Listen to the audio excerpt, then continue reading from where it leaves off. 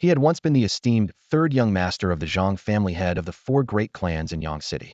Yet overnight his fiancée was taken from him, his legs were shattered, and his dignity trampled, leaving him the laughingstock of the city. Under the rising moon and wavering lights, Zhang Xuan sat on his bed in the Zhang's lavish villa, his eyes fixed on his phone screen, his face as dark as ink. Messages in the class group chat flashed past, each cutting like a blade. Class beauty Li Min, just awakened in a grade bloodline, formed a contract with a crystal fur gold bear, and was accepted as a personal disciple by a professor from Qizhou Martial Academy. She's exempt from the entrance exam. Qizhou Martial Academy, that's the top martial school in the province. Li Min's really taking off. Ever wonder how she awakened that talent? She climbed into bed with Kiz's prodigy Mu Qing, and the two of them awakened while Wait, isn't Li Min engaged to Zhang Xuan? Zhang Xuan? He's got a Kiblood score of 20 total trash. Mu Qing crippled his legs on the spot and forced the Zhangs to break the engagement. They didn't even dare protest. No wonder Zhang Xuan hasn't shown up at school. He's finished. Zhang Xuan shut off the phone, closed his eyes, and sighed. He wasn't originally from this world. He had crossed over only days ago. When he first realized Head become Yang City's third young master, Head secretly rejoiced, believing life would be nothing but silk robes and unlimited power. He never imagined a realm where spiritual energy had revived, beasts roamed, and martial artists ruled. The Zhangs owed their status solely to the talent of the eldest son, Zhang Kai, who had since vanished.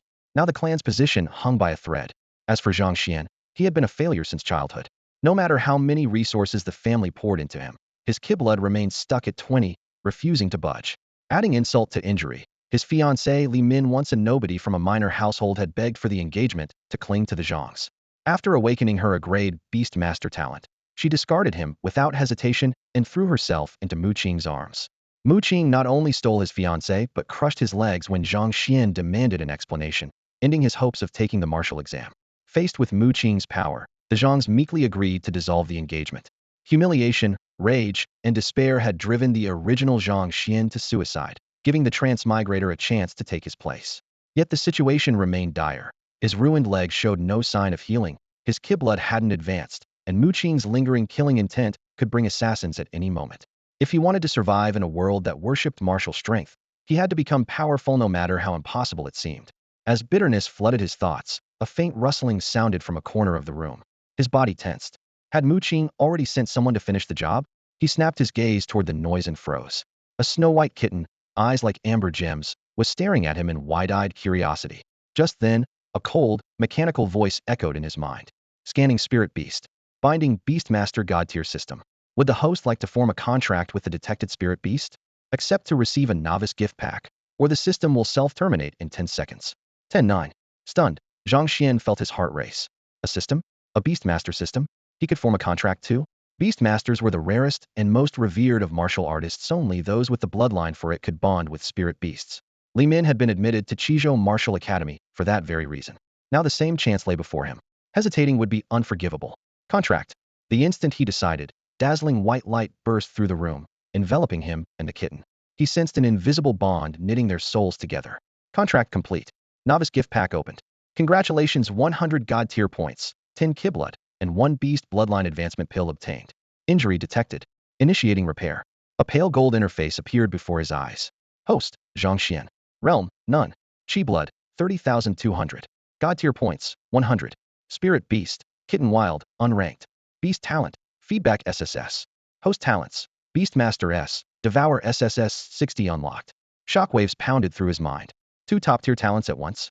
An S-grade Beastmaster gift, and an SS-grade Devour gift. Even the kitten carried an SS-grade Feedback talent. Despair had flipped to hope in the blink of an eye. While Zhang Xuan was still reeling, the kitten darted forward and swallowed the Bloodline Advancement pill from his hand. Instantly its aura surged.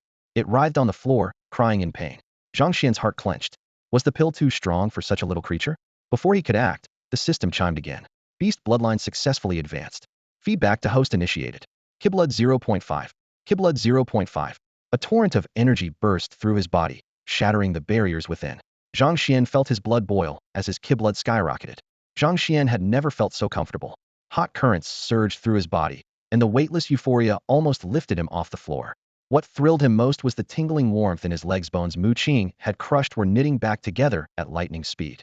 He could even hear his blood roaring in his ears. Such an intense sense of being alive was completely new to him. The moment the system prompt fell silent, he pulled up the panel and saw one line at a glance. Vitality 80. So this is the bloodline feedback from the little guy? Zhang Xian's eyes nearly popped out. Holy crap, this system is insane.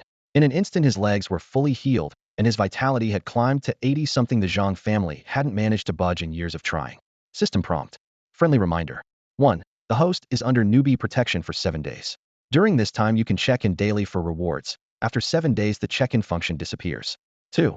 Divine points can be spent on the lottery. Other uses are for the host to discover. Sources, daily check-in, quests. Ding, would the host like to check in? Check in.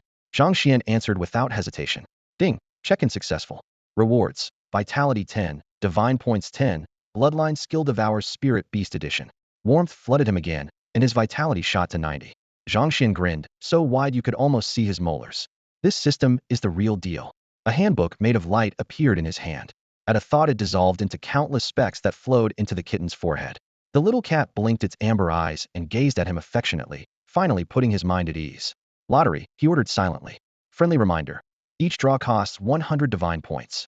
If the draw fails, you receive 10 vitality instead. Radiant light burst out, and a wheel began to spin at high speed. 95% of the space read, "Thank you for playing," while the remaining slivers were labeled Divine Weapon, Divine Beast, and God-Grade Technique. In the far corner was a fingernail-sized black segment with no description at all. So rigged? Zhang Xian's face darkened, and he could only hope for ridiculous luck. Silently he bowed to every deity he could name. As the wheel slowed, he suddenly realized what had forgotten. Inspiration struck, and he dropped to his knees, kowtowing. Almighty system, please accept my worship. You're the goat. The pointer stopped it in the black segment. Zhang Xian was dumbfounded. Ding, congratulations. You've drawn a mysterious item. Meridian Cleansing Pill, Spirit Beast Edition. Why is it another Spirit Beast Edition? He muttered. Does that mean I can't eat it? A gentle reminder popped up. Any item labeled Spirit Beast Edition is for spirit beasts only. If the host insists on swallowing it, it will turn into crap the instant it touches your tongue. Zhang Xian's face went instantly black. Seriously? Why does this system feel a little shady? Staring at the bean-sized pill that had appeared in his palm, Zhang Xian's brows drew together. This was a meridian cleansing pill. Legends claimed it dissolved the instant it touched your tongue, purging every impurity from your body and turning them into, well, waste. Was the system messing with him? Should he take it or not? Meow? The little creature in his arms caught the scent of medicine, drooling as its tiny head rubbed eagerly against his sleeve. Zhang Xian hesitated, but reason won out. He set the pill on his palm and held it out. The kitten gave his hand a lick, then gulped the pill down. Boom. The medicine erupted, just like the earlier bloodline advancement pill. The kitten's amber eyes flushed crimson, its body convulsed, fur falling in clumps. Zhang Xian watched in alarm and sympathy. Its very name promised a world of pain. A chime sounded. Ding. Spirit Beast has completed meridian cleansing. Rebounding to host. Ding. Vitality 0.1. Cleansing in progress. Ding. Vitality 0.1. Cleansing in progress. Before the alerts ended, searing agony tore through Zhang Xian.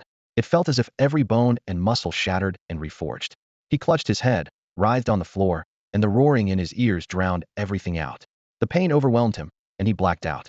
When he woke, a rancid stench surrounded him. His clothes were soaked with dark, crusted blood, and a slick grime coated his skin. Fighting nausea, Zhang Xian staggered to the bathroom and scrubbed for an hour, emptying a whole bottle of body wash before the smell finally faded. Ding. Spirit Beast's vitality increased. Rebounding to host. Ding. Vitality 0.5. Ding. Vitality 0.5. The chain of notifications left him frozen. How was the little guy? Ding. Host bloodline talent unlocked. Zhang Xian pulled up his status screen. Host, Zhang Xian. Realm, none. Vitality, 95,200. God points, 10. Spirit Beast, Cat First Order. Talents, Rebound SSS, Devour SSS. Host talents, Beastmaster ES, Devour SSS. Sure enough, the Devour talent glowed, and the kitten was now First Order. He was still puzzling over the sudden breakthrough when urgent footsteps sounded outside. Not good. No one could discover had recovered. He knew this world only through the original owner's memories. Any slip could expose him. Until he could defend himself, Head keep a low profile. He hastily re-wrapped his legs and settled back on the bed. Creak. The door opened, and a middle-aged man walked in. Zhang Xian recognized him instantly. Zhang Tianda, head of the Zhang family, and his father. Xian, how are your legs? Any feeling yet? Zhang Tianda's voice was gentle, but worry filled his eyes. Dad, I'm fine. Don't worry.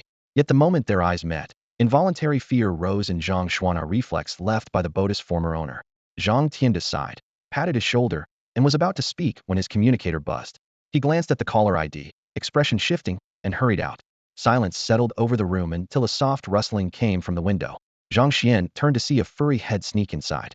The kitten, seeing him awake, beamed with delight, a golden toad dangling from its mouth as it scurried in. The little fellow hopped onto the bed and tossed a golden yellow toad at Zhang Xuan, raising a paw as if urging him to eat it. With its head held high, it looked every inch the master of the house, fussing over him like family. Zhang Xuan picked up the toad and noticed faint wisps of blood-tinged energy seeping beneath its skin. This was no ordinary frog. Where did you get this, little one? He didn't know much about the local spirit beasts yet, but this toad definitely counted as one. Footsteps sounded outside. Zhang Tianda pushed the door open. Zhang Xian's heart skipped a beat. He shoved the toad back into the kitten's mouth, stuffed both cat and toad under the quilt, pulled the covers up, and whispered, "No noise, okay? Be good." The kitten seemed to understand. Its amber eyes blinked, and it gave a tiny nod. Zhang Tianda looked around the room in puzzlement. "Xian, who were you talking to?" "I wasn't talking to anyone, Dad. You must have misheard. You don't look well. Did something happen at home?" Zhang Xian hurriedly changed the subject. Zhang Tianda's voice sank. "Someone poisoned the water at Uncle Lin's place next door. Their chickens, ducks, and the spirit beast by Jin Chan were all stolen. The villa had been a gift from Zhang Tianda to his son. Normally only Zhang Xian and the housekeeper, Aunt Wu, lived here. The two villas were close, so when trouble hit the Lins he rushed over, afraid something might have happened here as well." Zhang Xian felt a thump in his chest. Could the golden toad under his quilt be that very Baijin Chan? Sure enough, the bundle beneath the covers wriggled uneasily. Just then Aunt Wu's footsteps echoed down the hall. "Master, I've checked. Our water's been tampered with too, but the toxin is mild. I can handle it." Zhang Tianda frowned. So the real target was the Baijin Chan. The poultry was just a diversion. Before he could finish, his communicator chimed again. Zhang Xian seized the chance. "Dad, you should take care of that. Aunt was here with me, I'll be fine." Afraid he would slip up if the conversation dragged on, he silently prayed his father would leave quickly. After all, no matter how well he mimicked the original Zhang Xian, they were two different souls, and Zhang Tianda was a third-rank warrior with sharp instincts. After thinking for a moment, Zhang Tianda nodded. "All right, he'll post guards outside. Call me if anything happens." With that he hurried off. As soon as the door closed, Zhang Xian threw back the quilt, grabbed the little rascal, and prepared to confirm the toad's identity. He froze. The kitten's mouth was empty. "Where's the toad?" He stared. Gulp. The kitten belched, blinking innocently as if to say, "What toad? Never seen one." Zhang Xian laughed in spite of himself. "Destroying the evidence, huh?" Knowing it had messed up, the kitten nuzzled his chest in apology.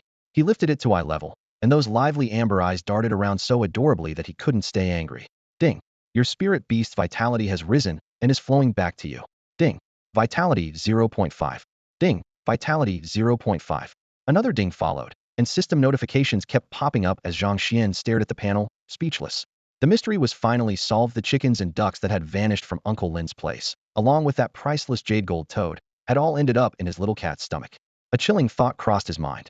Someone had poisoned the wells of both the Lin and Zhang families, but he and the cat had expelled the toxins while bathing, contaminating the water instead.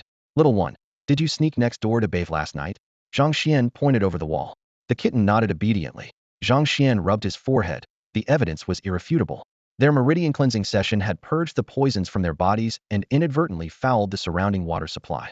"If you're hungry, tell me. He'll buy you foot-on-steel from other people, understand?" He warned. If Uncle Lin caught his spirit cat raiding the pantry, the consequences would be ugly. Uncle Lin might only be a Tier 1 martial artist, but catching a cat wasn't beyond him. Meow? The kitten tilted its head, looking adorably puzzled. Just then, a heavy pressure hit Zhang Xian's chest, as if a thick wall blocked his breathing.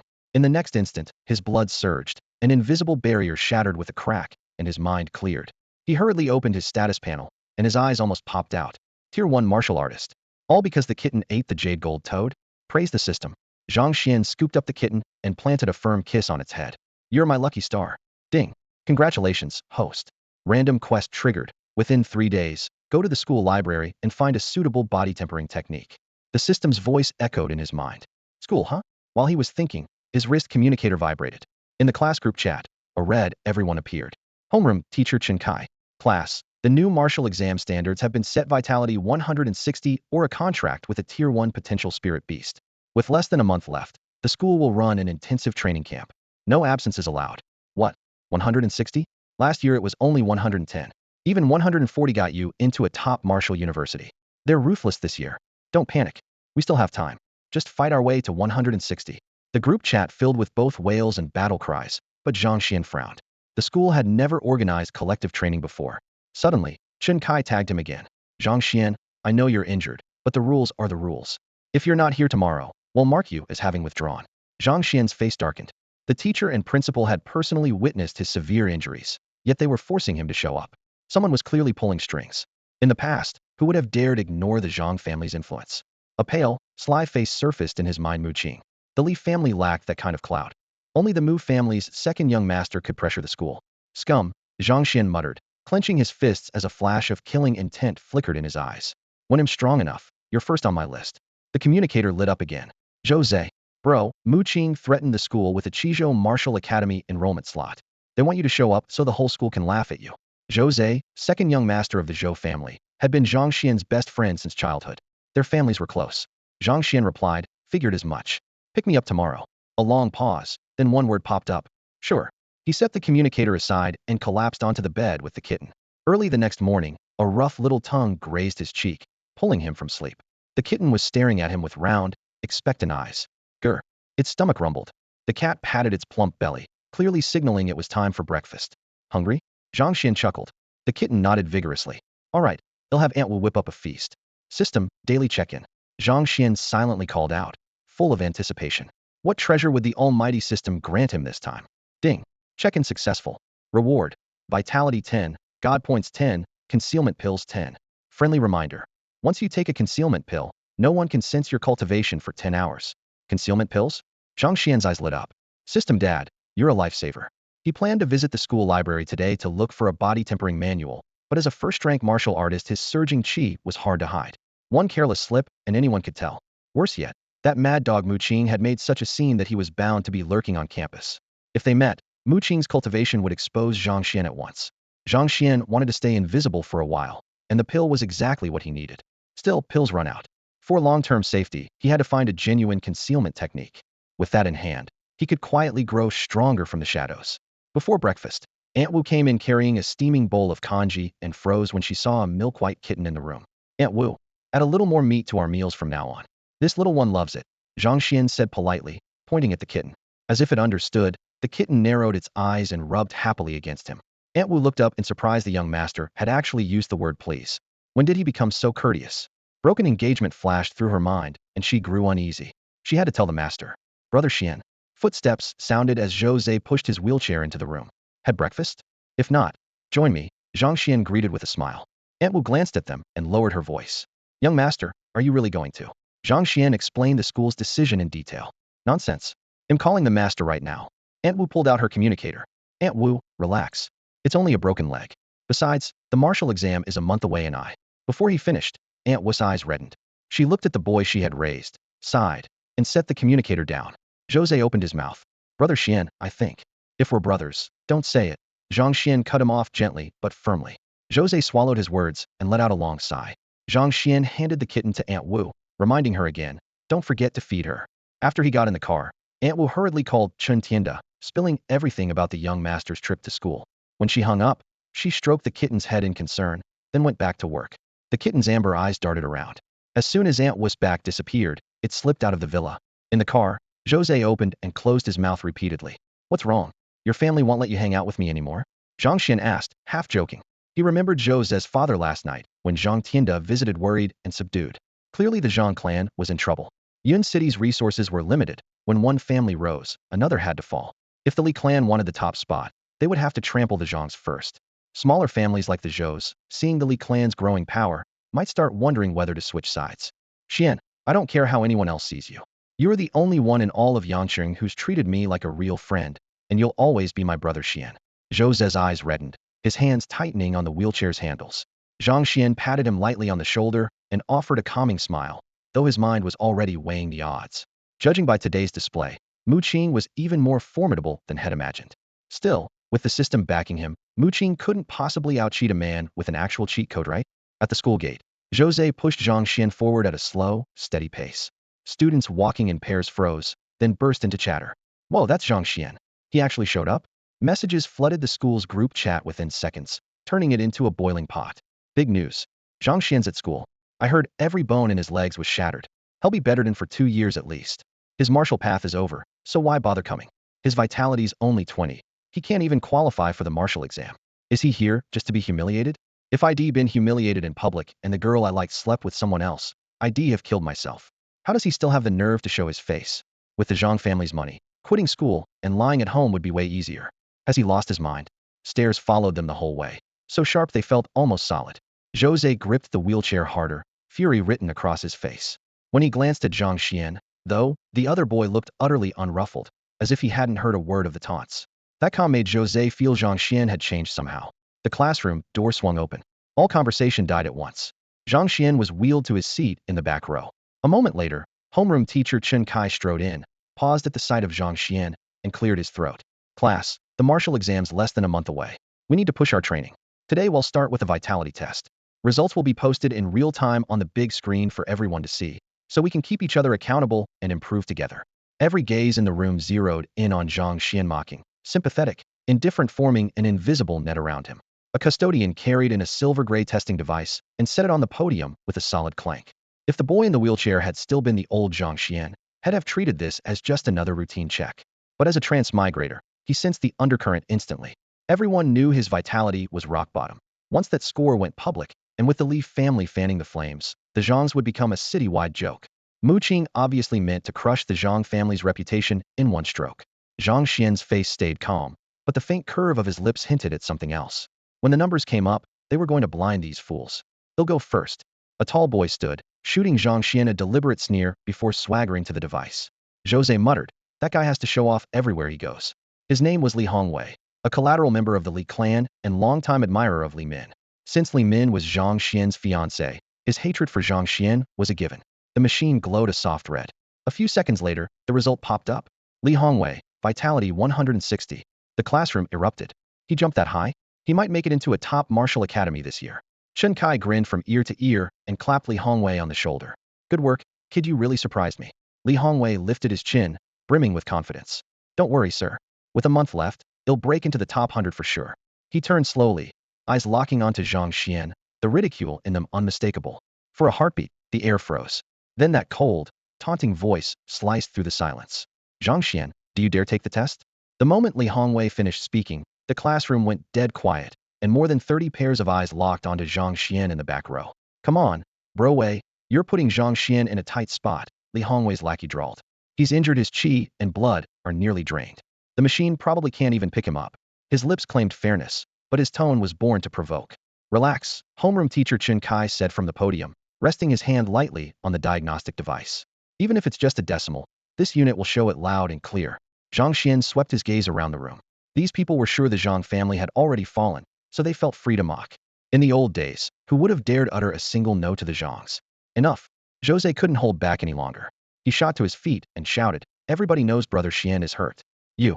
Zhang Xuan raised a hand and patted his shoulder, signaling him to cool down, then gave Chen Kai a faint smile. Fine. The wheelchair squeaked as Jose pushed him toward the podium. Just then, Chen Kai acted as if he had just remembered something. By the way, Zhang Xuan, the school has decided to move you to class 12. Once you're done here, report directly to your new homeroom teacher. Chen Kai. Yu Jose's eyes turned red in fury. It was the first time he had ever addressed a teacher by name in class. There were 12 senior classes. The first 4 were honors sections, and standards slid downhill from there. Back when Zhang Xian's family funded the school, Chen Kai had begged and pleaded to squeeze him into class 4. Now had turned his back faster than flipping a page. Chen Kai frowned, as if he had only just noticed Jose. Almost forgot. Since you and Zhang Xuan are so close, you can move with him. A cold light flashed in Zhang Xian's eyes. A man of such character wasn't fit to teach. Since that was the case, he didn't mind giving Chen Kai a lesson during the upcoming martial exams. Chen Kai Jose clenched his fists so hard his knuckles turned white. Zhang Xuan soothed him in a low voice. Jose, the exam's less than a month away. We can train anywhere. Besides, I hear the class 12 homeroom teacher is a real beauty. While talking, he set his palm firmly on the cold metal panel of the detector. The system had warned him. A concealment pill could block outside probing. Whether it could fool this device, he didn't know. The top priority was hiding his true strength. Until he gained proper protection, keeping a low profile was the only way. Li Hongwei narrowed his eyes. Zhang Xian's every move today felt unfamiliar, almost like a different person had taken his place. A harsh white light swept across Zhang Xian's palm. Zhang Xian, Qi, and Blood 5. The electronic voice boomed through the room. It felt as if the air had been sucked out. 2 full seconds of dead silence followed. Then laughter exploded. Huh. I thought had gotten some heaven-defying stroke of luck, maybe hit 200. Turns out it's buffed 5. Such towering Qi. My stomach hurts. Maybe that's just your own laugh doing it. Mockery flooded the room, yet the glaring number made Zhang Xian sigh in relief. Anything the system produced was trustworthy smooth sailing. He was about to lift his hand from the device when, ding, congratulations, host. Your spirit beast's chi and blood have risen, feeding back to the host. Ding, chi and blood 0.5. Ding, chi and blood 0.5. The system prompts kept ringing. Zhang Xuan, chi and blood 300. The detector flashed red again. Zhang Xuan froze. Little cat. If had known, he would have brought the critter to school. Worried others would discover his spirit beast's secret. Had left it at home. Had underestimated it. What had the rascal eaten this time? Chi and blood surged through him like a rising tide. The numbers still climbing. 301. 302. Zhang Xuan hurriedly activated his cultivation technique, forcing the boiling energy back down. His expression grew grave. How could my chi surge this much? What on earth is that little fellow up to? The classroom fell silent at once. Every student stared wide-eyed at Zhang Xuan and the tester. 300? Zhang Xuan's already a first-rank fighter? Jose slammed the desk and shouted, "Ha! My bro Xuan is amazing! Impossible! The machine's wrong!" Li Hongwei screeched, leaping to his feet. 300? No way, the device must be busted. Someone in the front row echoed. How could the tester be faulty? Another student shot back. No wonder Zhang Xuan's been so calm. His Kiblood was already at 300. Homeroom teacher Chen Kai nearly bit his tongue. So Zhang Xuan isn't trash as a on-scene generation genius? The chatter spread like wildfire, every gaze burning with curiosity. Before anyone could finish reacting, Zhang Xuan's Kiblood rocketed to 900. The torrent of power threatened to burst his meridians. Veins bulged at his temples. Where's that little guy? Without a cultivation manual to guide this, I might explode. Just then, a cool current flared inside him, forcing the raging energy back under control. Teacher, make him test again. Li Hongwei yelled. Zhang Xuan, test once more. Chen Kai's voice had lost all its former arrogance. Why should he? Jose protested. With 300, he can walk straight into Chizhou Martial Academy. The Li clan won't dare touch him. The machine glitched. He has to test again. Li Hongwei blocked the doorway, refusing to let Zhang leave. Li Hongwei, you Jose fumed. It's fine, Zhang Xuan said, raising a hand. Inside, though, he was seething. So much for keeping a low profile. If that score gets reported, the school leaders will swarm us, and Mu Qing will have even more chances to kill me. Regardless of Li Hongwei's demand, he needed a retest anyway. Zhang took a deep breath and placed his hand on the device again. Everyone held their breath, eyes fixed on the flashing screen. Zhang Xuan, Chi blood 5. Zhang Xuan let out a silent sigh of relief. Haha, told you the machine was off. Li Hongwei laughed like a madman. Chen Kai exhaled. I knew it. No one's Kiblood rises that fast. Mocking voices filled the room. Zhang could only smile wryly. Does the original Zhang Xuan really have such lousy popularity? Jose clenched his fists, swallowing his anger. Jose, you're up, Chen Kai said. Jose slapped his palm onto the panel hard enough to crack it. Jose, Chi blood 150. Zhang Xuan raised an eyebrow. That was an excellent score. Chen Kai froze for a moment, then remembered his own special admission quota and let a hint of joy slip onto his face. All right, tests are done. You two report to class 12, he said breezily. Outside the room, Jose muttered, Bro Xian, you shouldn't have retested. Zhang Xuan chuckled. It's fine. Let's hit the library. He still had a system task to finish, and he desperately needed a cultivation method to tame the runaway Kiblood. He also wanted to rush home and find that little fellow, but he forced down the urge. Got it. Jose asked no further and hurried Zhang toward the library. Li residence. He really went back to school? And the tester showed 300? Mu Qing arched an eyebrow, mild surprise in his voice. They later proved the device was faulty. The servant replied, adding a scornful snort. Mu Qing's smile chilled. Send someone tonight. Since he's still clinging to hope, let's help him see the truth of this world. Yes, sir. The man bowed and left, cold resolve shining in his eyes. Outside the library, Jose pushed the wheelchair and whispered, Brother Xian, what are we doing here? The words had barely left his mouth when the truth dawned on him. Zhang Xuan had just been demoted from the honors class to the worst class in the entire school. Anyone would feel humiliated, especially someone as proud as Zhang Xuan. So, he thought, Brother Xian came here to lie low. Jose gave him a thumbs up. Clever, Brother Xian. Zhang Xuan didn't reply. His chi and blood were churning, the pressure still climbing. That little cat gnawing away inside him left him no room to maneuver. If he didn't find a proper body tempering method soon, he wouldn't be able to suppress it. When I get back, I'm teaching that thing a lesson. He vowed had nearly blown his cover today. Hang tight. He'll find you something interesting. Jose parked the chair by a window and scurried toward the shelves. Frowning at the odd grin on Jose's face, Zhang Xuan rolled straight to the cultivation section. The school was only a mid-level academy under the Martial Institute, so the collection was thin. The entire section held barely a dozen manuals. In the pigeonhole labeled body tempering techniques sat only 2 books. 1. Acupuncture tempering art required an assistant skilled in acupuncture to guide chi and blood with silver needles. 2. Meridian impact refining brutal, relying on one's own chi and blood to strike the meridians. Manuals were ranked heaven, earth, profound, and yellow. Both of these were bottom-tier yellow, yet they were the best the school could offer. Zhang Xuan didn't want to reveal his true strength. Acupuncture tempering was out. That left meridian impact refining. Then, in the miscellaneous section, he spotted a volume wedged between essays. Xiantian Golden Body Sutra. Clearly a cultivation manual. Why shelved as miscellaneous? He reached for it, but Jose snatched the book and shoved it back. Brother Xian, a lunatic wrote that. Practice it, and you're dead. A real man should read this. Grinning, Jose handed him a deluxe edition of Jinping Mei and winked. Good stuff, right? Used to be teachers only. With the martial exams coming up, they're too busy to watch the shelves. Finally our turn. No wonder the idiot was smirking like a pervert. Zhang Xian's brow twitched. Not my thing. You read it.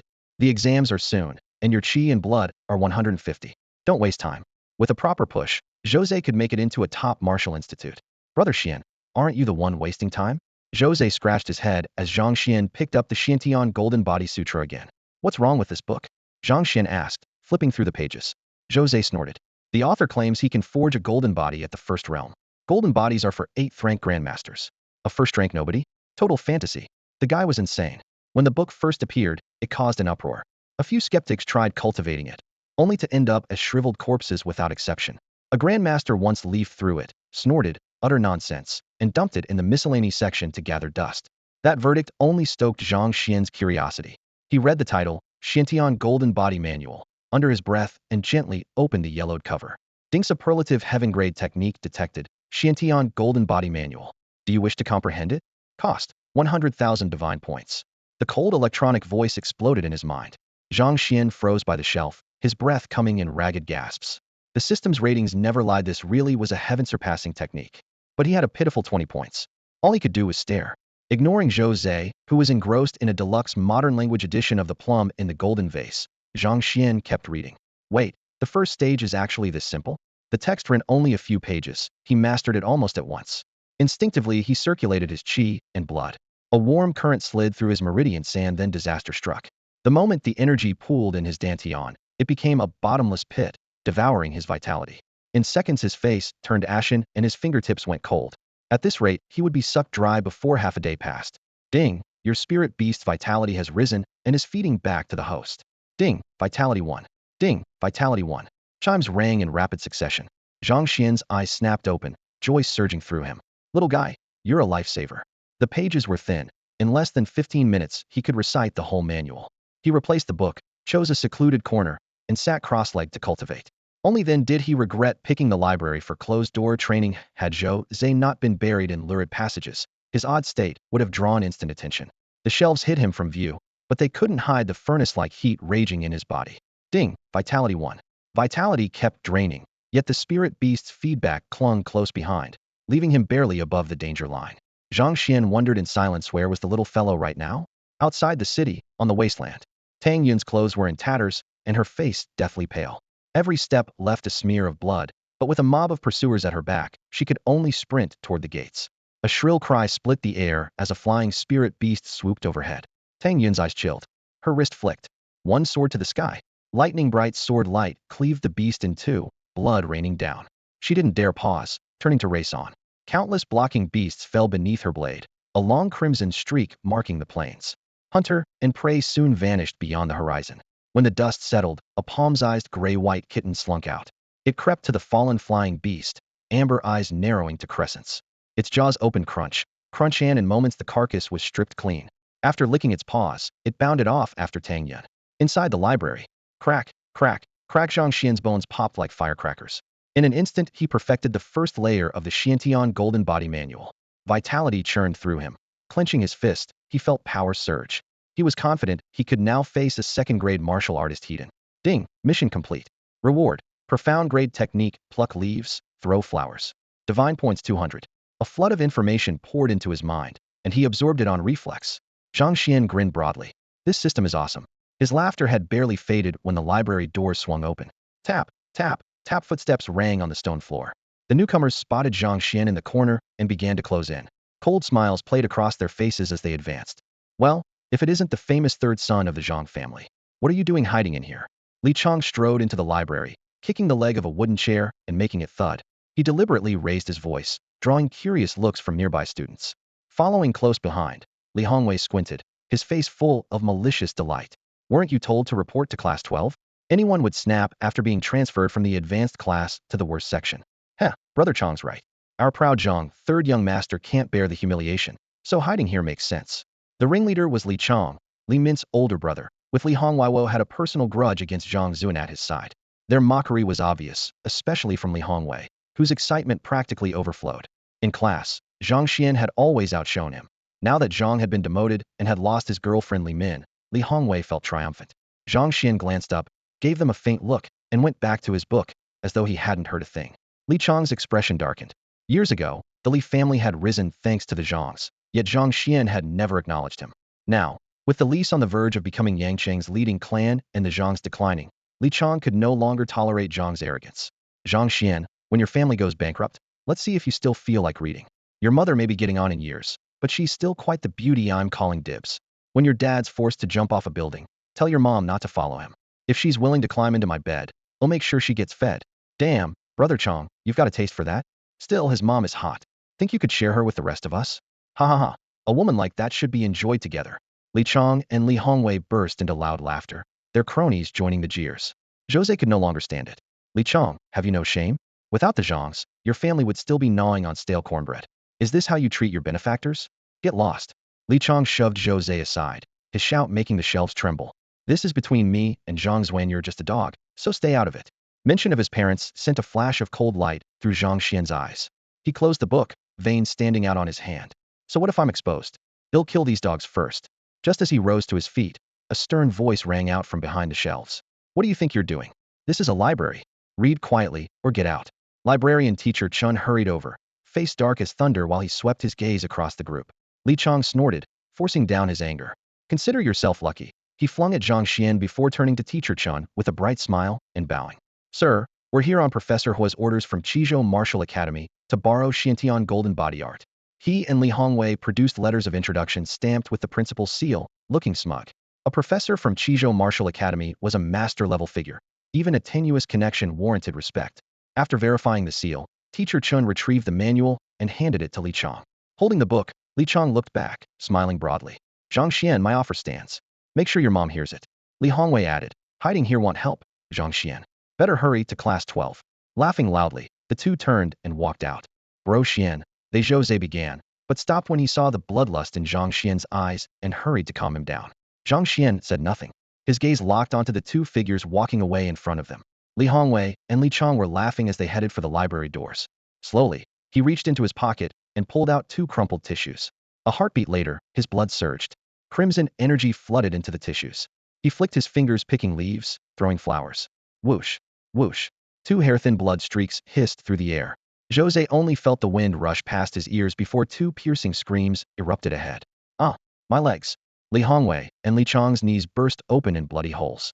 They collapsed, shrieking as blood poured onto the floor. Everyone down, don't move. Teacher Chen barked, sweeping the area with wary eyes. The library fell into chaos. Pages stopped rustling, students ducked with their hands over their heads. Jose froze, thinking only, when did Bro Xian become this terrifying? Zhou.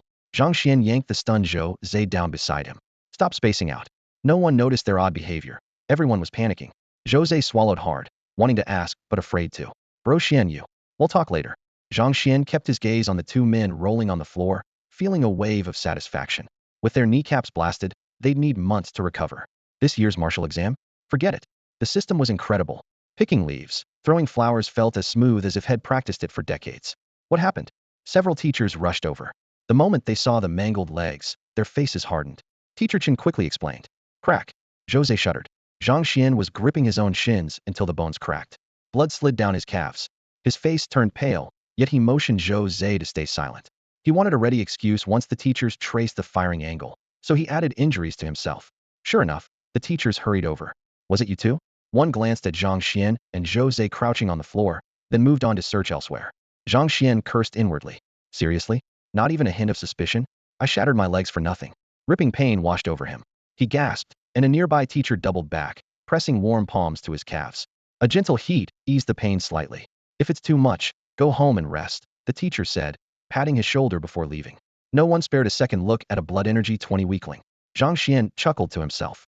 So the loser label has its perks. No one would believe it, even if I blew myself up. No wonder protagonists lie low. It's sweet. Chong, could it have been Zhang Xuan? Li Hongwei rasped, knowing the shots came from behind where only two people stood. Yeah, your daddy here did it. Zhang Xuan spread his hands, admitting it openly. Bro Xian? Jose blinked, bewildered. Why confess? Relax. Even if I say so, they won't believe it. Zhang Xuan lowered his voice. Him? The shooter could be anyone, but not a loser with blood energy 20. Li Chong sneered through his spasms. Jose was speechless. Zhang Xuan shrugged. See, I've come clean, and they still don't believe me. Feels great. Sometimes the loser tag is handy. You three, quiet. Teacher Chen snapped. Everyone else, seal the area. The shooter can't be far. A spark flared in Jose's eye. She pictured a hidden strength protagonist biding his time for 10 years. Zhang Xian's mood soared. System draw? Ding. Congratulations, host. You've drawn a mysterious item. Spirit Beast Storage Collar. Spirit Beast Storage Collar? Where is it?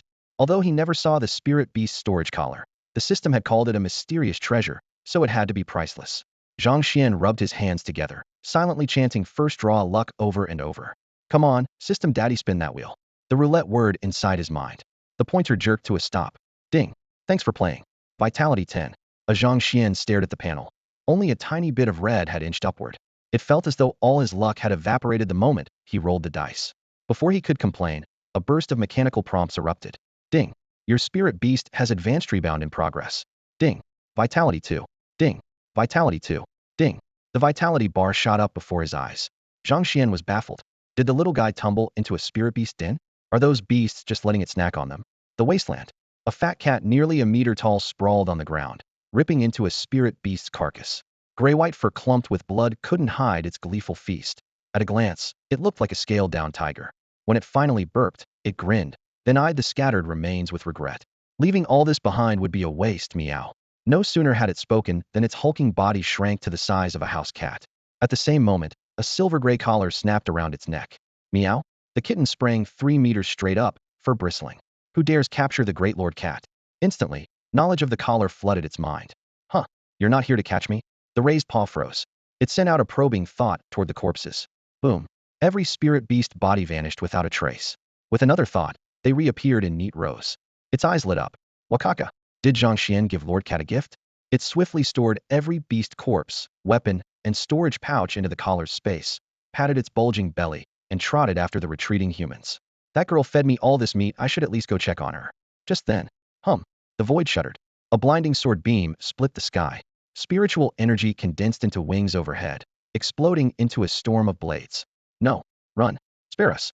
The pursuers barely screamed before the sword light shredded them into blood mist. Within 3 miles, every living thing was wiped out. When the radiance faded, the young woman went pale and collapsed. The kitten sprinted over, circled twice, confirmed she was alive, then slapped the ground in glee. So many spirit beasts, so much loot. Wakaka, Lord Cat is rich. Zhang Xuan can't say him slacking off this time. Meanwhile, in the library. What was that? A fluctuation from the wasteland? That sword art a top-tier expert? The teachers shot to their feet. Zhang Xuan looked up to see a colossal sword of light hanging in the sky, his chest thudding as if struck by a hammer. So this is a high martial world? Nothing in his memories had prepared him for this. Jose, can people here really fly? Jose stared at him blankly. Realizing how dumb the question sounded, Zhang Xuan scratched his head and laughed awkwardly. Suddenly a teacher leaped forward, tapped the ground once, and shot hundreds of meters like an arrow, riding the wind with effortless grace. Zhang Xuan's eyes blazed. That's amazing. His interest in this world skyrocketed. Sure, people can fly, a mocking voice drawled nearby. But with only 20 points of vitality, trash like you shouldn't dream about it. Li Chong sneered as he spoke. Zhang Xuan ignored the man and walked to the shelves, pulling out several books that introduced this world and leafing through them at a leisurely pace. If he hoped to live comfortably here without arousing suspicion, the first thing he had to do was master the rules that governed everything. Before long, an ambulance screeched to a halt outside. Li Chong and Li Hongwei, both unconscious, were carried away on stretchers, and the scene finally quieted down. Class 12. The final period had only just begun, yet every boy in the room was already staring, spellbound, at the woman on the podium. No one cared about the lesson. She had a delicate, oval face as pale as jade, long black hair spilling over her shoulders, and lively eyes that almost seemed able to steal a person's soul. A gentle breeze pressed her white, floral dress against her shapely figure, stirring a restless buzz through the classroom. The bell rang. The woman set down her chalk, surveyed the room, and asked, "Which of you are Zhang Xuan and Jose?" No one answered. She turned to a girl in the front row. Lu Lin, didn't any new students report in today? None. Ingjia, Lu Lin replied, shaking her head. None. Su Ying's brows knitted. Then does anyone know Zhang Xuan or Jose? Zhang Xuan? The one from the Zhang clan, the guy with only 20 points of blood energy? That loser? Someone blurted out. He's transferring to our class? Another boy's eyes lit up. Really? Then I won't be dead last anymore. He shouted toward Su Ying. Ingjia, you promised that if I wasn't the worst in the class, you'd be my girlfriend. The room exploded with laughter. Listening to the chatter, Su Ying hadn't expected Zhang Xuan to be so famous. No one had shown up to register perfect.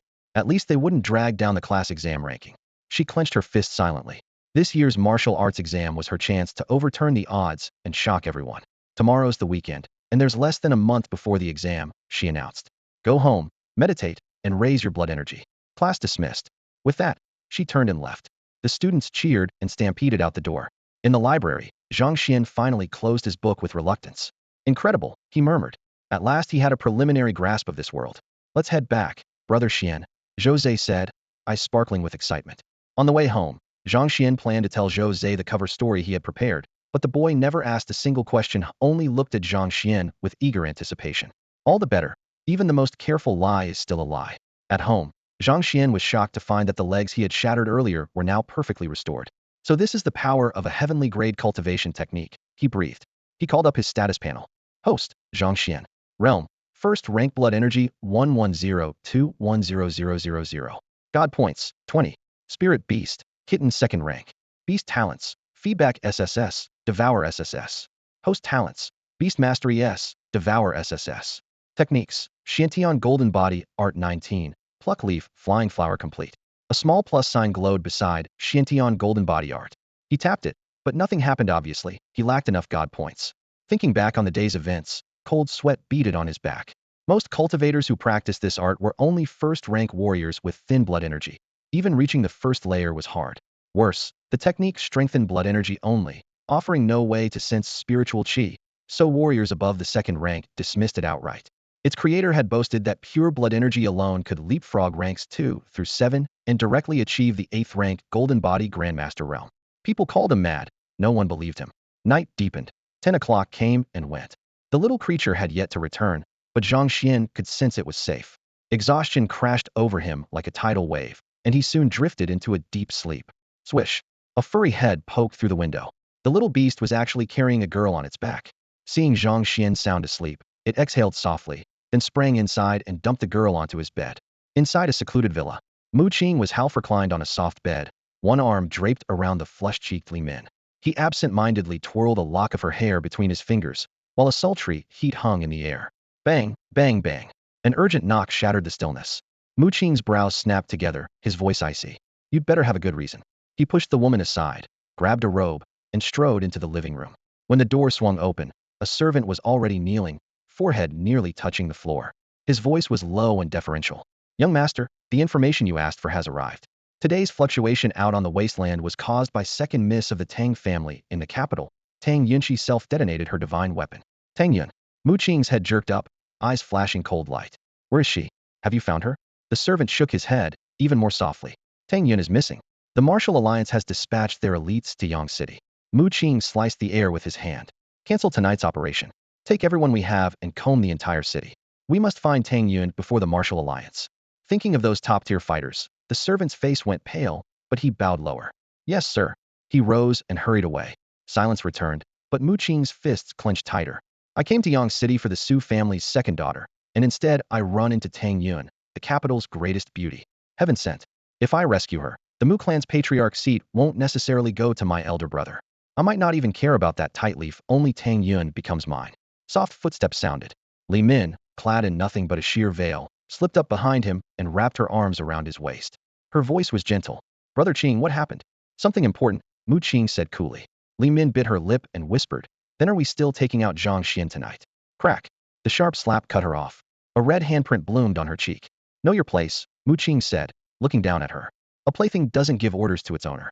Li Min went white. She dropped to her knees, head bowed, voice trembling. Yes.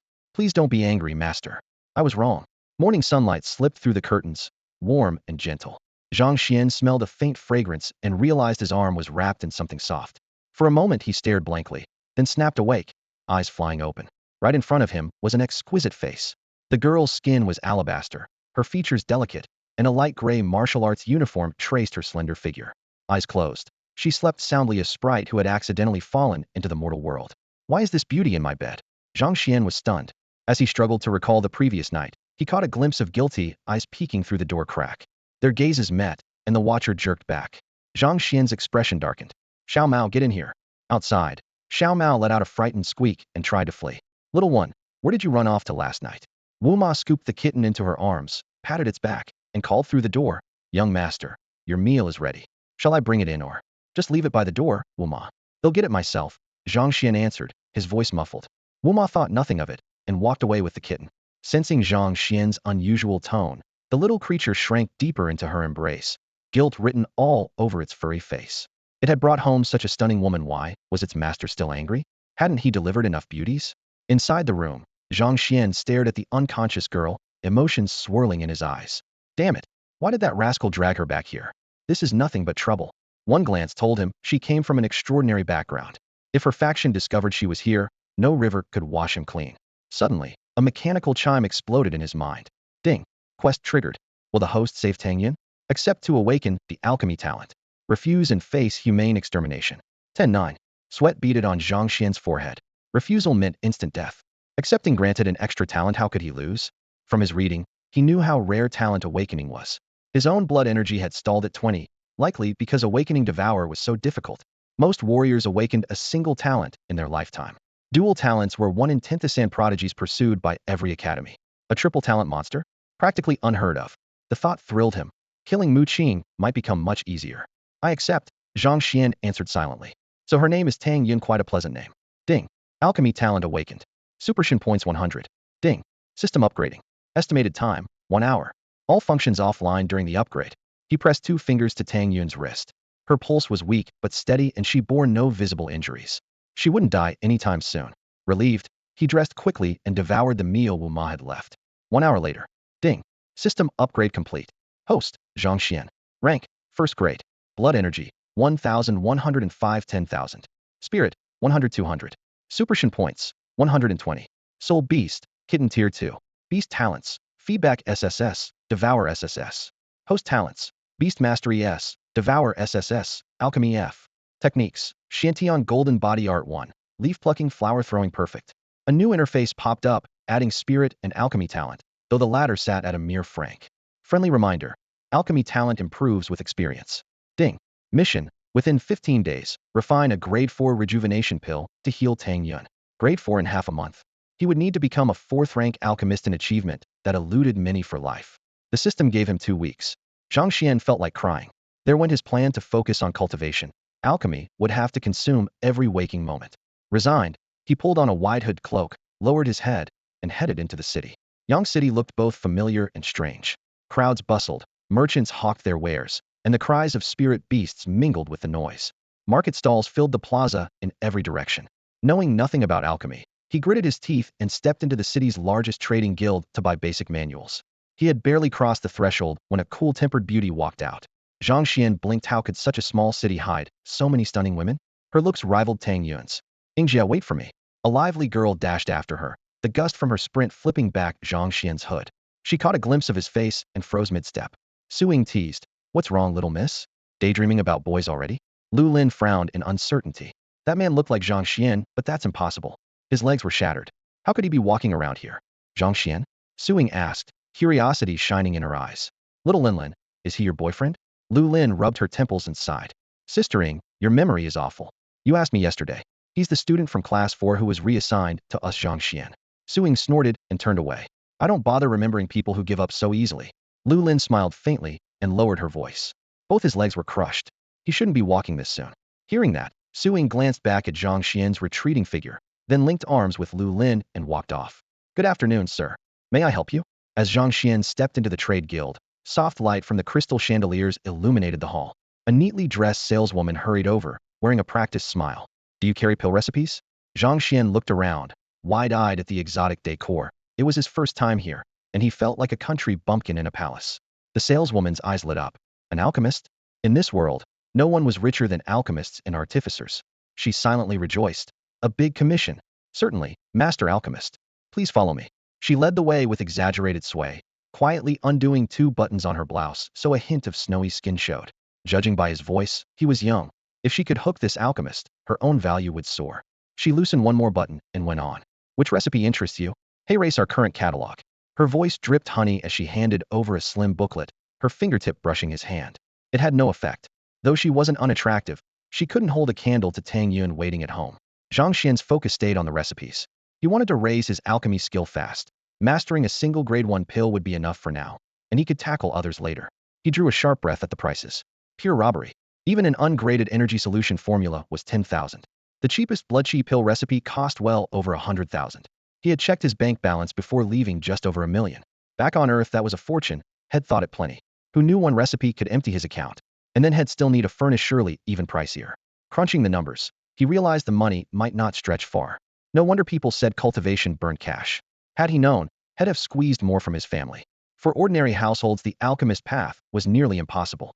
In any world, the cheapest and fairest way to change one's fate was still the national exams. They'll take the blood chi pill recipe and 10 sets of the herbs. The clerk tallied it just over 500,000. Zhang Xuan figured the rest would buy a basic furnace. Very good. Anything else? She asked, eyes shining with hope he'd add more. That's all. Zhang Xuan rubbed his aching molars, heart bleeding. Really? She blinked, then her smile faded. So he was just a fledgling. She had thought he was a true alchemist. Cases like this weren't unheard of. Some people stake their entire savings on becoming alchemists, but in the saleswoman's eyes, that money was doomed to go down the drain.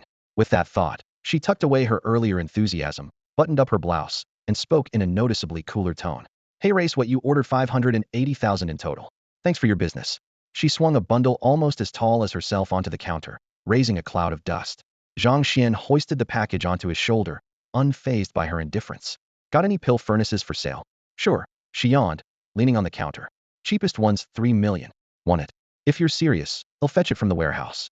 Her voice made it clear she wouldn't move a step without seeing the money first. Seriously? 3 million for the cheapest? That's daylight robbery. Zhang Xuan nearly slammed the bundle down. Thinking she'd been insulted, the clerk's face darkened, but professionalism kept her in check. If it's too steep, go borrow a furnace. The Alchemist Association runs assessments every day. Pretend you're testing. Problem solved.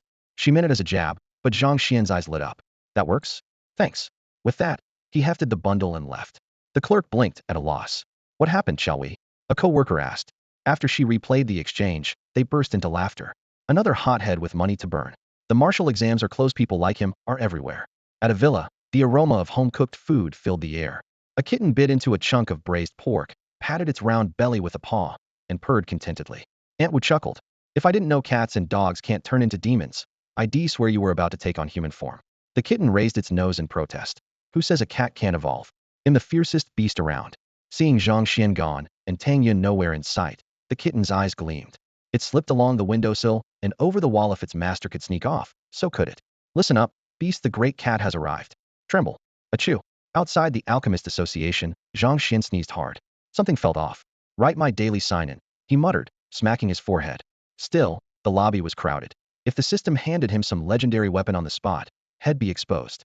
Better to wait until he reached a quiet room. Maybe he'd draw a restoration pill right away. At the front desk, white-beard Elder Lu looked him over. Here to test for first-grade alchemist? Registration's 100,000, non-refundable whether you pass or fail. Strangers trying their luck had shown up every day lately, so Elder Liu's smile never wavered. If they paid, the association profited. If any actually passed, the association gained prestige. Fine, Zhang Xuan agreed without hesitation. Room 3, Elder Lu said, pointing down the corridor. Zhang Xuan slung the bundle onto his back and whistled as he walked away. His silhouette had barely vanished when the doors swung open and a dazzling young woman stepped inside. Catching a glimpse of Zhang Xian's retreating figure, she asked, Uncle Lu? Who was that? Elder Lu paused, then slapped his forehead. Blast it. I forgot to make the kid fill out the form and pay the fee. Su Ying could only stare in disbelief. Lu Lao stopped outside quiet room number 3. The door was tightly shut, and he blinked in surprise. That kid locked himself in before even collecting the herbs for the assessment. What an adorable little fool. Next to him, Su Ying covered her mouth and giggled. Girl, what brings you here? Lu Lao tilted his head. I'm here to take the 4th grade alchemist test. Su Ying shrugged, her tone casual. Lu Lao drew in a sharp breath. How did that rascal Su Jinshan get so lucky as to have a genius daughter like you? Squinting with a grin, he teased, why don't you just call me Dad instead? Uncle Lu. Su Ying's face darkened. What? Did I say anything wrong? Your crush. She had already slapped a hand over his mouth before he could finish. Uncle Lu, what did you promise me? She demanded, cheeks flushed, a hint of melancholy flickering in her eyes. Lu Lao sighed. I'm no good at giving advice, but you have to look forward. One more thing, you should be prepared. Your parents know you're hiding here. They're just pretending not to. Now that the Qi family has come with a marriage proposal, they'll probably reach out soon. Marriage proposal? From which Qi? The moment she heard the surname, disgust clouded Su Ying's brow. Lu Lao spread his hands and shook his head, indicating he didn't know. Inside the quiet room, Zhang Xuan closed the door, rubbed his palms together, and whispered excitedly, check in. Ding. Check-in successful. Reward received. Brick Smashing Divine Tool, Spirit Beast Edition. Vitality 10, Spirit 10, God Points 50. At the words Divine Tool, his breath nearly stopped, and he swallowed hard. But Spirit Beast Edition almost made him choke. What the heck? I'm the host, right? Why does all the good stuff go to the little guy? Zhang Xuan kept a smile on his face while cursing inwardly. Finally he shrugged. Whatever, time to refine pills. The recipe was precise to the second. He recited it once more to be sure, then ignited the furnace. Pill forging consumes the most mental power. Normally a warrior had to reach 6th rank and perfect the 3 souls and 7 spirits before training the mind. Below that, only those born with alchemical talent could tread this path. The flame steadied, and each herb melted into liquid one after another, pure and flawless. Zhang Xian's eyes lit up. This batch is in the bag. However, ding. Congratulations, your spirit beast's vitality has increased. Feeding vitality back to host. Ding. Vitality 5. Ding. Vitality 5. A torrent of blood energy surged into his body, and Zhang Xian's expression changed. Normally he would have praised the little guy, but right now he was focused on pill making, and the rampaging vitality was impossible to suppress. Bang! The furnace lid blew off, and a foul stench filled the entire room. Outside, hearing the noise, Lu Lao let out a heavy sigh and returned to the front desk. He failed. The miracle never came. For rookies hoping to become alchemists, success on the first attempt was already rare. In fact, the first try offered the best odds, because preparation was thorough and mind and body were at their peak. Once that first attempt failed, later success became almost impossible. Head to quiet room number 5. Lu Lao said. Su Ying answered with a nod, paid the registration fee, and hurried down the corridor with a stack of herbs in her arms. The heavy wooden door closed behind her, and the clamor outside was cut off in an instant. Inside, Zhang Xuan sat cross-legged, sweat beading on his forehead as the Xiantian golden body art roared through his veins, forcing the surging blood and qi back under control. His face darkened. You little troublemaker, he muttered. Of all times, you blow up the furnace right when I'm about to condense the pill. Meanwhile, deep in the wilderness, the kitten held up a freshly formed gold brick, staring in shock at the third-tier beast flattened beneath it. Its heart pounded. This thing was absurdly powerful. A burst of instinct told it the brick was made for smashing. The beast had lunged. It had swung on reflex. Now the gruesome scene in front of it left even the kitten stunned. Meow, its mouth nearly split to the back of its head. A supreme weapon. With this brick, Lord Cat could swagger for hundreds of miles. The thought was half-formed when a wave of dizziness hit. Thud into the grass it went, spiritual energy and mental strength draining away. It crawled 2 steps and blacked out. Alchemist Association. Zhang Xuan finally suppressed the churning blood, let out a long breath, and pulled up his status panel. Host, Zhang Xuan. Realm, 1st grade. Blood Qi, 5,150 10,000. Spirit, 109,200. Super God Points, 70. Spirit Beast, Kitten 2nd tier. Talents, Feedback SSS, Devour SSS. Host Talents, Beast Control S, Devour SSS. Alchemy, F10.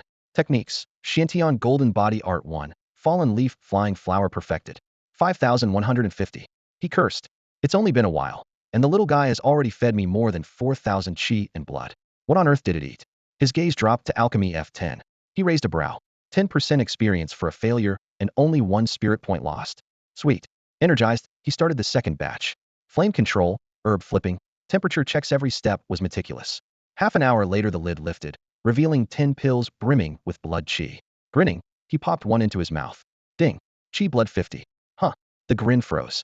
Homeroom teacher Chen Kai had said pills of this grade added at most 5 points, and you could only take 1 a month. How did he get 50 from 1 pill? He reopened the panel.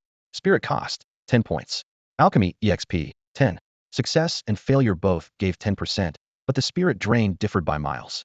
A bit of a loss, but these pills would fetch a high price profit guaranteed. He calmed his mind and began the 3rd batch, only for bad luck to strike. For furnaces in a row exploded during the final condensing step. Zhang Xuan stared at the repeated 10 experience and suddenly had an idea. Dump an entire set of blood key ingredients into the furnace and let it fail. Poof. As expected, failure experience up another 10%. With the shortcut in hand, he sacrificed 10 more sets in a row, and his alchemy talent finally rose to grade E. He grinned. Becoming a fourth-grade alchemist in half a month was no longer a dream. He pushed open the quiet room door. Kid, pay the assessment fee. Lu Lao was waiting, grabbing him as if afraid he'd bolt. Sorry, I completely forgot. Zhang Xuan swiped his bank card. Beep 100,000 credited. After confirming the payment, Lu Lao patted his shoulder. Failure isn't scary. Reaching the pill-forming step already puts you ahead of 95% of people. You. Teacher, how much do you think these pills could sell for? Zhang Xuan handed him a small jade vial.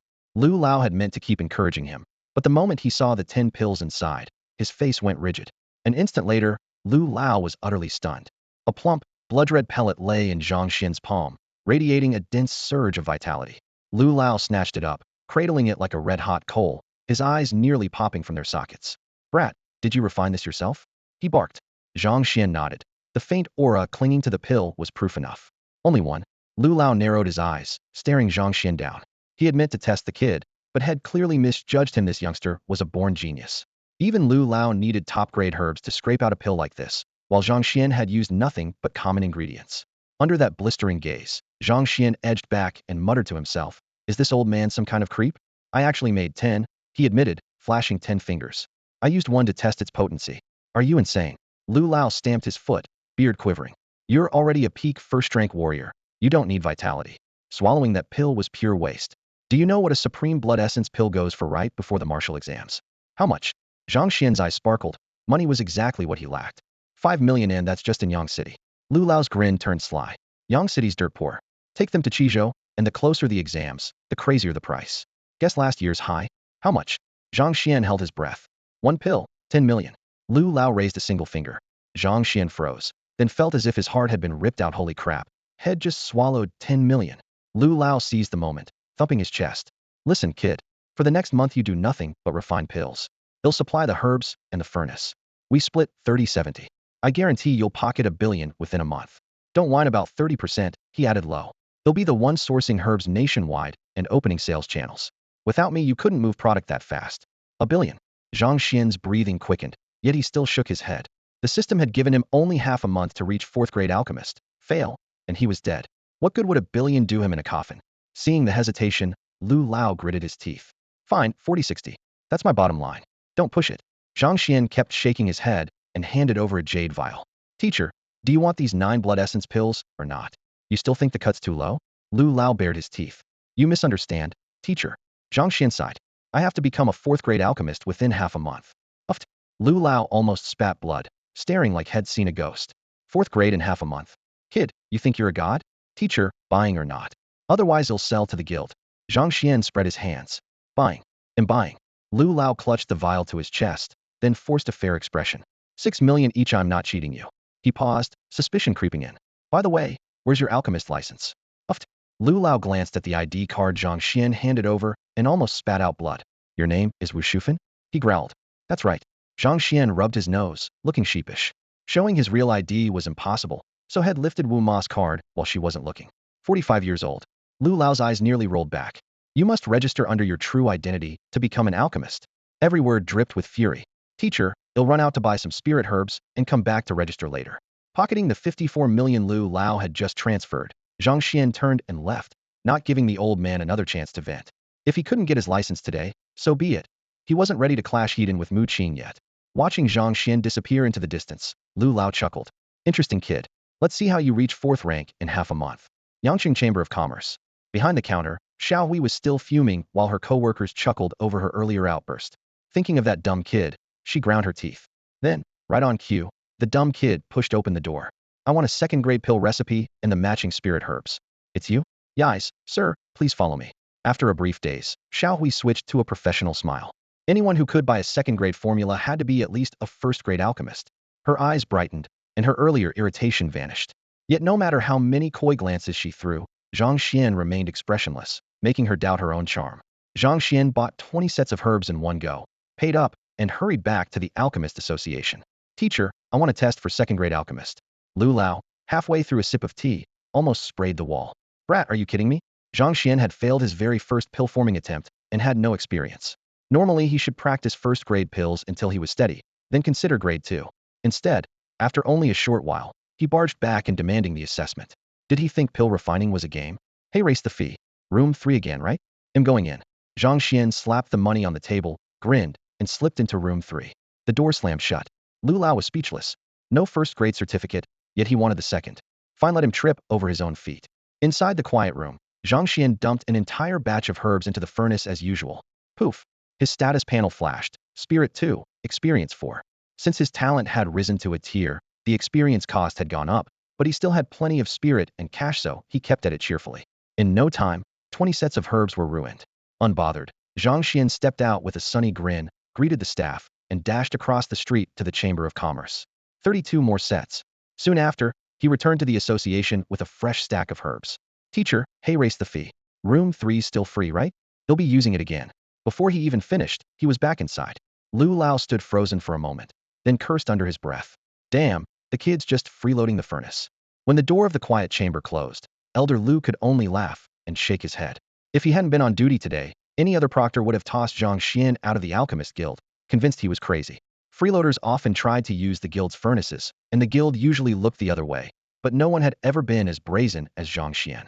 The rules for the alchemist exam clearly allowed only 3 attempts per session. Most people secretly stretched that to 5, and no one complained. Zhang Xuan, however, had barged in with a bulging bundle that held at least 30 sets of ingredients. Elder Lu muttered to himself, where did this reckless kid come from? Once the door was firmly shut, Zhang Xuan dumped the huge sack of herbs onto the floor with a crash, lifted the furnace lid, and got ready to work. Suddenly, a bold idea shot through his mind. Working with 1 set at a time was too slow, so why not throw all 32 sets in at once? The moment the thought surfaced, it clung to him like a devil whispering in his ear. After a brief hesitation, he gritted his teeth and grabbed 2 sets to test the waters. He had money now, so he could afford a small loss. Poof! As soon as the flames roared, the herbs turned to charcoal before they had even melted. His mental energy dropped by 2 points in an instant, yet his alchemy experience shot you 8%. Zhang Xuan's breath caught. Then he bounced in place with excitement. The system really was amazing. Even this crazy method saved him some spiritual power. He glanced at the herbs on the floor, set aside the final 2 sets as insurance, and drew a deep breath. This was all or nothing. If it failed, he would take a huge loss. System, bless me. With that, he threw the remaining 30 sets into the furnace in one go. Poof! Thick black smoke filled the chamber at once, the stench 100 times worse than a sewer, bringing tears to Zhang Xuan's eyes. Instinctively, he wanted to open the door for air, but doing so would mean failing the test, so he forced himself to endure it. Fighting the choking smell, he summoned his status panel with a trembling hand. His alchemy talent had indeed risen to grade D. Holding his breath, he took one of the sets he had kept back and, step by step, fed the furnace, controlled the fire, and condensed the pill. After a long while, the lid popped open with a click, and a rich medicinal fragrance rushed out, sweeping away the foul odor. Zhang Xuan inhaled the fresh air, placed the finished pill into a prepared jade vial, and reached for the last set of herbs. His luck seemed to have switched on. The second batch also succeeded without a hitch. After tidying up, he pushed the door open, feeling on top of the world. At that moment, the door of quiet chamber number 5 creaked open as well, and Suing stepped out. In high spirits, Zhang Xuan waved warmly. Hi there. Suing looked up and recognized the hooded youngster who had slipped into the test ahead of her earlier. She gave a slight nod. Congratulations. She noticed the small jade vial in Zhang Xuan's hand and knew he had passed the test, a flicker of surprise flashing in her eyes. His first attempt had clearly failed, yet he had managed to come back. Becoming a first-rank alchemist at such a young age already placed him among Yang City's prodigies. Same to you. When Zhang Xuan heard the faint clink coming from the little jade vial in Su Ying's hand, he realized she had finished her pills as well and gave her a friendly smile. The two of them walked side by side toward Elder Lu. The old man meant to offer a few casual pointers, but the moment he saw the palm-sized bottle in Zhang Xuan's hand, he froze. His gaze glued to his pill had just left the furnace, yet its fragrance already seeped through the jade. Sir, would you like to buy this? Zhang Xuan handed the vial over. Elder Lu named a perfectly reasonable price. Suing had a chuckle. Uncle Lu was a top-tier alchemist, had seen every pill on the market, and had never been a dedicated buyer. The boy was clearly a greenhorn. To her surprise, Elder Lu still reached out, pulled the stopper, and an intense aroma burst forth like a hot wave. Supreme grade again. Elder Lu sucked in a breath, eyes bouncing between the pills and Zhang Xuan. A restoration pill? Suing caught the scent too, her pupils shrinking. The assessment was for first-rank alchemists, yet he had produced a second-rank restoration pill off the highest quality. Even she might not reach that level. Just then, a burly man followed the fragrance in, eyes shining. He'll buy them 5 million each. Deal? Zhang Xuan curled his lip. A first-rank vitality pill could fetch 6 million before the martial exams. His was a higher tier, supreme restoration pill. 5 million was too low. Elder Lu, as expected, was more reliable. Fearing Zhang Xuan didn't know the market, Elder Lu cleared his throat. Kid, that offer is already quite fair. A second-rank pill cheaper than a first-rank one? Zhang Xuan was taken aback, then realized vitality pills were overpriced only because the exams were near. The burly man spoke again, crisp and decisive. Hey, race a Cardone 100 million, all yours. He offered it respectfully. When life is on the line, a pill can mean survival. Deal. Zhang Xuan pocketed the card. Thank you. The man clasped his fists in gratitude, then turned and left. Right then, Elder Lu grabbed Zhang Xuan's wrist. Startled, Zhang Xuan's first thought was, crap, is the old guy a pervert? What are you doing? I'm straight, okay? He struggled, refusing to bow to evil forces. Suing. Elder Lu. Uffed. Suing finally burst out laughing, shaking with mirth. Elder Liu's face darkened. Does this brat think him that kind of old man? Taking a deep breath, Elder Lu suppressed his anger and asked solemnly, Kid, do you have a master in alchemy? Moments ago had considered taking him as a disciple. If not for that outrageous remark, he might have kicked him out. Su Ying's eyes sparkled at Zhang Xuan, a genius, who could craft supreme second-rank restoration pills, was a prize anyone would covet. Zhang Xuan shook off Elder Liu's hand and stepped back. Thank you for the offer, sir, but I already have a teacher. With that, he bolted. He only wanted to stay under the radar. Now that he had money, he no longer needed to borrow a public furnace. He could practice at home. With that thought, he sprinted toward the guild across the street. Elder Lu stood rooted to the spot until Zhang Xuan's figure vanished, still unable to believe had been refused. Uncle Lu, wasn't he here for the first-rank alchemist test? Hao Suing asked, bewildered. Elder Lu recounted the entire morning. Suing listened, stunned. In one morning the clueless rookie had become a second-rank alchemist? His talent was absurd. That little rascal only came to freeload on my furnace, couldn't even be bothered to pick up his certificate. Elder Lu ground his teeth. Suing suddenly remembered Lu Lin mentioning someone named Zhang Xuan. She hadn't seen his face then because his hood was pulled low. Now she had. The academy database would have his picture, wouldn't it? With that, she pulled out her communicator and logged into the campus network. When Zhang Xuan's photo appeared on screen, she stood there in a daze. How can that be? That boy is really Zhang Xuan, the so-called loser whose blood chi is rated at only 20. A moment ago, Su Ying had been standing right beside him, and her senses never failed her. The torrent of blood chi she felt was well over 1,000. Yet there wasn't the slightest fluctuation of worldly spiritual energy. Even by the lowest standard, that put him at peak first rank, making him the undisputed #1 in the whole academy. With talent like that, how could his blood chi be only 20? Was it just someone who looked like him? Ing, what's wrong? Lu Lao set down his teacup and looked at her in confusion. Su Ying said nothing and handed him her communicator. Lu Lao took it hesitantly. The moment he read the contents, he sprayed his tea a second time. Girl, you're telling me these two are the same person? The old man's eyes bulged, as if trying to stare the words right off the screen. One report calls him a worthless trash with a blood chi of 20. The other hails him as an unrivaled genius in alchemy. How could that possibly be the same man?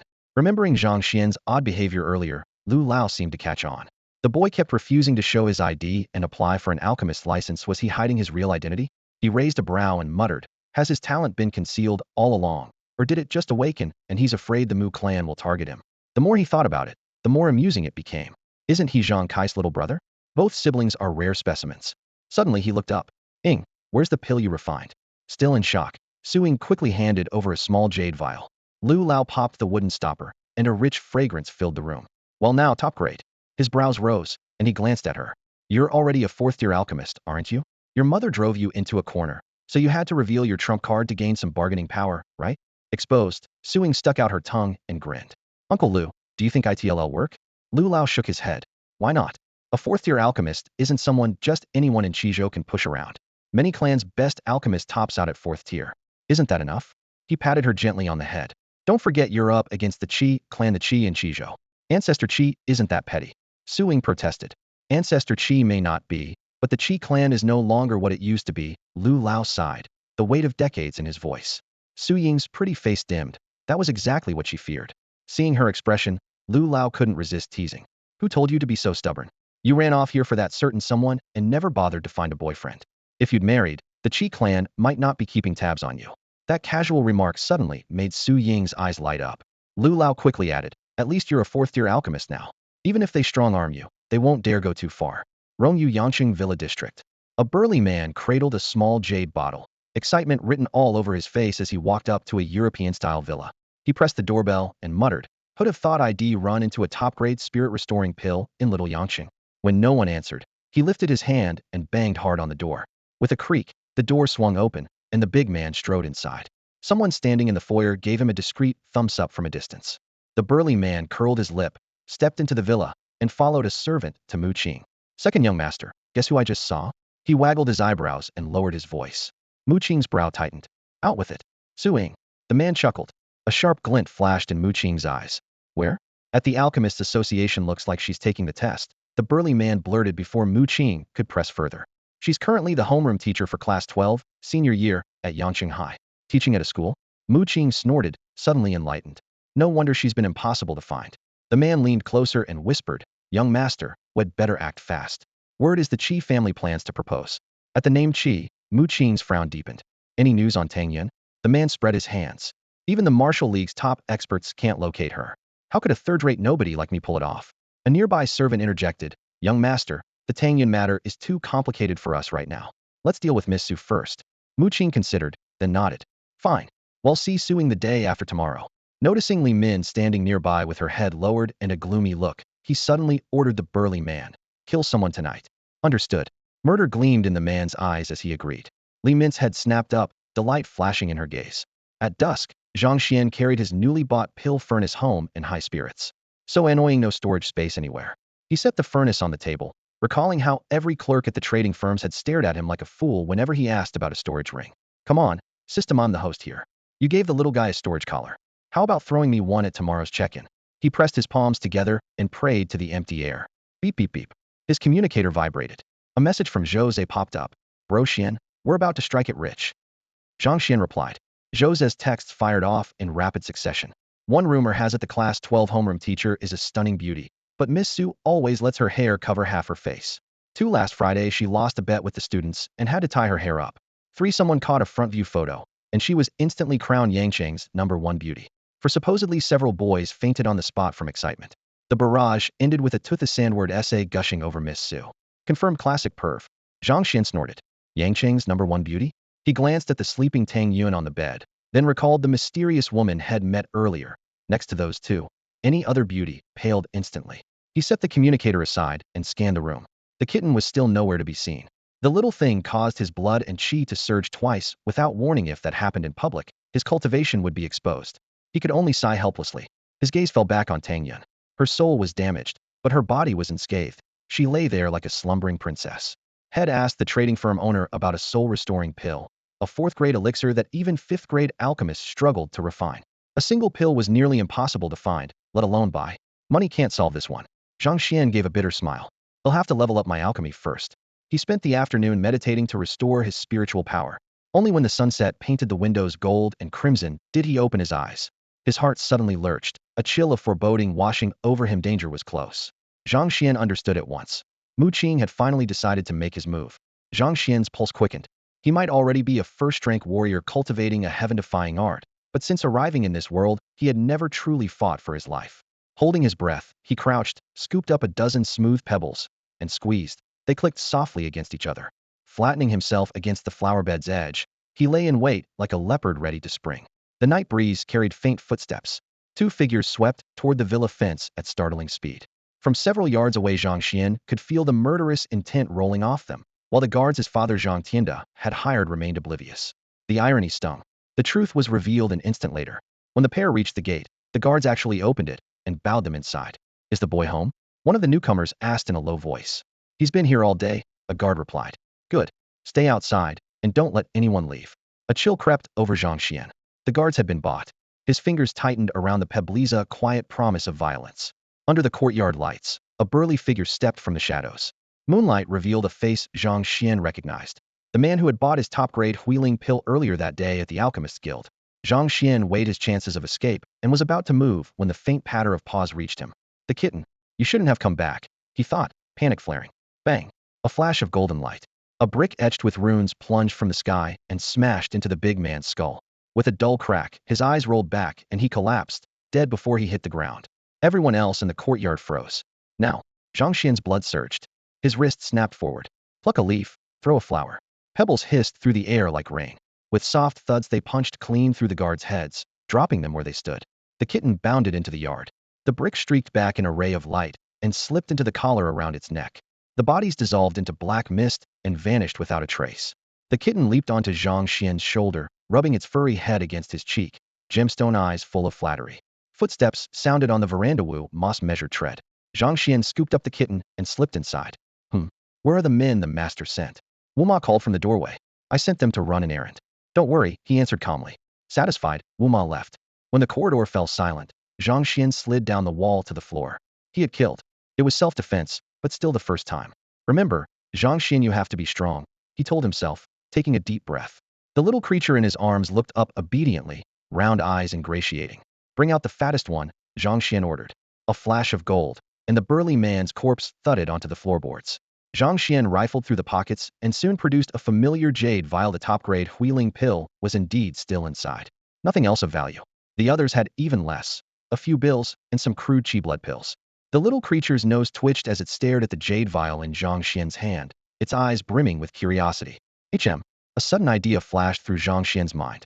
Since everything the furball ate would rebound to him, why not let it swallow a top-tier rejuvenation pill and use the feedback to sense the world's spiritual energy, pushing himself into second grade? Acting on the thought, he revealed the pill and flicked it into the air. The little one gulped it down. Its fur exploded outward and radiant light roiled across its body. Ding! Your beast's inner chi has risen, feeding back to the host. Ding! Vitality 2. Ding! Vitality 3. Ding! Damn, still just vitality. Zhang Xuan's anticipation died on the spot. That shortcut was a bust that'd have to keep grinding through the 9th layer of the Xiantian golden body art. Meow? The kitten tilted its head, asking with its eyes, can I eat these people? Zhang Xuan nodded without a shred of pity. The cat had only opened its mouth when he lifted it by the scruff. Quit being so mischievous. Meow? When was I ever? I told you to stay home, didn't I? Where did you run off to? The kitten blinked innocently. No idea what you're talking about. You've got a storage collar. Go out if you must, but stop eating random stuff. Bring it home first, all right? Meow? The kitten bobbed its head. Agree now, argue later. Permission granted. It eyed the corpses on the ground and looked at him for confirmation. Zhang Xuan let go. A second later, tearing sounds filled the room. Ding! Your beast's vitality has increased, feeding back to the host. Ding! Vitality 1. Ding! Vitality 4. Ding! Boiling blood coursed through Zhang Xuan's limbs. He immediately sat cross-legged and ran the Xiantian golden body art. No telling how long it took before cracks sounded within his body. Blood surged. Agony tore at his organs as though he were being reforged. He gritted his teeth and held on. Boom. Layer 2 complete. A massive surge of physical strength erupted. Black grime seeped from his pores.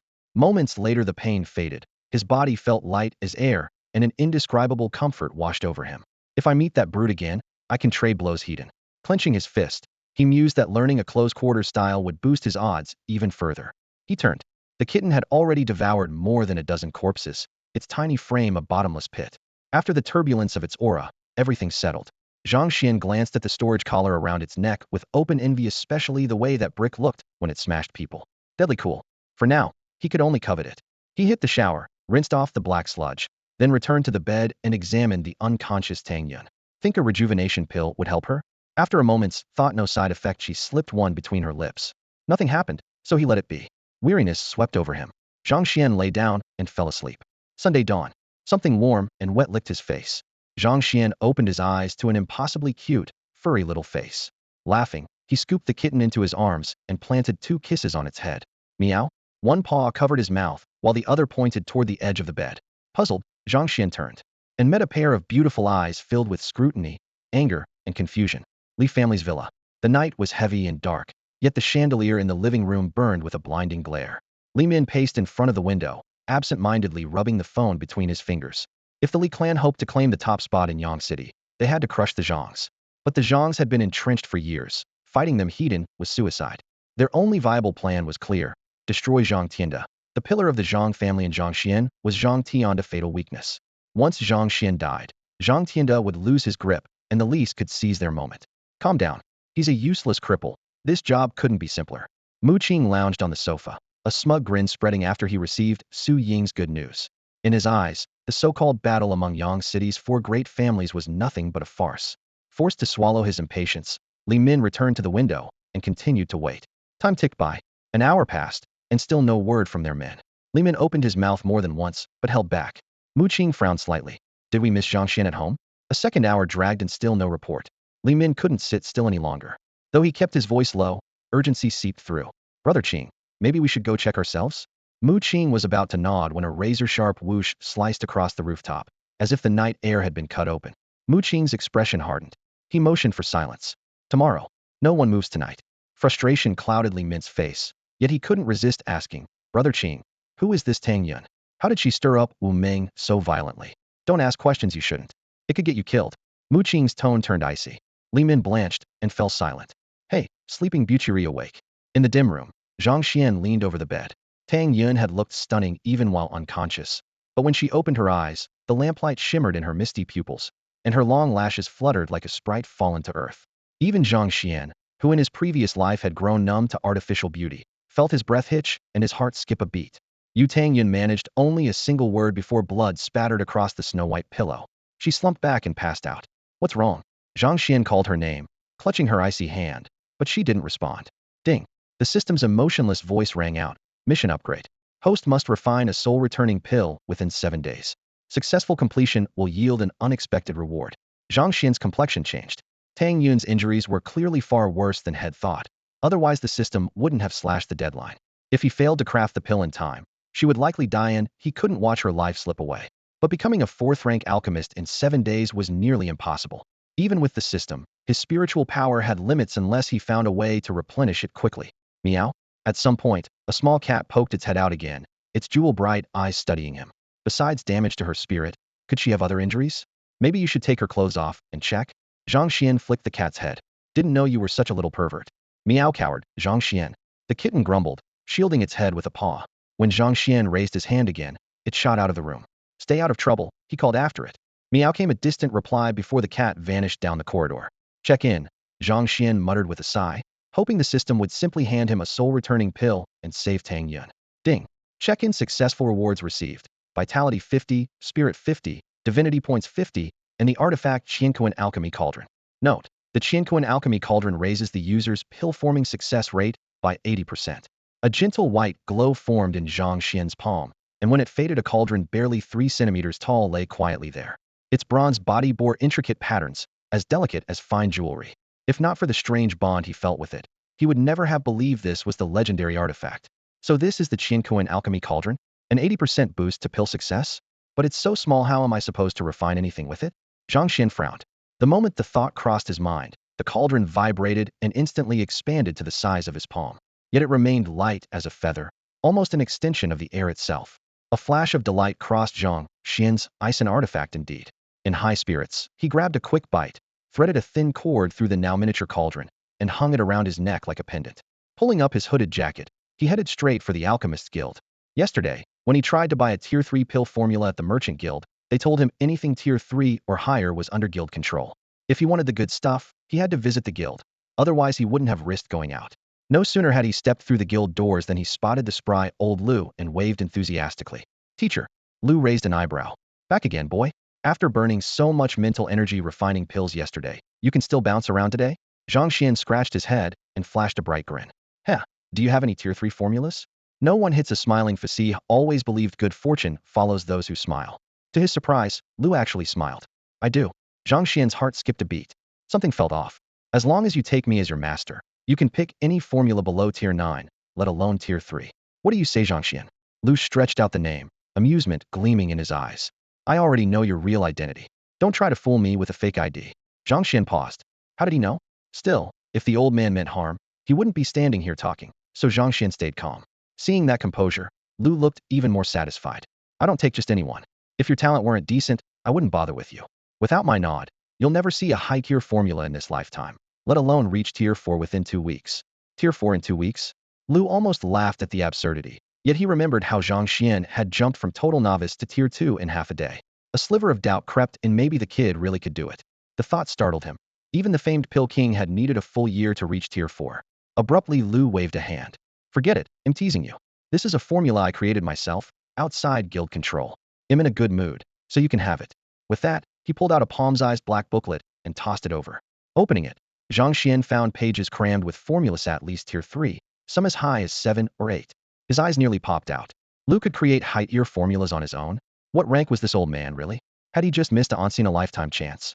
With a master like this, the Mu family's threat would be nothing. Heh, regret it now, kid? Too late. Lu folded his arms, smug as could be. Even if you drop to your knees, I won't take you. Without a moment's hesitation, Zhang Xuan knelt and knocked his head against the floor 9 times, each thud echoing crisply through the spacious hall.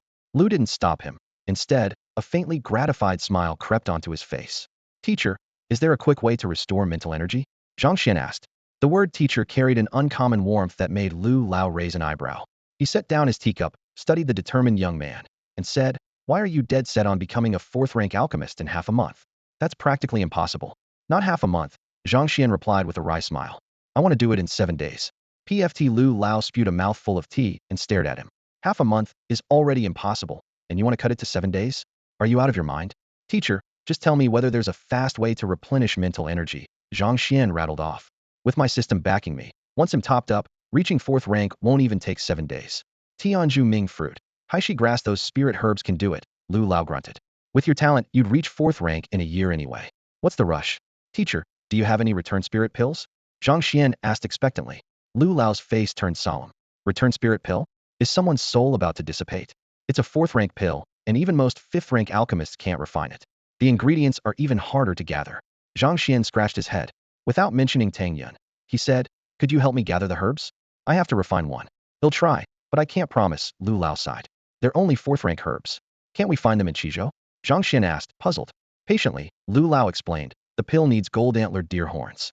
They used to be everywhere, but after their clan produced a demon king and migrated, Qizhou only sees a few wild strays near Yang City. Thank you, teacher. Zhang Xuan cupped his hands, though he groaned inwardly. The toughest part of the system's quest isn't the breakthrough, it's gathering the herbs.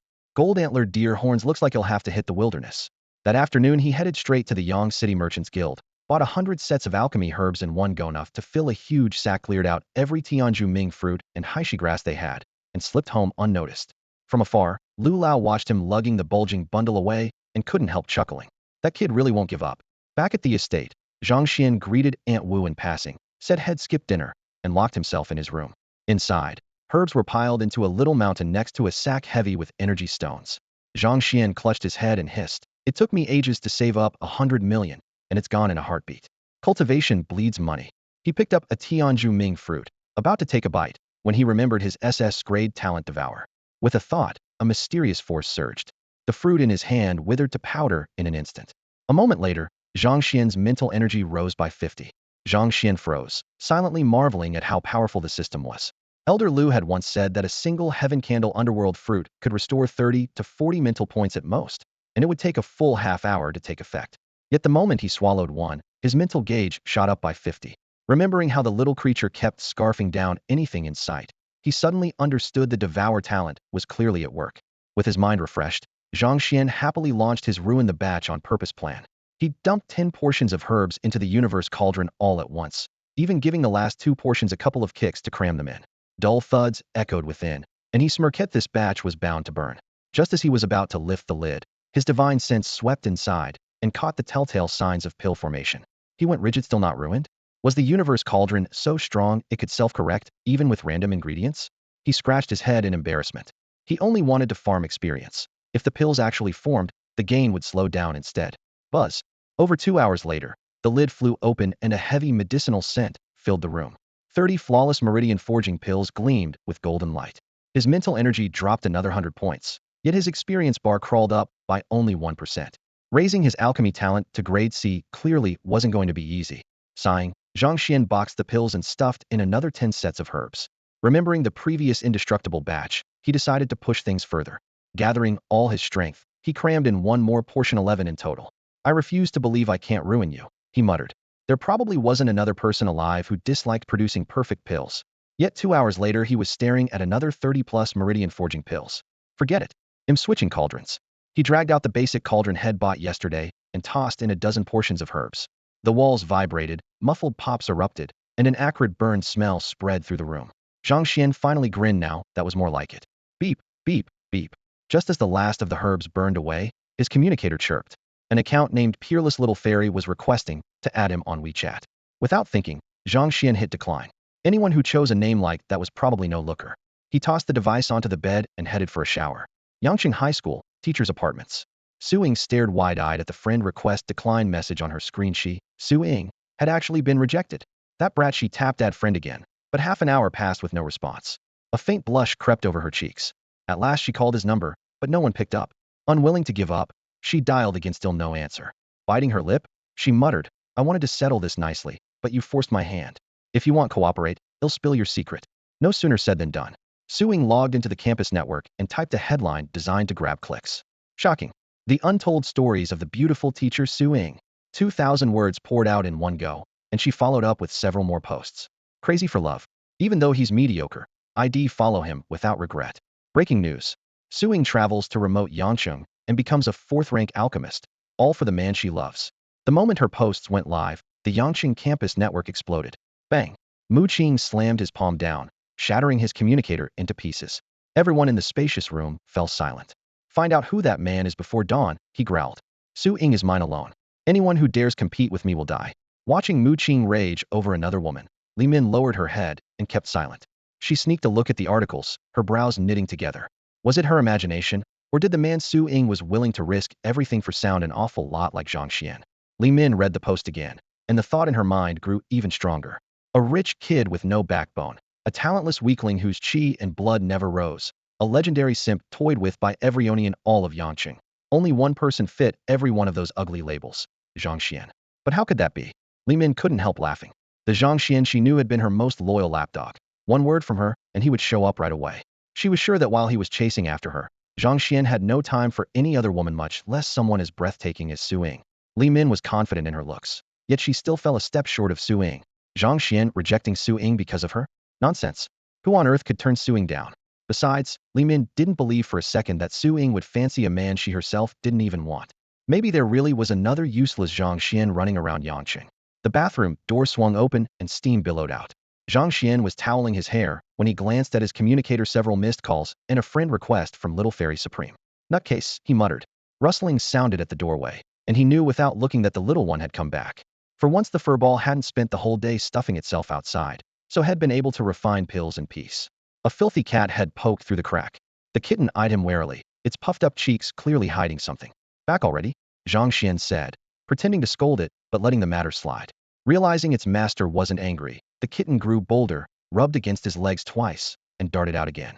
Zhang Xuan watched it leave, shrugged, and decided to give the little creature plenty of freedom. Night passed quietly. Monday morning. Check-in. Zhang Xuan first looked at Tang Yun, still unconscious, and slipped a top-grade kind blood pill into her mouth to keep her body stable. Ding. Check-in successful. Chi and blood 50, spirit 50, super divine points 50, bloodline advancement pill spirit beast edition. Little one before he could finish, the kitten was already squatting at his feet, eyes shining like tiny light bulbs. Chuckling, Zhang Xuan tossed the bloodline advancement pill over. The cat swallowed it whole. Ding. Host spirit beast bloodline advancing, sharing feedback with host. Ding. Chi and blood 5. Vital energy surged through him. Zhang Xuan immediately took a breath-converging pill to keep it in check. Then he told the kitten to stay home and look after Tang Yun. After breakfast, he headed to school with Jose. On the way, Jose leaned in mysteriously. Bro Xian, did you hear? Zhang Xuan blinked. You came out of nowhere here, what? Bro, this is huge news and you don't know? Jose stared as if Zhang Xuan had committed a crime. Irritation crept across Zhang Xian's face. Stop stalling. What happened? Our homeroom teacher, Miss Su. The campus forum is going crazy. It crashed 6 or 7 times last night. How could you not know something this big? While scrolling through his phone, Jose widened his eyes theatrically. Zhang Xuan straightened his uniform collar. Jose kept talking. Bro Xian, I know what happened with Li Min hurt you, but you've got to move on. There are plenty of good girls out there. Stop. Zhang Xuan raised a hand. Li Min is ancient history. From now on, we go our separate ways. Weren't you about to talk about Miss Su? Why bring Li Min up again? Jose's worried look flipped to outrage. Right, Miss Su. You seriously don't know what happened with her? Are you even in class 12? He spoke so fast Zhang Xuan could only stare. Come on, I'll add you to the class group chat, so you can join the crusade against that idiot. Jose said, dragging him into a WeChat group. Class war on the jerk minus sister Ing version. The name alone made Zhang Xuan snort with laughter. Jose gestured excitedly. Bro Xian, when that whistleblower dropped the post last night, my first thought was the jerk had to be you. Zhang Xuan shot him a frosty look. He suspected the guy just wanted an excuse to curse. Don't glare at me. Everyone thought it was you. Jose waved his hands. I even told them you've always been Li Min's #1 simpu. If I hadn't said that, they wouldn't have accepted you so fast. Zhang Xuan let it slide.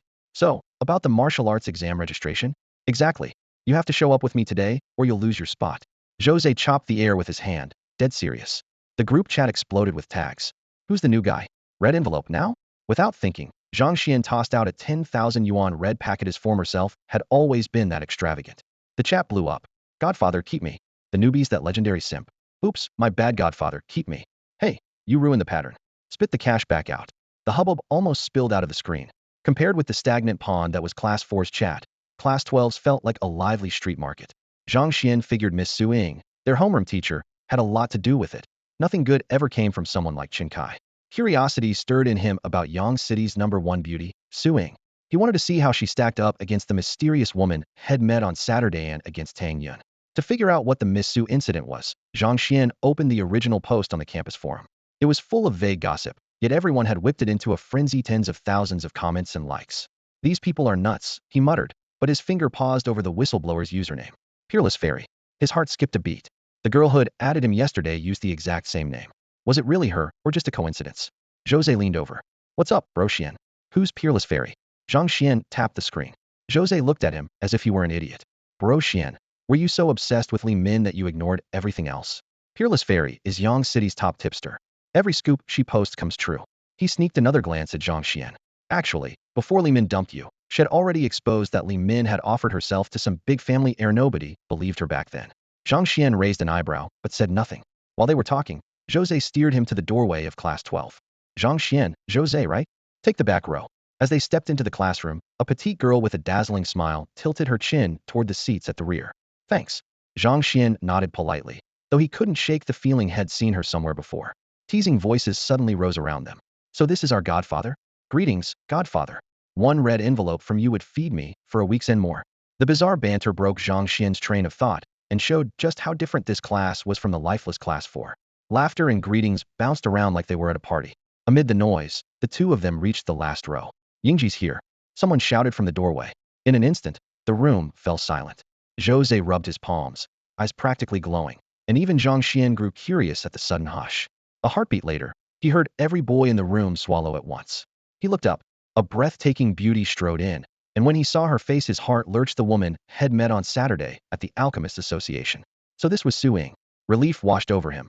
Had worn a hood that day, so she hadn't seen his face. Replaying the scene convinced him she couldn't recognize him, and he finally relaxed. Splat. Jose's drool hit the desk. Zhang Xuan glanced over and saw his friend's eyes sparkling. Bro, Xian, Miss Su just looked at me. She actually looked at me. Jose clutched Zhang Xian's thigh, fingers digging in hard. Zhang Xuan pried the hand away, exasperated. Seriously? She's just a woman. You've got zero chance. If she came any closer you'd probably faint. He lowered his head. All he wanted was to keep a low profile, score well on the martial exams, and get into an academy. Old Lu could handle his sluggish blood and leg injury. The old man wouldn't refuse a small favor. Whether the Zhang clan fell to the Li clan didn't bother him. Once he became an alchemist, reviving the family would be easy. The priority now was to grow stronger, strong enough to make Mu Qing hesitate, maybe even take him out quietly. With a snake like that eyeing him, he'd never feel safe. After class he'd camp in the library to study more combat techniques, then buy herbs that night to keep honing his alchemy. The thought had barely formed when Jose's breath hitched. A faint fragrance drifted over, and a slender arm draped across Zhang Xian's shoulder, gently turning him toward the door. Kid, we meet again. The cool voice brushed his ear. He looked up and found that striking face inches away. Oh boy. His heart slammed against his ribs. Silence blanketed the room. Every student stared, stunned by the scene before them. To those watching, the way they were standing looked far too intimate. Zhang Xuan, where do you think you're looking? One more glance, and he'll gouge your eyes out. The snarling voice snapped Zhang Xuan back to reality, and he finally saw the anger on Su Ying's pretty face. Teacher Su. He instantly switched to a dutiful expression. Right now he was supposed to be a nobody, and he had to stay in character.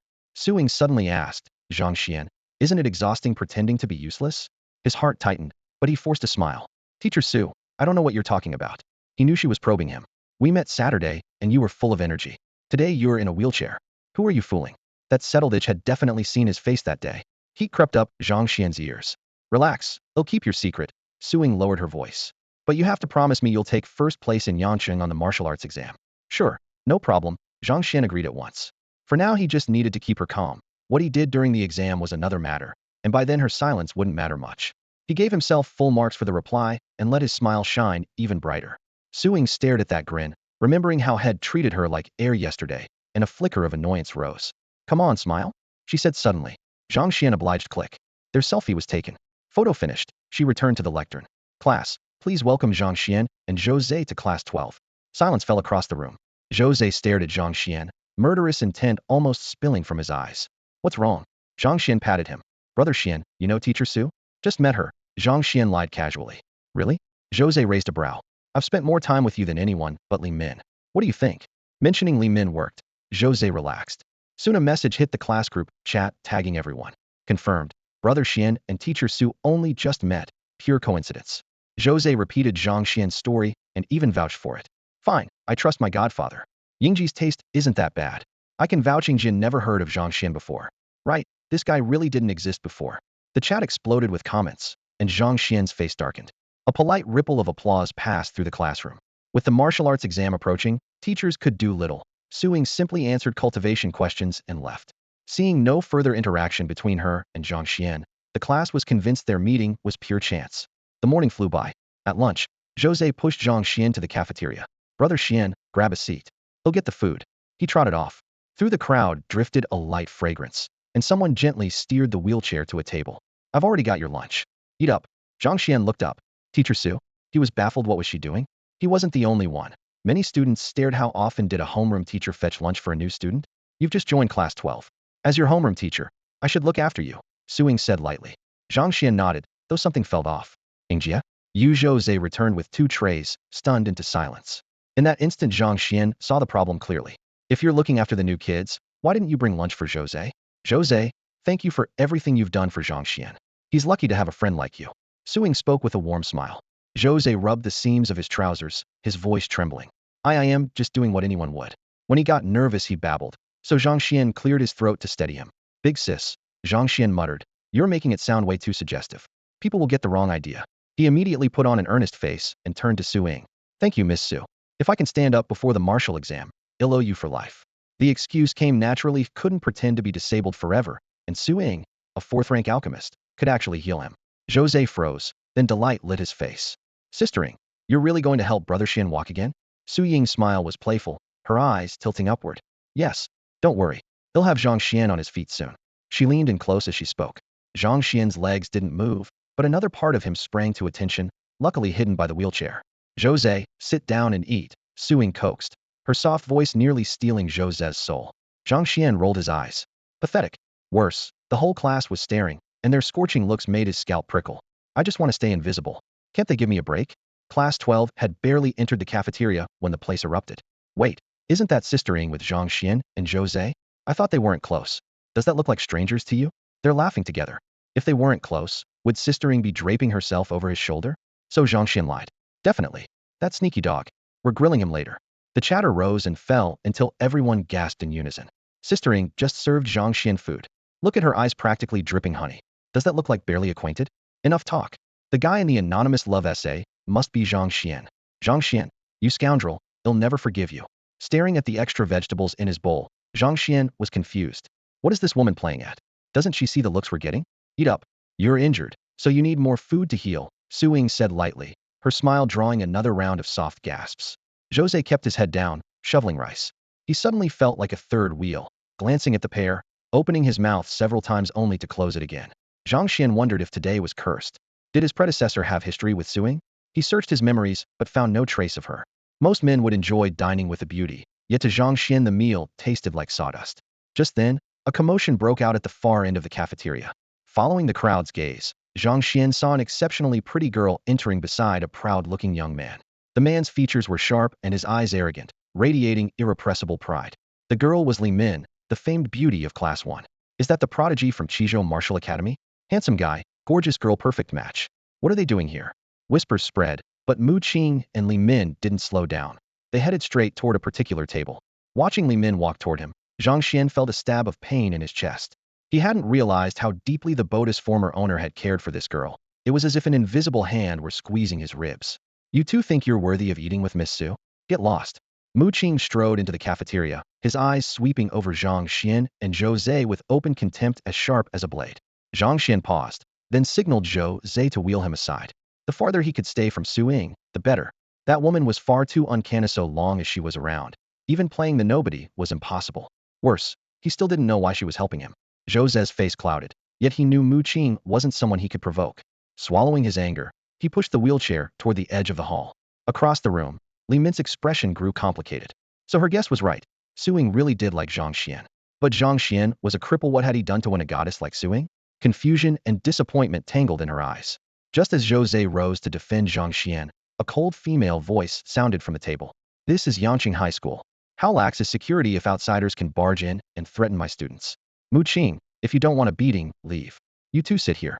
Anyone under my protection is untouchable. Suing didn't even look up. Her tone was calm, yet every word was razor sharp. Gasps rippled through the crowd. How domineering. Many of the boys in class 12 gave Zhang Xuan sour looks. The one Xujia called hers was clearly him. Mu Qing's smile stiffened. Just joking, Miss Su. Well, go. Hands clasped behind his back, he fixed Zhang Xuan with a venomous glare. Eat up. No one knows whether an accident or tomorrow will come first. The spoon in Zhang Xuan's hand tightened. This bastard was threatening him in public. Smack. A crisp slap exploded in the cafeteria. 5 bright red finger marks bloomed on Mu Qing's pale cheek. Time seemed to freeze. If you're leaving, then go. Spare me the nonsense. Suing finally lifted her gaze, eyes glinting. Friend my student? Mu Qing, you stole someone's girlfriend and still swagger in. Does the Mu family know what you're doing? Shall I call Mu Tianqing and let him watch your little show? Her voice was unhurried but relentless. A martial artist should protect ordinary people, yet you shattered Zhang Xuan's legs. Someone buried the story. Want me to hand it to woman? The whole council is in Yangqing right now. Let them decide. With each sentence, Mu Qing's face darkened. In the end, he clenched his fists and fled in humiliation. Applause thundered through the cafeteria, making the ceiling tremble. Zhang Xuan felt a rush of satisfaction, yet he knew Mu Qing wouldn't drop this. He had to grow stronger, or he'd pay dearly. When lunch ended, Suing tidied up and left. The moment she was gone, chairs scraped across the floor as classmates crowded around Zhang Xuan. Bro Xian, you lied to me. Jose beat his chest in mock agony. You said you barely knew Xujia, yet she got you lunch and offended the genius of Qizhou Martial Academy for you. Tell me, are you the scoundrel she keeps talking about? Zhang Xuan rubbed his temples. Why was staying under the radar so hard? The cafeteria incident blew up online even faster than he expected. Posts, videos, rumors everywhere, all asking the same thing. What exactly is the relationship between Zhang Xuan and Suing? Bang! In a villa courtyard, Mu Qing punched a 2-meter-tall rock sculpture, blasting it into rubble. Stone shards flew everywhere. Li Min, stunned by his strength, took half a step back. Zhang Xuan, you're dead. Mu Qing snarled at a servant. Contact the Lietian Guild and put a hit on Zhang Xuan. Yes, sir. The servant hurried off. Li Min exhaled, only for a chill to run through her. The Lietian Guild was the largest assassin outfit in Qizhou. Once they accepted a contract, it never failed. This time, Zhang Xuan might not survive. Library. Backlit by the shelves, Jose glared at Zhang Xuan in silence. After being stalked by that stare all morning, Zhang Xuan finally slammed his book shut. What do you want? Wherever he went, Jose tagged along, even camped outside the restroom, and refused to let him shut the door. Liar. Jose growled. The whole class says you set me up. Zhang Xuan started to explain, but Jose suddenly threw back his head and laughed. Xuan, you're incredible. The #1 beauty in Yang City is willing to offend Mu Qing for you. Your charm is unstoppable. Tomorrow you'll be a campus legend. Zhang Xuan's face darkened. Jose trembled with excitement. No wonder you went from acting suicidal to not caring about Li Min at all. With a goddess like Sister Ying as your girlfriend, who cares about Li Min? You hid it so well. And you kept it from your best friend. No wonder your vitality was stuck at 20 for years, and then, boom, you turned into a martial artist. Sister Ying must have helped you. You're going to crush the martial exam. Wrong, we're going to crush it together. Zhang Xuan pulled out a jade bottle. 30 top-grade vitality pills. Each pill gives 50 vitality points. Take one a day? Whoa. Sister-in-law spoils you rotten. These pills are priceless. Jose snatched the bottle, upgrading the honorific on the spot. Zhang Xuan rubbed his temples. For the last time, there's nothing between Su Ying and me. Jose shook the bottle. Nothing? Then why is she giving you stuff worth a fortune? You know what a single vitality pill costs. Before he could finish, a mechanical voice echoed in Zhang Xuan's mind. Ding. Your spirit beast's vitality has increased and is feeding back to the host. Ding. Vitality 1. Ding. He forced down the surge of energy. What's that little guy up to? Thankfully, Jose was too busy swallowing his first pill to notice. The day flew by. After school, Zhang Xuan headed home. The kitten was still missing. He disguised himself, sold a batch of Supreme Meridian forging pills at the guild, and bought a wagon load of herbs. That night the furnace roared. When the last herb burned away, his alchemy proficiency hit 70%. He couldn't hide his grin. One more day, and he'll reach grade C. Just then, a faint noise came from the backyard. The Martial Alliance had been searching the area lately. Had thought Mu Qing would lie low, but apparently the man couldn't wait. Zhang Xuan drew a throwing knife Head bought from the guild and quietly wheeled himself around back. Hey, this little thing grew so fast. Wuma's voice drifted over the wall. Relief washed over him. He pushed the door open. In the moonlight, Wuma was bottle-feeding a palm-sized creatura fawn no bigger than a kitten.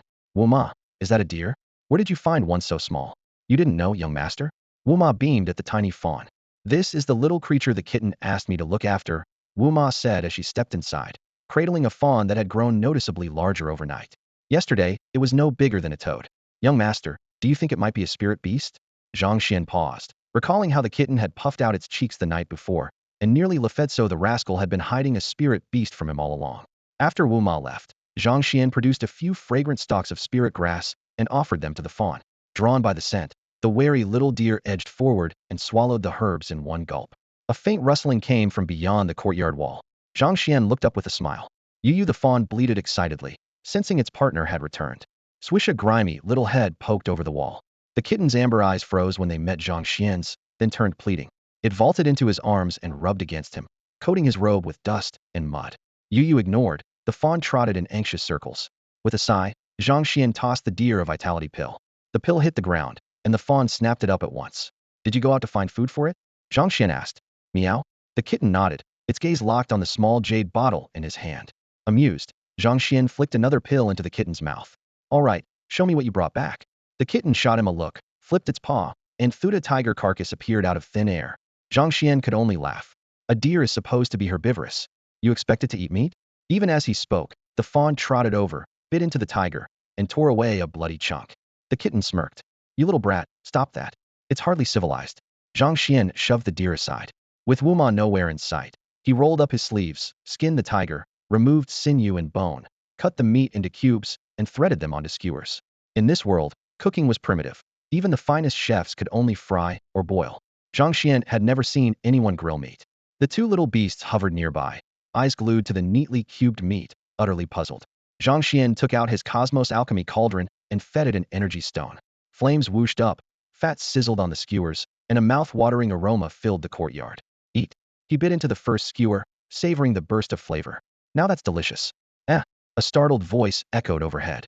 A burly man dropped from the sky. Meow. The kitten darted into Zhang Xuan's arms, while the fawn dove into its nest. Zhang Xuan tensed an elite warrior? Someone from the Mu family? Then he spotted the Martial Alliance badge on the man's chest and exhaled. Mu Qing couldn't command a Martial Alliance expert. What cooking style is this? The man demanded, snatching a skewer and stuffing it into his mouth. The moment the meat touched his tongue, his eyes blazed with delight, and he devoured the skewer in seconds. Meow, outraged. The kitten sprang onto the man's head and swiped at him. Realizing his rudeness, the man grabbed the kitten, flashing Zhang Xuan an awkward grin. Sorry, little brother. The meat was just too good. I've never tasted anything like it. No problem. I'll grill more. Zhang Xuan laughed and kept turning the skewers. Thanks. I want freeload though. Here, have a drink. The man uncorked a wine gourd. The kitten snatched it in a blur and took a long swig. The burly man Zhang Xuan. Ding. Congratulations, your spirit beast has grown stronger and is now feeding energy back to its master. Ding. Vitality 5. Ding. Vitality 5. Ding. Zhang Xuan was flipping skewers over the coals when the alerts exploded in his mind, his hand freezing mid-turn. So the wine really is extraordinary. Bro, this little critter of yours. The burly man grabbed the kitten by the scruff and hoisted it up. If the authorities hadn't already proved cats and dogs can't become spirit beasts, I'd swear this thing was a monster in disguise. Wine still stained the kitten's whiskers, and its amber eyes were glued to the gourd in the man's hand, obviously still craving more. Only then did the big fellow register what had happened. Narrowing his eyes, he examined the kitten closely. Friend, your cat's got something going on. This body-forging wine of mine, 1 sip strengthens an ordinary person, 2 make their nose bleed, 3 could put them in the infirmary. Your cat downed 3 in a row and didn't even fluff its fur.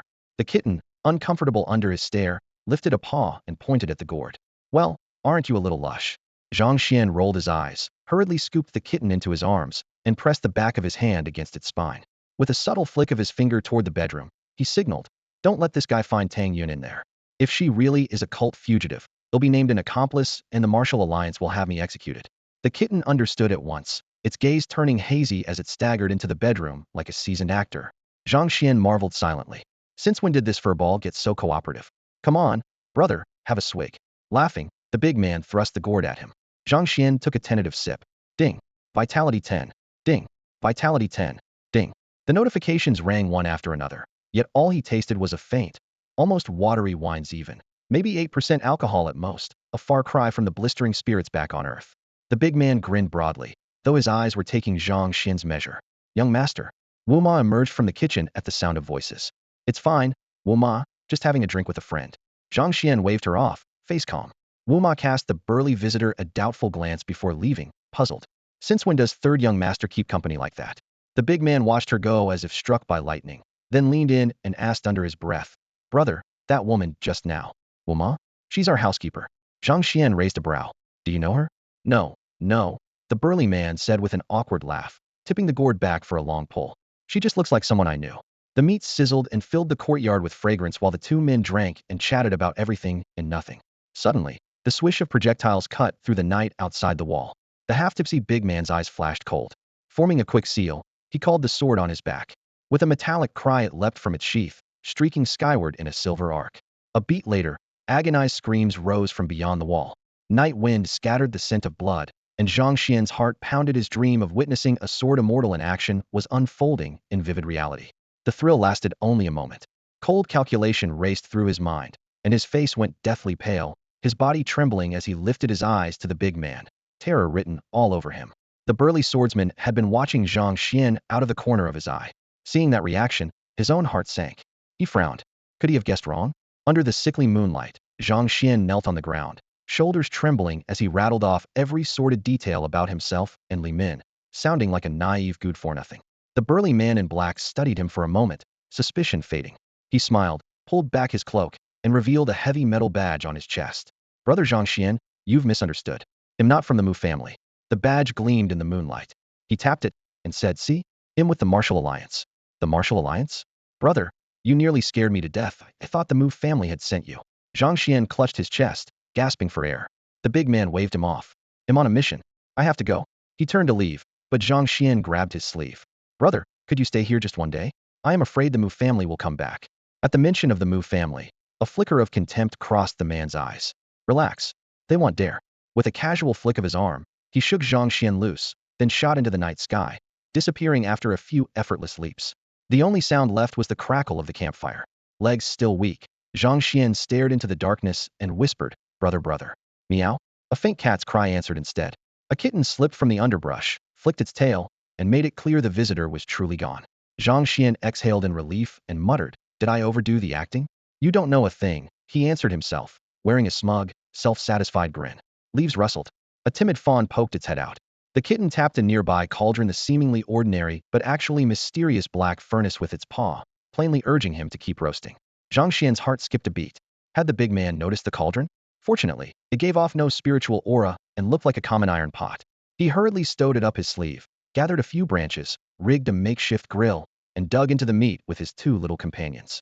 Elsewhere, lights blazed in the Mu family's parlor. Mu Qing sat rigid, fingers drumming on a teacup, while Li Min huddled nearby, glancing nervously at the door. Suddenly, a cold voice sliced through the air like a gust of icy wind. Your intel was wrong. We lost 3 grade 4 assassins because of you. You'll pay their funeral costs. Li Min shrieked. Silence. Mu Qing snapped, eyes locking on the shadow that had appeared at the center of the hall. They'll cover the funerals. They'll pay more, just make sure Zhang Xian dies, Li Min stammered. The shadow gave a curt nod. Fine. But not now. The Martial Alliance has stepped up patrols. Mu Qing snorted. Since when does the Heaven Hunter group fear the Alliance? The shadow cast him a sideways glance. Spare me the bravado. The Tang family's people are here. If you're so fearless, do it yourself in the next few days. With that, the figure vanished without a trace. Mu Qing clenched his fists, knuckles cracking. Zhang Xian, they'll let you breathe a little longer. Yet inwardly, he frowned. 3 grade 4 assassins from the Heaven Hunter group could take down even a grade 5 fighter. How had they all perished? Who intervened? A servant ventured, young master, could it have been the Su family? The wooden chair exploded into splinters. Mu Qing gritted his teeth. Has Suing lost her mind? Opposing me over a worthless nobody? Unaware of any of this, Zhang Xian returned to his room. His communicator displayed hundreds of missed calls, classmates probing for gossip about him and Suing. Annoyed, he scrolled past them and saw a friend request from peerless little fairy, which only worsened his mood. He shut the screen off altogether. The kitten glanced up, licking its paw as if savoring the roast, then swished its tail and slipped out the door like a tiny shadow. Zhang Xian, you bastard, get out here. Zhang Xian, can't face the music? You dared touch Sister Ing, come out and duel me. Zhang Xian, scum. Sister Ing belongs to all of us. Explain yourself, what happened today? The class group chat was a war zone, red notifications flashing nonstop. Zhang Xian rubbed his temples, speechless. He had no quarrel with Su Ing, Yet she had pushed him into the spotlight. If not for her, no one would have tried to kill him today. He survived only because a passing martial alliance warrior intervened. Next time, he might not be so lucky. He needed a way to stay alive. The communicator buzzed again. Another friend request from gorgeous little fairy. Zhang Xuan sighed and accepted. Well, young Master Zhang finally has time for me. A familiar, teasing voice came through. Miss Su, what do you want? He asked bluntly. How did you know it was me? Take a guess. Guess your head. She giggled, then turned serious. Do me a favor for a while, okay? No matter what people say, don't respond. In return, they'll make sure Mu Qing leaves you alone. You will? Mu Qing already struck today. If that martial alliance expert hadn't shown up, I'd be dead. What? Mu Qing's got some nerve. Su Ying's tone dropped. Don't worry. I promise it won't happen again. Zhang Xuan pressed on. Why me, Miss Su? Why? What do you mean why? I have no idea what you're talking about. Clearly, she wasn't going to elaborate. Getting nowhere, Zhang Xuan shut off the communicator. Out of sight, out of mind. I have to get stronger, he muttered. Living on the edge like this was unbearable. Kitty, where's Tang Yun? He searched the bedroom, then opened the bathroom door. His spirit beast kitten was flicking its tail smugly while Tang Yun lay soaked in the tub. You little brat. A headache hit him. If he called Aunt Wu, his secret would be exposed. I'm sorry, Miss Tang. Apologizing non-stop, he closed his eyes, fumbled with her drenched clothes, and after a Herculean effort got her into dry pajamas. Damn, I must be a saint, he growled, forcing himself to ignore the softness of her body. Ding. Congratulations. Your spirit beast's energy has risen, feeding back to the host. Ding, vitality 5. Ding, vitality 5. Ding. Notifications poured in like rain. Zhang Xuan could almost hear his blood roaring. What trouble has that furball stirred up now? Alarmed, he sat cross-legged and activated the Xiantian Golden Body Manual. Crack, crack, crack. Blood surged like a flood, forcing open acupoints. Meridians widened with thunderous booms. Boiling energy threatened to seep through his skin. When every channel finally linked, torrents converged in his Danshan and the feedback still wasn't stopping. Zhang Xian's face paled. What had the little beast swallowed? With no choice, he braced himself and expanded his Dantian. Maybe, just maybe, he would break through to the manual's third layer tonight. Suddenly, blinding light burst around him, a tidal roar echoing through the room. His Dantian felt like fertile land, tilled again and again by the raging stream of vitality. Zhang Xian's mouth felt dry, and the torrent of blood surging inside him kept his mind from settling. The Xiantian Golden Body art offered no advice for this situation. The rebound force had only just faded, yet his Dantian still needed one last push. Gritting his teeth, he uncorked a vial of premium blood chi pills. More than 50 porcelain beads rattled into his mouth, and he swallowed them in one gulp. Potent medicine swept through his limbs in an instant, but it still fell short. He fished out bottles of restoration pills and meridian tempering pills, paused only a moment, then swallowed them, bottles and all. Boom. A golden sun seemed to explode inside his Dantian, the dazzling sparks fusing into a river of stars. He watched his blood turn pale gold, every pulse crashing like surf. With a thunderous roar, every meridian burst open, and his muscles and bones were forcibly reforged. Still unstable, he remained cross-legged, divine light flickering over his skin like flames. If he walked outside now, the flashing golden brilliance would mark him as a monster, so he focused on reining it in. 6 hours later, the glow finally sank beneath his skin, and the roar in his Dantian faded to silence. He stood before the mirror, muscles sculpted like coiled dragons, skin smooth as jade. Only the occasional blue lightning in his eyes betrayed the terrifying metamorphosis. Status panel. Host, Zhang Xuan. Realm, First Grade Blood Chi 85, 000100000. Spirit, 5082, 600. Supreme Points, 170.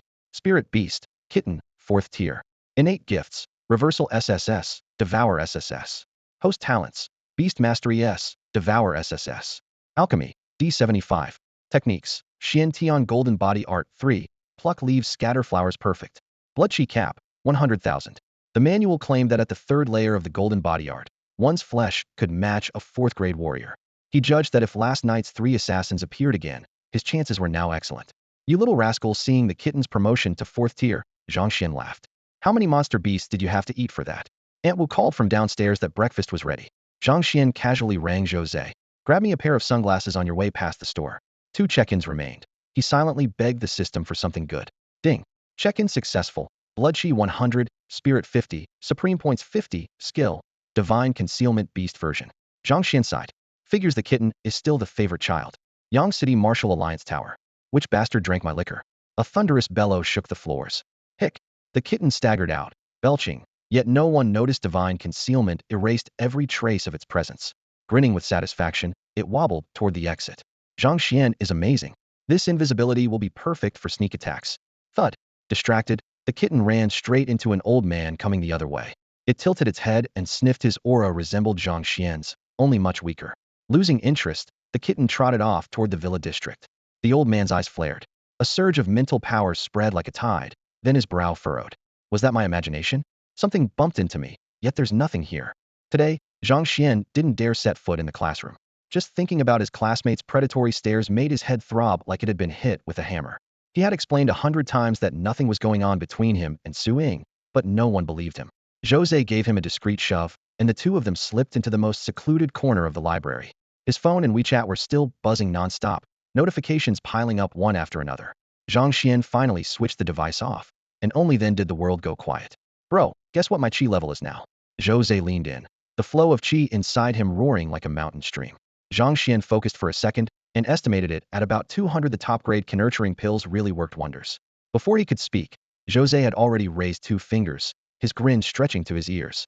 200. The old man's eyes almost popped out. For Jose, that wasn't even the best part. His father and older brother had forbidden him from hanging around Zhang Xuan and had been eager to cut ties with the Zhang family. Now, seeing that he was on the verge of a breakthrough and about to become a martial artist, they couldn't be bothered to stop him anymore. Bro, you're incredible. You actually made a goddess like Sister Ying fall head over heels for you. That keen-enhancing pill was from her, wasn't it? I'm so jealous. Jose looked at him as if he were holding a divine relic. Zhang Xuan had no desire to explain and waved him off. At noon, afraid of a repeat of last night's fiasco, he decided to skip the cafeteria and stay in the library with Jose. But fate had other plans. As soon as Jose left to get their lunch, commotion erupted outside the door, riding on a faint floral scent that drifted in with the breeze. Skipping class and hiding out here, huh? Even so, you still have to eat. Hurry up and finish this, and I'll walk you back. A clear voice rang out as a meal tray landed with a smack in front of him. He looked up. There was Su Ying, smiling like a blooming flower, her long lashes fluttering, her eyes so gentle they seemed ready to overflow, as if she wanted to etch his face into her heart forever. Her overly sweet smile instantly sucked all the sound out of the library. Every gaze snapped toward Zhang Xuan, faces filled with disbelief. Several boys even flushed crimson, forgetting to breathe. Catching the mischievous grin on Jose's face behind her, Zhang Xuan instantly realized he had been sold out. Are you going to eat or not? If you don't, I'll feed you myself. A playful light danced in Su Ying's eyes. Zhang Xuan hurriedly lowered his head and dug in. He couldn't stay here much longer. It was only a matter of time before someone barged in to challenge him to a duel. Who the hell is that guy? That's Zhang Xuan. I didn't even recognize him just now. If he dares steal my girlfriend, I'll tear him apart. Bullshit. Miss Su is my girlfriend. Like you even stand a chance. Mutters and growls of anger washed over him from every direction. Zhang Xuan gave a wry smile and whispered to Su Ying, Miss Su, please. Just call me Ying Ying. That's what my parents call me. She cut him off. Zhang Xuan almost spat out his food. Since when were they that close? Miss Su. Ying Ying. Miss Su you. Ying Ying. Zhang Xuan gave up. Sister Ying, what exactly are you trying to do? He seriously suspected there was something wrong with this woman's head. They had met only once at the Alchemist Association, and she hadn't even known who he was back then. How had one weekend turned her into his devoted benefactor? Su Ying pulled out a tissue, bent down, and gently wiped the oil from the corner of Zhang Xuan's mouth.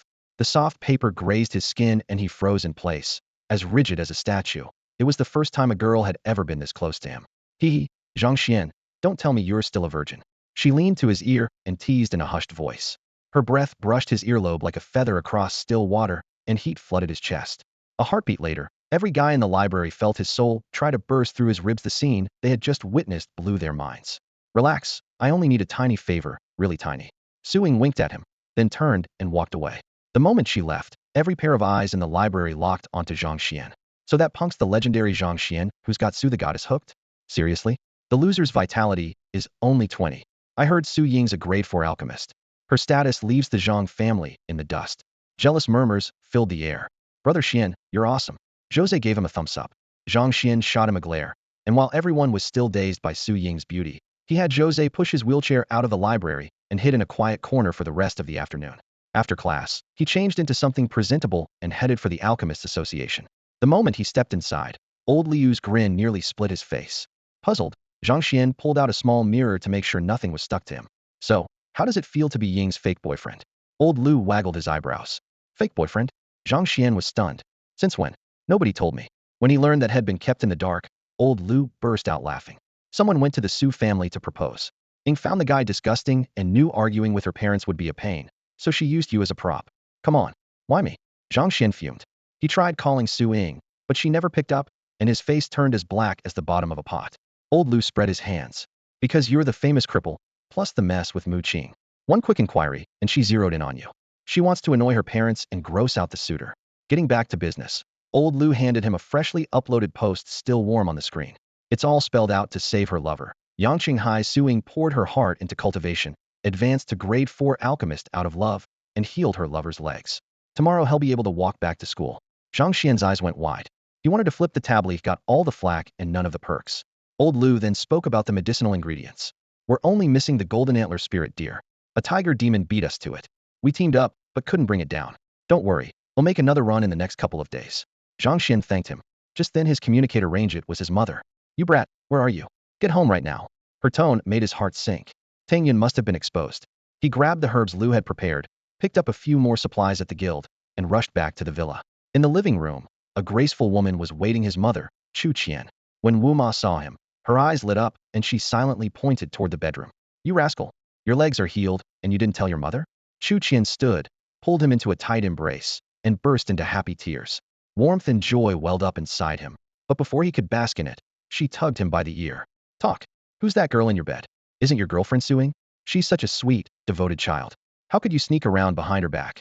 At that moment, Zhang Xian realized something was off. How did his mother know Su Ying was sweet and so devoted? You really know how to hide things, don't you?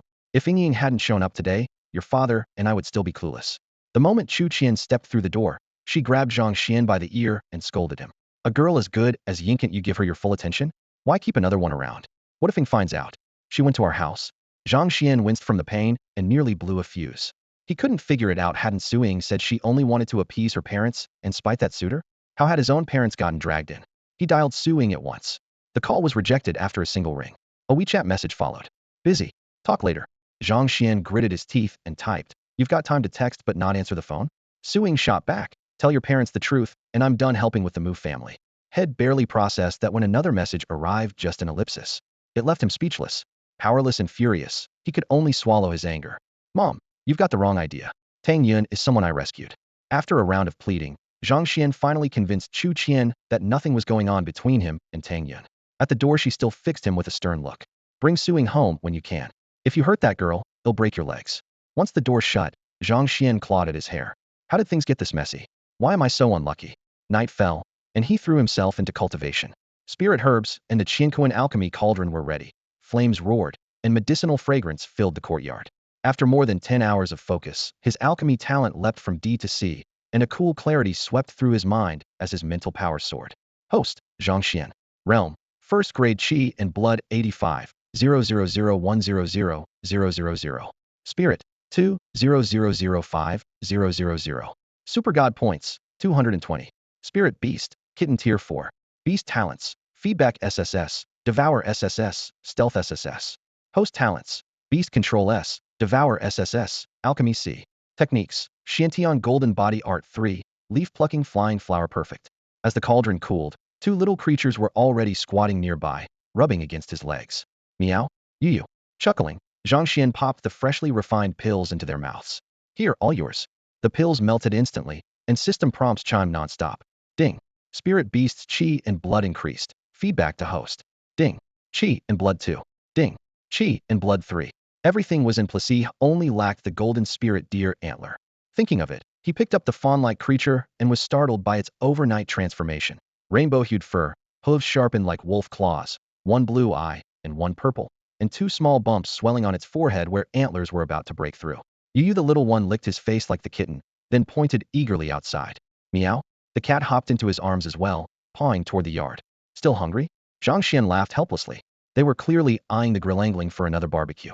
He carried the two gluttons over, but as soon as he reached the rack, he spotted a dead beast lying on the ground. Huh. The sight made him freeze. You little guys, what is this? A string of curses exploded in his mind. Isn't this the golden spirit deer old Lu described? Zhang Xian stared at the deer demon sprawled in the courtyard, torn between laughter and exasperation.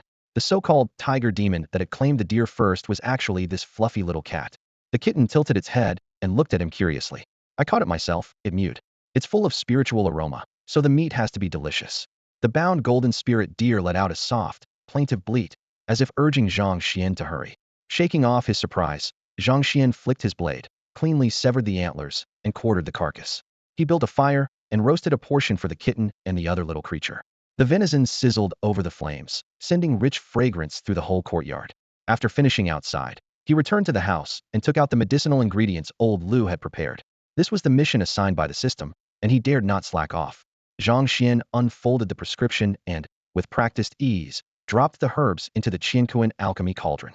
Heat, timing, and fusion of essence all went as smoothly as a dance, the cauldron having erased the hurdles old Lu had warned him about. When the fragrance peaked, he lifted the lid. 11 lustrous pills jumped from the cauldron, and he swept them into a small jade bottle. Zhang Xuan stepped to the bedside, placed one reviving pill between Tang Yun's pale lips, and gently slid it in. A surge of spiritual force spread instantly, and color rushed back to her cheeks. Ding! Mission complete. Reward: Supreme Grade Art Blood Ignition, Vitality 100, Spirit 100, God Points 100. Note: Blood Ignition burns your own vitality as fuel, boosting all attributes. While active, the comprehension level and rank of every technique you possess rise by 1. As the notification faded, Zhang Xuan's pupils contracted. A technique that could raise every art by a full level on command powered by his abundant vitality was a life-saving trump card. He opened his status panel. God points had reached 320, enough for 3 draws. 3 draws, back to back. The virtual roulette spun furiously. Ding. Thank you for playing. Vitality 10. Ding. Thank you for playing. Vitality 10. Ding. Congratulations. You've obtained a mystery gift talent advancement pill.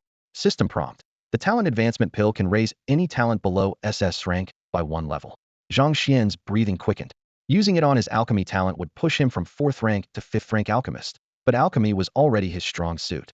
His beast taming talent, only rank, was clearly the bottleneck. The night was still deep, dawn far away. Without hesitation he swallowed the pill. Plus signs lit up beside beast taming talent and alchemy talent on his panel. He decisively tapped beast taming talent. Ding. System upgrading. Estimated time, 12 hours. All functions remain available during the process. Another upgrade. Zhang Xuan grinned. Every upgrade so far had brought a massive leap. What would it be this time? Meow? A soft mew reached his ears. The kitten was standing on Tang Yun's chest, its round eyes brimming with curiosity. Right then, Tang Yun opened her eyes. Tang Yun looked miserable, her breathing ragged. Zhang Xuan instantly placed 2 fingers on her wrist. The moment he felt her pulse, he frowned, thread-thin and barely there. Exactly what you'd expect after a serious trauma, yet something about it bothered him. While he hesitated, he noticed Tang Yun's eyes fixed on the kitten sprawled across her chest. It clicked. He grabbed the silver-gray fur ball and flung it aside. You little brat, do you know where you're standing? Freed of the weight, Tang Yun's chest rose and fell a few times before she finally drew a full breath. She sent Zhang Xuan a grateful look. The kitten landed on a cushion, looked up, and meowed innocently. Zhang Xuan rolled his eyes. The thing was already a 4th-tier spirit beast, as heavy as a lump of iron. An ordinary person would have been flattened. He took out a recovery pill, pried Tang Yun's lips apart, and placed it on her tongue. Thank you for saving me. What's your name? Her voice was hoarse, yet surprisingly melodious, and Zhang Xian's heart skipped. Zhang slid off his tongue before he bit it back. Forget it. Good deeds don't need a name, especially when a name invites trouble. Whoever had beaten Tang Yun into this state was no lightweight, and Tang Yun herself wasn't exactly weak. Getting dragged into that mess was courting disaster. Zhang what? Tang Yun looked at him curiously. Mu Qing, Zhang Xuan said with a sunny smile. Would you like me to call your family? She coughed, then read off a string of numbers. Her eyes full of what are you so scared of? Mu Qing? The Mu clan's second son? She knew the real one. Zhang Xuan dialed, keeping his face straight. The line rang for ages before a weary female voice answered. Who is this? He held the device to Tang Yun's ear. Mom, it's me. Xiaoyan. The volume exploded on the other end. Mom, it's me. Xiaoyan, is it really you? Where are you? How badly are you hurt? Tang Yun began, but the room spun and she passed out again. Xiaoyan. Xiaoyan. The woman's frantic cries came through the earpiece. Zhang Xuan took the calm and soothed her. Auntie, don't worry. She just woke up, and she's still very weak. Did you save her? Thank you. Where are you? They'll send people right away. He hesitated, then gave the address. Auntie, come to Sunshine City Hotel. After hanging up, he drove there.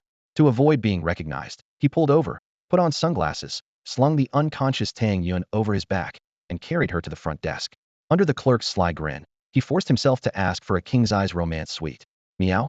The kitten cocked its head beside the counter, baffled by its master's theatrics. It tapped Zhang Xian's pant leg.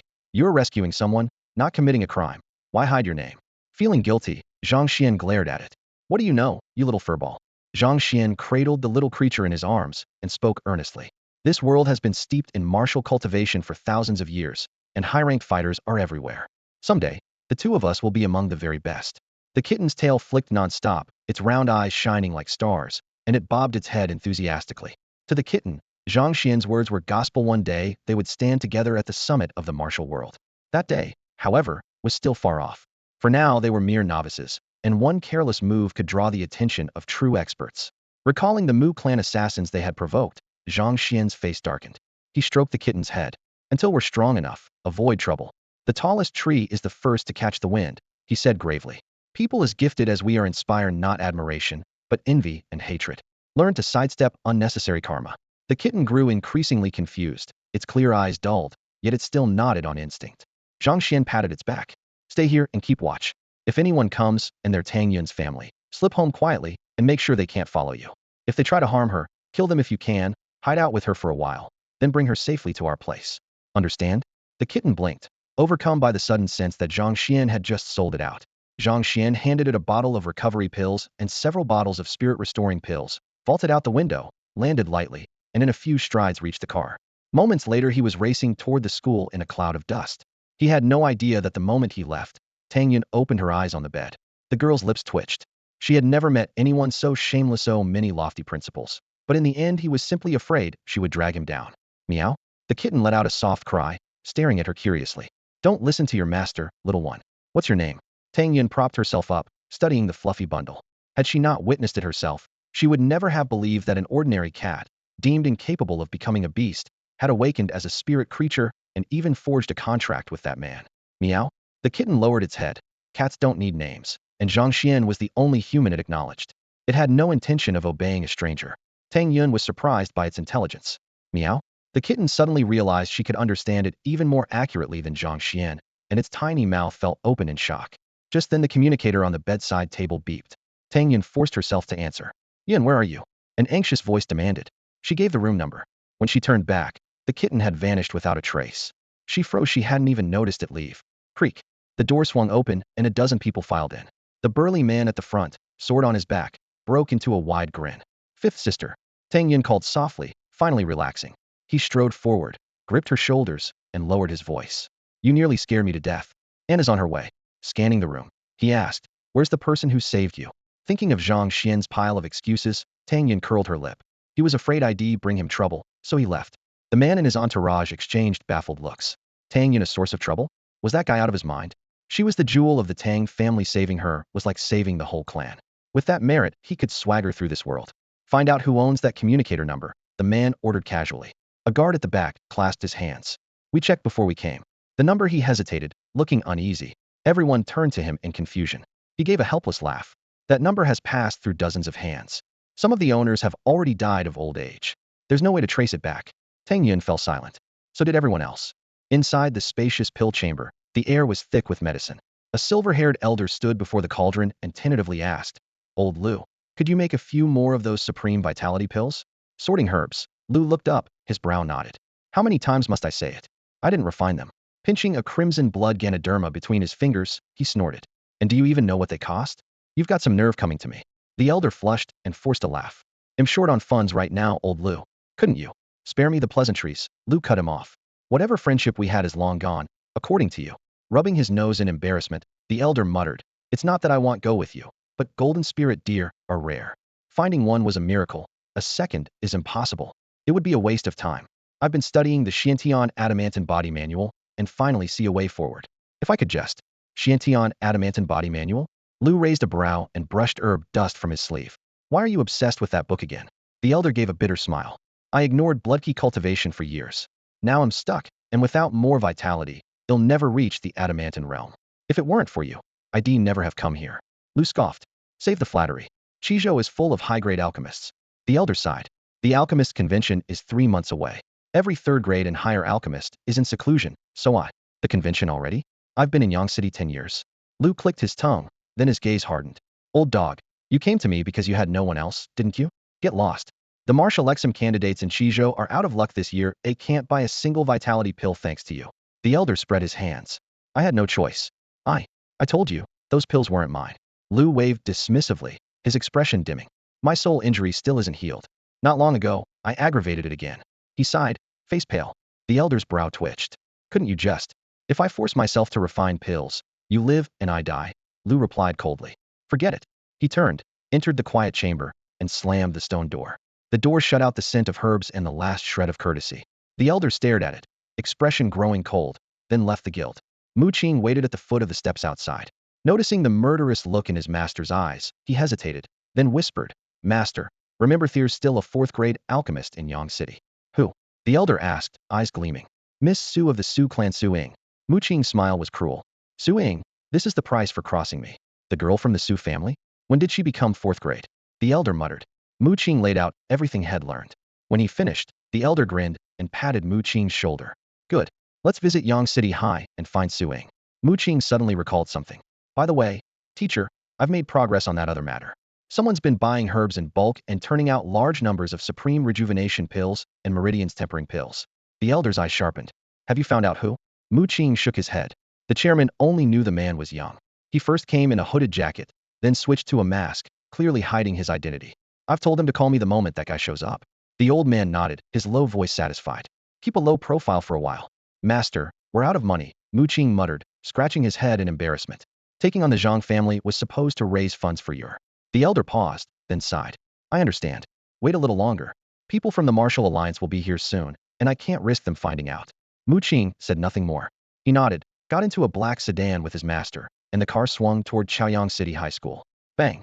Zhang Xuan had just checked in at the school gate when the passenger door was yanked open and a petite figure slipped inside. He looked up, anger flaring. Miss Su, you set me up. Su Ying beamed and tapped his cheek.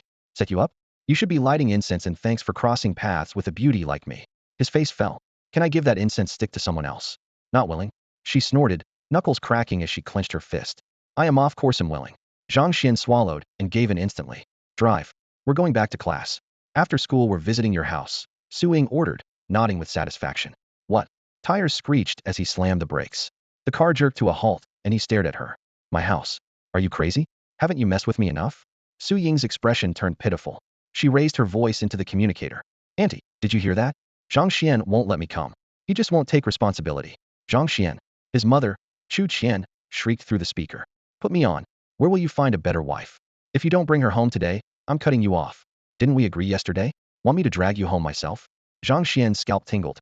No, Mom. Ying and I are just kidding. I adore her. How could I not bring her home? Right, Ying? Moi. Before Su Ying could react, he swooped in and kissed her. She froze, eyes wide, breath forgotten. Zhang Xian smirked. Serves you right for showing off. Collecting a little interest isn't too much. He angled the camera at her again and slapped her leg as a reminder they were still on video. Su Ying snapped back, furious. It was her first kiss plus a leg slap. But facing Chu Qian's gentle smile, she forced a shy look. Auntie, it's settled. See you tonight. Auntie, Xian and I have some business to handle. Talk later, she said, stressing the word business. Oh no, Zhang Xian thought. He bolted from the car before the engine stopped. Zhang Xian, you jerk. Stop. Su Ying, face dark with anger, chased him down and grabbed his collar. Neither noticed the steep slope beside them. Their feet slipped, and they tumbled downhill, clothes and limbs tangled. In the chaos, they ended up in a heap. Every passing student and teacher was left speechless at the sight. Zhang Xian froze. Soft, warm flesh pressed against his chest, and a delicate, yet heady scent filled his nose, sending his body into all the right and very wrong reflexes. Panicking, he rushed the Xiantian golden body technique through his meridians, forcing the blood to retreat until the embarrassing reaction finally subsided. Zhang Xian, you dare have those thoughts about your own teacher? Shameless. Su Ying's cheeks turned scarlet as she hissed, her voice a low, angry growl. Sorry. The word left Zhang Xian flat and wooden, though he felt wrong. She had been the one who grabbed him first. With a stunning woman in his arms, any man's body would react. Click, click. A burst of shudders went off around them. Damn, this is intense. See that? Ms. Zus definitely chasing Zhang Xian. I just watched her slip into his car, he jumped out, and she ran after him. This is true love. Voices rose like a tide. Some students held up communicators for photos, others offered instant commentary. Ms. Su is a fourth-rank alchemist. Her background leaves the Zhang family in the dust. If she wanted to form a Su clan, she could do it overnight. Yet she spent a whole year teaching in Yang City, hiding her feelings so she wouldn't interfere with Zhang Xian and Li Min. Could any of you pull that off? Li Min only broke up with him a short while ago. Ms. Zus confessing now, so he won't feel miserable. That's real devotion. Zhang Xian's luck is insane. The crowd thickened, every lens locked on the embrace. Almost no one noticed that Zhang Xian's injured leg was moving just fine. Meanwhile, the campus network's trending list exploded with Ms. Su hugs Zhang Xian. Move. Su-Ying finally spotted the audience and nearly lashed out with a kick. Swallowing her anger, she softened her tone and helped Zhang Xuan up. Xian, did the fall hurt? Out of the corner of her eye, she scanned the bystanders, secretly pleased these photos would soon land on her parents' desks. As for the awkwardness a moment ago, she'd chalk it up to being bitten by a dog. Zhang Xuan stared, speechless. All this just to appease her parents? In an age where men could marry multiple wives and women multiple husbands, she could have turned those proposals down outright, yet she chose this act. Smile, get in the car, or I'll kill you, Su-Ying said gently, though her words were ice. Zhang Xuan scrambled into the driver's seat, started the engine, and kept his mouth shut. That woman was genuinely angry. Zhang Xuan followed nervously behind Su-Ying on the way to the parking lot, trying to read her expression. One thought hammered in his head. If he pushed her any further, she would rip off his little bell. He had barely stepped out of the car when a stab of pain shot through his ankle. He sucked in a sharp breath and looked down, meeting Su-Ying's sparkling eyes. Brat, that's for taking advantage of me. Her voice was sweet, but her stiletto ground into the top of his foot with a force that belied her smile. Oh, Miss Su, you're here. Shall we? A sycophantic voice rose beside the car. Chen Kai jumped out, practically sprinting over with a broad grin for Su-Ying. The moment he spotted Zhang Xuan, the smile died. Zhang Xuan, what are you doing here? Before Zhang Xuan could answer, Chen Kai was already frowning. So your legs really healed? If you can walk and jump, get back to class and train. Stop wasting time. The rumor about Zhang Xuan's old injury being cured was true, and the gossip about him and Su-Ying made jealousy flare in Chen Kai's chest. Who put you in charge of me? Zhang Xuan retorted coldly. Su-Ying had been about to speak, but the reply surprised her and a mischievous smile curved her lips. Chen Kai's face went from pale to livid. What? You're ignoring a teacher now? Do you still think you're the Zhang family's third young master? Idiot. Zhang Xuan cut himself off, turned to Su-Ying with a grin, and said, my dear Ying, let's go. He took her hand. Su-Ying froze for a second, too stunned to pull away, and let him lead her off, leaving Chen Kai standing there in disbelief. Once they rounded the corner, Zhang Xuan dropped her hand as if burned. Sorry about that. It's fine. Su-Ying waved it off, a flash of satisfaction in her eyes. That mutt's been pestering me forever. I loved how you shut him down. A toad in his 30s chasing a girl in her early 20s? Please. She gave his head a playful pat and balled her petite fist. Get to class. Skip out on me after school, and you'll be sorry. With no choice, Zhang Xuan braced himself and walked into class 12. Morning, Brother Xian. The boys roared. Good morning, brother-in-law. The girls echoed. Zhang Xuan froze in the doorway. Yesterday, these same classmates wanted to stab him, and now they were calling him brother-in-law. Head braced for a beating. Instead, he was completely baffled. Lu Lin shot him a look toward the class group chat. Zhang Xuan pulled out his terminal. Pinned at the top was a wedding invitation 3 months away. Bride, Su-Ying. Groom, Zhang Xuan. Below it, a bold message tagged everyone. Anyone who threatens my husband will fail to graduate. Su-Ying. Thunderstruck, Zhang Xuan felt the world spin and his head practically smoke. Su-Ying really knew how to stir things up. Out of hundreds of thousands in Yang City, why him? What rotten luck. Brother Xian, you're amazing. Jose gave him a huge thumbs up as soon as he sat down. Shut it. Zhang Xuan snapped, fuming. The idea of escorting Su-Ying home after school made his scalp tingle. In the teacher's office, Chen Kai stormed in, face like thunder. Old Chen, seen today's news? A colleague asked, smiling knowingly. Chen Kai snorted. Mr. Liu, the martial exams are around the corner, and you still have time for news? You must be very confident in class too. Mr. Liu shrugged, grin even more suggestive. It's about Ms. Su-Ying. You really haven't seen it? Check the campus network. At his words, several teachers glanced at Chen Kai, amusement gleaming in their eyes. Puzzled, Chen Kai opened the site. A large photo dominated the homepage. Su-Ying nestled in Zhang Xuan's arms, the two looking impossibly close. His face went completely dark. Teachers and students hugging in public? How disgraceful. Chen Kai slapped the desk, his voice exploding through the staff room. No way, I can't just ignore this. A bad apple like Zhang Xuan has to go. Before the words had faded, he threw his communicator to the floor, the crack echoing off the walls. His chest heaved with anger. Grabbing his jacket, he stormed out toward the director's office. The moment Chen Kai's back disappeared, the staff room erupted in laughter. Pa, what a piece of work. Abandoning his own student some role model. He practically begged to poach Zhang Xuan for the sponsorship money from the Zhang family. And now that the kid's worthless, he dumps him. Someone sneered, pretty sure it's not illegal for a teacher to date a student. Their voices dripped with contempt. The bell rang. The teachers stifled their laughter, picked up their textbooks, and filed out. In the classroom, Zhang Xuan listened to a few minutes of theory and felt utterly bored. Rather than waste time, he'd rather learn a close-quarters combat style. Rumor had it the school kept a small, staff-only library with a few solid martial arts manuals. With that thought, he got up. Heads turned. Brother-in-law, where you going? Shuanga, didn't Sister Ying tell you to stay put? If she catches you, you're dead meat. The teasing was loud and gleeful. Zhang Xuan gave a sheepish grin and headed for the door. The next moment, everyone saw him step over the threshold only to be yanked back by the ear. Su Ying stood there, face calm, fingers pinching his earlobe. Silence fell. A beat later, laughter burst out. Rubbing his ear, Zhang Xuan whispered, I heard there's a teachers-only library on campus. I wanted to grab a close combat manual, was just coming to ask you. Su Ying frowned slightly, but pulled a metallic card from her pocket and handed it over. Go and come back quickly. Thanks. Zhang Xuan beamed and bolted. Zhuang's got guts. That's a real man. The boys hollered, their eyes shining. As Zhang Xuan crossed campus, students pointed and whispered. He could only smile wryly. All he wanted was to stay under the radar, yet had become the center of attention. On the top floor of the admin building, a small gray-white library stood quiet. An elderly man with bright eyes sat at the door. Zhang Xuan presented the card, ready to explain. The old man glanced at it, looked him over, then pushed it back. Go on in. Zhang Xuan thanked him and slipped inside, unaware a security guard had walked up behind him. Principal, Grandmaster Hoi is here, the guard said respectfully. The old man was Lu Buping, principal of Yanqing High School. Huigang, what's he doing here again? Lu Buping's brow creased. The guard lowered his voice. He's looking for teacher Su. Su Ying. Lu Buping frowned even deeper. All right, back to your post. Once the guard left, he dialed a number. Huigang's here for that girl. Zhu probably wants her to refine pills for him. An angry voice shot back, outrageous. Huigang grows bolder by the day. Stall him, he'll be there soon.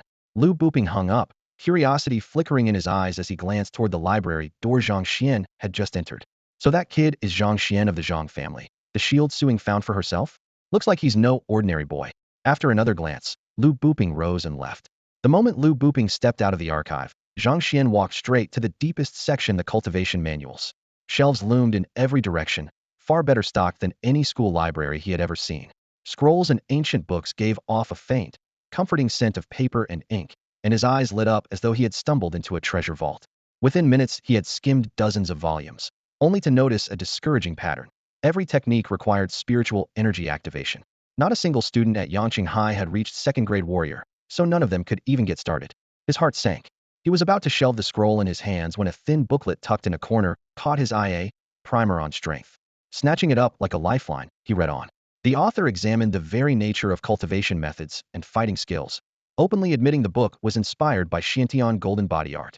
Power, the author claimed, has no inherent hierarchy. The more precisely you dissect and employ it, the stronger you become and the higher a technique's rank will seem. To prove the point, the writer compared two ways of deploying a mid-tier technique called void-shattering palm, one driven by spiritual energy and the other by blood and qi. The deeper Zhang Xuan read, the more excited he grew. He wanted to carve every word into his memory, occasionally lifting his palm to test a movement as pages rustled in the air. A sudden crash from downstairs broke his focus. Damn, the principal's squaring off with that professor from Qizhou Martial Institute. Someone shouted. Why? Apparently the professor wants Miss Su Ying to take a leave and help him. She refused, and the principal backed her up. So now they're at a standoff. Zhang Xian's heart skipped a beat. Qizhou Martial Institute? Mu Qing's mentor? He raced to the balcony and peered down. On the open courtyard, two groups faced each other. On one side stood Mu Qing and Huigang. On the other were teachers from Yanqing High, with Su Ying at the front. Beside her, the gray-haired, kindly gatekeeper was surrounded by faculty, as though he were their pillar. Huigang, this is between me and the girl. Why are you butting in? Lu Buping asked with a pleasant smile that didn't reach his eyes.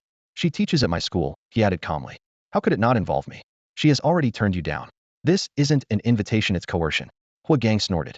It's not as if I'm asking for free. Su Ying cut him off. I don't need whatever you're offering. The martial exams are close, and everything must serve that goal. Interrupted, Huigang's face stiffened. After all, she was a respected fourth-rank alchemist, and he couldn't go too far. He softened his tone. Girl, class 12 is full of dead weight. Keeping you here is a waste of time. At my institute, if you help me. Cut the crap. A thunderous voice roared from the sky. Two figures descended, landing squarely between the two factions. Zhang Xian's eyes widened. Old Lu. The elderly man planted his cane, glaring at Huigang. Huigang, since when did your skin get this thick? The crowd erupted. Everyone knew Huigang was a grandmaster, yet old Lu dared scold him to his face. Just how terrifying was old Liu's true identity and strength? Realizing what he might have missed, Zhang Xuan felt a chill run down his spine, had probably let a golden opportunity slip right through his fingers. Should he go and look for a master right now? Zhang Xuan clicked his tongue.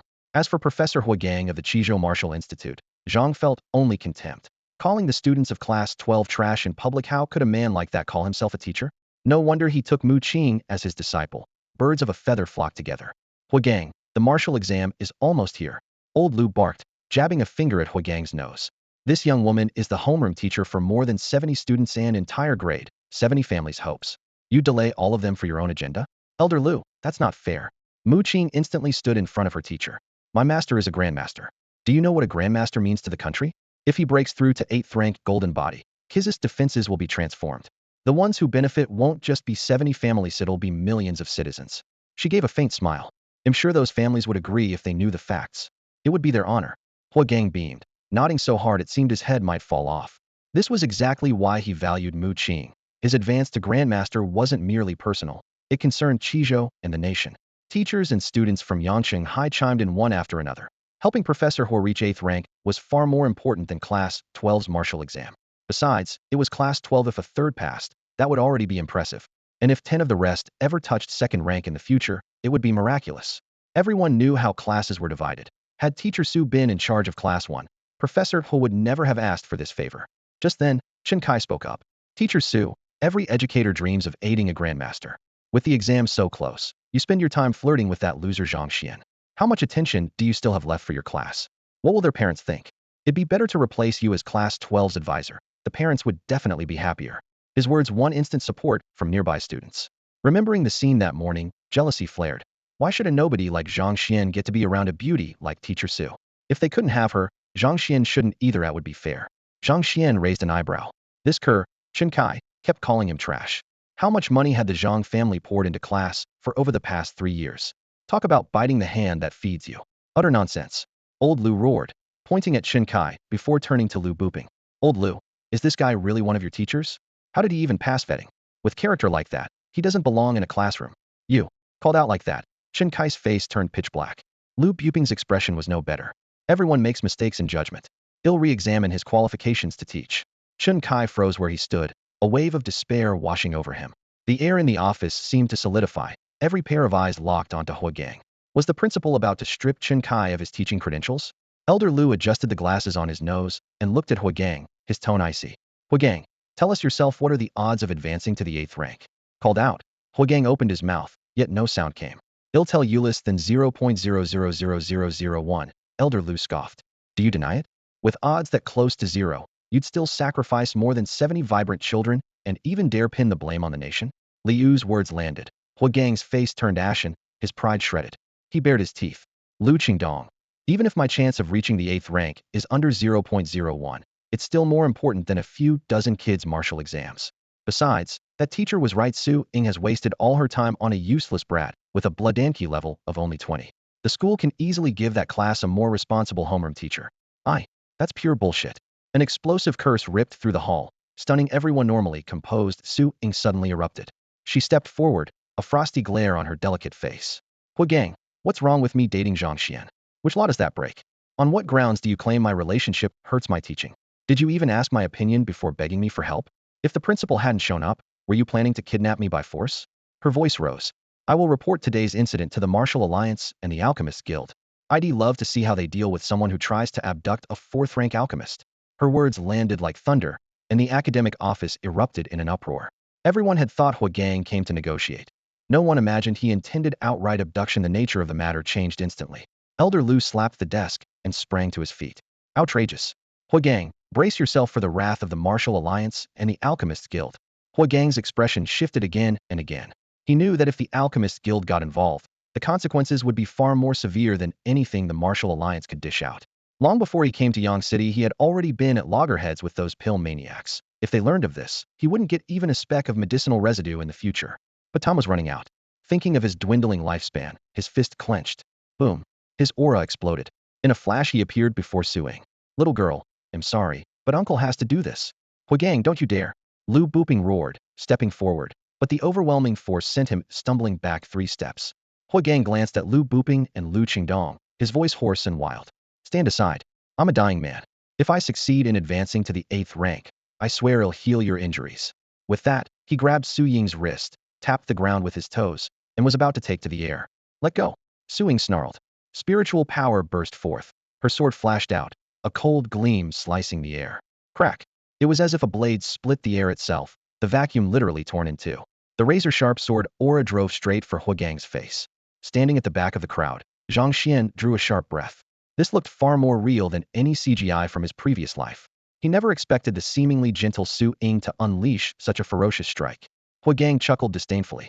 Nice supreme-grade spirit weapon, Su girl, but you have no idea what a grandmaster truly is.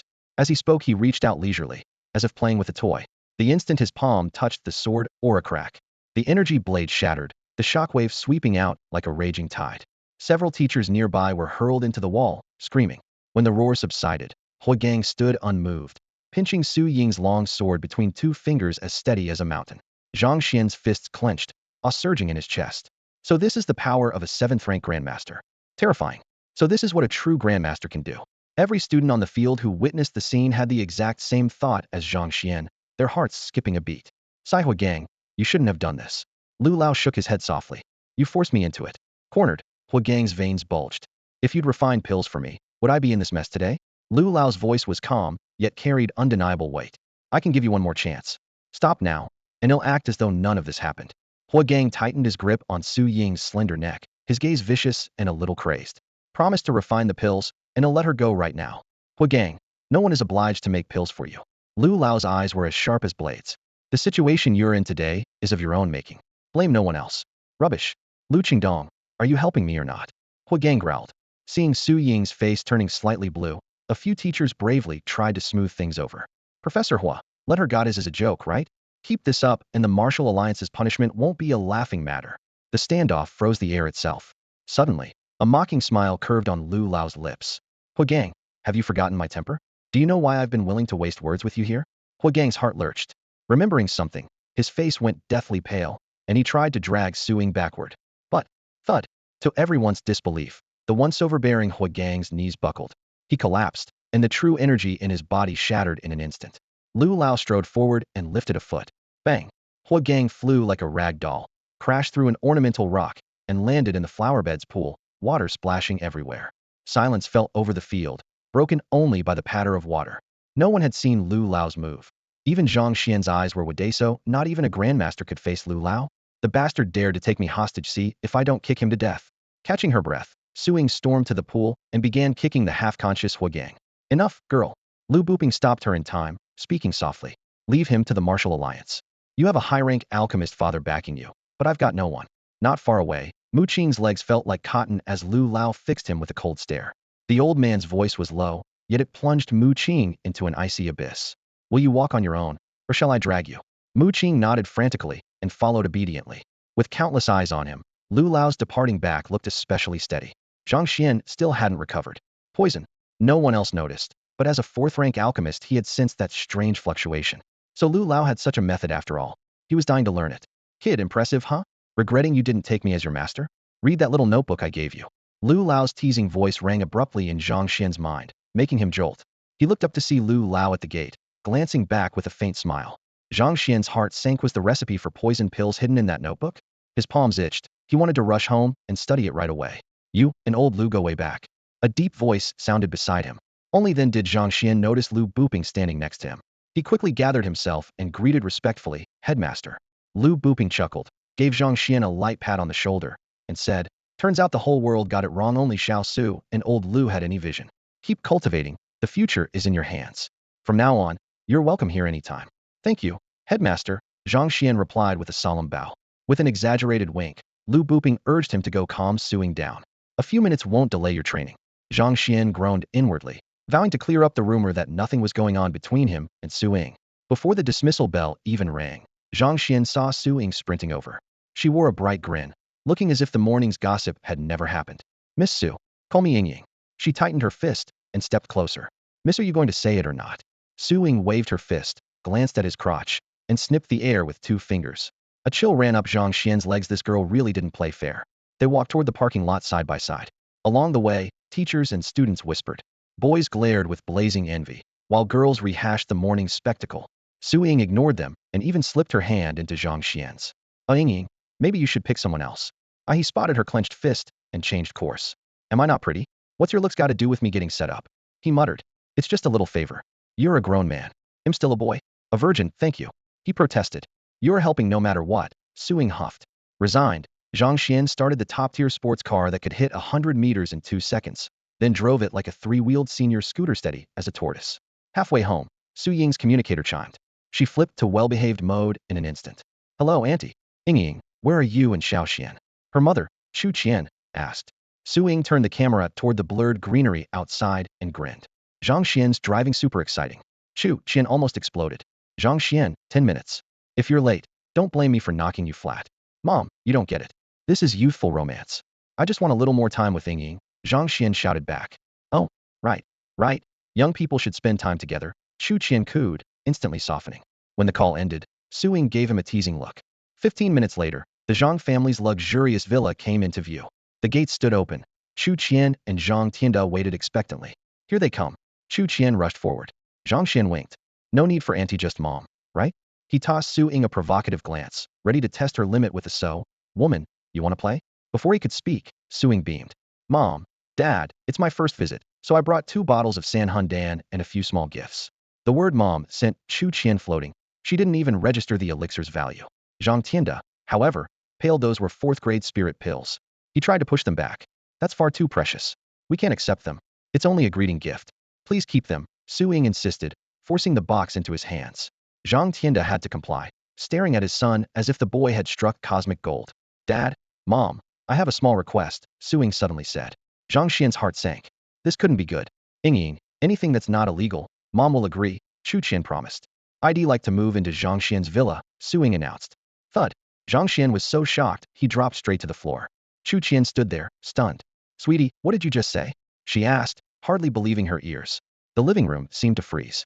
Zhang Tian's eyes went round. No sound came out, and he could only nod mechanically to show he hadn't caught it either. Mom, she's just joking. Zhang Xian gave an awkward laugh, while signaling frantically to Su Ying. Is this woman out of her mind? But Su Ying kept a straight face, her tone calm and firm. I want to move into Zhang Xian's villa. The words landed, and Chu Qian and Zhang Tianda stared at each other in disbelief. Sweat broke out on Zhang Xian's forehead. He immediately switched back to Ms. Su. Ha ha, Ms. Su. You see, my parents think that's impossible too. He tried to reason with her. Besides, you're a young woman. Who moves into a man's house just like that? It'll ruin your reputation. The Zhang family would never do that to a girl. Inside, he was screaming. Move Su Ying into my place? Are you kidding? I'm already famous enough at school. The minute she shows up, someone'll smash my windows. Worse, I've got too many secrets lying around. Smack. Before he could finish, Chu Qian slapped the back of his head. She turned, took Su Ying's hand, and her voice softened like a spring breeze. Ying, your father and I fully support you kids. When do you want to move today? Where are you staying now? They'll have someone fetch your things. Zhang Tianda went ahead and called for the butler. Panicking, Zhang Xian dragged his parents to a corner and hissed. Aren't you worried she's after something? Look at your own son. Mi Qi and blood are stuck at 20. Other than good looks, what else do I have? And look at her, a 4th-rank alchemist. Why me? He tore himself down completely, hoping to snap them out of it. Chu Qian rolled her eyes. So you know your own worth? Su Ying is a 4th-rank alchemist. What could she possibly want from you, your stagnant qi and blood? She raised an eyebrow, lowered her voice, and pressed him. Zhang Xian, you little rascal. Be honest, have you got your eye on the one lying in the sick room? I'm telling you, forget it. Your father and I recognize only Ying. If you dare abandon her, they'll break your legs. Black lines appeared on Zhang Xian's forehead. Thank you, Mom and Dad. Su Ying cut in, glaring at Zhang Xian and balling her fist where only he could see. Keep yapping, and he'll deck you. For people voted 3 in favor. Zhang Xian lost completely. Su Ying's moving was decided, just like that. Whether Zhang Xian was happy, no one knew. Su Ying definitely was. At dinner, she polished off 10 bowls of rice by herself and let out a loud, satisfied burp. Chu Qian and Zhang Tianda exchanged delighted looks. Zhang Xian, watching Su Ying inhale food like a whirlwind, had never imagined her appetite could be this terrifying.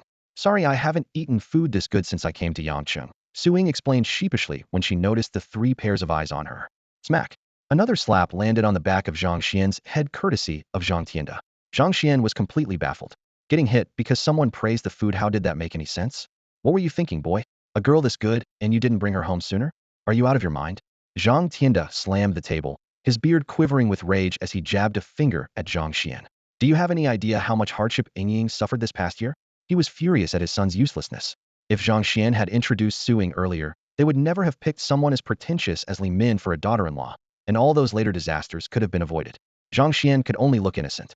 Had just crossed into this world a few days ago. He and Su Ying had nothing to do with each other at all. This whole mess was the original Zhang Xian's fault. At that thought, he glared at Su Ying, only to meet her playful, tongue-out taunt. He ground his teeth in silence. Dinner over, the 2 of them got into the car. Miss Su, what exactly are you up to? Zhang Xian squeezed behind the wheel with a helpless sigh. If you're trying to annoy your parents, fine, I get it. But moving into my villa? A single man and a single woman under the same roof, what if my animal instincts kick in? Go ahead and try. Su Ying shot him a sideways glance, her tone blatantly provocative. Zhang Xuan deflated on the spot. They weren't driving fast, and in the rearview mirror, he suddenly caught sight of a gray sedan tailing them. He was about to speak when he realized Su Ying didn't even bother looking back as if she'd expected it. Your parents' people? He asked in a lowered voice. Mum. She nodded lightly, a little surprised had noticed. Sharp senses. The thought of being under round-the-clock surveillance gave Zhang Xuan a splitting headache. How was he supposed to stay low-profile like this? Call me Ying from now on, she warned, lifting a fist. Slip up and humph. Zhang Xuan laughed awkwardly. But is it worth risking your own reputation just to spite your parents? If you don't like their arrangement, can't you just refuse? You don't know a thing. Her voice shot up, knuckles whitening as she clenched her fists. Do you have any idea how stubborn those old fossils are? What looks like one sentence to you means nothing inside the family. She drew a long breath and slowly relaxed her hand. Outsiders envy the children of powerful clans, but we envy ordinary people's freedom even more. Zhang Xuan clicked his tongue. So all that drama in the Family Clan TV series was true after all. The villa gate was just ahead. Ding. System upgrade complete. The mechanical voice exploded in Zhang Xian's mind, and a status screen popped up. Host, Zhang Xuan. Rank, first tier. Vitality, 85,000 100,000. Spirit, 2,000 5,000. God points, 20. Spirit Beast, Kitten 4th tier. Second Beast slot, locked vacant. Beast talents, Feedback SSS, Devour SSS, Stealth SSS. Host physiques, Beastmaster SS, Devour SSS, Alchemy C. Technique skills, Xuantian Golden Body, Art 3. Plucking Leaves, Flying Flowers mastered. Burning Blood mastered. Skyrending Palm Minor Achievement 10. The empty second Beast slot pulsed with pale gold. Zhang Xian's breath quickened. By rights, a first-tier Beastmaster could contract only one Spirit Beast. The second slot shouldn't unlock until 4th tier. This was practically rewriting the rules. System, you're amazing. His heart pounded as he thought of the little fellow waiting at home. Ding. Your Spirit Beast vitality has increased. Feedback to host. Ding. Vitality 1. Ding. A vein throbbed on Zhang Xian's forehead. Kitten, what are you up to now? Young master, you're back? Wuma came forward with a broad smile. Turning to Su Ying, she greeted her warmly. You must be Miss Su. Welcome, welcome. Your luggage is in the foyer for now. I wasn't sure where you'd like it. Whoosh. A dark blur shot past. The kitten landed squarely in Zhang Xian's arms, its tiny tongue darting across his face. Yu, another little creature, ran up, bumping its fluffy head against his leg. Had only been away a day, yet the little thing looked different again. Zhang Xuan stared down, bewildered. It was starting to look like a dog? Meow? The kitten lifted its chin proudly, signaling that the transformation was its handiwork. Meow? It glanced at Su Ying, puzzled. They'll explain later, Zhang Xuan said, patting its head. Then he turned to Su Ying. Ying, there are 3 bedrooms upstairs, 2 of them sunny. I've taken one, why don't you have the other? Okay, Su Ying replied softly, following him inside. The moment Zhang Xuan stepped into the living room, Wu Ma dialed Chu Qian. Qian, they're not sharing a room. Got it, Fenjia. Thanks for keeping an eye on them. Chu Qian replied, a hint of disappointment in her voice. Wu Ma chuckled. They're in the same villa. Give them time, Thar Shai. In a couple of days they'll probably be in the same bed. She hung up, glanced toward the 2nd floor, and her smile deepened. Once Su Ying was settled, Zhang Xuan hurried back to his room. Check-in. It was the final chance, and he had a feeling he'd luck out this time. Ding. Check-in successful.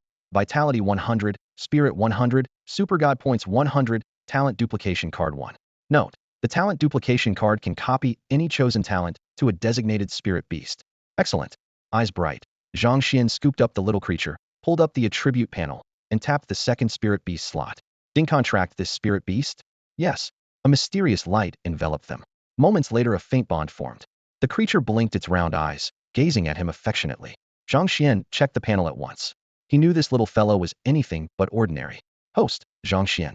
Realm, Grade 1. Vitality, 85 100, 100 000. Spirit, 21,5000. Super God Points, 120. Spirit Beasts. 1. Kitten Tier 4. 2. Bays Tier 1. Host Talents, Beast Taming SS, Devour SSS, Alchemy C. Techniques, Martial Skills, Xiantian Golden Body Art 3, Leaf Pluck Flying Flower perfected, Burning Blood perfected, Skyrending Palm Minor Achievement 10. Bays, the Auspicious Beast? He rubbed his eyes and looked again. The system had given each Spirit Beast a dedicated page. Zhang Xuan tapped on Bays' profile. Spirit Beast Talents, Banish Evil SSS, Eye of Illusion SSS. Both talents were triple sworthy of a divine beast. Zhang Xian's heart pounded. He issued the command at once. Copy the feedback talent to Bays. With a single thought, a small card appeared in Zhang Xuan's palm. He flicked his wrist, and the card dissolved into shimmering sparks that wrapped the kitten and Baize. An instant later, the word reciprocate glimmered in Baize's talent list. Yu Baize wagged its tail, rubbing its head against Zhang Xuan's leg while staring longingly at the grill in the courtyard. The kitten was even blunter, its pink tongue lolled out as drool poured down its chin. Didn't Aunt Wu just cook? Zhang Xuan pressed his fingers to his brow. Meow? The kitten waved its tiny paws, plainly accusing Aunt Wu of poisoning their taste buds, and Baize nodded in vigorous agreement. Zhang Xuan sighed. Aunt Wu treated these two like her own children. If she knew how much they scorned her food, she would burst into tears. No wonder the kitten had just sent him such a surge of vitality. It wanted a decent meal in return. Grabbing the kitten by the scruff, he stepped into the kitchen. The moment his feet touched the tiles, the kitten dropped its prizes with a loud thud: a fist-sized hexagram spider, a purple-black three-tailed scorpion, and a Qingjiaozong bull nearly waist-high. The bull's body hit so hard it dented the floor. What on earth? Aunt Wu ran in, white-faced. Upstairs, Su Ying leaped over the second-floor balcony and landed lightly. Her eyes widened at the three monster corpses. Aunt Wu's knees buckled and she fainted.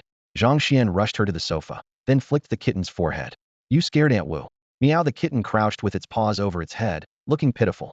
A hexagram spider, a three-tailed scorpion, and a Qingjiaozong bull. Su Ying's voice shook. A flash of panic hit Zhang Xuan. Had forgotten she was here. You're a beast tamer? That kitten's a spirit beast? Then what about the puppy? Su Ying fired questions like arrows. She had thought Zhang Xuan was only an alchemist. Was he dual-talented all along? Her heart hammered. She might have struck gold. Dual talents were 1 in 10,000. Bang! A brick slammed into the back of her head. Darkness closed in, and she crumpled. The kitten withdrew its paw, glancing at Zhang Xuan with a silent plea for praise. He grabbed it by the scruff, grinding his teeth. Are you trying to start a riot, you little menace? After settling Su Ying on the sofa, he massaged his temples. Yet another mess to explain away. Yu Baize blinked, confused, as if asking whether the kitten had messed up. Then Zhang Xuan remembered a note Elder Lu had given him about a forgetfulness elixir. That pill could solve everything. Without delay, he hurried to the trading guild. In the guild's back hall, the proprietor welcomed him warmly. Master Xinzhong, you honor us. Zhang Xuan handed over a list. Please gather these herbs as quickly as possible. The shopkeeper's pupils tightened at a glance. Fourth-grade ingredients. Had Master Xinzhong become a fourth-grade alchemist? He bowed deeply. Right away, Master. He stepped out and dialed a number at once. What is it? An impatient voice answered. Young Master, the alchemist you wanted to track is here, the shopkeeper said respectfully. Good. Keep him there. I'm on my way. Call ended. The proprietor rushed off to fill the order. In the presidential suite of the Yangqing Hotel, Mu Qing listened to the report, unable to hide his excitement. If Master Xinzhong agrees to help, my teacher can break into the 8th grade Grandmaster realm. Once that happens, neither the Martial League nor the Alchemists Guild will dare suppress him again. Inside the trading hall, Zhang Xuan frowned. The owner had been gone far too long. Time was running out. Su Ying would wake soon, so he decided to try another shop. He pushed the door open. The owner, waiting outside, hurried over with a sycophantic smile. Master Xinzhong, my apologies for the delay. 4th-grade spirit herbs take time to source. How much longer? Zhang Xuan asked coldly. Very soon, very soon. Lowering his voice, the owner added, Master, I have a lucrative proposal for you. The man was scheming. If he closed the deal before the young lord arrived, all the credit would be his. If not, the young lord could pick it up. Not interested. Zhang Xuan turned away. The guild had its own warehouse. If the herbs were really in stock, they'd have produced them already. Clearly they were stalling, intent on exploiting his identity as an alchemist. He had no wish to reveal more. Next time he'd come under another name. Master, please, don't leave. Our young lord. The owner hurried after him, but Zhang Xuan had already slipped into the guild across the street. Useless fool, the owner spat. Just then Mu Qing arrived with several retainers. Where's Master Xinzhong? The owner pointed across the street, flustered. He grew impatient and went over there. Mu Qing frowned. You didn't tell him I was coming? He realized I was stalling and left, the owner blurted. Alchemists are temperamental, young lord. Please don't be angry, a servant whispered. Go invite that alchemist back. Tell him young Master Mu wishes to see him. Mu Qing ordered before stepping inside. Here are the spirit herbs you requested, Master. The clerk in the opposite shop spoke respectfully. The familiar voice made Zhang Xuan look up. Was inside a Zhang family guild. He clicked his tongue inwardly. So his own family's business had sunk this low? The rival shop was bustling, yet the Zhang guild was deserted, drawing barely a fraction of the crowd. Zhang Xian's third uncle, Zhang Tianlin, came forward, eyes full of hope. Master, I wonder if you would. In the past, the Zhang guild had never matched its competitor, but it had never been this desolate. Now the other side flaunted the Mu family banner and openly suppressed them. Suppliers, wary of the Mu family, had cut ties. Their resident alchemist had been headhunted, supplies had dried up, and loyal customers had drifted away. Zhang Tianlin knew they desperately needed a high-grade alchemist. Yet when he considered the family's dire state, the offer died on his lips. What could they give to keep such a master? An awkward silence settled, then footsteps sounded at the door. Zhang Tianlin looked up, brow tightening. This is the Zhang Guild. What are you doing here? The newcomer was the servant Mu Qing had sent. Ignoring Zhang Tianlin, he surveyed the near-empty hall and smirked in disdain. The moment the servant noticed the bundle beside Zhang Xuan and his distinctive robes, his face lit up. He hurried over, bowed with cupped fists, and said, Master Xian Zhang, the medicinal herbs you requested have been gathered by my young master. He reveres alchemists above all others. When he heard of your urgent need, he sent me at once to deliver them. Zhang Tianlin's expression turned ashen, the knuckles of his clenched fists bone-white. He knew all too well how deep the Mu family's resources ran. With a single word, they could plunge the Zhang clan into ruin. If only his own life were at stake, it would be one thing. But countless relatives depended on the Zhangs. Worse, every herb in this shipment was third grade or higher, worth more than 300 million, yet the Mu family demanded not a single coin. The Zhangs could never afford such generosity. Even a mere servant dared flaunt himself like this. Zhang Xuan wished he could kick the man aside, but now was not the time to fall out with the Mu family. Catching his third uncle's forbearance and humiliation, he silently added the debt to Mu Qing's account. Your young master? Zhang Xuan asked flatly. Never heard of him. His aloofness was flawless, the very image of an alchemist's pride. The servant lowered his head with a placating smile. Master, my young master is Mu Qing of the Mu family in Qizhou, currently enrolled at Qizhou Martial Academy. You spend most of your days refining pills and may not follow worldly affairs. When he learned you were in Yang City, he asked that you grant him an audience. Zhang Xuan pretended to ponder, already guessing Mu Qing's purpose. Pay for the herbs, he said, tossing out a bank card. Zhang Tianlin longed to match the sum, yet the Zhang clan simply lacked the funds. The servant's lips curled in faint mockery. After the transaction, Zhang Xuan followed him back to the Mu family's guild hall. Bright lamps filled the main hall. Mu Qing stepped forward and bowed. Mu Qing of the Mu family greets the master. He had heard the proprietor suggest Zhang Xuan might be a fourth-grade alchemist and dared not appear careless. Zhang Xuan's reply was icy. Mu Qing had just opened his mouth when Zhang Xuan cut him off with a wave.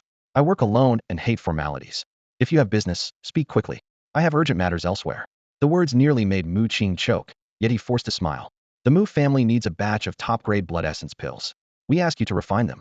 If you agree, we will repay you handsomely and remember your great favor. Just as I thought, Zhang Xuan sneered inwardly. Top-grade blood essence pills cost a fortune.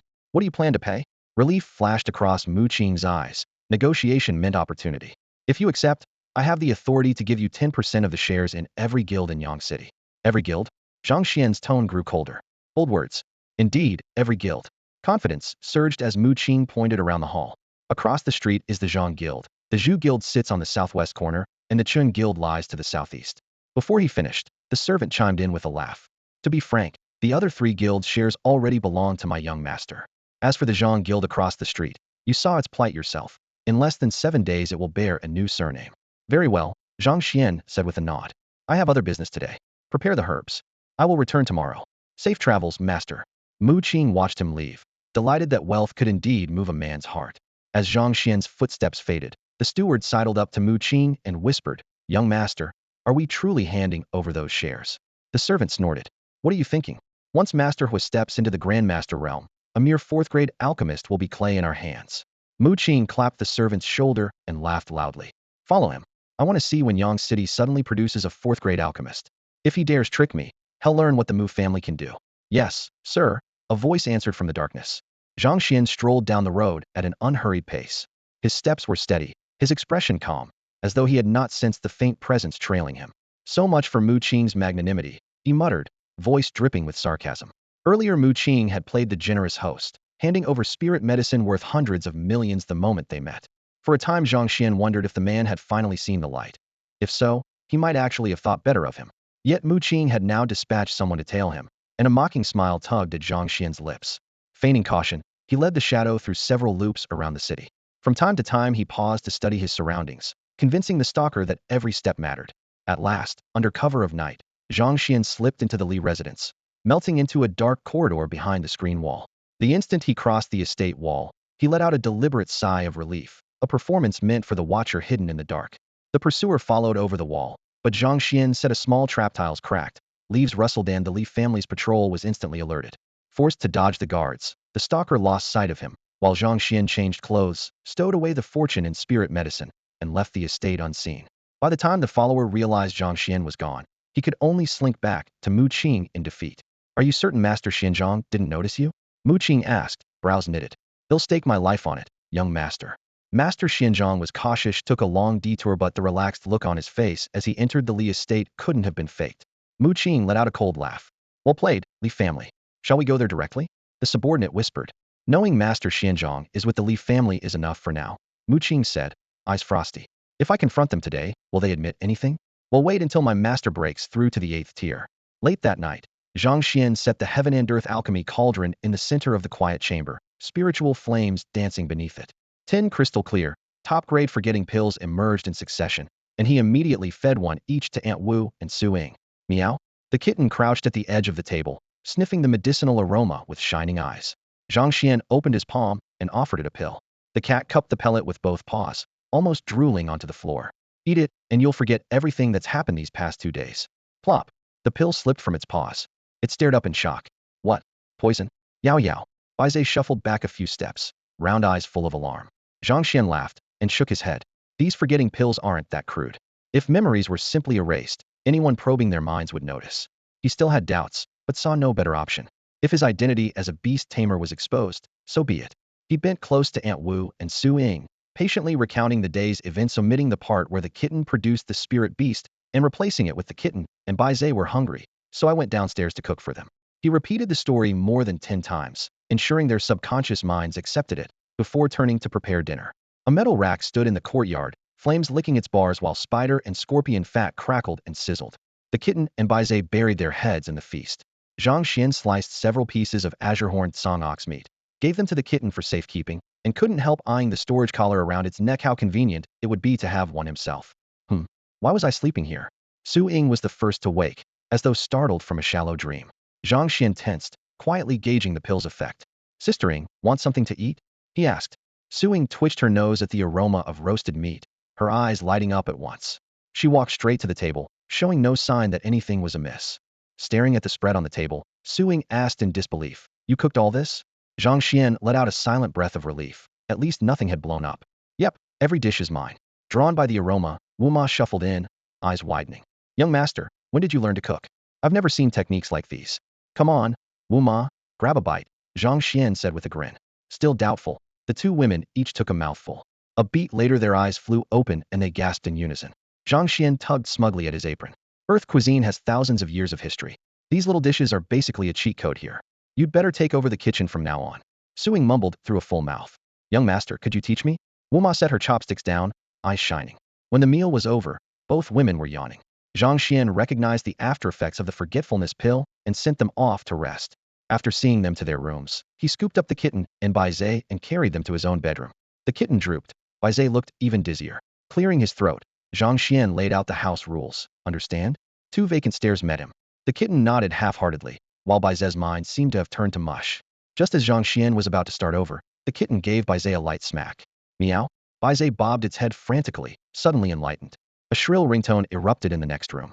Zhang Xuan frowned and stepped out. The kitten motioned for Baizé to follow it into the yard. Outside, the kitten cuffed Baizé again for being slow. Baizé whined, looking hurt. The kitten patted it in consolation, then suggested they sneak out to play. Baizé's eyes lit up, and it began circling the kitten, tongue lolling. Rolling its eyes, the kitten warned it not to alert Zhang Xuan, and the pair slipped through the gate. Inside, Zhang Xuan called through the closed bedroom door. Yingjia, your phone. No answer. The ringtone stopped, then started again. He tried the knob unlocked. He clicked his tongue. The pill side effects were worse than had thought. Su Ying would never leave a door unlocked in a strange man's house. The caller ID read Lu Lin. Zhang Xuan answered. Yingjia, Lu Lin launched into a torrent of cultivation questions. Yingji's asleep. Zhang Xuan cut in awkwardly. Ask her in class tomorrow. Zhang Xuan? You two are shacking up? Heh, hope I'm not interrupting. Make the most of the night. Lu Lin teased before hanging up. The phone rang again. This time the ID read that dumb debt collector woman. Zhang Xuan blinked. Su Ying was in debt. Curiosity won out. Hello, Yingji's resting. Shall call you back tomorrow. The caller paused, then hung up. A video request popped up immediately. Zhang Xuan hesitated, then accepted. An elegant woman with razor-sharp eyes filled the screen. Where's Su Ying? Put her on. The fury in her gaze practically scorched the display. Zhang Xuan's stomach dropped. Was this Su Ying's mother? He swung the camera toward the bed. Su Ying lay sprawled, sound asleep, collar gaping to reveal a swath of pale skin. Panicking, He yanked the blanket over her and killed the call. Great job, genius. Could have just switched it off. He set the phone to airplane mode and sighed. Wonderful be tomorrow the whole class will think he and Su Ying are living together. After shutting off Su Ying's communicator, Zhang Xuan finally enjoyed some peace and quiet. He set the alarm on his own device, powered it down, and smugly assumed had escaped every nuisance. He was only half right by morning. Not just his class, but the entire school, and even the city beyond, knew he was living with Su Ying. Tabloids exploded overnight. Shock. High school teacher shacks up with her studentess. It moral decay or human depravity? Has she lost her mind? The beauty of Yangqing High senior class moves in with campus loser. What is she after? Teacher-student cohabitation exposed. Photos inside you won't believe your eyes. At dawn, Zhang Xuan woke to a kick. Blinking up, he saw Su Ying standing by the bed, looking thoroughly justified. Shrinking beneath the blanket, he muttered, "Sising, men and women are different. You barged in without knocking. What if I wasn't dressed? I'm still a proper virgin, you know." The morning's telltale reaction made him even more self-conscious. Su Ying snorted. "You, in that bony frame? Spare me. Get up and make breakfast." One glance at the alarm clock. 6, sharp. Han Zhang's face darkened. "Come on, it's only 6. I'm starving." Su Ying rubbed the back of her head and mumbled, "And why does my head hurt so much?" Zhang's heart skipped. He forced a laugh. "With the way you thrash around, you probably rolled off the bed and hit it." Her eyes narrowed. "How do you know I don't sleep still? What did you do last night?" "You didn't get out. I need to change." He raised a hand as if to flip the blanket, and she fled, grumbling, "As if anyone's dying to look at you." When the door slammed, Zhang suddenly remembered. "Wait, I locked my door before bed. How did you get in?" "Best sleep I've had in ages," she yawned, pretending not to hear as she slipped away. Once up, Zhang inspected the lock. Tiny pry marks scratched the keyhole. Sighing, he headed for the kitchen. After witnessing Su Ying's appetite the night before, he decided to cook enough for 20 people. "Young master, are we expecting guests?" Aunt Wu shuffled in, woken by clanging pots, and stared at the mountain of food. Zhang only smiled. "You'll see." Right then, claws scrabbled at the doorway. The kitten and Baizé dashed in, fur still dripping fresh from a morning bath. "Where were you two last night?" Zhang asked warily. "Meow." The kitten flicked its tail, conveying it had shown Baizé around. Baizé nodded eagerly. Su Ying shuffled in on slippers and stared at the pair. "Your cat and dog are geniuses. If I didn't know animals can't cultivate, I'd swear they were demons in disguise." "Meow, woof," the duo answered in unison, almost as if they understood. Moments later, Aunt Wu realized why Zhang had cooked a feast. Su Ying was inhaling food like a whirlwind. Watching her demolish the spread, the old woman's eyes twinkled with fond amusement. Haha. Noticing Wu Ma's gaze, Su Ying offered an embarrassed smile. After the meal, Zhang Xuan went out to get the car. He had barely left when the communicator on the table started buzzing. Su Ying hesitated for a moment, then answered. "Brother Xian, is the stuff online true? Are you really living with Sister Ying? Damn, what's it like being with her? The whole teacher fantasy, man. We used to watch that kind of thing together, and now you're living it while I'm stuck refreshing the web." Jose's booming voice nearly blew out the receiver. Su Ying's brow tightened at once. Something was online. She hadn't paid any attention to rumors. "Jose, the martial entrance exams are coming. Stop watching that garbage. It'll drain your chi and blood and hurt your chances." "Huh? That's Sister Ying?" Jose stammered for a while before realizing it was really her. "It's me. Hi, Sister Ying. Got it. Thanks for the warning." Jose hung up in a panic, staring at the screen for a long time. It was Zhang Xian's number. His eyes lit up. The rumors were true. Brother Xian and Sister Ying really were living together. Su Ying went back to her room and found her own communicator powered off. When she turned it on, a flurry of alerts shocked her. More than 130 missed calls and over 50 missed video requests. These people are nuts. She frowned and casually opened the web browser. The hot search list was filled with their names, leaving her completely baffled. Downstairs, Zhang Xian honked. She pocketed the device, went down, and climbed into the car. They headed for campus. On the way, Zhang Xian finally voiced the question had been holding in all night. "Sister Ying, after everything that happened yesterday, how did Mu Qing walk away untouched?" Had thought Mu Qing would be locked up for a while, yet had seen him again that very night. The Mu family pulled some strings. Su Ying snorted. "What about Huagang? Is he out too?" "No way. The martial alliance is still holding him. He won't be out anytime soon," Zhang Xian said, shaking his head. "At least Huagang's a grandmaster, and he doesn't have much time left. They won't keep him long, too risky to push him into a corner." "Not much time left." Zhang Xian suddenly understood. No wonder Huagang tried the Xintian golden body art. It was a desperate move. She remembered something. "Weren't you bragging you'd make 4th grade alchemist in half a month? Gave up already?" "Nope. I'm already there." Zhang Xian spread his hands. "What?" Su Ying blinked. "Right now? 4th grade. Yeah, keep talking." She raised an eyebrow, clearly unconvinced. They reached the school gate. Holy crap. They really got out of the car together. "Come on, one car proves nothing. Why are you yelling? If you're not yelling, why are you standing here? Looking for a fight? My dream goddess just got snatched off course and pissed. And you're mouthing off? Screw you. A few harsh words, and the tension ignited. The two hotheads dragged others in, and within moments 100 students were brawling. Watching through the rearview mirror, Zhang Xuan was stunned. The exam pressure is really getting to them, huh? Su Ying's face darkened. Stop the car. Fighting at the gate unbelievable. The moment the car halted, she flung the door open and charged into the crowd. Zhang Xuan watched her go, clicking his tongue. She's fierce. With the passenger seat empty, he finally relaxed. Boom. The ground suddenly shuddered, and an overwhelming aura surged from the distance. Ding.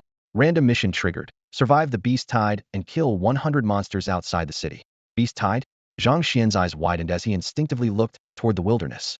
Ding. Your spirit beasts Qi and blood have risen, returning power to you. Ding. Qi and blood 5. Ding. Qi and blood 4. His own vitality spiked, filling him with unease. Where had the two little beasts gone? Could this beast tide be? All students, hurry to the rear courtyard now. A beast tide is approaching. Repeat. A beast tide is approaching. The shrill announcement blared from the campus loudspeakers, followed by the frantic thud of footsteps and panicked shouts outside the school gate. To Zhang Xuan, though, every sound felt muffled, as if smothered by a heavy curtain. His bloodkey churned so fiercely his skin seemed ready to split. What had risen by 4 or 5 points each second had abruptly jumped past 10 and it was still climbing. Chaos swept across the campus, qi and blood roaring everywhere, masking Zhang Xian's abnormal aura for the moment. Fighting the turmoil inside him, he slipped into an isolated storage shed, dropped to his knees, and activated the Xiantian golden body art. Elsewhere, Su Ying shepherded her classmates toward the rear courtyard, stumbling in their haste before realizing Zhang Xuan was missing. Did anyone see Zhang Xuan? She asked, fighting to keep her worry in check. No, Ingjia. Wasn't he with you? Ingjia. He never even came to class, but the campus is on lockdown. He'll be fine.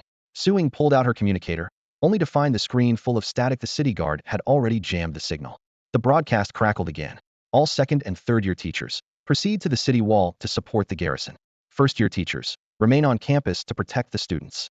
Principal Liu Booping led the faculty hurrying toward the wall, his expression grim. Inside the warehouse, the air felt like a furnace. Zhang Xian's chest pounded, his bloodkey pounding through his meridians like a tidal wave. His bones and joints crackled under the strain, while blazing golden lights sprayed from his pores, wrapping him in invisible flame. The agony nearly shredded his nerves, yet it forced him into razor-sharp clarity. If he blacked out, the raging qi would incinerate him on the spot. Gritting his teeth, he pushed the Xiantian golden body art to its limit. He had no idea how long it lasted before a cool stream rose from deep within his marrow, flowing through him like a mountain spring's soothing wildfire. Grabbing a bottle of meridian tempering pills, he downed them in one gulp. Emerald energy burst forth, intertwining with the golden light in his meridians. His skin took on a metallic sheen, like an ancient war god reborn. Still his bloodkey rose. Sparing a moment, Zhang Xuan cursed silently. What on earth had those two little creatures eaten? He opened his status panel. The Baizé had advanced to Tier 4, while the kitten was even crazier mid-evolution, brushing against Tier 5. He could almost guarantee the beast tide was linked to them. Crack. A muffled snap burst from deep in his dantian. The shackles split in an instant. Pain vanished, replaced by a soaring, weightless exhilaration. Golden light surged outward, and his bloodkey cap rocketed to 500,000. 500,000 numbers reserved for true grandmasters while he was still only first rank. The Xiantian golden body art really was divine grade. Zhang Xian's eyes blazed. Could he leap straight from first rank to grandmaster? An inexhaustible surge of strength coursed through Zhang Xian's body. He pulled a red scarf from his pocket and tied it over his face. Still uneasy, he yanked up the hood of his jacket, slipped on a mask, and slipped out of the school without a sound, heading straight for the city gates. Martial artists were everywhere. The metallic echo of clashing weapons hung in the air, and from beyond the walls came the roar of distant battles. In the chaos, plenty of people tried to stir up trouble. Zhang Xuan flicked his finger. A pebble whistled through the night, pierced a thug's forehead, and dropped him on the spot. Farther on, he passed the Zhang family's trading guild and fury flared. A dozen men in black were smashing the storefront to pieces. Zhang Xuan melted into the shadows, scanned for Mu Qing, and, seeing no sign of him, snapped his wrist. Pebbles shot out like bullets. Thuds followed. Half the vandals collapsed, holes punched clean through their skulls. The rest panicked, assuming a martial alliance master had arrived. They bolted habitual criminals, judging by how smoothly they ran. Letting you walk away would be a disgrace to my name, Zhang Xuan muttered. Another volley of pebbles sealed their retreat. One man, desperate, charged at him. Zhang Xuan slapped out a palm. Hum. The air ripped open. Raw power hammered into the attacker's chest. Blood sprayed as the man flew backward, dead before he hit the ground. What? The remaining men froze in horror. Just then a patrol in martial alliance uniforms burst onto the scene. The burly leader barked an order. arcs of swordlight flashed, and the last black-clad thugs were cut in two. Zhang Xuan stepped back in astonishment. This was a sword immortal. Riding during a crisis? You're worse than the beasts outside, the big man growled, sheathing his sword. He strode over, bowed with a fist salute, and said, "Friend, Tang Wu of the Martial Alliance, call me Old Five. How should I address you?" Zhang Xuan recognized him as the hardy brawler who had dropped by for skewers the other night. He altered his voice. "Zhang." He produced a supreme-grade kind blood pill. Its rich scent seemed almost tangible. Tang Wu's eyes flashed supreme grade. Zhang Xuan fed the pill to his third uncle, Zhang Tianlin. Color returned to the older man's face. He struggled up and clasped his fists. "Thank you, Master Xian." Zhang Xuan tossed him an entire bottle of pills. "Share these with every injured brother in the guild." Zhang Tianlin waved his hands frantically. "We can't, these are priceless. Someone's buying up kind blood pills. The market's empty, and these are supreme grade. Take them. I can get more whenever I want." Zhang Xuan cut him off and walked away. Master Xian. Zhang Tianlin hurried outside, but the street corner was empty. Tang Wu was already striding beside Zhang Xuan. "Master Xian, you're an alchemist as well?" Tang Wu asked, respect edging into his tone. They climbed the city wall. The parapets were packed, everyone staring grimly into the darkness beyond. A quick scan and Zhang Xuan spotted Su Ying Muqing was hovering beside her like a leech. Sensing his gaze, both of them looked over. Su Ying frowned. The masked figure felt oddly familiar. Muqing, eager to impress, hurried forward. "Old Five, Master Xian." Mu Lauer, Tang Wu grunted, clearly unimpressed. Any doubts about Xian Zhang's identity faded. A furious roar rose from outside the walls. "Humans, stay out of this. I'm coming in to seize the tiger demon." Zhang Xian's eyes narrowed. So that beast tide really was stirred up by that little cat-eared brat. A grin tugged at his lips. Just what kind of mess had the kid made this time? Zhang Xian turned toward the voice, curiosity in his eyes. Beyond the walls, the plain was black with beasts, tigers, wolves, pythons, eagles, and countless other creatures he couldn't name, tens of thousands in all. Yet every one of them crouched in perfect order, neither roaring nor shifting, like a disciplined iron legion whose silence pressed against his chest. Zhang Xian clicked his tongue. He had always pictured demonic beasts trampling one another before a fight, but what he saw was the exact opposite. Boom! A colossal shadow split the sky. A giant rock with wings spanning 100 meters slammed onto a nearby hilltop. The impact rocked the hill, sending boulders crashing down and scoring deep cracks along the cliff face. Its eyes were as large as bronze bells, a single horn jutted from its head, and its visage was grotesque. "Humans, I don't wish to fight you. Hand over the traitorous tiger demon hiding in your city, and he'll be on my way." The rock's words gusted across the battlements, its rancid breath nearly knocking Zhang Xian unconscious. "It's that two-winged bastard again." Tang Wu spat from the wall. "Shut the hell up," bellowed another voice. Before the echo died, a black figure rocketed off the wall like a cannonball, smashing straight into the beast horde. Boom! The impact thundered. Dozens of beasts exploded in blood and gore. Zhang Xian Gepethis was true flight, like a superhero from his previous life, plunging into an ocean of monsters. The city lord's strength has leapt again. Even Mu Qing's usual defiance faded. Following their gaze, Zhang Xian saw a tall man in silver armor gleaming like a drawn blade, the lord of Yang City, Yang Qi. Twin-winged rock king. Leave now and ill forget this ever happened. Stay, and you'll taste humanity's fury. Yang Qi's voice was calm yet thunderous, forcing the front rank of beasts back a dozen steps. "Yang Qi, you seek death." The rock king snarled. Its wings beat once, and it streaked downward, talons flashing like cold stars. The speed was so great Zhang Xian couldn't even catch a blur, only a slash of lightning through the air. "Thunderfall!" Yang Qi roared. Bolts of lightning thick as pillars crashed down from the sky. Beasts on the ground writhed and screamed as blood misted the air. Holy crap! Zhang Xian's eyes went wide. Humans could summon lightning? The sight shattered his worldview. So this was a high martial world. The thunder made even the rock king wary. With a flicker it sidestepped, staring coldly at Yang Qi. "Yang Qi, do you truly want war between our races? Get lost. The human realm will never bow to you." Yang Qi blazed into a streak of silver light and shot skyward straight at the Rock King. "Storm the city. Turn Yang City into a demon stronghold." The Rock King shrieked. Roar. Chirp. Moo. Buzz. The sky trembled as hundreds of demon beasts took flight, gathering like a heavy black cloud poised to crush the city below. Everyone on the rampart felt a weight on their chests that made breathing difficult. Across the land, an equally vast tide of beasts rushed forward, shadows flooding every hillside and valley, converging on Yang City from all directions. Zhang Xian could sense a chilling aura of imminent slaughter settling over the battlefield. The sight was horrifying. The beasts were so many that they were about to swallow the entire city. "All city guards, on my command, fire." Boom, boom, boom.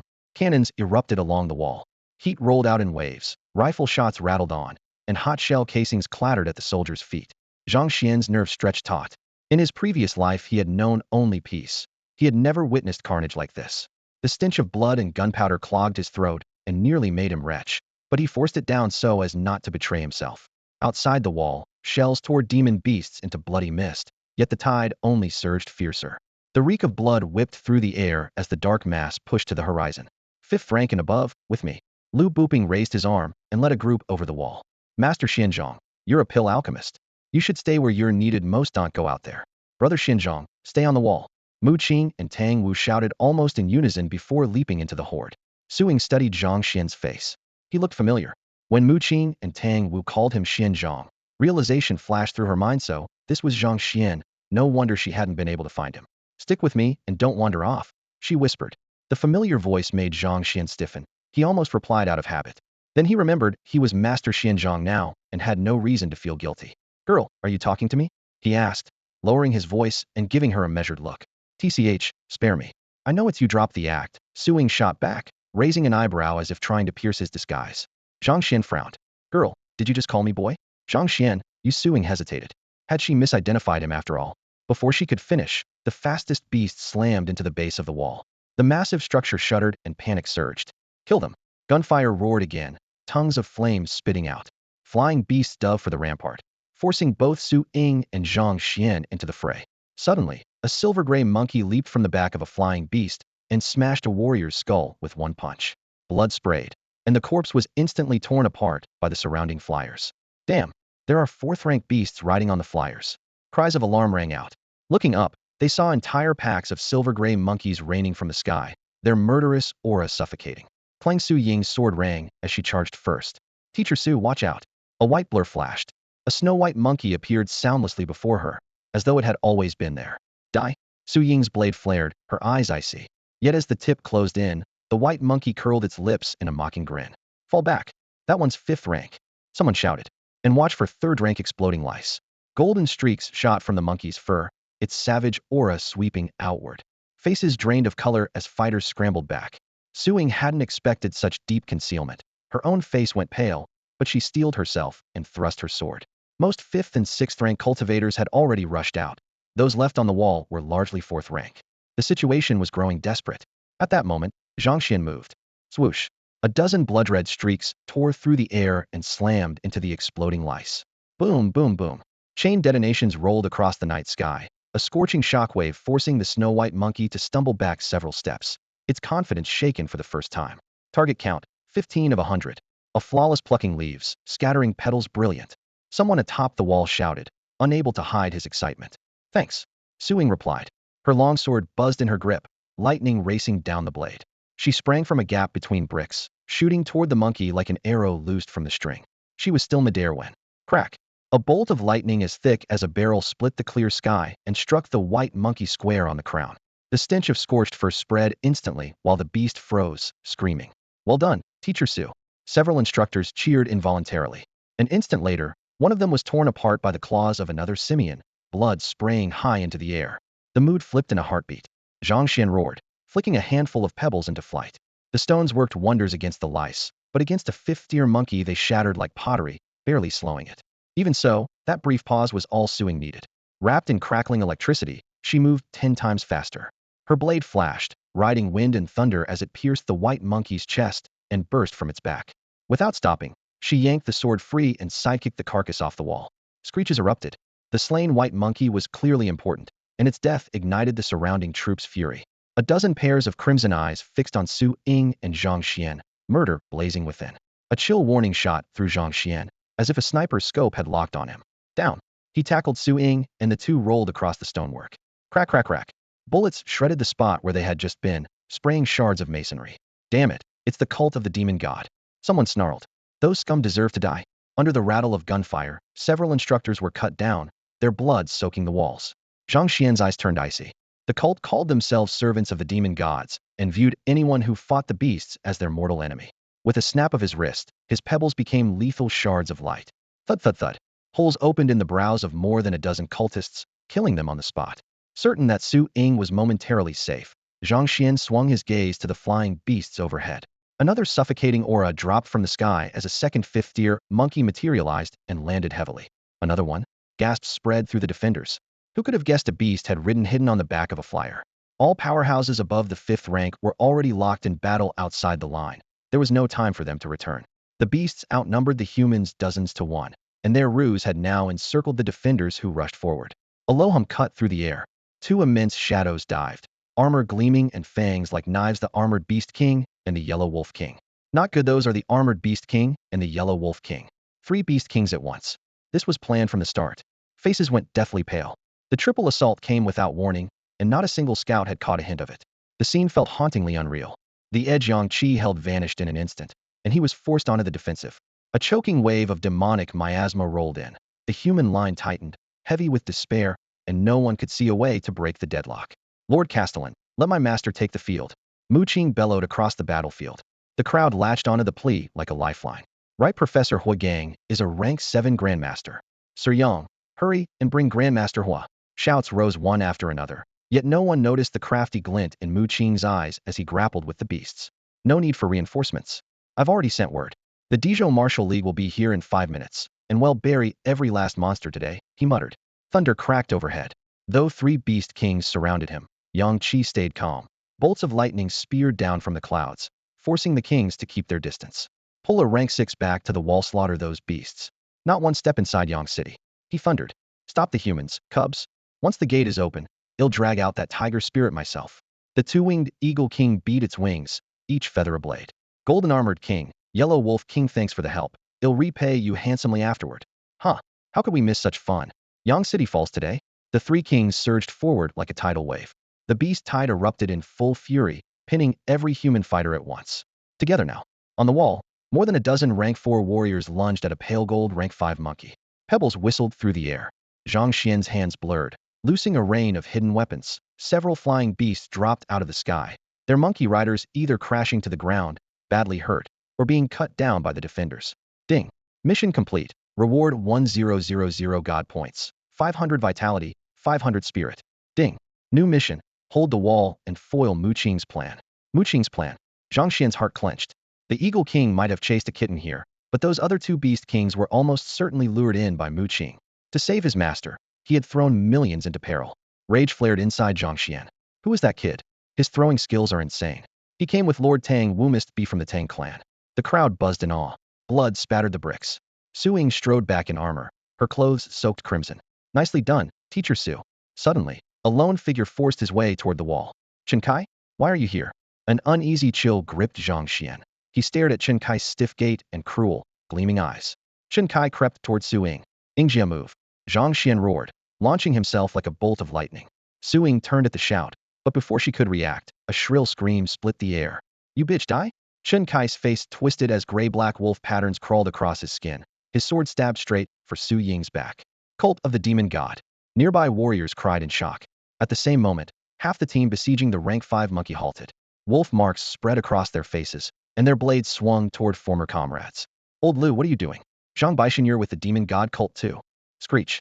The pale gold monkey seized the opening, smashed a warrior dead with one punch, and lunged at Su Ying. Lord Castellan, there's no time, let my master act. Mu Qing roared again. 10 traitors and a rank 5 beast without a rank 6. Su Ying would die. Zhang Xuan clenched his fists. The Shantian golden body art was at the 4th layer, equal to rank 5. If he burned his blood, he might just save her. Scorching vitality roared up like an inferno, and he charged without hesitation. Master Xianzhong, fall back, it's dangerous. Mu Qing shouted from outside the walls. Xianzhong was vital to his master's plan and could not be lost. Bang! Before countless eyes, Zhang Xuan slapped the rank 5 monkey flying with a single palm. Rank 6. Mu Qing froze where he stood. Impossible.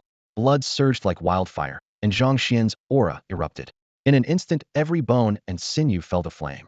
Power climbed in waves, and his spiritual force crashed outward. The nearby fiends moved in slow motion to his eyes. The lone 5th rank pale gold monkey barely kept its speed, yet even it seemed sluggish. With a single step, Zhang Xuan appeared beside Su Ying. He drove his knee up, then whipped a sideways kick. Screech boom. The monkey hurtled away, smashing into the city wall and cracking the stone. Riding the momentum, he pulled Su Ying close and slid half a step aside, evading the icy flash of Chen Kai's thrust. 2 fingers snapped shut on the blade, locking it in place. His foot lashed out again. Thud. Chen Kai folded like a rag doll, arcing through the air as a mist of blood burst out. He was unconscious before he hit the ground. Zhang Xuan flipped the sword. Cold steel shattered into glittering shards. Infused with scarlet gold qi, the fragments howled forward. The demon god sect disciples had just leapt when the shards bored into their brows, leaving finger-sized holes. It happened in a heartbeat. The attackers around Su Ying were gone before the spectators could blink. Zhang Xuan?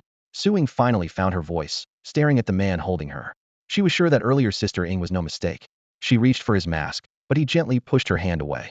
No time, he whispered, then shot toward the beast horde. Far off, Tang was blood-burned. Amazing. I never knew Master Xianzhong wielded such power. Warriors on the ramparts breathed easier. They'd assumed the wall was lost after the demon god sect's onslaught. Yet a 6th-rank expert had appeared out of nowhere. Across the field, Mu Qing's face was livid, knuckles white. Every step had gone perfectly until this sudden 6th rank ruined everything. Since when does Yang City have a 6th rank? He raged inwardly. Every high-rank fighter near the demon frontier was registered, yet Master Xianzhong seemed to have materialized from thin air. Kill him. The winged Eagle King roared. Monkeys shrieked, birds screeched, a black tide rushing to engulf Zhang Xuan. Then, as if a giant invisible hand squeezed every throat, silence slammed down. Faces on the wall turned ashen, soldiers edged back. Flying beasts wailed, spiraled down, and crashed. Monkeys clutched their heads, bodies quaking, teeth chattering. The timid simply fainted and toppled. Sound vanished from the ramparts. Frowning, Zhang Xuan looked Yupan swallowed hard.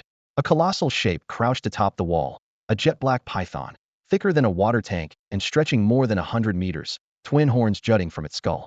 Ebony scales glinted with cold light. Melon-sized golden eyes pinned every living thing in place. What a beast, what rank? Sweat beaded on Zhang Xuan's brow as icy dread crept down his spine. Every warrior felt plunged into an icy abyss. 7th rank, Beast King. Someone choked out. Zhang Xuan's scalp prickled and his heart thundered. 7th rank. Boom. The wall shuddered, even though it was poured with reinforced concrete. The deafening crash numbed everyone's hearts, as if the whole rampart would crumble the next second. The human soldiers were tense as Bowstring Suntal, the huge black python coiled on the battlements, suddenly spoke in an aged yet resonant voice. Did you all forget about me? Despair was sliced open like a curtain. Head snapped around. Zhang Xuan froze. Why did that voice sound so familiar? He looked up and saw a gray-haired head poking over the serpent's back, its eyes glinting with mischief. Damn, it was old Lu. So old Lu is a Beastmaster too? Zhang Xuan's mind raced. No wonder the man had once dared to curse Hua Gang at school, while that arrogant blowhard hadn't even raised his voice. It wasn't the poison pill Hua feared, it was Liu's hidden status. Old Lu clearly recognized Zhang Xuan, but skipped the pleasantries. He pointed with one hand, signaling the python to take the lead. Confidence flooded Zhang Xuan. He bent down, grabbed a long sword, spun the blade, and stormed into the monster horde like a gale. Old Lu, help me chop up these 3 brats. Yang Qi roared, his laughter cutting through the smoke. With old Lu on the scene, the human fighters relaxed at once, whereas the beast ranks drooped like a tent caught in a gale. Lu lifted a finger. The python's eyes flashed coldly, and its massive body hurled itself into the air. The dozens-meter serpent arced across the sky like a black dragon. For all its bulk, it moved at blinding speed, ripping the air with a thunderous boom that made Zhang Xuan's ears ring. The old man was doing that on purpose, he thought. Chi-chi-chi, chirp chirp chirp. The monsters screeched in panic. Before this terrifying python, even the courage to resist shattered. Black Python King, you're a beast, yet you serve humans. You deserve to die? The winged Eagle King roared. The python ignored the taunt and, under Liu's command, lunged at the armored Beast King. The instant they met, fangs and claws clashed against scales, sparks flying. Zhang Xuan's blood surged, but he knew he couldn't join such a duel. Instead, he scooped up spent cartridges, poured qi and blood into them, and flicked them away. Each casing became a shrieking dart, dropping the beasts scrambling onto the wall. Ha ha ha, we'll be feasting on monster meat tonight. Someone shouted. Haven't tasted Beast King flesh in ages. Lord Mayor, Master, it's all on you.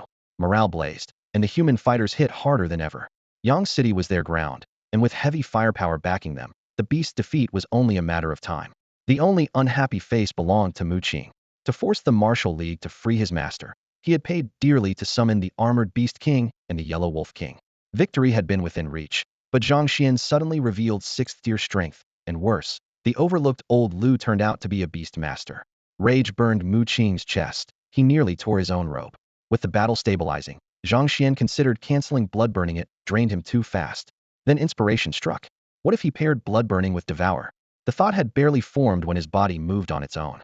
Blood spilled over the wall, streamed into him like water into a whale, refilling the blazing furnace inside him in an instant. Brilliant. Zhang Xuan exulted. System, that's god tier. As long as the beast tide kept coming, he could keep burning blood and stay at peak strength. Ding, congratulations, host. Your spirit beast vitality has risen, feeding back to you. Ding, vitality 1. Ding, vitality 1. The chimes kept ringing. Zhang Xuan scanned the area and soon spotted two sneaky brats crouched in a corner of the wall. Noticing his gaze, the little rascals waggled their eyebrows and grinned mischievously. Tiger fiend, give me back my child. The winged eagle king, still held at bay by Yang Qi, glimpsed the kitten on the wall. Fury bloodshot its eyes. Its wings beat violently, its mountainous form soaring. As the winged eagle king struck, its shadow swallowed the sky, its killing intent locked onto the wall. Zhang Xuan, tiger demon? Every human cultivator followed the double-winged hawk king's gaze. In the middle of the clearing stood a leisurely cat, and dog there wasn't a tiger in sight. Where's this tiger demon of yours? Yang Qi felt his intelligence had been mercilessly insulted. Double-winged hawk king. That's the tiger demon you're talking about? Seriously? You went into the city, and that's the best excuse you could come up with? 100 pairs of human and beast eyes focused on the kitten and Bai Zhe. The kitten, thick-skinned as ever, still held its head high. Bai Zhe, however, tucked its tail and hid behind the cat. An instant later the kitten remembered that right now it wasn't Lord Cat, just a useless stray that could never assume human form. Meow? Panic overtook it, and it bolted behind a pile of rubble, losing control of its bowels on the way. The human warriors froze for a beat, then erupted into peals of laughter. Zhang Xuan's face darkened. That rascal loved stirring up trouble, but at least its acting was decent. Most took it as a joke, but Suing kept her eyes on the cat and dog. This was the front line of the human monster war. What normal pets would dare wander here? A ridiculous notion crept into her mind. Had these two actually become demons? With such an odd master. Of course the pets are odd too, she muttered. Double-winged hawk king. That's the egg-thieving tiger demon you mentioned? So ferocious. Someone mocked. You point at a cat, and call it a tigurdo. You think we're idiots? Yang Qi and Elder Lu shouted angrily, and charged the three beast kings, killing intent surging. The gold-armored beast king and the yellow wolf king had been paid by Mu Qing to put on a show. Yang Qi had warned them earlier that Dijon Martial Alliance experts would arrive within 5 minutes. They had already stalled for 3, so their part was done. Enough, Hawk King. If you want blood, there are plenty of places to hunt. Let's go before we're surrounded. The gold-armored Beast King roared. My mate's about to give birth, I'm out. The Yellow Wolf King was even quicker. It shot Mu Qing a glance and bolted. Once the wolf fled, the gold-armored Beast King, afraid of being pinned down, tore through the sky after it. Eyes bloodshot. The double-winged Hawk King had to accept reality too. Human grandmasters were already here, and Dizhis might appear any second. If it kept fighting, escape would be impossible. Tiger demon, just you wait, it'll kill you yet. Fall back. It howled. Come and go as you please. Think this is your own backyard? Yang Qi exchanged a glance with Elder Lu, and both shot forward. The Hawk King spread its wings. Golden light burst forth, and a storm of razor-sharp wind blades filled the sky, slicing toward them. Yang Qi thrust one hand upward and slammed it down. Crack! A lightning bolt a meter thick crashed from the heavens, aiming straight for the Hawk King. At the same time, the massive black python whipped its tail like an ebony scourge. Boom! The lightning missed, blasting a huge crater into the ground and spiderwebbing cracks outward. The Hawk King dodged the bolt, but couldn't avoid the python's mountain-like tail. It crossed its wings to shield itself and met the blow heat in. Dong, an earth-shaking thud rattled the air. The black python staggered back several steps. Elder Liu's face went pale, and blood trickled from the corner of his mouth. I thought he was a genuine grandmaster beast tamer. Turns out he's all show and no substance. High above in the night sky, the twin-winged condor king hovered, wings whistling, a mocking curve on his beak. I know who you are, the alchemist who once turned the capital upside down, correct? Had you remained at your peak, I might have feared you a little, but now. Lu Lao stood with his hands clasped behind his back, a teasing smile on his face. You really think I can't kill you? Kill me? You alone? The Condor King replied coldly. Even if Yang Qi joins you, what difference would it make? Whoosh! A gale exploded as Yang Qi tore through the air, his iron fist shrouded in surging qi and crashing toward the Condor King. The air dented as if struck by a sledgehammer. Space itself seemed to cave in, the roar deafening.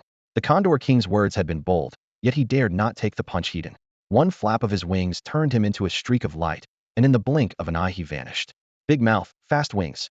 Don't you run. Lu Lao snorted, sprinting after him beside Yang Qi. That demon king had tormented Yang City for years, a scourge on the town. Now that they finally had a chance, the two powerhouses refused to let him escape. Dinga system prompt chimed in Zhang Xuan's mind. Mission complete. God points 1000, vitality 500, spirit 500. While every gaze chased the two beams of light, Zhang Xuan quietly retreated. Spotting the white cat and Bai Zhe about to join the fray, he grabbed both by the ears. Kitty, if you drag Bai Zhe out to make trouble again, Don't blame me for spanking you, he hissed. The kitten blinked its amber eyes innocently, tail swishing as though it understood nothing. A vein throbbed on Zhang Xuan's forehead. 50-year spirit beasts were no less intelligent than humans. This little rascal was clearly playing dumb. Meow, realizing he was truly angry, the kitten bounded onto his shoulder and rubbed its head against his cheek in surrender. Go straight home. You're not coming out again before I'm done with classes tonight. The cat and Baizé nodded obediently and slipped inside the house. Only after the two troublemakers were safely indoors did Zhang Xuan head back toward the school. Hey, where's Master Xianzhong? When the battlefield cleanup ended, people suddenly realized the man who had swept the wall clear of beasts was nowhere to be found. A true cultivator finished the deed, shake the dust from his sleeves, then hide his name, someone said in genuine admiration. If not for Master Xianzhong, Yang City would have been doomed today. He did all that, and didn't even take a single beast corpse.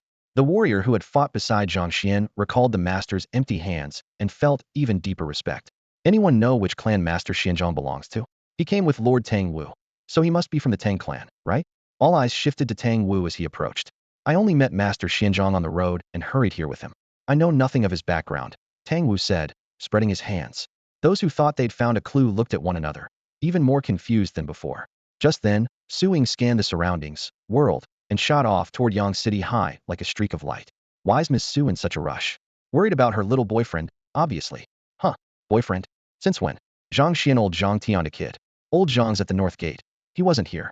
Amid the chatter, Tang Wu watched Su Ying's departing figure and raised a brow. Didn't the Qi family just send a matchmaker to the Su family? Does she know?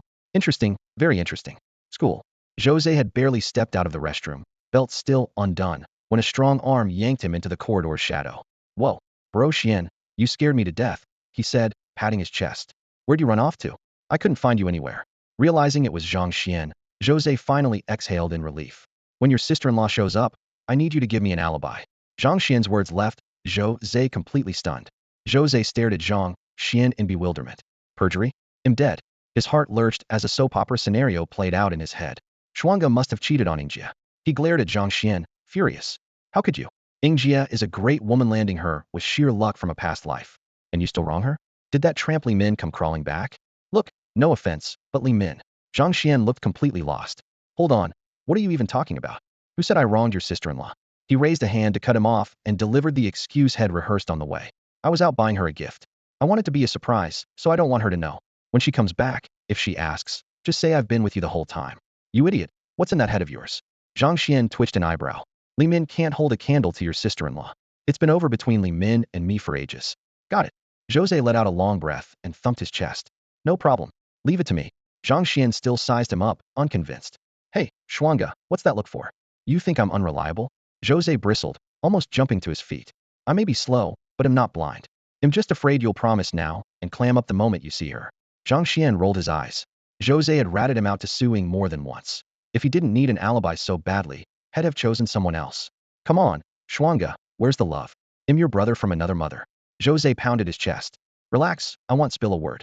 The campus PA suddenly crackled to life. The beast tide has ended. All students, please return to your classes. Zhang Xian and Jose headed back to their classroom, unnoticed by their classmates, who were still fixated on the recent chaos. Hotter news followed. Chen Kai had been exposed as a member of the demon god cult, and the rumor spread like wildfire. Chen Kai is scum. He got himself expelled and tried to kill Yingjia out of spite. Luckily, some mysterious expert saved her.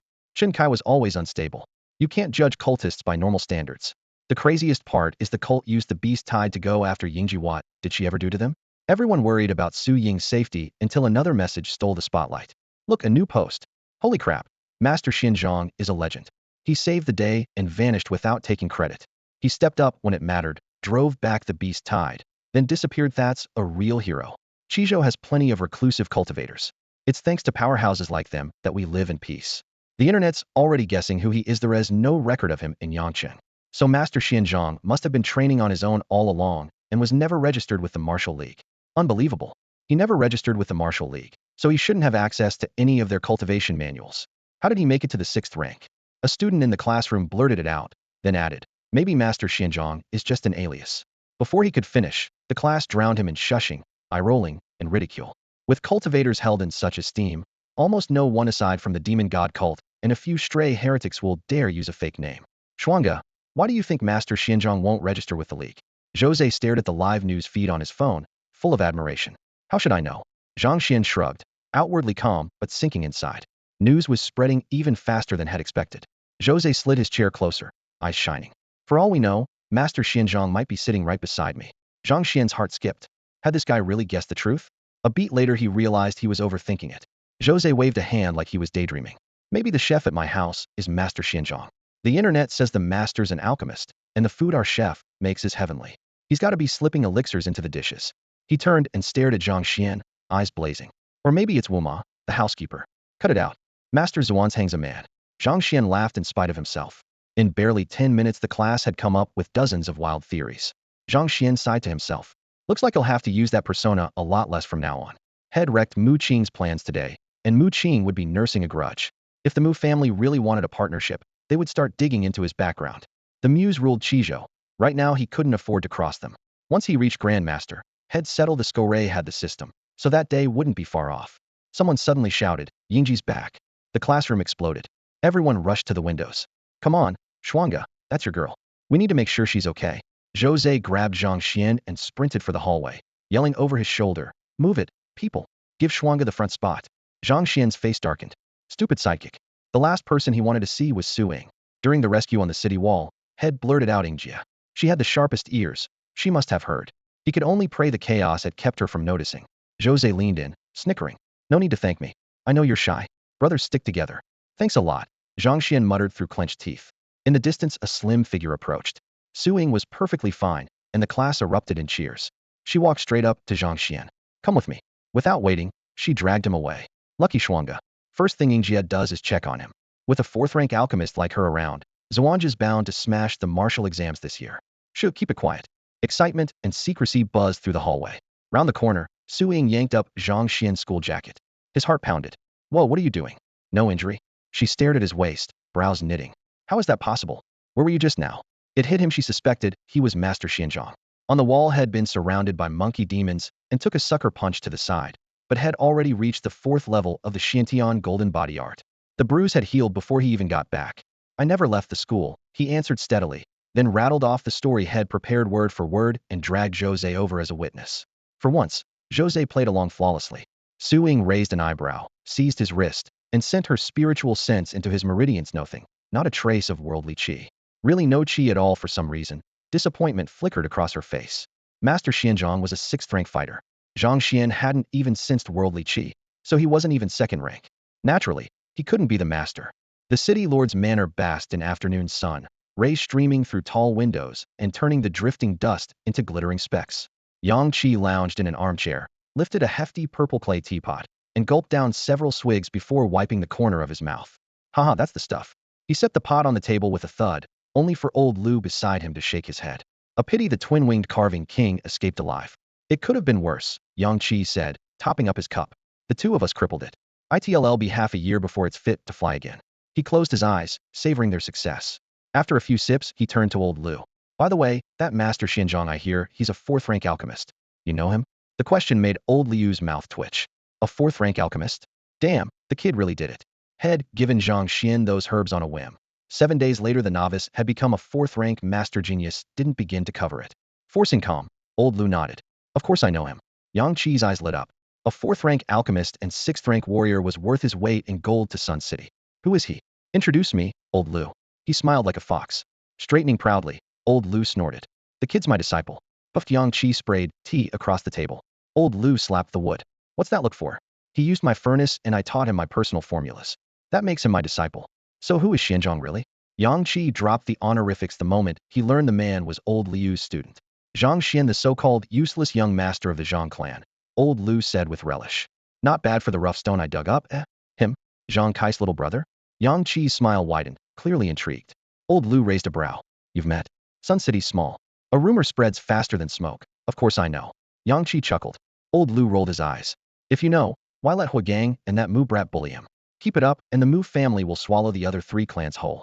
Yang Qi laughed softly. Relax. The Mu boy can't stir up real waves. The Mu clan's been showing off for years. The authorities are already watching. Their tantrum just hands us a reason to act. Old Liu's eyes gleamed.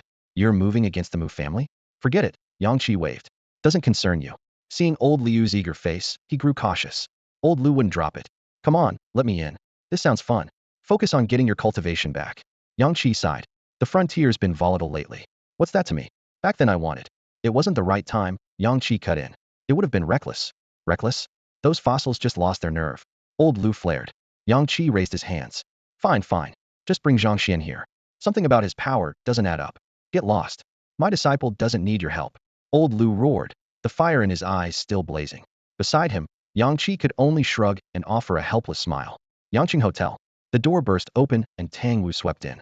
At once he noticed a poised, elegant woman Ling Bing. Every glance and gesture spoke of her refined upbringing. Auntie, you got here fast, he blurted. Ling Bing rolled her eyes. I don't trust a big oaf like you to look after Xiao Yun. Mom, fifth brother's taking great care of me. Tang Yun giggled from the bed. See, even the patient says so, Annie. Why are you giving your nephew grief? Tang Wu protested. When the small talk ended, Tang Yun got straight to the point. Fifth brother, what's happening with the beast tide? Many casualties? I heard a reclusive cultivator showed Yupis that true? News travels fast, Tang Wu muttered. It's true. Grandmaster Xianzhong and I saw him ourselves. We doubted him at first, but the man ignored fame and kept saving people. Lowering his voice, he continued. Rumor says the monsters around Yangcheng are agitated. The twin-winged condor king even pointed at a cat, claiming it was a tiger demon that stole its egg and triggered the attack. Sounds crazy, but I think a bigger wave is still coming. Tang Yun's eyes brightened. If she hadn't met that cat herself, she'd have laughed it off. But the little thing was clever enough.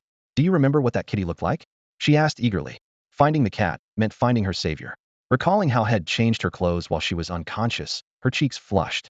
You like cats? It already has an owner, Tang Wu chuckled. Then who's the owner? Tang Yun pressed, eyes shining.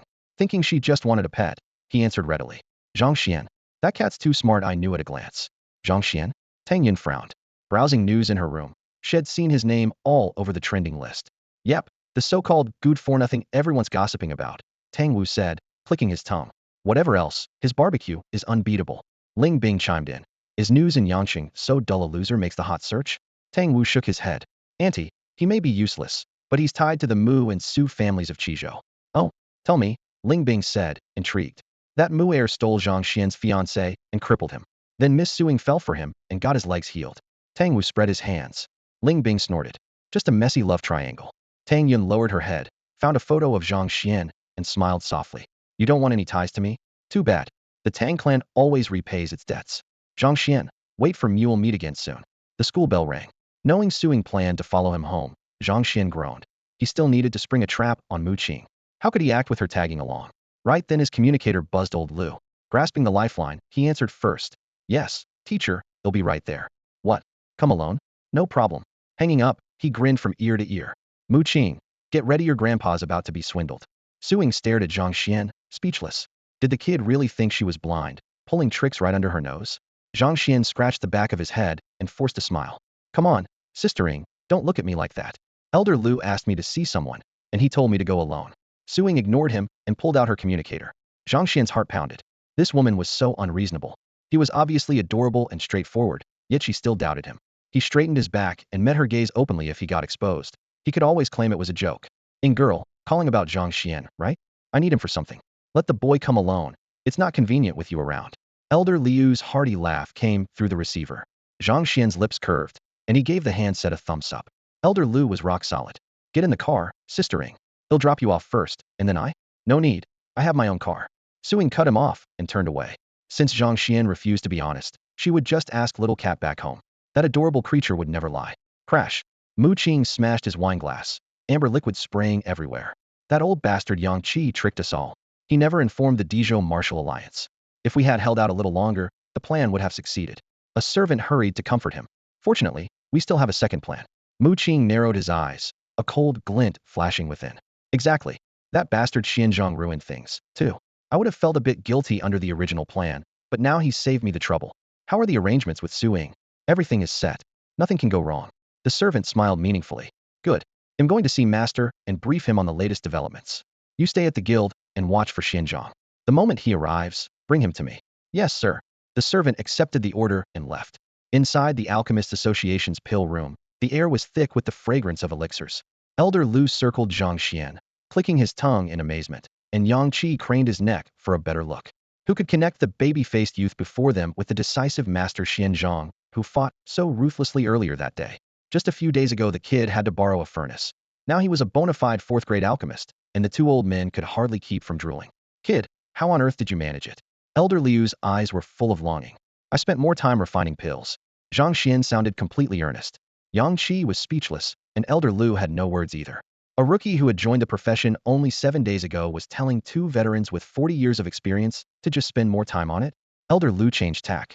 Did Mu Qing hire you to refine pills? I. Zhang Xuan instinctively stepped back, alert. What are you up to? That's my business. It won't stop you from ripping him off. Elder Liu rolled his eyes. Yang Qi's mouth twitched. Those two were casually discussing swindling someone right in front of the city lord. Elder Liu asked seriously, have you decided what pill to give them? Huagang is a grandmaster. He's not easy to fool. He rubbed his hands, looking as if he wished he could do it himself. In a consulting whisper, Zhang Xuan asked, what do you think of nether blood pill? Nether blood pill? Kid, you've got a sharp eye. Old Liu patted Zhang Xuan on the shoulder, delighted that someone was finally ready to take over his work. Please, sir, I only chose one ingredient from the formula you gave me, Zhang Xuan said modestly. Humph, I've created at least 100 lethal pill recipes, and you picked the perfect one. Talent is talent. Enough praise, or he'll get cocky. Zhang Xuan scratched his head. Yang Qi, standing nearby, kept frowning. No wonder these two could team up. They were cut from the same cloth. Watching them blithely plot to take down a 7th-rank grandmaster, he finally coughed. Ahem, Zhang Xuan, do you know who I am? Of course, my lord city master. Zhang Xuan turned around, still grinning. Since you know, how can you? Right in front of me. Yang Qi trailed off with a long sigh. I trust you, Zhang Xuan said, pointing at old Liu. If you're working with him, you must be the same kickoff. I mean, you two must be like-minded friends. By the end, he was blushing bright red. Both Yang Qi and old Liu went dark in the face. After a moment, Yang Qi lowered his voice. Promise me, if Huagang doesn't strike first, don't kill him. Zhang Xuan froze, then understood at once. Huagang had to be with the cult, otherwise the city master would never allow poison against the grandmaster. Old Liu curled his lip. Obviously, if he weren't with the cult, would Yang Qi let you run wild? With the matter clear, Zhang Xuan pulled on a hooded robe and headed toward the guild in town. Leaving this to him, aren't you worried? Yang Qi asked softly, watching the figure disappear. If I showed up now and offered to refine pills for Huagang, would he dare swallow them? Old Liu snapped back. Yang Qi sighed. We fought side by side for years. I hope he hasn't lost his mind. He's been odd these past 2 years. People change when death is near, Liu said flatly. Inside the guild, an attendant hurried over as soon as he saw Zhang Xuan. Master Xianzhong, you're here. He led him to the rear hall. A servant from the Mu family was already waiting. Master, my young lord has prepared the herbs and the pill chamber. Please board the carriage. The carriage rolled toward the outskirts. An abandoned villa came into view. In front of the gate, Mu Qing was waiting. Thank you for honoring me, master. This way, please. The villa looked derelict outside, but inside it was another world. Rock gardens and pavilions, spotlessly clean. Zhang Xuan glanced around. Mu Qing spread his arms with a smile. If you like it, the whole estate is yours. Zhang Xuan's face gave nothing away. Mu Qing was notoriously stingy. The more generous he acted, the bigger his scheme. When I refine, am not to be disturbed. When it's done, I don't want shares, just 100,000 energy stones. Crack. Mu Qing's knuckles popped. 100,000? Outrageous. But he couldn't let the man leave. Master, give me 10 minutes. 10 minutes later, he handed over a crystal card, face twisted in pain. Zhang Xuan glanced at the balance, nodded in satisfaction, and pushed open the door to the pill chamber. Once the door closed, Mu Qing's expression turned grim. He strode into a dark adjoining room. He's inside. A hoarse voice asked from the shadows. Yes, teacher. It's time for you to prepare as well. A figure stepped out of the gloom. Huagang, recently imprisoned by the Martial Alliance.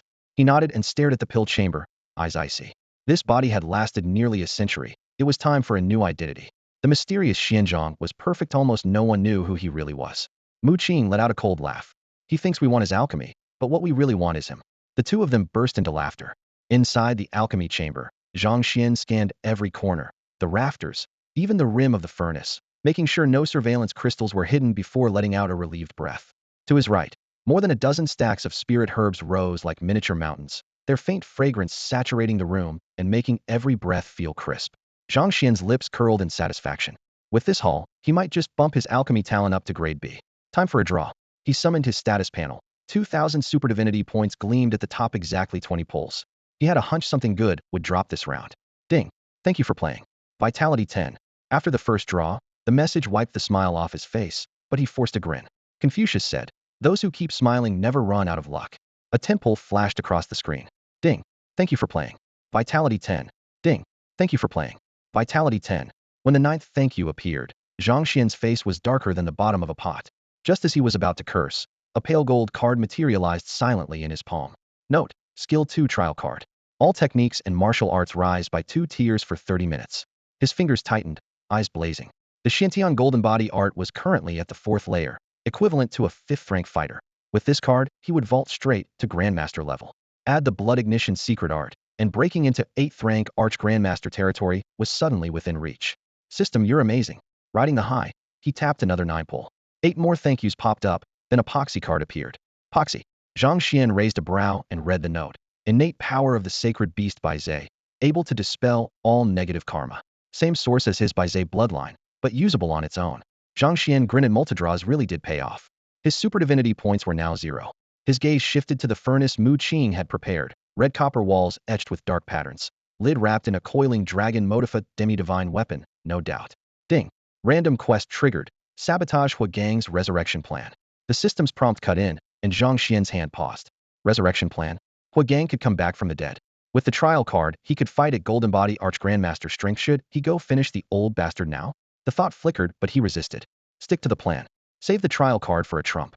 Meanwhile, these free herbs would sharpen his alchemy. Why rush? Enjoy your last few breaths. Muttering, he strode to the herb piles and began refining nether blood pills. Flames billowed as he tossed ingredients in one after another. For a 4th rank alchemist, a 1st rank pill was child's play.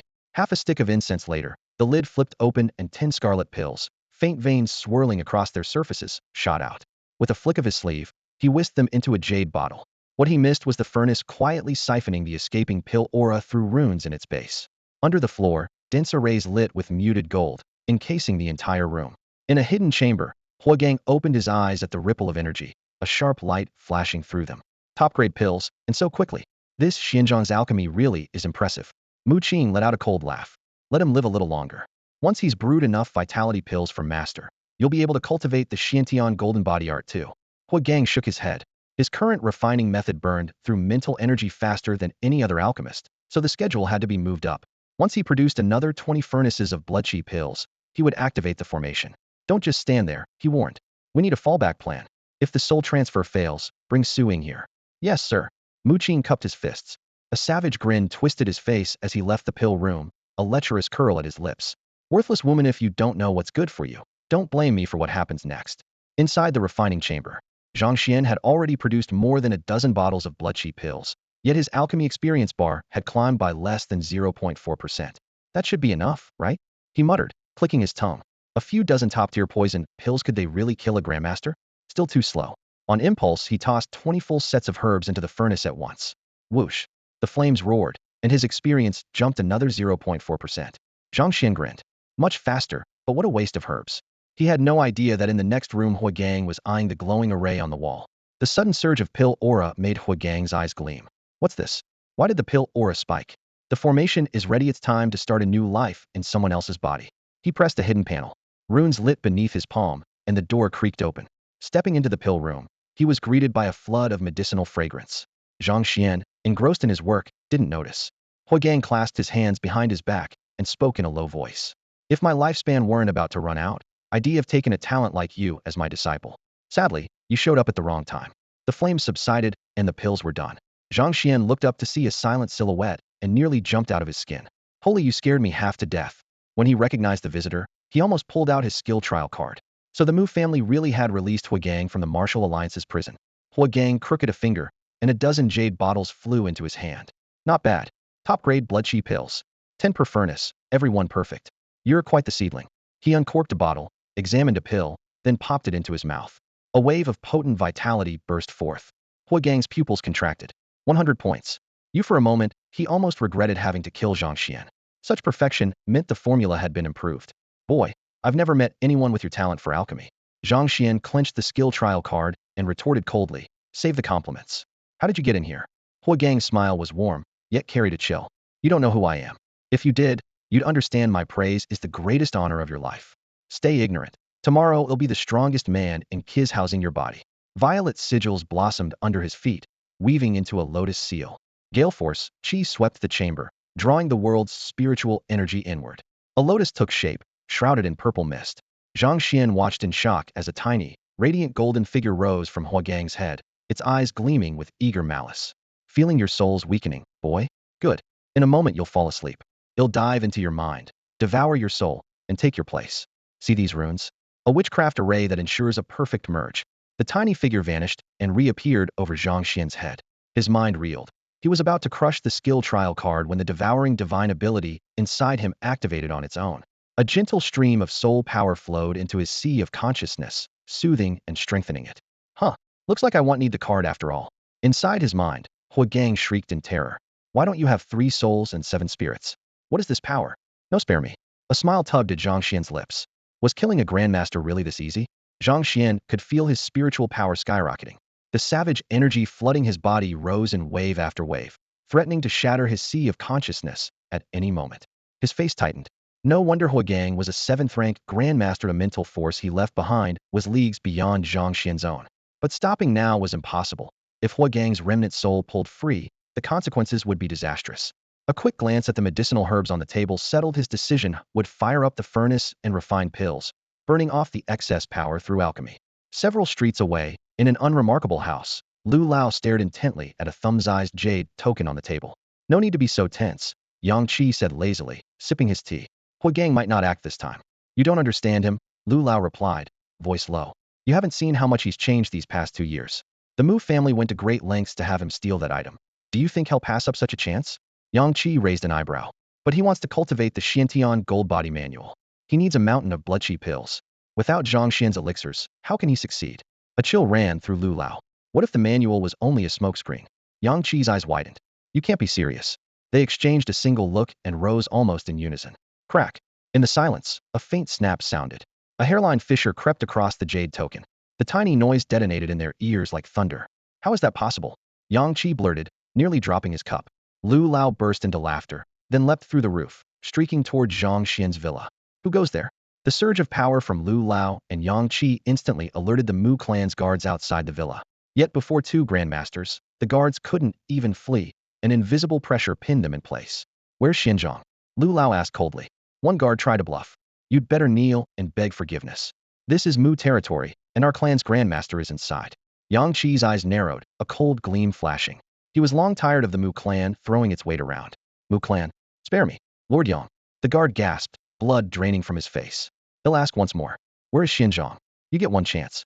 In the back. The guard pointed, trembling, toward the rear alchemy chamber. With the city lord Yang Qi and Lu Lao here together, their only hope was for Huagang to buy time. They would have given him up even without being asked. Open the door. The jade token in Lu Lao's hand was now webbed with cracks. He had to know what Zhang Xian was doing. Mere netherblood pills couldn't have damaged Huagang's soul token so quickly. 7 days to advance to 4th-rank alchemist. This kid is something else, Lu Lao muttered, then laughed at himself. He had almost forgotten Zhang Xian was also a 6th-rank martial artist. A 6th-rank fighter, not yet 20, coupled with that kind of alchemical talent. No wonder the breakthrough had come so easily. Pinned against the wall, the Mu guards looked ashen. My lords, it's not that we refuse to open it. One stammered. We simply don't know the password to that door. Lu Lao frowned. Where's Mu Qing? Master, the young master. The servants exchanged nervous looks, shuffling their feet, none of them daring to speak. A surge of foreboding swept through Lu Lao. Speak. Keep silent, and you die? The young master has gone to Miss Su. He wants to force himself on her. As the words fell, the room's temperature seemed to plunge. Lu Lao's face went slate gray. Old Yang, stay here. I'm heading to Zhang Xian's place. Go quickly. Yang Qi answered at once, inwardly wishing Mu Qing dead for daring to target both Zhang Xian and Su Ying. Su Ying pushed open the villa door and nearly bumped into a kitten sneaking out with Bai Zhe in its paws. Hey, little one. She couldn't help laughing as she gently pinched the cat's ear. Like master, like pet. Meow. The kitten blinked its big eyes, working overtime to look cute and slip away. Meow. Bai Zhe tried to imitate the sound. The kitten rolled its eyes. Stupid dog, can't you tell this two-legged creature is trouble? Even our master can't handle her. Start acting cute. Woof. Bai Zhe froze, then pounced into Su Ying's arms, licking her face enthusiastically. At that moment, a soft yet unsettling fragrance drifted through the room. Achoo. Sensitive to smells, the kitten twitched its nose and stared toward the source. Smells nice. What is it? Su Ying looked around in confusion, unaware of the burning eyes hidden in the shadows. Not far away, Mu Qing crouched in the darkness. Young master, I slipped the drug into the air vent during the beast tide, a servant whispered. The outer coating resists moisture for 7 hours, just enough to dissolve now. Mu Qing tried to keep calm, but his Adam's apple bobbed. The drug lasts 10 minutes, the servant continued, licking his lips. After that, Miss Su won't be able to live without you, hehehe. Mu Qing clapped him on the shoulder. Good work. When I'm head of the family, you'll be my right-hand man. Thank you, young master. I'd walk through fire for you. The servant's face flushed, but as he turned away, contempt and coldness flashed in his eyes. Look, young master, Miss Sus cheeks are flushing. It's time for your entrance. He pointed toward the living room.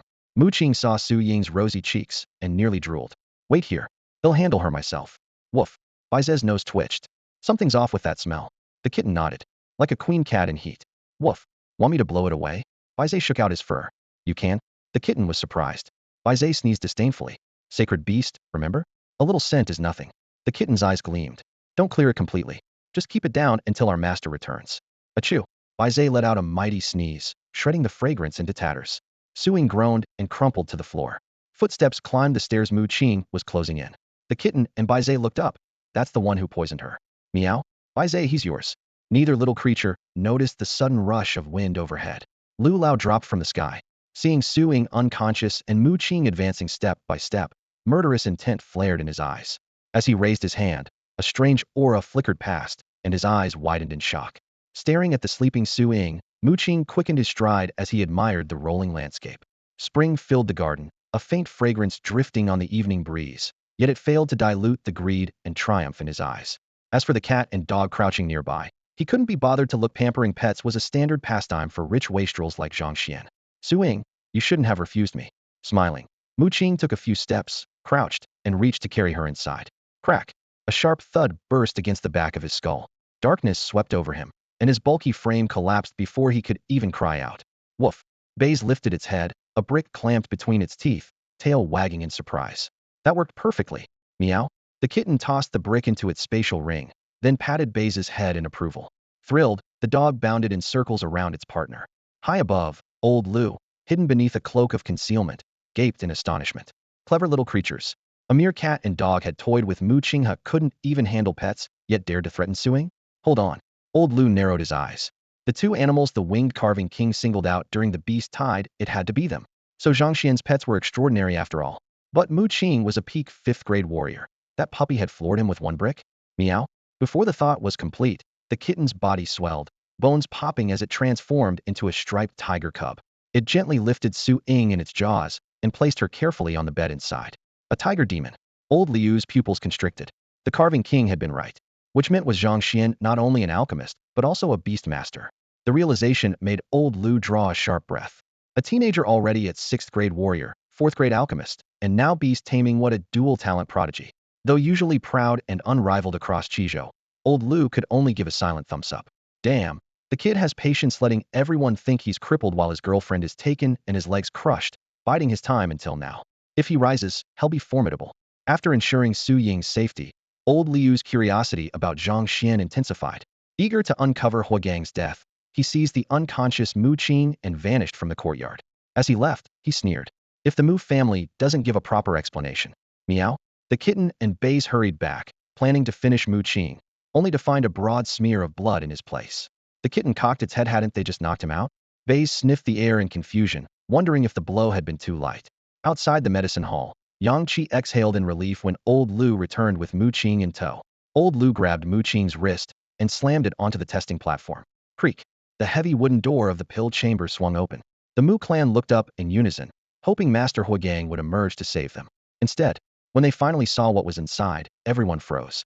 In the center of the hall lay the body of Grandmaster Huagang, their greatest hope, already stiff and blood-dried. Master Xianzhang stood with his back to them, sleeves fluttering as he calmly tended the flames in the pill room. Lu Lao and Yang Qi traded a glance and stepped into the chamber together. The senses of two grandmasters swept out, detecting a strange, heavy energy churning within the room, all of it radiating from the cold corpse. An ancient shamanic array, Yang Qi whispered, eyes narrowing. Record this, the Martial Alliance needs to see it. He raised his communicator, streaming the scene while calling for backup. Drawing a deep breath, Lu Lao studied the crimson runes on the floor, then the body. He sighed. So Huagang really did side with the cult of the demon god. His gaze shifted to a corner, where Zhang Xuan was stuffing herbs into a furnace by the handful. The young man barely looked up. Greetings, teacher. Elders. Seriously, kid. Lu Lao stomped when Zhang Xuan tossed in 10 full sets of ingredients. Those herbs belong to the Mu family, and they're being impounded. How can you? Such he broke off. Spiritual energy roared within the furnace, and to his shock, pills began to form. After decades of flawless technique, the veteran alchemist stood dumbstruck. How could this succeed? Zhang Xuan was just as surprised. Head skipped using his own cauldron, hoping to refine a fifth-grade pill for experience. Yet somehow it was working. Boom pill fragrance burst out. The lid flew open, revealing 10 flawless, ebony, 7-soul pills. Lu Lao lunged forward, scooped them up, stared for 2 seconds, then swallowed one. His pupils shrank. He looked at Zhang Xuan as if seeing a ghost. Yang Qi saw the reaction, took a pill himself, and froze the same way, mouth gaping. While the elders stood stunned, Zhang Xuan was about to start another batch when a panel flashed. Alchemy talent upgraded to B. Buzz's mind expanded, spiritual capacity surging past 10,000. The ache in his head vanished, and even the most obscure passages of Breaking Sky Palm became crystal clear. Yang Qi finally whispered, "Old Lu, these are 7-soul pills, right?" Lu Lao nodded mechanically. Both men stared at Zhang Xuan. "Brat, you're already a 5th-grade alchemist? After how many days?" Words failed them. The renowned prodigy in the capital had taken years to reach 5th grade, yet Zhang Xuan nodded, marveling at his rapid progress and suspecting it was tied to having devoured Huagang's soul. Moments later, Martial Alliance experts arrived. Seeing the 3 men dazed and a blood-red shamanic array on the floor, they knelt to examine it with excitement. Huagang's corpse was ignored. What trouble could a dead man cause with 2 grandmasters present? No one guessed the grandmasters had nothing to do with his death.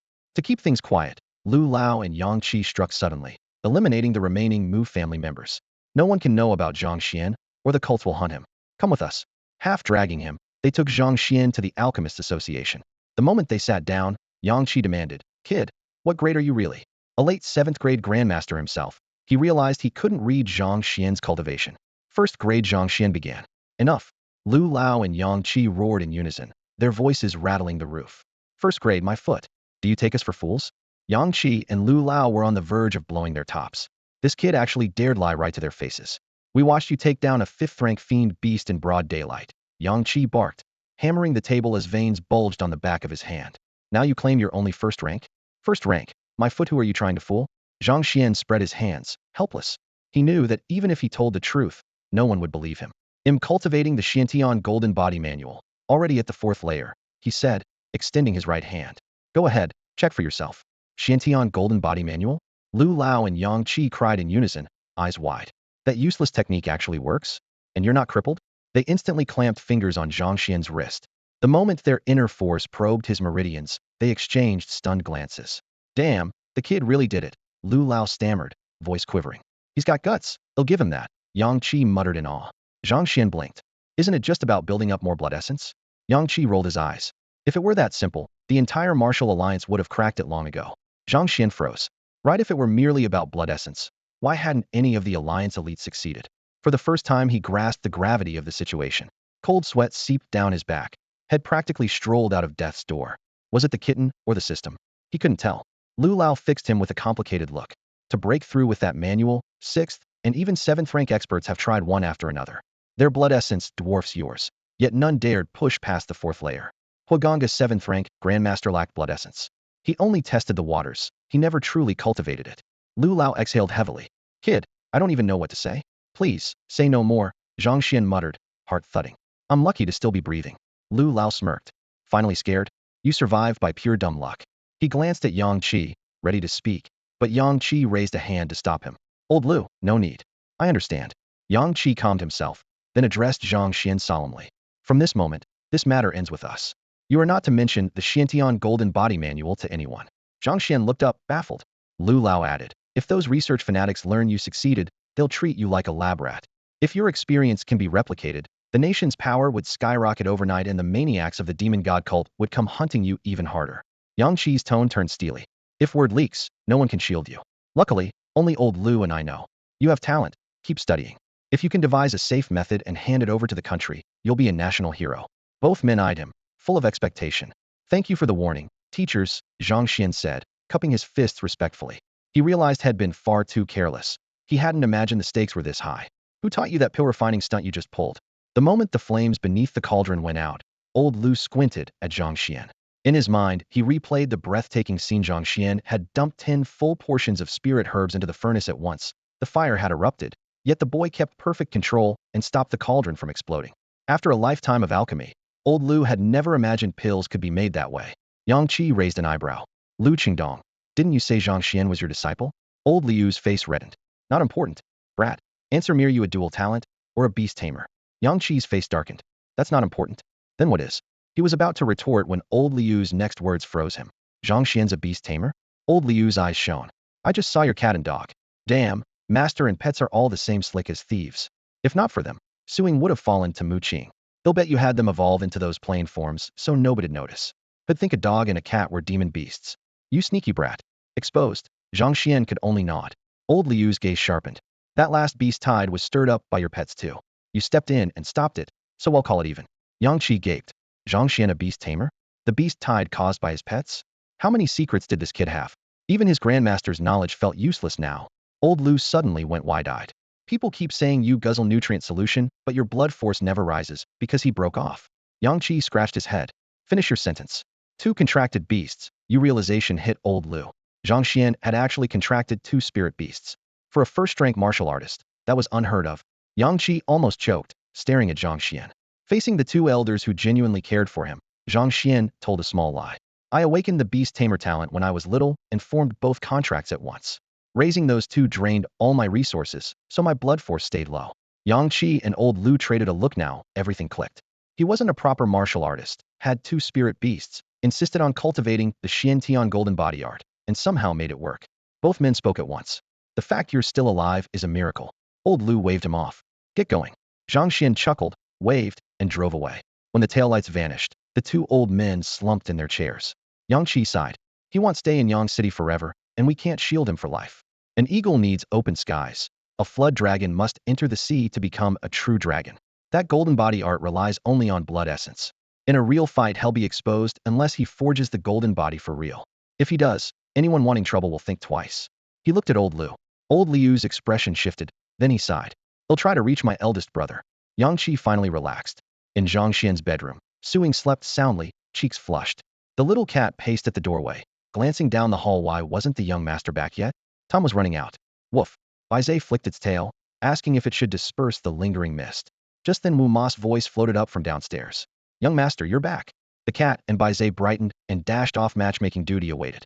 Across from the villa, a Mu family servant was crouched behind the shrubs, frozen with fear as he watched the family's young master get brained by a brick wielded by a huge dog. He hardly dared breathe.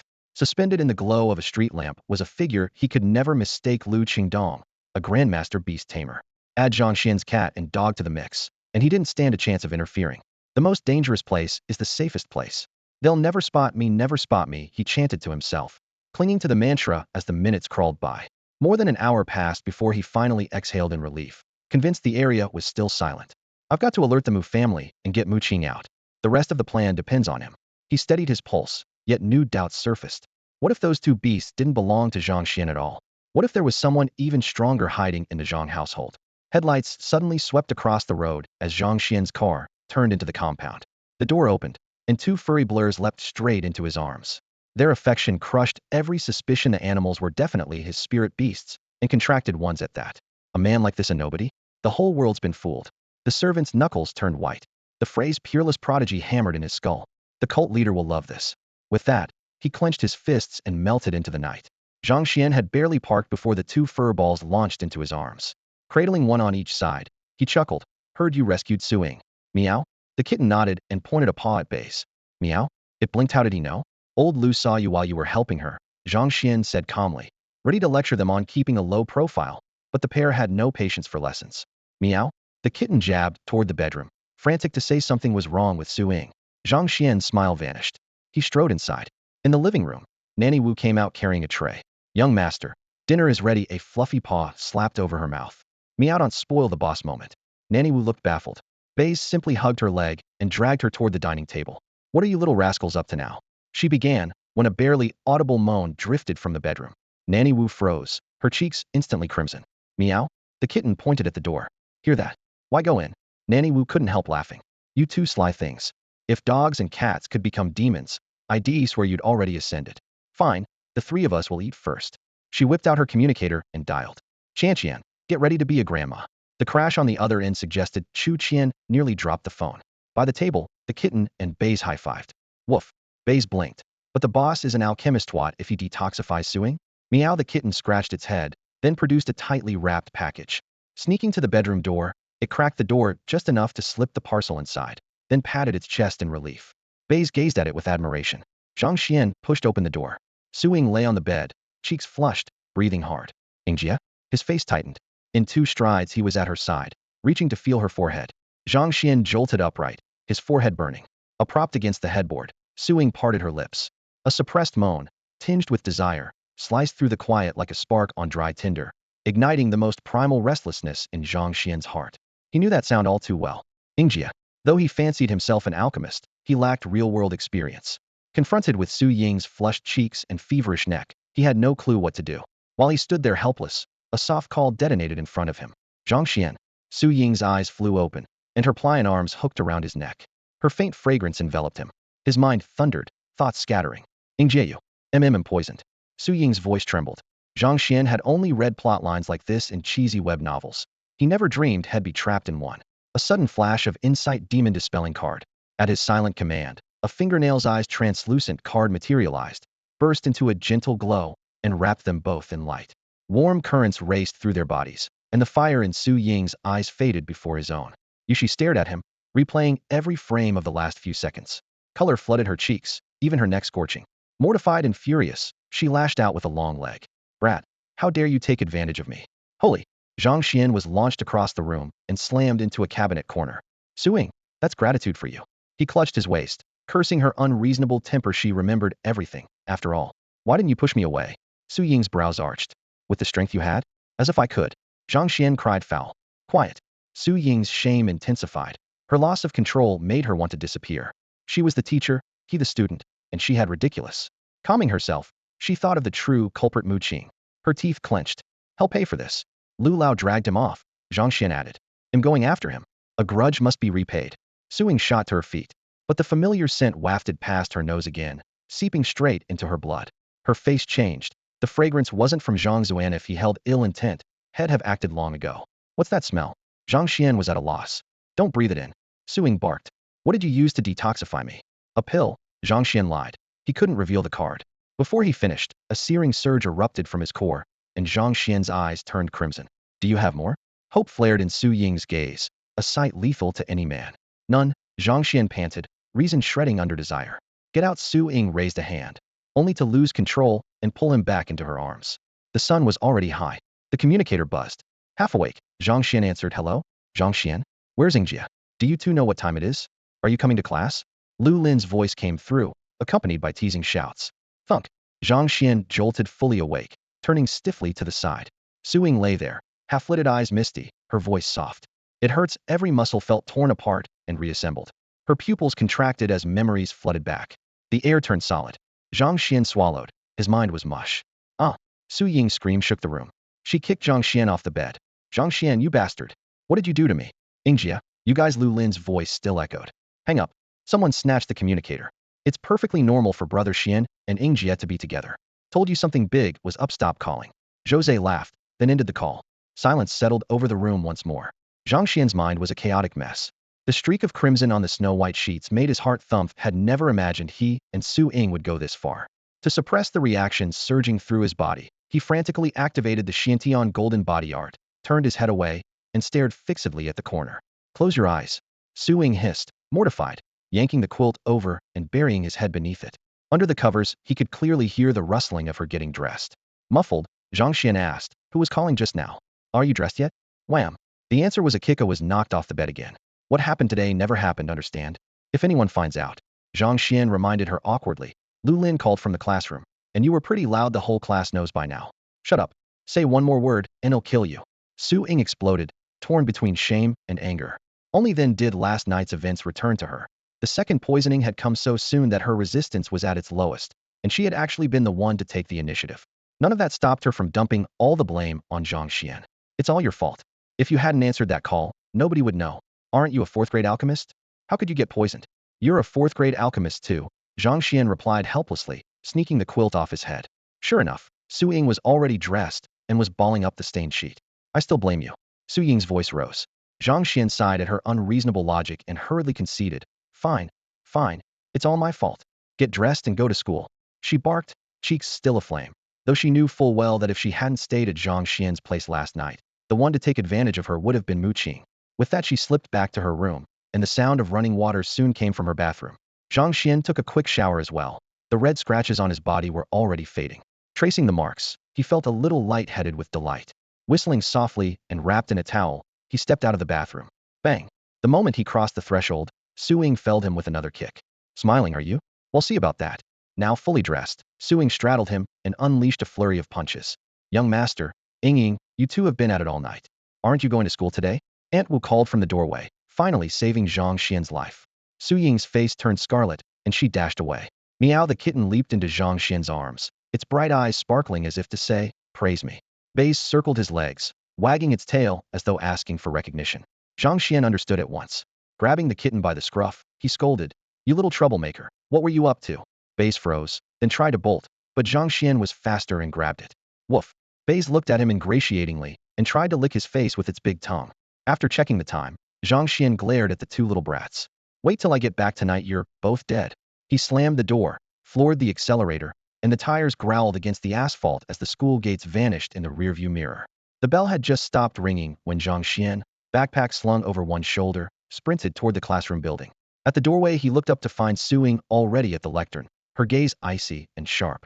Reporting in. He snapped to attention and raised a foot to step inside. No one told you to come in. Stay at the door. Su Ying's voice cut through the silent room like a blade. Zhang Xuan froze. This woman could hold a grudge. She was definitely doing it on purpose. Go get him, brother Xian.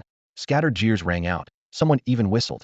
A student laughed. Yo, Xuanzi, your wife's got you standing outside? Better work harder tonight. Before he could finish, Su Ying strode to the door, eyes sharp as knives.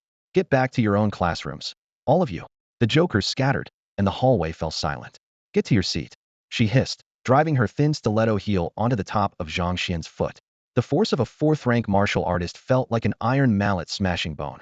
Pain shot to the back of his skull, and sweat broke out across his skin. Su Ying swept her eyes across the class. Self-study now. If you have questions, come to my office.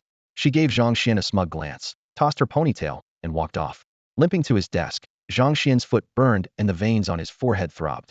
On an ordinary person, that stomp would have turned the foot to mush. Around him, classmates watched the show with eager eyes. Ha ha ha, brother-in-law, you're slipping. Think you'll be standing in the corner at home tonight too? Xujia is so gentle. What did you do to tick her off last night, Zhang Xuan? The teasing rolled in waves, boys and girls taking turns to heckle. Jose waggled his brows.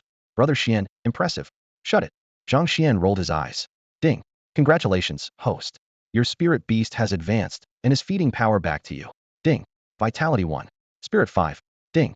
Pale blue numbers floated across Zhang Xuan's mind. 1, 5. He blinked in surprise. Then his heart lurched.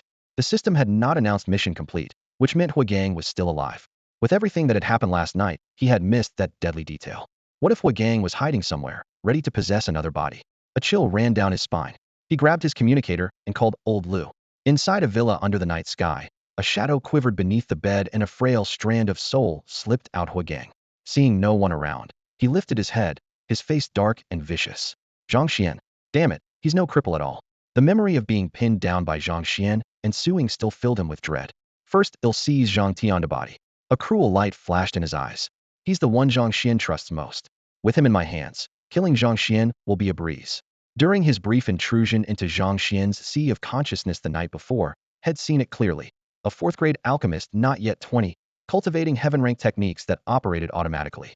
He practiced a heaven-rank art as well, yet compared with Zhang Xuan's monstrous talent, the gap was like earth and sky. If he could successfully possess him, everything would become his. The problem was how to get close to Zhang Tianda. While Huagang was racking his brains, the door clicked open. A plump kitten sauntered in, followed by a goofy-looking big dog. Huagang's eyes lit up.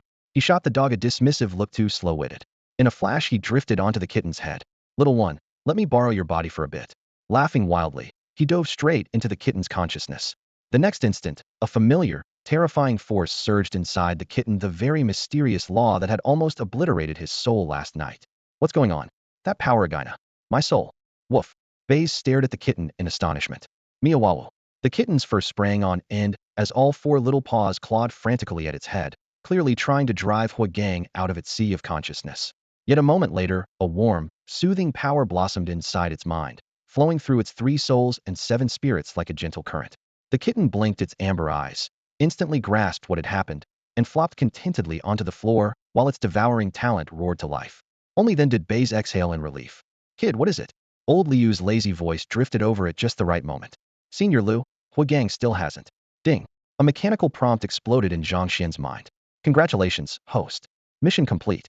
Rewards, Storage Collar Base Edition, 1 Heavenly Soul Stone, 1 Earthly Soul Stone, 1 Fate Soul Stone, Divine Dog Bone Base Edition, 1000 Vitality, 1000 Spirit, 2000 Super God Points. Note: all 3 Supreme Soul items collected. 3 souls can now be awakened. Zhang Xuan froze. Huigang dead? How? Had just checked his own soul sea and found no trace of Huigang's primordial spirit. Had some powerhouse erased him outright? Whatever the reason, with Huigang gone for good, Zhang Xuan actually felt relieved. What happened to Huigang? Old Liu's heart skipped a beat at the name. Old Liu, Huigang's soul tablet has shattered completely. Yang Qi's voice grew heavy on the other end of the call. Zhang Xuan hurried to explain. It's nothing. I suddenly wondered if Huigang might still be alive, so I asked. If Elder Yang says the soul tablet's broken, he's definitely dead. I won't worry about it. Enough with the rambling. Bring that girl Ying to the Alchemists Association tonight. I need you both. Got it. After hanging up, Old Liu suddenly asked, Kid, do you know anyone from the Tang family in the capital? Zhang Xuan blinked and shook his head. No, teacher. Why? Old Liu muttered, you don't? Then why did someone from the Tang clan ask me for your contact info? Don't panic, the Tang family's upright. Nothing like the Mu clan. They mean no harm. Zhang Xian's heart pounded. Damn, has Tang Yun tracked me down? Impossible. Head left no clues, and Tang Yun was barely conscious back then. She shouldn't remember him. Well, with Elder Yang and Old Liu covering him, He'd be fine as long as he didn't stir up real trouble. Besides, Head saved Tang Yun's life. The Tang family wouldn't repay kindness with malice. While he was lost in thought, Jose nudged his elbow. Zhang Xuan looked toward the classroom door and saw a woman posing a bit theatrically. Min? What was she doing here? Zhang Xuan, come out for a moment. Li Min's voice was cold, her expression arrogant, as if talking to him were a tremendous favor. Every eye in the classroom swung toward Zhang Xuan, waiting to see his reaction. Everyone knew he used to trail after Li Min like a pathetic lapdog. In the past, a single word from her could keep him euphoric for days and bragging for weeks. Back then, the class would have watched for the fun of it. Now, however, Zhang Xuan was Sister Ying's guy, and they had no intention of letting Li Min push him around. They also wanted to see whether he was still the same as before. If he was, he didn't deserving, and they'd gladly show him just how red flowers can bloom. Zhang Xuan looked up and uttered 2 words. No time. Zhang Xuan didn't spare her a single glance. He was no longer the doormat who once crushed his own pride for her. After seeing some of the world, a run-off-the-mill girl like Li Min held no interest for him. Li Min froze, staring at him in disbelief. What did you just say? Jose stepped in front of Zhang Xuan, irritation all over his face. Are you deaf? Didn't you hear my bro say he's busy? Say what you need to say, or get lost. Jose had always despised Li Min's phony airs. Had worried for a second that Zhang Xuan might relapse, but seeing Zhang Xuan ignore her put him completely at ease. Before Li Min could speak, her friend Zhu Shouting jumped in. Jose, this is between Li Min and Zhang Xuan. Who asked for your commentary? Back when Zhang Xuan was still chasing Li Min, Zhu Shouting had reaped plenty of benefits by her side. Since he stopped simping, her gravy train had dried up. She had tried to cling to Mu Qing like Li Min did, but with her plain looks Mu Qing never even glanced at her. Lately she missed the old days terribly. When Li Min said she wanted to meet Zhang Xuan, Zhu Shouting had honestly thought her good times were coming back. Zhang Xuan, you've gotten gutsy, haven't you? Minmin calls, and you say you're busy? Zhu Shouting planted her hands on her hips. Do you want Minmin to ignore you forever? Li Min's pride returned. Zhang Xuan must be doing this on purpose to get her attention. Childish and disgusting. Zhang Xuan, didn't you beg me last time to reconsider? Come out. Li Min looked down at him like a proud peacock, waiting to see joy light up his face. Just then, Zhang Xian's phone chimed. Message from Little Fairy. Get over here, now? The note was from Su Ying. After what had happened last night, Head feared she might ghost him, but now that she was calling him over, his heart felt light. When the class saw Zhang Xuan suddenly rise, they assumed it was for Li Min and bristled. Jose stamped his foot in anger, while Zhu Shouting and Li Min shared a smug look. Humph, that's the Zhang Xuan we know, Zhu Shouting sneered. So fake, Li Min muttered, planning to stall with a few vague words. Once Mu Qing returned, the Li family could crush the Zhangs again, and she wouldn't have to play along with this loser. A few boys moved to block Zhang Xian's path. Li Min snapped move. As the words left her mouth, a surge of power erupted. A massive golden Bara crystal mist Ursaber materialized beside her, roaring as it slammed the boys aside. The savage aura washed over them. They trembled, too scared to move. That's a crystal mist Ursaber spirit beast. So that's a spirit beast? Terrifying. Li Min is so strong. More and more students gathered, their awe and envy fixed on Li Min growing even prouder. She flicked her wrist, dismissed the Ursaber, and warned coldly, interfere again, and I won't be so gentle. Zhang Xuan had seen the imposing bear too, but to him it wasn't half as cute as his own kitten and Bai Zhe. He stepped over the threshold, ready to leave. Seeing him approach, Li Min turned on her heel and walked off without a word. She was afraid even speaking to trash might infect her with trash germs. They had taken only a few steps when they realized Zhang Xuan wasn't following. Zhang Xuan, this way, Zhu Shouting called. Zhang Xuan glanced back, and Zhu Shouting waved urgently. Li Min snorted. I've given him his chance. If he doesn't cherish it, that's his problem. She strode ahead. Zhang Xuan, don't say Minmin never gave you a chance. Miss it now and you'll regret it forever. Zhu Shouting shouted after him. You're crazy. Zhang Xuan muttered and headed for the teacher's office. Li Min. Zhu Shouting. Did he just curse at us? Zhang Xuan, stop right there. Li Min could no longer keep up her usual poise and pride, hurrying after the boy ahead of her. Word had spread through Yang City. The Zhang clan was backed by a fourth-rank alchemist, and the Alchemist Association had publicly acknowledged its friendly ties with the Zhang Commerce Guild. Business for the Zhangs was booming, while calamity kept hitting the lease. Hui Gang had vanished. Mu Qing had been seized by the Martial Alliance, though the Mu clan managed to bail him out. He was sent back to Qizhou and could offer no help. Li Min's parents issued an uncompromising order. She had to secure Zhang Xian's forgiveness. Zhang Xian, what's that supposed to mean? Minmin's willing to give you a chance, and you don't even appreciate it. Zhu Shouting, sensing things were going south, raised her voice on behalf of her best friend. Zhang Xian acted as if he hadn't heard a thing. Without slowing, he headed for the teacher's offices at the end of the hall. Zhang Xian. Li Min's voice quivered with panic. She hadn't expected to be ignored like this. Haha, that's the Zhang Gu I know. Jose froze for a second, then burst out laughing. Their class, 12B, grinned in unison.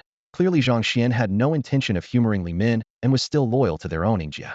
Faces full of mockery, they watched the furious Li Min and thought, serves her right if only shed thought ahead. Minmin, don't get mad, Zhu Shouting whispered, egging her on. He's doing this on purpose to make himself look in control. Just tell him you won't forgive him unless he buys you a sports car. It was the first time Zhang Xian had treated her like this. Flustered, Li Min actually found Zhu Xiaoting's advice reasonable. Pulling her friend along, she took off after him. The onlookers stared, dumbfounded. What kind of logic was that? Outside the staff office, Zhang Xian raised his hand and knocked. Get in here, came Su Ying's voice from inside. He pushed the door open. Only Su Ying was there. Zhang Xian grinned. Wipe that grin off your face. Su Ying snapped, kicking at him. Zhang Xian caught her ankle with one hand and even tickled her soul. Let go. Su Ying's cheeks flushed scarlet. The audacity of this jerk. My name's Zhang Xian, not Feng Kai, he teased. Can't you act a little proper? Fine, why did you call me here? Zhang Xian dropped into a chair. Su Ying raised an eyebrow. The incident had clearly emboldened him. In a minute, you're my backdrop. Don't say a single word. Just sit there. Remembering what had pulled in the hallway, she added, do not make a sound. If you do, she waved a tiny fist in front of his eyes. Are your parents video calling again? Zhang Xian's eyes lit up, excitement flashing through them. Suspicion filled Su Ying's gaze. What are you plotting now? What could I possibly plot? I'm just nervous. Maybe you should find someone else. He rose as though to leave, feigning withdrawal. Sit down. Su Ying shoved him back into the chair. You chose to stay. Zhang Xian chuckled to himself. Just then, Su Ying's communicator rang. She drew a deep breath. Zhang Xian looked at Su Ying and chuckled to himself, surprised to see her like this. The holographic screen lit up, revealing a stunning woman whose features closely resembled Su Ying's. Su Ying instantly noticed the fatigue in her eyes. Didn't I tell you to take some time off? Su Ying frowned. The woman snorted. So you do care? And what's with that stupid nickname you gave me? Yo, think I wouldn't find out. After the complaint, her tone softened a little. The grand trials are around the corner. Every alchemist is running off their feet. Girl, mid-sentence, she noticed Zhang Xian beside Su Ying, and her eyes blazed. You, who are you? Without hesitating, Su Ying hooked her arm through Zhang Xian's. This is my boyfriend, your future son-in-law. Zhang Xian immediately played along. Hello, Auntie. Zhang Xuanwei spoke on the phone last time. Before he could finish, Su Ying pinched his waist, forcing him to shut up. Oh, Xiaozhang, is it? Aren't you two planning to get married? Stop by the house sometime. The woman's voice was unusually calm, but Su Ying felt a chill, certain a storm was brewing beneath the calm surface. There's no need. Zhang Xian is about to. Su Ying expected her mother to force her to meet Qi Rui again, but instead the woman said lightly, Zhang Xian's taking the martial arts exam? Fine, they'll secure him a guaranteed place at Qizhou Martial Academy. Su Ying was stunned. That's settled. When your father and I have some free time, bring Zhang Xian home. Oh, and Qi Rui is heading to Yang City on business. Look after him, will you? With that, she cut the connection. Hey, you. Su Ying stared at the now dark screen, her mouth twitching with anger. Zhang Xian chuckled to himself. So Su Ying inherited her fiery temper from her mother. Qi Rui Hat's the guy who proposed to you, right? Exactly. Why else would I have to deal with all this crap? Su Ying collapsed into her chair. The terminal lit up again. It was old Lu. Come over after school. Got it. Su Ying hung up and shooed Zhang Xian toward the door. Now get lost. As soon as Zhang Xian stepped out, he found Li Min and Zhu Shouting blocking the hallway. Chins lifted like two proud hens. They eyed him with open mockery. Zhang Xian, If you don't want everyone to know your secret with Miss Su, meet me after school, Li Min threatened smugly before turning away, certain she held all the cards. Nutcase, Zhang Xuan muttered, ignoring her and heading straight for the library. He wondered where the system's rewards the celestial, earth, and life soul stones had ended up when Aunt Wu called. Young master, 3 strange stones have appeared in your room. Should I move them? Leave them where they are, Zhang Xuan replied, realizing the stones were indeed at home. Time flew by as he read. After school he and Su Ying drove straight to the Alchemists Association. Meanwhile, in Class 1's classroom, Li Min sat with a dark expression, brows knitted. Zhu Shouting tried to console her. Min, we have dirt on him and Miss Su. He'll show up to apologize. After a moment's thought, Li Min calmed a little and waited for Zhang Xuan to appear. Suddenly a commotion erupted outside the classroom. Damn, I envy Zhang Xuan. That lucky bastard drove Miss Su home again. No way. Miss Us, so gorgeous, how did she fall for him? Just thinking about what he'll be doing with her tonight, damn it. I want to gut him. Hearing the chatter, Li Min crushed the communicator in her hand with a snap. Zhang Xuan actually stood her up. Zhang Xuan, if you play dirty, don't blame me for hitting back. The Alchemists Association. What's going on? Zhang Xuan asked, eyeing Lu Lao behind the counter. The old man lifted his grizzled brows but ignored him, turning instead to Su Ying with a sly grin. Su Ying froze, then understood. A blush spread across her cheeks. The faint trace of Zhang Xian's aura still lingered on her, and to a veteran like Lu Lao it was plain as day. Quit grinning. What do you want? Zhang Xian pressed. Kid, did you make it official? Lu Lao raised a bony finger, pointing back and forth between them. Zhang Xian stiffened, at a loss for words. Lu Lao let it drop and grew serious. I found you a teacher. But there's a condition. If you want him, you have to take first place in the upcoming combat exams. A teacher? Who? Su Ying blurted. You're going with him, too, Lu Lao added. Me? Su Ying's curiosity spiked. Uncle Lu, who is it? Yi Fanshi, Lu Lao said, the name carrying unmistakable weight. Yi Fanshi, the dual grandmaster of alchemy and beast taming? Su Ying gasped, her eyes shining. Zhang Xian scratched his head. Sounds impressive. He's the honorary head of the Capital Martial Academy, peak 9th grade grandmaster in both disciplines, one of the nation's strongest, Su Ying whispered. A peak 9th grade grandmaster? Zhang Xian's eyes widened. That strong? Su Ying leaned in. Yi Fanshi is Lu Lao's senior brother, but the two of them. Am not deaf, girl, Lu Lao growled. Su Ying laughed sheepishly, still full of admiration. Lu Lao turned to Zhang Xian. So make a splash in this exam. But he pointed at Zhang Xian's chest. Zhang Xian understood. Don't reveal the Xiantian golden body technique. No problem. With a blood key of 1,000, he could still claim first. Make a splash? Zhang Xian grinned. Then let's give them a show. Who wants to stay hidden forever? Dinga system prompt chimed. New mission. Win first place in the combat exams. With even the system backing him, Zhang Xian felt invincible. If that's all, get lost, Lu Lao waved. Zhang Xian bowed deeply. He knew Lu Lao had paid a price for this favor, and the gratitude weighed on him. In the car, Su Ying sighed. Uncle Lu treats you well. Yi Fanshi really is his senior brother? Zhang Xian asked. It's complicated, Su Ying murmured. Their relationship's strained. Getting Yi Fanshi to accept you must cost Uncle Lu a lot. Zhang Xian fell silent. Lu Lao was handing him a lifeline, and the old man's selfless care filled him with both warmth and pressure. When they arrived home, Zhang Tianda and Chu Qian were already waiting at the door.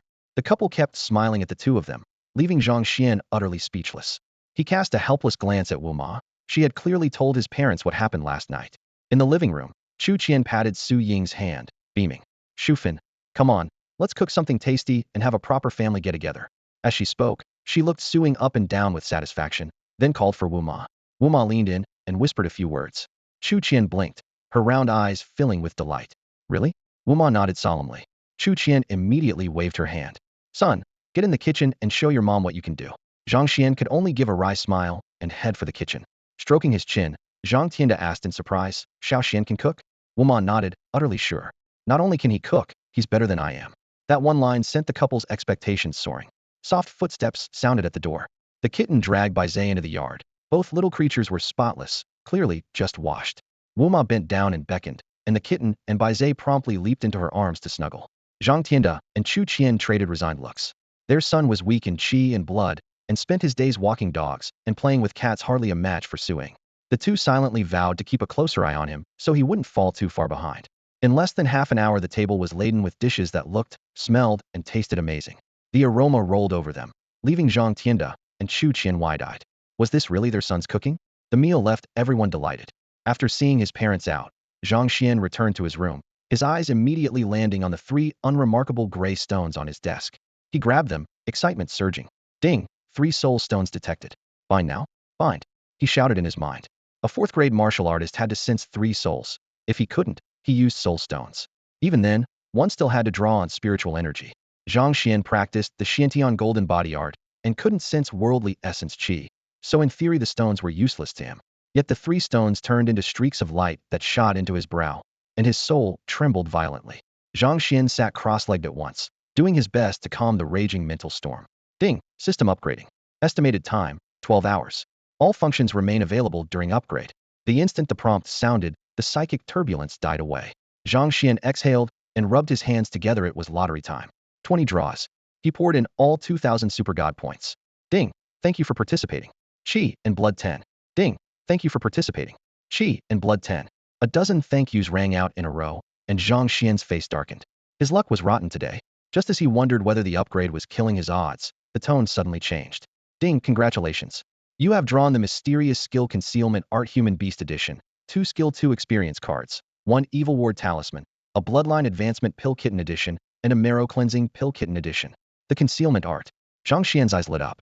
His concealment pills were almost gone, and Elder Lu had said outside pills couldn't compare to System 1's. With the skill version, he no longer had to fear aura leaks, and it worked for both humans and Beast the kitten, and Baizé could train with it too. Ambushes would be a breeze. Perfect. An ancient book materialized. At his mental command, it dissolved into soft light that wrapped around him. His breath sank into the Naiwan palace, exactly like a concealment pill. The kitten and Baizé patted over, sniffing curiously. Zhang Xuan popped the bloodline advancement pill and the marrow cleansing pill straight into the kitten's mouth. The kitten froze for half a second, its pupils turning crimson as it writhed on the floor in pain. Ding! Your spirit beast's bloodline is evolving. Meridians are being reforged. Feedback to host initiated. A warm current surged back through the contract. Ding! Qi and blood 10, spirit 10, meridian cleansing in progress. Ding! Boom! His soul roared. Qi and blood erupted, and a wave of agony swallowed Zhang Xian whole. Woof! Bays barked frantically at the sight of the kitten and Zhang Xian. Fortunately, within moments Zhang Xian and the kitten began to look calmer, and the energy inside them rose steadily. 2 or 3 hours later, the kitten finally opened its eyes. Woof! Bays was still full of concern. Meow? The kitten, however, wagged its tail in excitement. It had just advanced to a 6th-ranked beast and felt better than ever, ready to take Bays on farther adventures. Bays' eyes lit up. It had also received its own storage collar and a new weapon and was itching to try them out. Without another word, the 2 little creatures exchanged a glance, cast a quick look at Zhang Xian, and prepared to slip outside. Suddenly a spark flashed in the kitten's bright eyes. It tugged Bays and darted into the next room, the one belonging to Su Ying. Woof! Bays lowered its voice, curious about the plan. Who's there? Su Ying, always a light sleeper, woke instantly at the sound. Bang! In the dark, a brick came down hard and knocked her out cold. Smiling, the kitten gripped Su Ying by the collar, carried her over, and laid her gently on Zhang Xian's bed. Then it tossed back into the room the item it had deliberately kept earlier. As heavy breathing began to fill the room, the kitten focused its mind and swept every object inside into its own storage collar. Perfect. It flicked its tail, slipped out with Bays, and raced toward the outskirts of the city. On the official road from Qizhou to Yang City, a sizable motorcade sped along. At its center sat a man radiating righteous authority. His gray suit was pressed to perfection. The communicator in his pocket buzzed. He glanced at the caller ID and answered. Annie. Sharaway, have you arrived yet? Almost. The road's been clear, but thank you for worrying. When you get in, call Xiaoying and ask her to pick you up. Got it, I will. After hanging up, he leaned back, closed his eyes, and tried to rest, exhaustion plain on his face. A streak of light flashed across the sky, and he watched it with a subtle, complicated expression. Young master, we're at Yang City.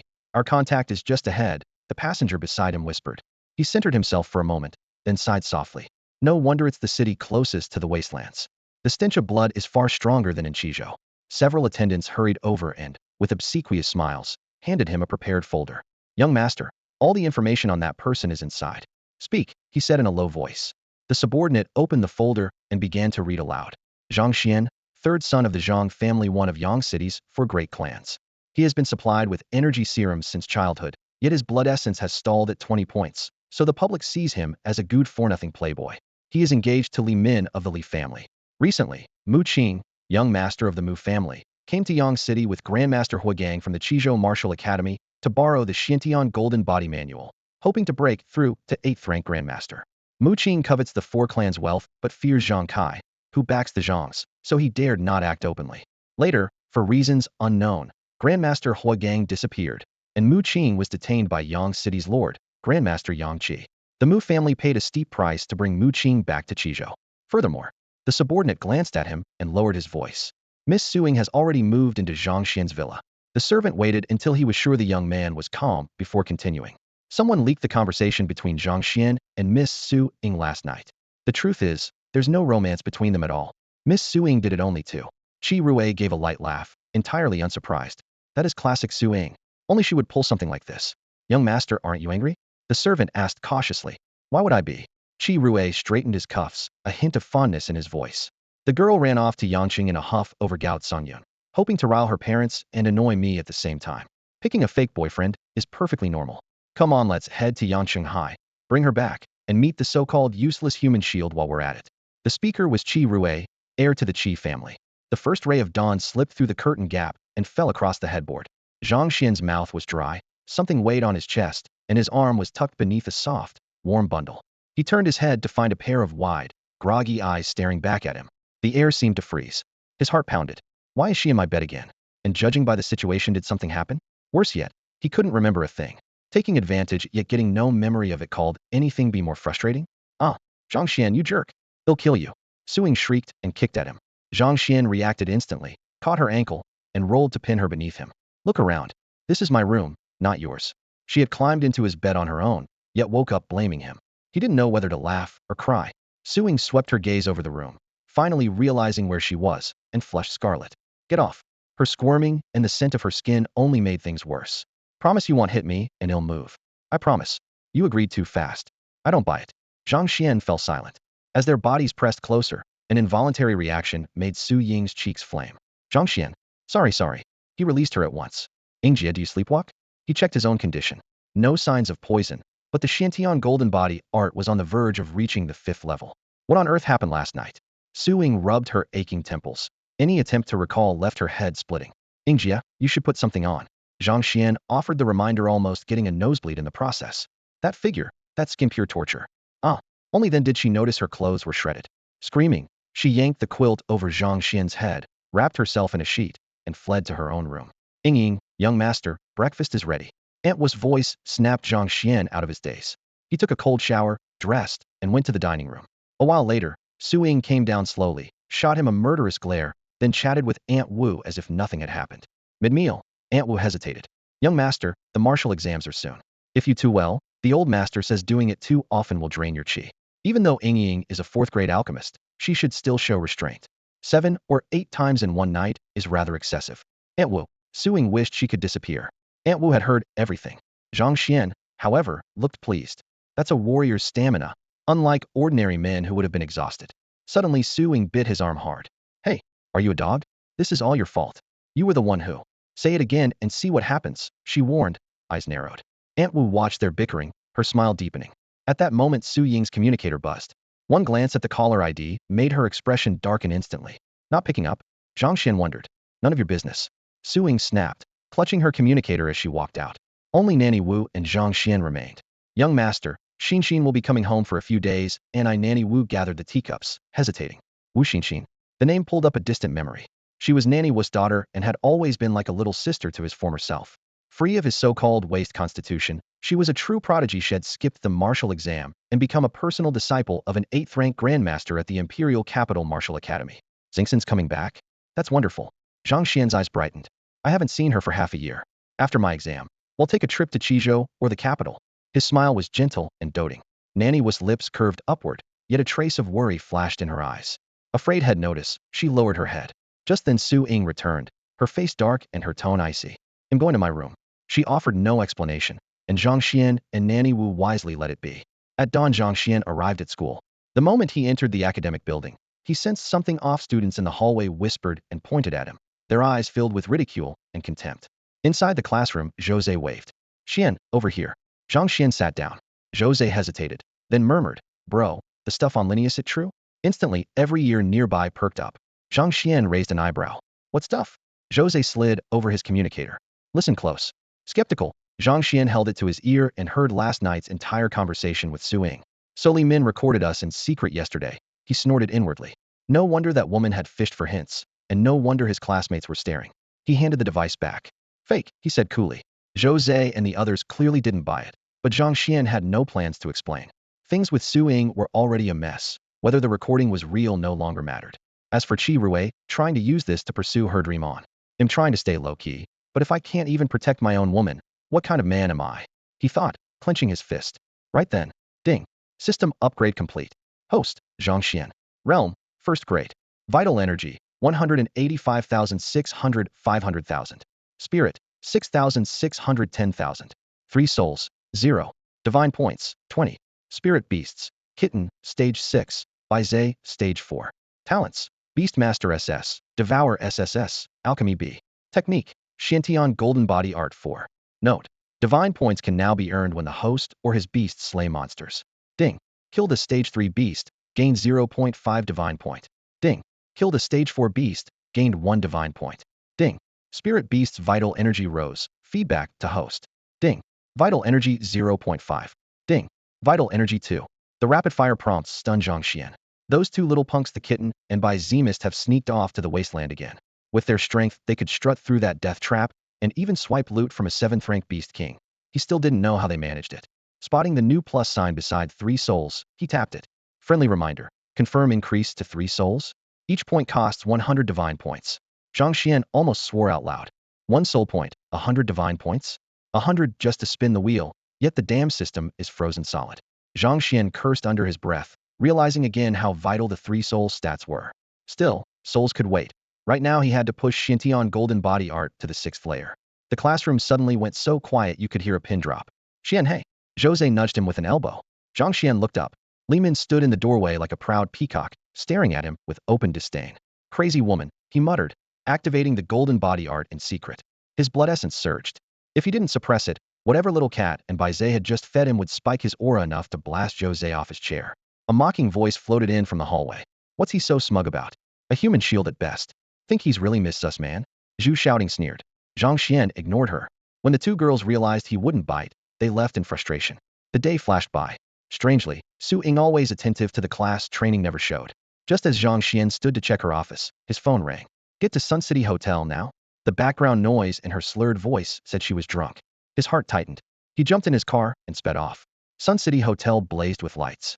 Off to one side of the lobby, a few rich playboys whispered among themselves. He's here. Let's say hello. What if young Master Qi hears about it? Please, the kid's stuck at blood power 20. Qi won't waste a thought on him. We'll handle it. Exactly. If Miss Su weren't involved, I wouldn't bother. At the same time, Li Chong dragged Li Min inside. Hurry, Min Min. Disciples from Qizhou Martial Academy and heirs from every major clan are here. Perfect chance to network. His eyes glowed with excitement. Li Min looked bored. Ever since she'd seen the depth of the Mu family, the so-called great clans of Qizhou held little appeal. Suddenly her gaze sharpened. Huh, why's that loser here? Li Chong followed her line of sight and brightened. Look, Min Min, those guys are about to rough up Zhang Xian. Now she was interested. They moved closer with the crowd. Zhang Xian dialed Su Ying's comm while sweeping the lobby. She still wouldn't pick up. A dozen playboys blocked his path. Li Chong and Li Min watched a short distance behind. So you're Zhang Xian? Know your place, kid? Stay away from Miss Su, or well wipe out your whole Zhang clan. After probing his aura and finding it calm, their contempt only deepened. Li Chong and Li Min watched, hearts racing. Before Zhang Xian could answer, steady footsteps sounded behind him. Old Lu and Yang Qi walked in side by side. Brat, didn't you see my text? Told you to pick us up, kept us waiting half an hour. Old Lu scolded, tossing a jade vial. Haha, quit whining. A bet's a bet. Yang Qi laughed, snatching at midair. Old Lu rolled his eyes. The city lord? And Old Lu? The onlookers turned to stone. 2 of Sun City's top powerhouses at Encino 1 failed to recognize them. The playboys had been about to teach Zhang Xian a lesson, felt their knees turn to jelly. What the hell? Those 2 grandmasters seem awfully close to him. Everyone was puzzled. How could Zhang Xian possibly know 2 grandmasters? In theory, their paths should never have crossed. Under the light, Zhang Xian pulled out his communicator, and sure enough, an unread message from Lu Lao flashed on the screen. Standing beside him, Lu Lao rolled his eyes in exasperation when he saw his own name. What are you doing here? Yang Qi asked, glancing at the dozen people blocking the way. In the hotel's entrance light, he recognized them as members of the Dezhou clans who had come with Qi Rui. We spotted the 2 seniors from a distance and came over to greet you, one of them blurted out, grasping for an excuse. As soon as he finished, he shot Zhang Xian a pleading look.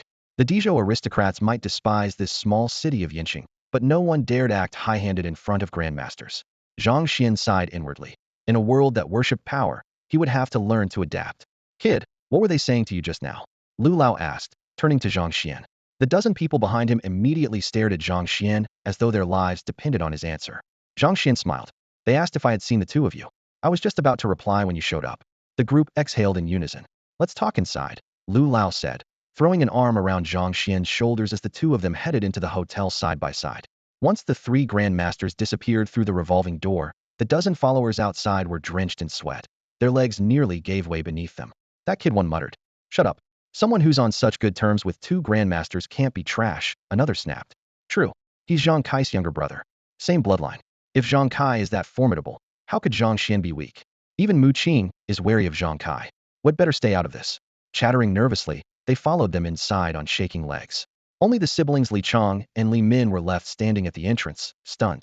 One thought kept echoing in their minds. How is this possible? Even Mu Qing fears Zhang Kai. Is Zhang Kai really that powerful? And Zhang Xian isn't a nobody after all. Their minds were a chaotic swirl, and they no longer felt like mingling with the wealthy heirs inside. They had assumed that with Li Min's guaranteed admission to Qizhou Martial Academy, the Zhang family would not dare push them too far. Now it was clear they had been far too optimistic. The Zhang's foundation was far deeper than the Li's had imagined. No wonder the Zhu and Chen families hadn't joined them in kicking the Zhangs, while they were down. Those two clearly knew something all along. What brings the two of you here? Zhang Xian asked curiously as they walked. Old Yang and I are the guardians of Yinqing. If they didn't invite us, that would be downright rude, Lu Lao snorted. Zhang Xian chuckled. If they were truly polite, as juniors they should have paid a visit to your home instead of calling you out. Yang Qi slapped his forehead. Damn, that's Spotan. I've got nothing to say to that. As they spoke, a group approached from the opposite direction, led by Qi Rui. Uncle Lu, Uncle Yang, it's been too long, Qi Rui greeted politely, respectful without being obsequious. Lu Lao curled his lip. Save it. Didn't you hear what this kid just said? If you were really well-mannered, you'd have visited my home instead of dragging me out.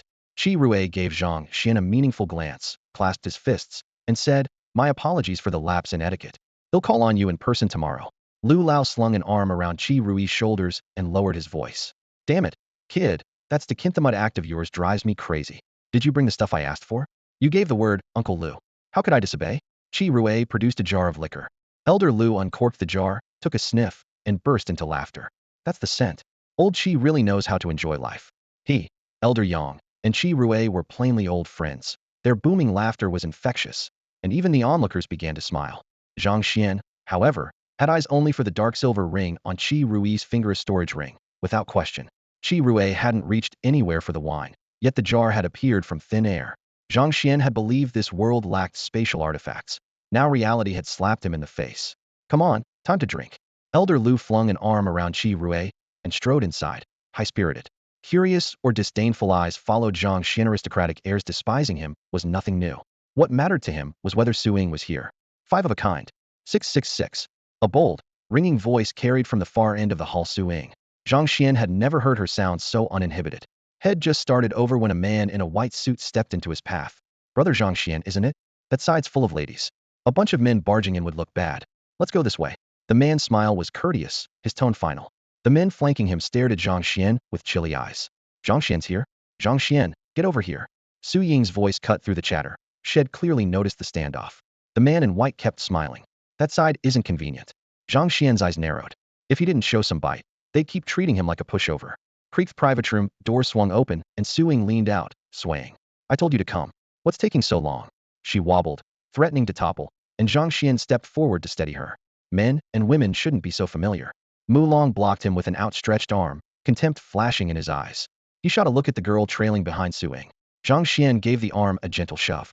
Mu Long, an early 6th-rank martial artist, skidded and almost landed on his backside. Zhang Xian was already holding Su Ying upright. Up close, her cheeks were scarlet. She was thoroughly drunk. Given her 4th-rank alchemist physique, this level of inebriation was wrong. Clearly something was amiss. Who are you? Get lost. The girl beside Su Ying snapped, trying to shove Zhang Xian away. He's my boyfriend, Zhang Xian. Su Ying giggled, swaying harder. Zhang Xian's frown deepened. Su Ying was in real trouble. Mu Long, meanwhile, stared daggers at him. Had used only 4th-rank strength just now, but being shoved so easily meant Zhang Xian was no cripple. They'd been fooled. Little Ying's babbling again. How could garbage like you be her boyfriend? The girl sneered, clamping down on Zhang Xian's arm. Smack. A crisp slap blossomed across her face. 5 clear fingerprints appearing at once. How dare you? Mu Long roared. His sister had been humiliated. Nothing else mattered. He drove a heavy fist at Zhang Xian. Bang. In the next instant, A figure flew backward through the air. It all happened in a flash, and everyone nearby stared in stunned silence. The hall fell silent. Everyone stood frozen, eyes wide as they watched Mu Long crash to the floor. The girl who had struck him and her friends hurried to lift him, their faces still etched with disbelief. Lu Lao, how could you attack a junior? That someone began, but Zhang Xuan cut him off. Teacher, please look at Sister Ying first, she's been poisoned. A flicker crossed Lu Lao's brow. Zhang Xuan was a fifth-rank alchemist. He wouldn't speak without reason. Almost at once Zhang Xuan caught the panic in the girl's eyes, and Mu Long looked just as uneasy. In Zhang Xuan's mind, the suspects were all but confirmed. Poisoned? Don't be ridiculous. Su Ying's cheeks flushed a strange crimson. She suddenly threw her arms around Zhang Xuan and planted a kiss on him. See, do I look poisoned to you? Stop slandering us. One of the other girls snapped as several of them stepped from the private room to shield Su Ying. We were having fun. Why are you stirring up trouble? Lu Lao's voice was low and firm. Girl, give me your wrist. Su Ying only giggled. Lu Lao felt her pulse for a moment, and his brows knotted tight. What wine did you drink? Bring it here. Crash. Someone, flustered, stood up too quickly and knocked over the farthest bottle. Glass shattered, red liquid spattering across the floor. The Mu siblings exhaled in relief, as though the worst were over. Zhang Xuan met Lu Lao's eyes. They already knew the answer. Teacher, can you identify the toxin? 6 desires powder, Lu Lao said lightly, yet the name drained color from every face in the room. 6 desires powder? Lu Bo, are you sure? Qi Rue, drawn by the commotion, entered with a grave expression. Lu Lao glanced at him. Little Rue, you truly had no idea? Qi Rui's gaze swept the room. Finally, he gave a small smile. With my status, Lu Bo, do I need such methods to win a girl? Lu Lao nodded. Then someone used your banquet as cover. His eyes flicked meaningfully toward the Mu siblings, who pretended not to notice. Zhang Xuan started to ask about the bottle, but Lu Lao raised a hand. 6 desires powder was created by that infamous lecherous alchemist of old. To test for it, you need at least half a liter, and it evaporates within 30 seconds of touching air. No wonder the bottle had to be smashed. Am really poisoned? Impossible. Am a 4th-rank alchemist, Sheldon, I feel something? Su Ying slurred, her drunkenness and the drug's effects growing worse by the second. Zhang Xuan pressed a hand to his forehead. A 4th-rank alchemist's constitution wouldn't be this drunk on ordinary wine. Teacher, can it be cured? There's no antidote, Lu Lao replied bluntly. Only an ice-cold bath and sheer will for 6 full hours. 6 hours? A flash of frost flickered in Zhang Xuan's eyes. This would not be brushed aside. He barked orders. You 3, take Su Ying to an upstairs room. Stay with her the whole time, no one in, no one out. Qi Rue turned to the women beside him. What poison? What 6 desire powder? We've all been drinking together. If Ying were really poisoned, wouldn't the rest of us be in danger too? Mu Shuang snorted. Save the fake concern. We're going home. Before she finished, Zhang Xuan bent down and swept Princess Su Ying into his arms. A rosy flush raced across her cheeks, and the haze in her eyes showed the drug was spreading fast. Stop. Mu Long blocked their path again. We're Su Ying's friends. We don't even know you. If you want to leave, then go, but Su Ying stays. Only we can keep her safe, Mu Shuang said. Qi Rue and the Su family are already talking about an engagement. Someone reminded him. She's safest here, Zhang Xuan. Put her down. Elder Lu, unwilling to butt in, frowned and stepped aside. Mockery flickered in Mu Long's eyes. Zhang Xuan thought he could take her away. Dream on. As long as Su Ying stayed, Qi Rue would never let go. Zhang Xuan scanned the crowd. In a flash, the Bixia card turned into a faint glow that quietly enveloped him and Su Ying, hidden by the tavern lights. Ugh! Su Ying's face twisted. She coughed up a mouthful of dark blood that splattered on the floor. Wisps of spiritual energy rose from it, forming a bright little flower that burst apart like a mirage. It really was 6 desire powder and it's gone. Gasps rippled through the room. Mu Long and Mu Shuang stared, stunned. Impossible. Though weak, Su Ying was clear-eyed and furious. Zhang Xuan, let's go home. Sure, Zhang Xuan said with a faint smile. Su Ying glanced at Mu Shuang, disappointment in her eyes. Mu Shuang lowered her head, guilt and hesitation warring on her face. Qi Rue, was this your doing? Su Ying demanded. Qi Rue spread his hands. Ying, we're not that close. Brother Gao, someone began to explain. Enough. Zhang Xuan, let's go. Su Ying snapped. Her body trembled with anger. Zhang Xuan paused. Brother Gao? The very man who made her sad enough to come here? I'd have to thank him, apparently. Ying, Mu Shuang tried to stop her. Don't contact me again, Su Ying said coldly. I really didn't. Mu Shuang tried to defend herself. Zhang Xuan stepped around her, nodded to Elder Lu, and said, Teacher, we'll be off. Elder Lu waved, eyes bright. The kid had actually broken 6 desire powder. At the parking lot, Zhang Xuan placed Su Ying in the car, but she suddenly threw her arms around his neck and burst into tears. Startled, he gently patted her back. Thank you, she sobbed after a long time. It's fine. Let's go home. They drove in silence. Su Ying stared ahead, lost in thought. Su family villa. Young master, missing Ying, didn't you say you were eating out? Aunt Wu asked in surprise. Ying Jie decided the food outside was tasteless and demanded I cook. Zhang Xuan joked. That's right, Aunt Wu. Let this guy prove himself, Su Ying added, forcing a smile. Aunt Wu, seasoned in such matters, immediately sensed something was off. She tactfully withdrew, leaving the young pair alone. Zhang Xuan headed toward the kitchen, but Su Ying called. Zhang Xuan. Yeah? He turned. You were the one who cured me, right? Don't deny it. I remember that feeling last time I was hit with an aphrodisiac. You waved your hand, and I felt the same aura. Zhang Xuan sighed and nodded. Oh, and last time you told me you were out of antidote pills. Jerk, you took advantage of me on purpose. He'll beat you to death. Su Ying lunged at him, claws out. Zhang Xuan caught her wrists and pinned them behind her, ready to explain. When a soft fragrance silenced him, Su Ying rose on tiptoe and kissed him. His eyes widened, and his grip loosened. Su Ying wrapped her arms around his neck, pressing close. At the doorway, Aunt Wu smiled and returned to her room. Dinner, it seemed, wouldn't be necessary. Zhang Xuan had assumed he'd be skipping dinner. Just as his hands were scaling the peak, Su Ying suddenly lowered her head and sank her teeth into his arm, a crisp row of bite marks blooming on his skin and halting his next move. She looked up with smug satisfaction at the imprint. Do you know why the young heirs from Dizhou and Qizhou have flocked to Yangqing? Staring at the marks on his arm, Zhang Xuan faced the girl whose behavior and appearance were worlds apart. How would I know? Someone leaked that the Dan Yushuangju, Yi Fan, is looking to take a disciple. Su Ying got straight to the point. Zhang Xuan froze. Yi Fan's agreement with old Lu was supposed to be private. What did it have to do with those clan brats? Word is, whoever takes first place in the upcoming Yangqing martial exam will be chosen as his apprentice. Su Ying let out a derisive laugh. Let them talk. It's obviously fake. Zhang Xuan shrugged. But someone asked Grandmaster Yi, and he didn't deny it. Su Ying whispered. Zhang Xian's brow tightened. Yi Fan was acting shady. If had already given his word to old Lu, he should honor it. How could a man like that deserve the title Dan Yushuangju? He muttered as much under his breath. Shu, do you have a death wish? Su Ying slapped a hand over his mouth. Zhang Xuan chuckled. Big sis, this is Yangqing. Yi Fan's in the capital, 1,000 miles away. He can't hear us. He can. Su Ying's voice was low and earnest. Zhang's laugh died on his lips. His heart skipped a beat. Could a peak 9th grade grandmaster really overhear talk from 1,000 miles away? Wouldn't that make him practically a god? Sissing, you're joking, right? Who has time to joke with you? Su Ying rolled her eyes.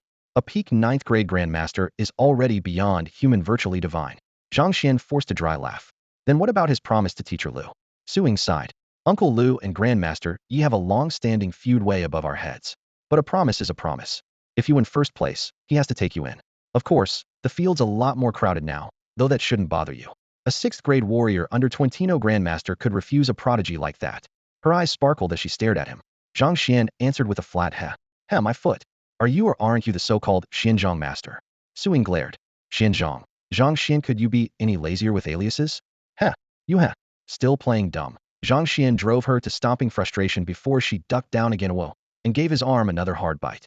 When the ruckus ended, Zhang Xuan headed to the kitchen to start dinner. Su Ying stayed in the doorway, nibbling her lower lip, both mortified and annoyed. Hearing noise from the kitchen, Wu Ma came out and stumbled upon the scene. She blinked, then broke into a mischievous grin. Oh, you two didn't, ha ha ha. Catching herself, the old woman offered an awkward chuckle. Su Ying's cheeks flared crimson. Wu Ma, hungry are we? They'll go help the young master with supper. Wu Ma beat a hasty retreat into the kitchen. The wilderness.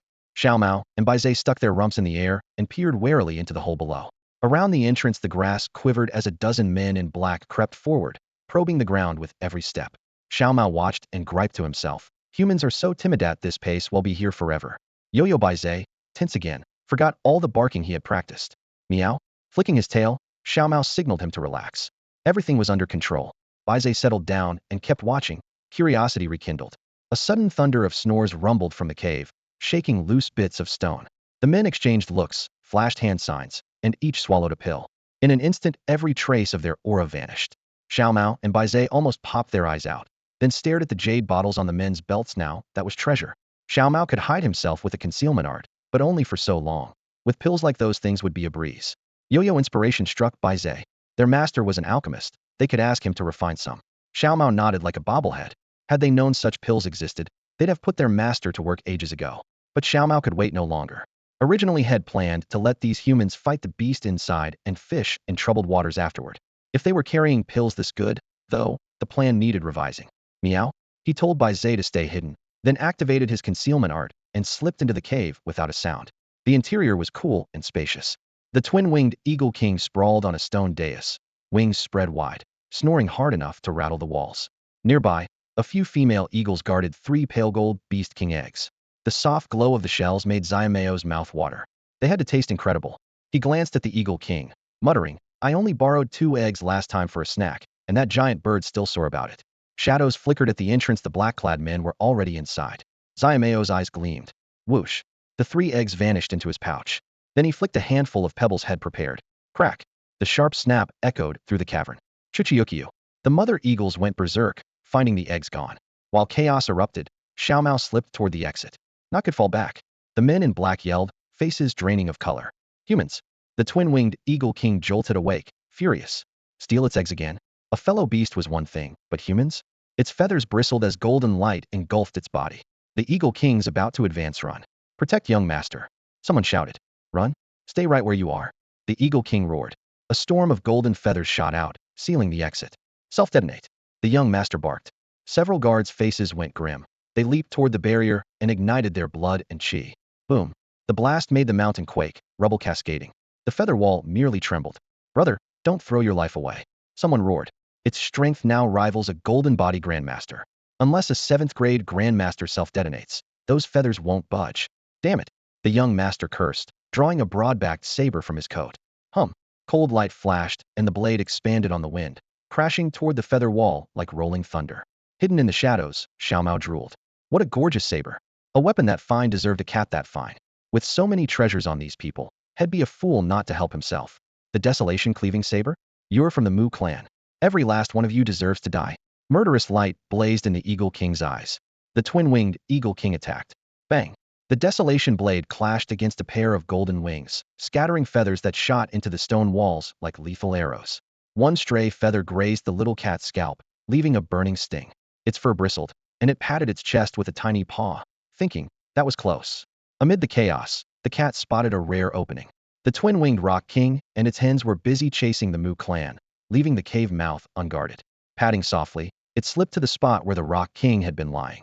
Lifting a hide mat, it found a palm-sized black and gold box.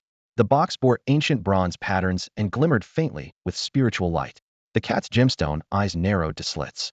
With one smooth motion, it tucked the box into its storage space. He! A shrill screech ripped through the valley, echoing for miles. The cat's heart sank. Its concealment spell had reached its limit, and a straggling hen rock had just turned back. Meow? Without hesitation, the cat whipped out its brick, cold light flashing as it smashed the hen rock's skull with a solid thud. Blood mist burst. The bird never even had time to scream before it became a smear of flesh. Seizing its success, the cat bolted, heading straight for Baize's hiding place. Elsewhere, the twin-winged rock king heard its companion's death cry and erupted in fury. The beast egg was stolen. The cave treasure's gone too late to turn back now. Better to capture humans and force the Mu clan to return the loot. Mu clan, you court death. It roared. Golden wings beat, slicing the air to ribbons. Young Master Mu's face turned ashen. He knew they had fallen into someone's trap.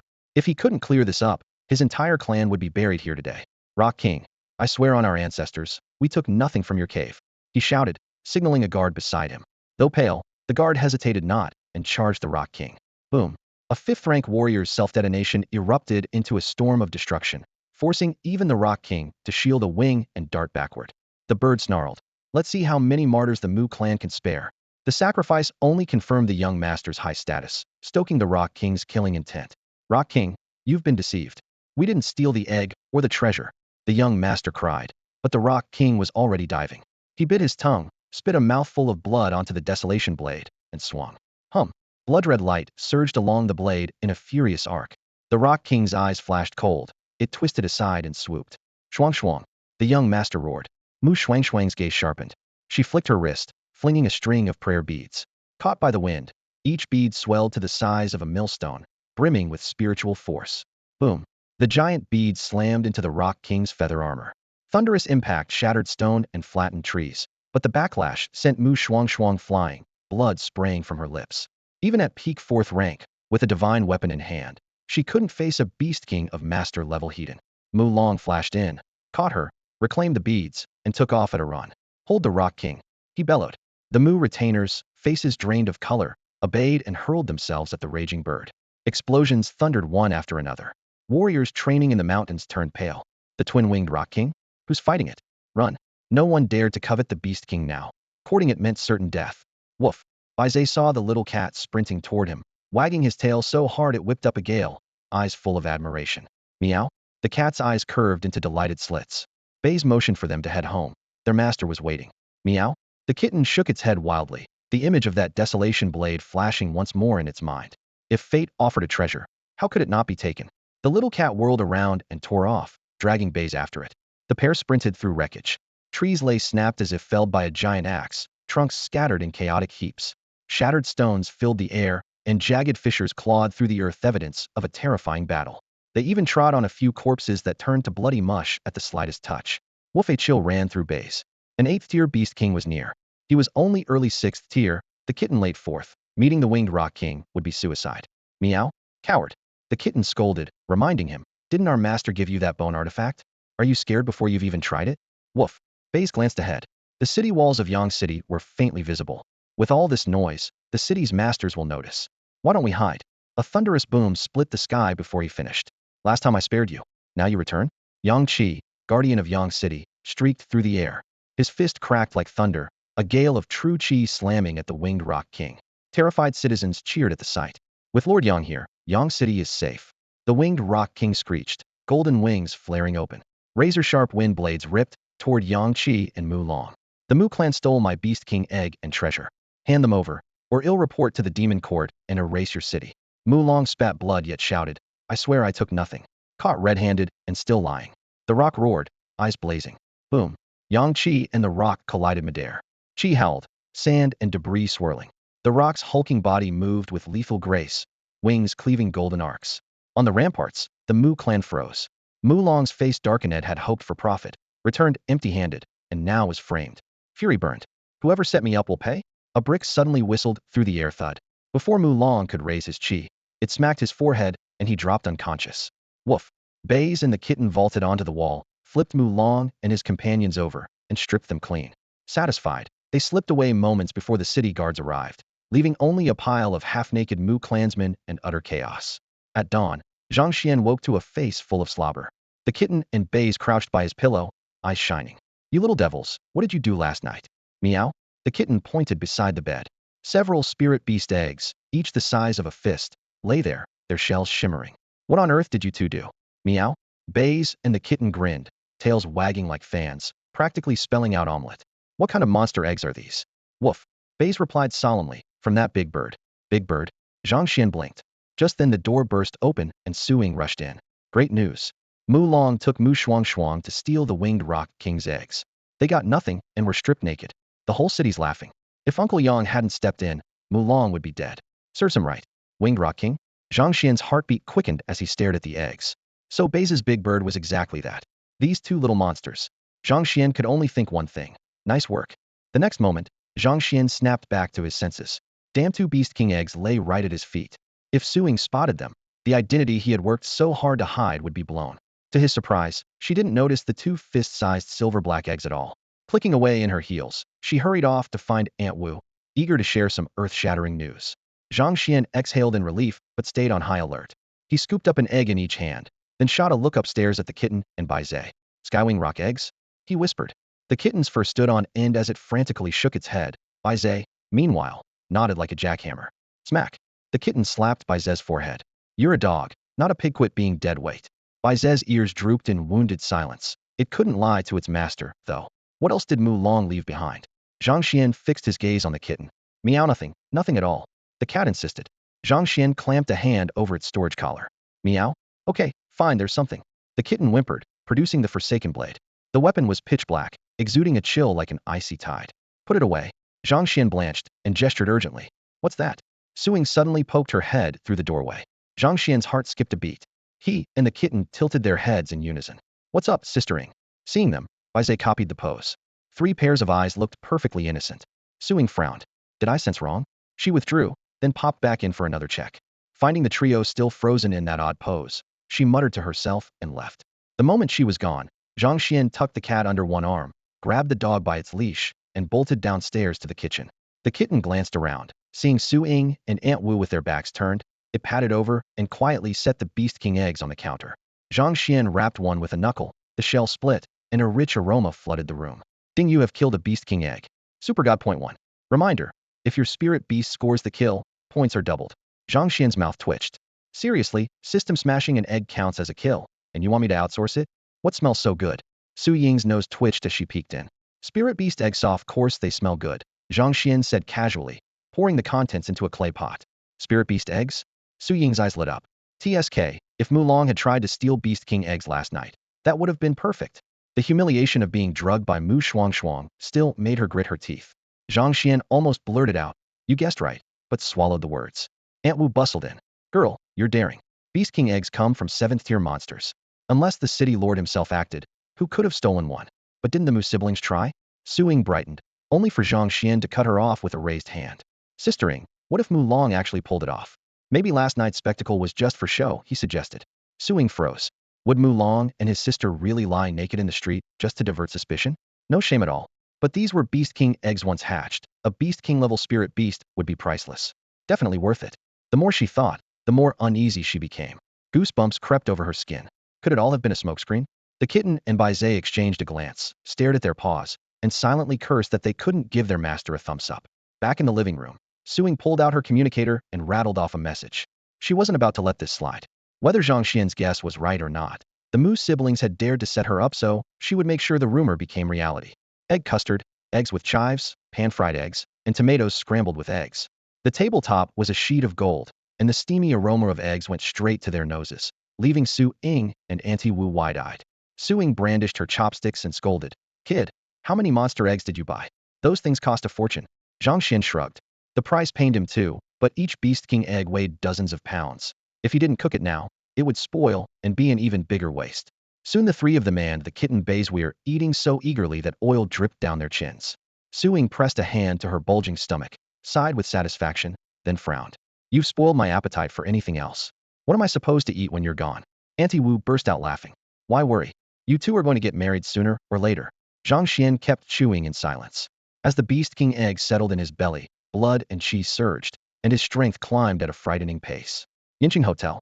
The moment Mu Long and Mu Shuang appeared, the lobby buzzed with whispers. Qi Rui greeted him with a smile. "Mu Long, you. Brother Qi, do you think I'd disgrace myself over a few Beast King eggs?" Mu Long cut him off coldly. "Besides, the thief also stole mine." Remembering last night, he trembled with fury. The eggs were gone, and he was the one humiliated. It had taken every family connection to bury those compromising photos, yet someone still posted that he was deflecting blame. Damn them all. He was the Mu clan's eldest son and heir. Would he really stoop for a pile of eggs? Yet people believed he and Shuang had stolen them to boost their martial exam scores. His silence only fueled the rumors. With a sweep of his sleeve, Mu Long left the hall. In the corridor, a servant hurried up. "Young master, more than 30 families active last night, but the only real threats were the Qi and Tang clans." Mu Long snorted. "Don't underestimate the rest. If they dared show up, they think they can win." "Your servant failed you," the man said, head bowed. "Grandmaster Yi rarely takes disciples. This is too big. They'll ask the family for more support." Mu Shuang stayed silent, jealousy flashing in her eyes. Because she was a girl, she had only been given a second-rate divine weapon, and now even that broken wasteland blade was gone. Were it her fault, she had already been in solitary confinement, yet Mu Long could openly request new resources. No matter how bitter she felt, she could only mimic his frustration. Mu Long suddenly asked, "What have you learned about Zhang Xian?" "The same as young Master Qi, but there is a new lead," the servant replied. "Speak." "Wu Xinxin, the new prodigy at Capital Martial Academy, is the housekeeper's child the Zhangs have always supported." "Wu Xinxin." Mu Long's eyes lit up. "The array genius taken in alongside Tang Yin?" "Yes, sir. She and Zhang Xian grew up together and are very close." A cold gleam flashed in Mu Long's narrowed eyes. "Then Zhang Xian cannot be left alive. Send someone to visit 3rd young Master Zhang tonight." "Yes, sir." The servant bowed and hurried off. Yangqing Hotel. Ling Bing stood in the spacious suite under a mellow light, studying Tang Yun, whose cheeks had regained their color, a smile flickering in her eyes. "Knock, knock." The silence shattered.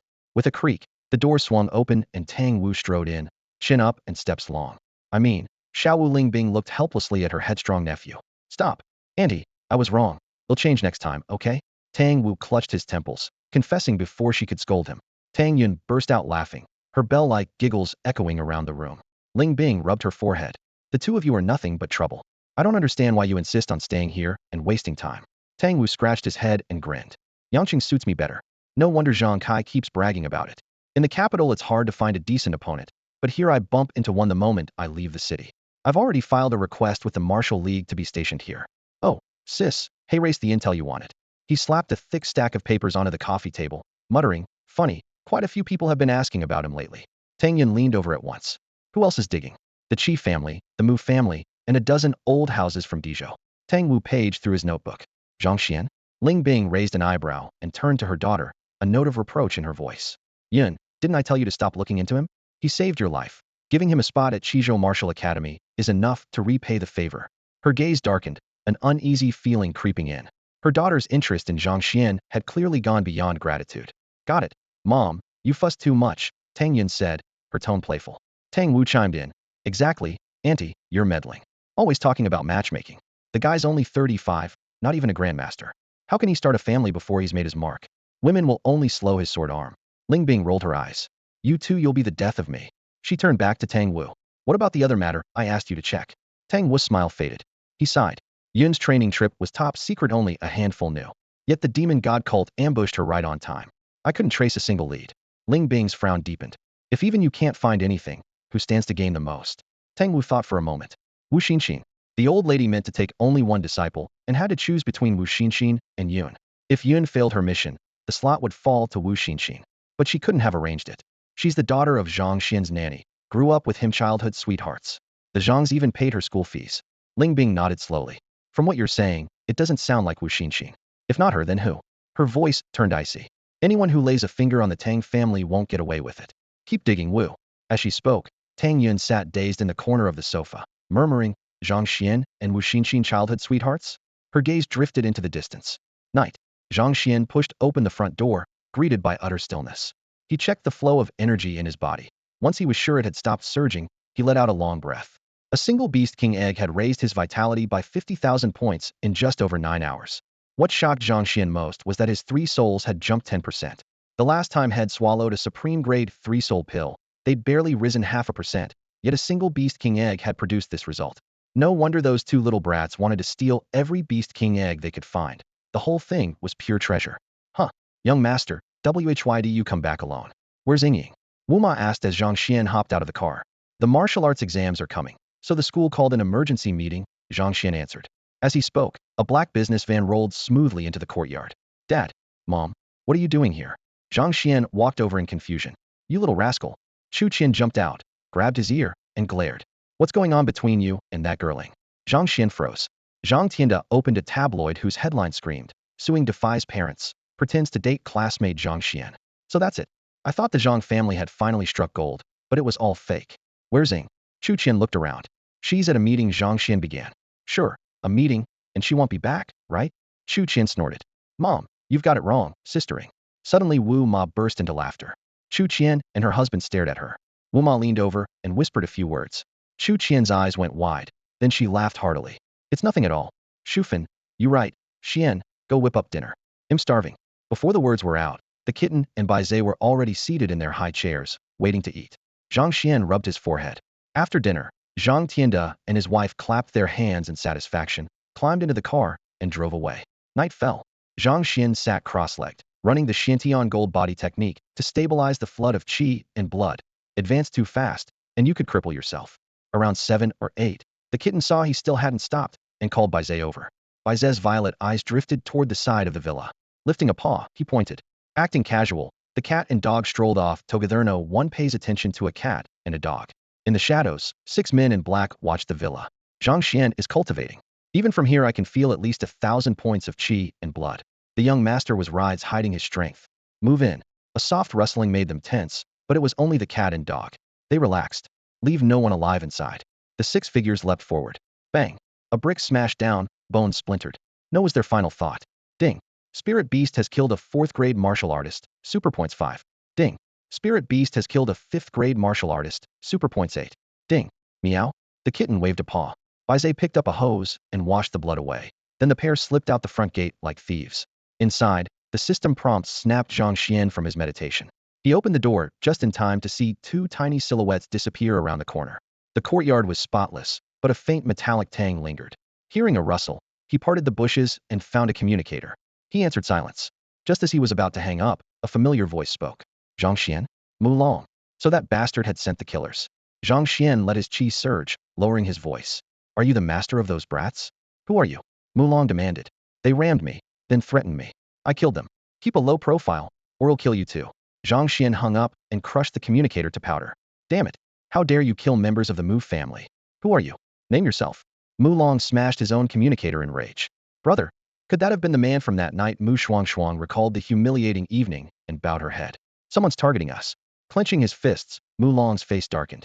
Zhang Xian, enjoy the next few days while you can. Dawn. Zhang Xian was blasted out of bed by Zhou Ze's frenzied string of phone calls. On the other end, Zhou Ze screeched, you'd better give me a good reason, or he'll make sure you spend the rest of your life in diapers. It's 5 in the morning, Zhang Xian groaned, sitting up with a dead-eyed stare. Zhou Ze was practically buzzing. Bro, my blood cheese stuck at 1,000. I asked Sister Ing, and she said sparring with spirit beasts outside the city will boost my chances of awakening a talent. Then go. Zhang Xian yawned. It's Saturday. I need you with me. He'll panic without you. Outside Yang City is the willed spirit beast territory. You're not a damsel in distress. Not interested. Despite the grumbling, Zhang Xian rolled out of bed and started getting dressed. If his brother was heading into the wilds, he had to tag along. Jose played his trump card. He'll tell Sister Ing you accidentally broke Li Chang's ribs. You win, my son. At 7 sharp, Jose stormed into Zhang Xian's villa in full battle gear tactical denim, reinforced vest, and a multi-purpose ballistic helmet emblazoned with I am the shiniest. He looked ridiculous and proud of it. In the living room, Auntie Wu hovered in worry. Young master, Xiaoze, be careful outside the walls. Should I call the master and have him send guards? No, no, no, Jose waved frantically. How can we grow if someone's holding our hands? Relax, Auntie Wu. We'll train for a day and be back by tomorrow morning at the latest. They jumped into the SUV. The trunk was stuffed with gear Jose had prepared for Zhang Xian. Combat boots, shockproof packs, a tactical belt, several AKs, and 3 full crates of ammo.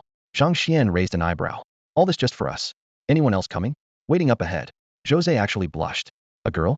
Zhang Xian's look turned sly. How had his buddy landed a girlfriend without him knowing? Outside the north gate, beside the Zhang Trading Company, Jose parked. A pink off-road vehicle sat next to them. Inside, Lu Lin and their classmate Zhang Yanao were inspecting weapons and elixirs. Jose, Zhang Xian. The 2 girls waved. Zhang Xian drawled. Well, when did you hook Lu Lin? Busted. Jose just smirked. Your eyes are full of sistering. Where's the room for your bro? I'm a man now too, you know. Zhang Xian gave him a thumbs up. Lu Lin was kind. From a good family, perfect for Jose. At that moment, Zhang Tianlin, head of the Zhang family's trading firm, and Zhang Xian's 3rd uncle emerged from the warehouse. Seeing their gear, his brows knitted tight. Xian, what are you kids up to? Uncle, we're heading out to train. Jose announced, puffed up like a rooster. Ridiculous. Do you realize how dangerous it is beyond the walls? Zhang Tianlin's gaze lingered on Zhang Xian. The young master was no joking matter. The martial exams are coming. We have to raise our power, Jose explained, flaring his blood chi. The thunderous hum echoed through the quiet hall like war drums, rattling eardrums. Zhang Tianlin's eyes flew open. Jose was already a martial artist? He opened his mouth to protest, but Jose cut him off with a grin. Uncle, Zhang Xian's girlfriend is a 4th-rank alchemist. You don't really think he's still stuck at 20 points of blood chi, do you? Jose let out a sly laugh and slipped past the clerk, heading straight behind the counter to pick out weapons. The attendant merely cast him a glance and said nothing. Jose and Zhang Xian had long treated this shop like their own backyard and pulled this stunt all the time. Zhang Tianlin drew Zhang Xian aside, his face solemn. Xian, you. Before he could finish, Zhang Xian grinned, and a thunderous surge of qi and blood erupted within him, a vibrant life force spilling out in all directions. Zhang Tianlin stood frozen for 2 full seconds, then burst into ecstatic laughter, slapping Zhang Xian hard on the shoulder. Excellent. Kid, you've just given your 3rd uncle one colossal surprise. He made up his mind on the spot. Everything you need for this trip outside the city is on me. Come on, let's hit the inner courtyard and gear up. No sooner had the 4 of them left than Zhang Tianlin whipped out his communicator and dialed Zhang Tianda in a hurry. Big brother, that's low. Xian's become a martial artist, and you and sister-in-law didn't breathe a word to me. A loud crash echoed from the other end clearly. The couple had been just as clueless. The 3 quickly decided the secret had been kept to spare Yingying's feelings. Zhang Xian knew none of this. He, Jose, Lu Lin, and Zhang Yanhua reached the city gate and signed the register. The towering walls were visible from miles away, yet standing beneath them still made Jose and the others feel their hearts pound under the oppressive weight. Zhang Xian remained calm. He could even see faint sword marks, the very ones he had left not long ago when he slew a beast. Kid, you know what you're looking at? A gate guard called down enthusiastically. Those are the scars Grandmaster Xianzhang left the day he killed a 6th-tier beast. I kept them unrepaired to remind myself to reach his level one day. Grandmaster Xianzhang. Lu Lin and Zhang Yanhuo's eyes shone. Zhang Xian felt a bit embarrassed, yet secretly enjoyed the admiration. Zhang Xuan, what are you doing here trying to get yourselves killed? A shrill voice cut in. Li Hongwei? Zhang frowned and muttered a curse. Watch your mouth, Lu Lin chided, giving him a playful punch to the chest.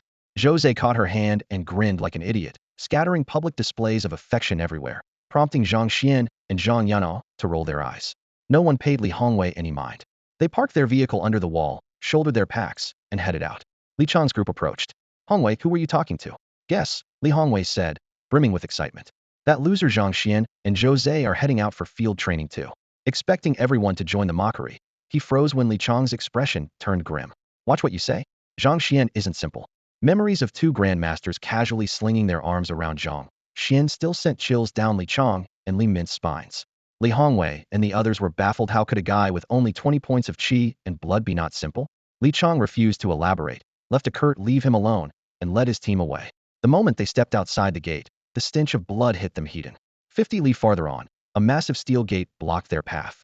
The tower above was riddled with claw marks and blackened, congealed blood. A row of soldiers stood atop the iron wall, short in stature, yet unyielding, demanding instant respect. After their second registration, the four saluted the garrison in unison. This was Kiz's first defensive line. Against a beast tide, death could come any second. Without these soldiers, Yang City would have been in ruins long ago. Hey, Brother Zhang, what brings you here? A surprise shout came from the wall. With a dull thud, a sword-bearing giant leaped from more than 30 meters up and landed lightly, rock-steady. Lu Lin and Zhang Yanhua felt their hearts jolt. Footwork like that screamed 6th rank, at least. 5th brother? Zhang Xuan recognized him and blurted out in delight. Zhou and the others froze. A powerhouse like this new Zhang Xuan? Brother Wu, what are you doing here? Zhang Xuan asked in surprise. Tang Wu, who ought to be escorting Tang Yun back to the Tang estate, was instead standing at the gate of Yang City, tall and straight, his hearty laughter rolling down the street. I got my transfer approved. I'm stationed in Yang City for good now, huh? Tang Wu clapped Zhang Xuan on the shoulder. And you? Kid, couldn't stay home either. Off for more field training? Yes. Thanks for everything, Brother Wu. Zhang Xuan nodded, respecting the choice Tang Wu had made between career and family. Tang Wu produced a palm-length signal flare that looked like a firework and passed it to him. If you run into danger, crush the trigger. As long as I'm not too far away, they'll be there right away. Thanks, Brother Wu. Zhang Xuan accepted it and slipped the flare carefully into his belt pouch. While they chatted, Zhou and the other three felt as if an invisible boulder were pressing on them, forcing them to breathe softly. The faint sword intent radiating from Tang Wu left ordinary martial artists almost suffocating. Only after they had walked 400 or 500 meters did Lu Lin recover her voice. She whispered, Zhang Xuan, who was that expert just now? Tang Wu, Zhang Xuan replied. Him? Lu Lin's eyes lit up. The Tang clan swordsman who's considered the youngest likely grandmaster? Zhang Xuan blinked, surprised by Tang Wu's fame. Lu Lin went on, you two seem close. Did Sister Ying introduce you? At your level, only she could connect you with someone like that. Zhang Xuan simply smiled and said nothing. Is Tang Wu really that famous? Zhou clicked his tongue. Zhang Yanhua explained confidently, definitely. He awakened a sword talent even before he became a martial artist, and once he started cultivating, everything went smoothly. He's only 35 and already showing signs of reaching grandmaster. In all of Qizhou, no young fighter is more highly regarded. The four of them continued on their way. When they encountered other martial artists, they merely exchanged distant waves and separated. Outside the city, civil law carried little weight. Robbery and murder were common. The martial alliance therefore ruled that unfamiliar teams could only greet from afar, never approach. They reached a line of low hills, the trees sparse, and the air eerily quiet. Lu Lin unfolded a map and compared the terrain. The target is the purple bamboo grove 10 li ahead. It's home to iron-backed monkeys and blue-ridge boars. Moderate difficulty, good for training. Stay alert. This might be a safe zone, but Class 10 barely made it back last week. Clearly Lu Lin and Zhang Yanhua had led teams before. Their warning was aimed mostly at Zhang Xuan and Zhou. Several squads were already gathered on the grove's fringe. As the group stepped up to the edge of the forest, a slightly smug voice called from the side. Well, Zhang Xuan, Zhou, what are you doing here? Zhang Xuan turned and saw Sai Wenbo from Class 4 flanked by a few companions. Sai Wenbo's gaze swept over them, his tone both advisory and faintly condescending. This place is dangerous, not really suited for Class 12. You'd be better off somewhere safer. At once, several unfamiliar martial artists nearby jeered. Yeah, Class 12 has no business here. Thanks for the warning, Zhang Xuan replied politely. We're just here to broaden our horizons. Fair enough, you're at the age when you should see the world, Sai Wenbo said, tilting his chin, unable to hide his smugness. All right, don't slow us down. Find someplace safer to look around. Damn it, Zhou couldn't let himself be humiliated in front of his girlfriend, especially not with Zhang Xuan standing right there. There's no need to spar with idiots. Zhang Xuan never imagined Lu Lin would step in front of Jose, steer him aside, and lead everyone to a deserted clearing. The four of them formed a loose circle while Lu Lin cut to the chase. Yanhua and I have been in here twice already. We'll demonstrate how to take down a beast. Jose, you try afterward. Zhang Xuan, watch for now. Both men agreed at once. Jose felt much safer with the strongest fighter Zhang Xuan standing off to the side. Mist still drifted between the trees as they advanced several kilometers. A faint rustle split the hush. Lu Lin traded a look with Zhang Yanhua, crouched low, and followed the sound. A muffled snort exploded from the brush. A boar nearly 3 meters long burst out, tusks half a meter in length curving like new moons, its back plated with scale-like armor. Both women whipped out their spears, blades glinting. Lu Lin kicked off the ground and shot forward. The boar bellowed and charged in the same instant, its breath like a freight train. Jose's heart hammered. At arm's length, Lu Lin slammed her spearhead into the soil, levering the shaft to flip the beast. Zhang Yanhua was already poised. Her spear slammed into its belly like a harpoon. Lu Lin followed with a thrust to the throat. Blood sprayed. Their teamwork was seamless. Beautiful. Zhang Xuan and Jose clapped softly. Lu Lin twirled her spear, eyes crinkling with a smile. People say the Zhang family makes the real deal. I believe them now. These spears are 10 times better than the last batch. The three began drilling tactics while Zhang Xuan guarded the rear. Within half a day, Jose could solo a gray-spined boar and an iron-backed monkey. The two women barely had a chance to help. Zhang Yanhua whistled. Lin, your man must have 1,000 points of vitality. No wonder you fell for him. Lu Lin's cheeks flared red. She lifted a hand to swat her friend, and the two broke into laughter. Night fell, yet Zhang Xuan still hadn't drawn a weapon. Wiping away gore, Jose beamed. Everyone, I think I'm about to awaken my talent. Lu Lin brightened. Great. It's dark anyway. Let's camp. While Jose awakens, the rest of us will take turns on watch. Zhang Xuan smiled. I haven't fought at all, so I'm fresh. They'll take first watch. If anything happens, they'll wake you. Lu Lin considered the area safe enough and agreed. Once the tents were pitched, Zhang Xuan vaulted into a nearby giant tree and listened to the night. For hours later, his eyes snapped open. With a flick of his fingers, several leaves flashed green and shot outward. Whoosh, whoosh, whoosh. 800 meters away, two beasts toppled before they could even lift their heads. Ding. You killed a tier 2 beast, the scarlet-eyed tiger. Super God points 0.05. Ding. You killed a tier 3 beast, the winged mantis. Super God points 0.08. The prompts kept chiming. Zhang Xuan frowned. Why are tier 2 and tier 3 beasts in this area? He sprang to a higher branch. Under the moonlight, hundreds of beasts tier 2 and 3 were stampeding toward him, eyes wild with terror, as if fleeing for their lives. At least it's not a full beast tide. He let out a breath, sleeves billowing as another volley of leaves streaked through the air. More dings followed in rapid succession. Boom. By the time night ebbed and sunrise brushed the hills, movement stirred inside the tent. Jose was waking up. Boom. Thunder rumbled inside Jose's body. Zhang Xuan looked up, his eyes blazing. He had heard of bloodline awakenings, yet Jose's momentum was clearly beyond the norm. Zhang Yanhua frowned and muttered, should we call the school? If this racket draws nearby beasts, the two of us won't be able to protect him. As soon as she finished, she left Zhang Xuan out of the count entirely. Zhang Xuan didn't mind. He knew she was simply stating what she thought was fact. Buzz. A blinding white light burst from the tent, like a newborn sun erupting from the ground, forcing the three of them to squeeze their eyes shut. Lu Lin tugged on Zhang Xuan's sleeve. Outside. He can't afford any interference. They stepped into the open night. Cold wind swept past, and the sky seemed to press lower. Lu Lin immediately pulled out her communicator and called the academy for help. As soon as the call ended, Zhang Yanhuo's eyes lit up, and she grabbed Zhang Xuan's arm. Didn't that powerhouse give you a token? Break it no. Jose's awakening is far too loud.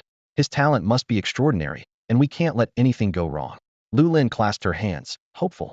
Zhang Xuan, however, frowned. If only ordinary beasts showed up, he could handle them alone. But if a beast king arrived and he summoned Tang Wu, he might put their benefactor in danger. He asked, which beast king is closest to Liang City? How far away? Lu Lin thought a moment. The twin-winged eagle king, just over 1,000 kilometers. Only one eagle king that was manageable.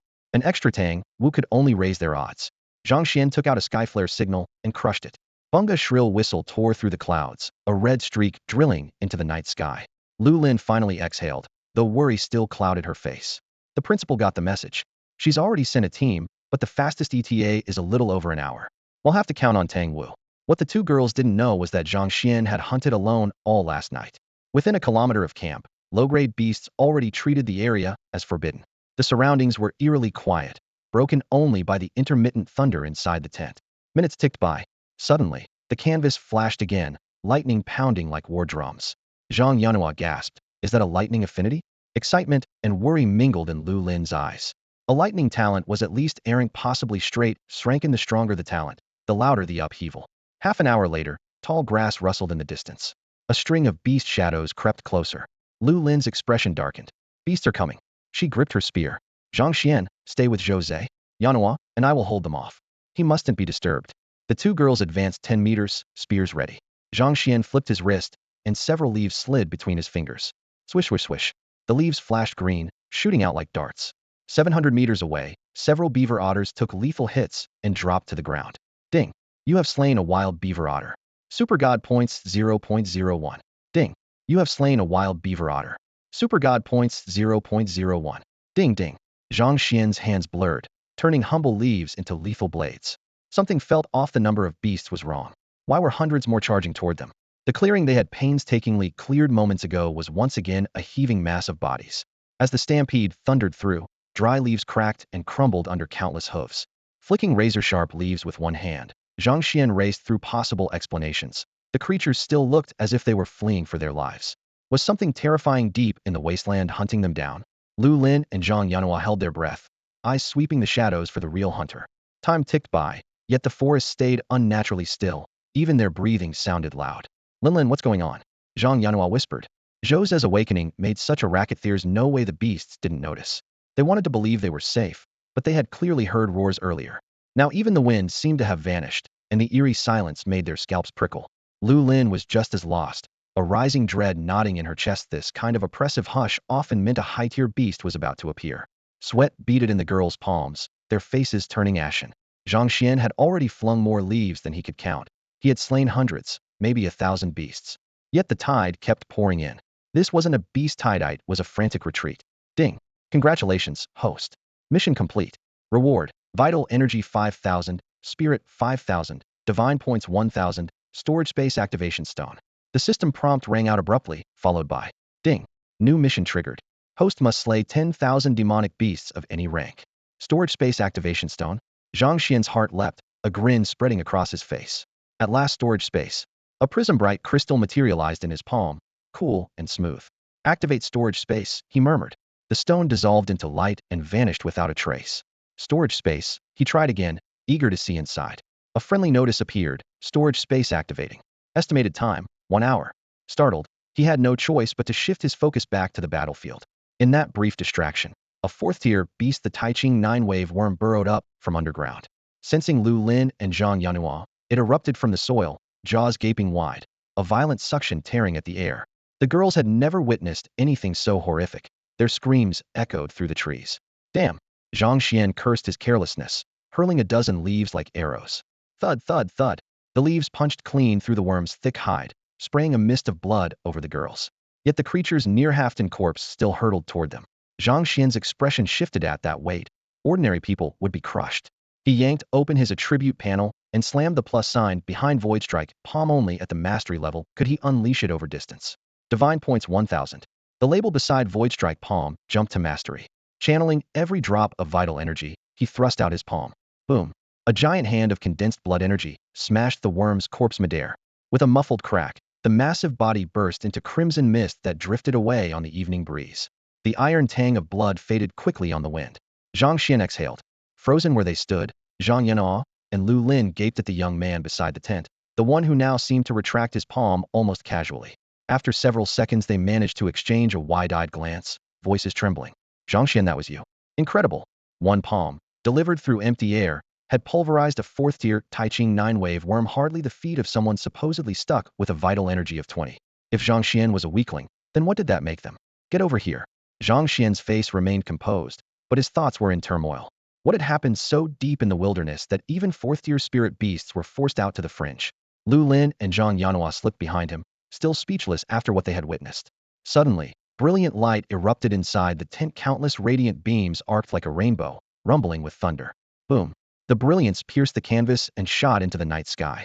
Lightning flashed across the clouds, accompanied by a roar like a raging sea, as if towering waves were trying to smash through the heavens. Have you ever heard of an awakening that causes a spectacle like this? Zhang Xian asked in a low voice. Both girls shook their heads so hard they looked like bobbleheads. They had never heard of an awakening that could shake the heavens. Driven out of Class 4 as deadweight, Now these two nobodies were displaying power that defied belief. They couldn't help wondering, would Class 4's instructor feel like jumping off a building if he saw this? Once, they never understood why Su Ying had backed the absolute waste Zhang Xuan. Now it made sense had been hiding his strength all along, and no handful of pills could manufacture that. Su Ying's sharp eyes had chosen the right person. Boom. A bolt of heavenly lightning crashed from the clouds, shredding the tent to rags. It struck Zhou Zhe, who sat cross-legged at the center, yet he was completely unharmed. Blue radiance flowed around him, drawing the lightning into his body. A blue lightning mark surfaced between his brows, making him look like a descending god. Smack! Lu Lin slapped her own cheek to be sure she wasn't dreaming. A lightning affinity and at the highest grade. Her throat and Zhang Yanuo's both went dry. The shock made them feel weightless. Tribulation lightning affinity, S grade. The abrupt voice sliced through the air. Tang Wu dropped from the sky, staring at Zhou Zhe in amazement. S grade? Lu Lin and Zhang Yanuo froze again. School had always taught that S grade was the ceiling, so where had S grade come from? Brother Wu. Zhang Xian clasped his fists, grateful Tang Wu had arrived so fast. Tang Wu kept his eyes locked on Zhou Zhe. Brother, your friend will be at least an 8th rank grandmaster one day. Oh, Brother Wu, why do you say that? Zhang Xian's heart tightened. After all, he himself possessed a 3's grade affinity. Most people think S grade is the summit because that's all the common circles ever see. The true prodigies awaken S grade, SS grade, even dual affinities. S grade is merely a ticket to the grandmaster realm, Tang Wu explained, never looking away. Once you enter Martial University, you'll meet even more monster-level talents. SS grade? Dual affinities? Lu Lin and Zhang Yanhua felt their worldview shatter. They stared unblinking, as if their souls had left their bodies. Tang Wu chuckled. Bloodline affinities are vital to a warrior. Most people spend a lifetime awakening only one. Only true prodigies, those favored by fortune, possess dual or even multiple affinities. Your instructor Su Ying is one of them, with both alchemy and sword Dao affinities. The two girls gasped in astonishment. Tang Wu looked at Zhou Zhe and smiled. When this kid wakes up, every martial academy from Qizhou to the capital will scramble to recruit him. No school would refuse a genius with an S-rank Thunderstrike aptitude. Really? Lu Lin's eyes went round, delight and pride flooding her face. She had just started dating Zhou Zhe. Now, learning her boyfriend's future was limitless, she was genuinely thrilled for him. At the same time, she wondered, what talent did Zhang Xuan awaken? Not yet 20, and already 4th tier, maybe, even pushing 5th. His aptitude had to be high. No wonder Tang Wu, already half a step from master level, treated him as an equal. He clearly believed Zhang Xian's future would at least match his own, maybe surpass it. Scanning the group, Tang Wu sighed. You lot are lucky. A minor beast tide hit the plains last night. Students out training suffered heavy casualties, yet you came back unscathed. Before the words faded, he stamped the ground and shot skyward. The long sword on his back flashed free. A shrill roar echoed, and in the distance a monster was severed at the waist by a sweep of sword key, blood mist sparkling in the early light. His words mean one thing to us, Lu Lin muttered as she met Zhang Yanuo's gaze. They knew they survived because Zhang Xian intervened. Zhang Xian raised a finger to his lips. Both girls nodded knowingly. S-rank Thunderstrike? Ha ha ha, Yangqing High finally has a superstar. A rush of wind announced newcomers. Principal Lu Booping landed with a group of staff. Spotting Zhou Zhe cultivating, he laughed at the sky. The teachers were equally excited except the new homeroom teacher of Class 4, whose mouth twitched. Inwardly, he cursed Chen Kai. If that fool hadn't messed up, this prodigy would belong to Class 4. Well done. That's my student. Su Ying folded her arms and laughed, radiating confidence. Zhang Xian rubbed his forehead. This woman's nerves were steel. Lu Buping's gaze shifted to Lu Lin and Zhang Yanhua. Then he teased Su Ying. Looks like you'll steal the show at this year's martial exams. Only then did the other teachers notice the girl's unchecked blood energy, about 800 for one, at least 700 plus for the other solid first-tier levels. In past years, Yangqing was lucky to field even one first-tier candidate. Now Class 12 suddenly had 3. Remembering Su Ying was also a 4th-tier alchemy master, the staff could only sigh. No way to compete. Miss Su were colleagues. Someone's been buying every blood chi pill in town. Could you? One teacher began, and the rest chimed in. Su Ying pointed helplessly at Zhang Xian. Ask him. Go to the Zhang family trading house. Thief got plenty. Zhang Xian had refined a batch of top-grade blood chi pills and shipped them all to the Zhangs. Even Su Ying was refused when she tried to borrow a few. In frustration, she had pinched him more than once. The teachers exchanged startled looks. Su Ying, smitten, had granted the Zhangs exclusive rights. What kind of luck did this kid have? They couldn't sense Zhang Xian's true blood energy, but anyone who solo trained on the plains had to sit above 200 an with a 4th-tier alchemist girlfriend. Long-standing Zhang family issues vanished overnight. Seeing their complicated stares, Zhang Xian laughed inwardly. The deeper the misunderstanding, the less he had to explain. A deep, trembling roar rolled out from the plains, laced with raw fear. Everyone tilted their heads. What was happening out there? Even the beasts sounded terrified. Ding. Congratulations, host. Your spirit beast's blood energy has increased. Feedback to host. Ding. Blood energy 4. Ding. System prompts rang in sequence, and Zhang Xuan's expression darkened. Linking the disturbance to the messages, he had a nasty hunch. Was this uproar caused by those two little monsters again? Damn it all.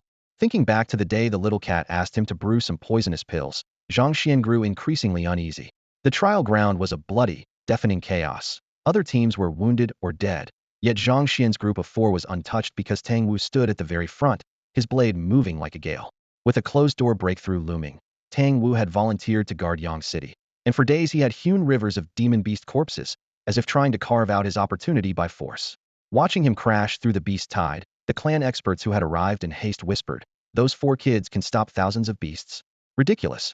On the ground lay a 4th-rank Taiching Zhulong worm, several zhang long, its split flesh still twitching. Lin, why are you with old 5 Tang?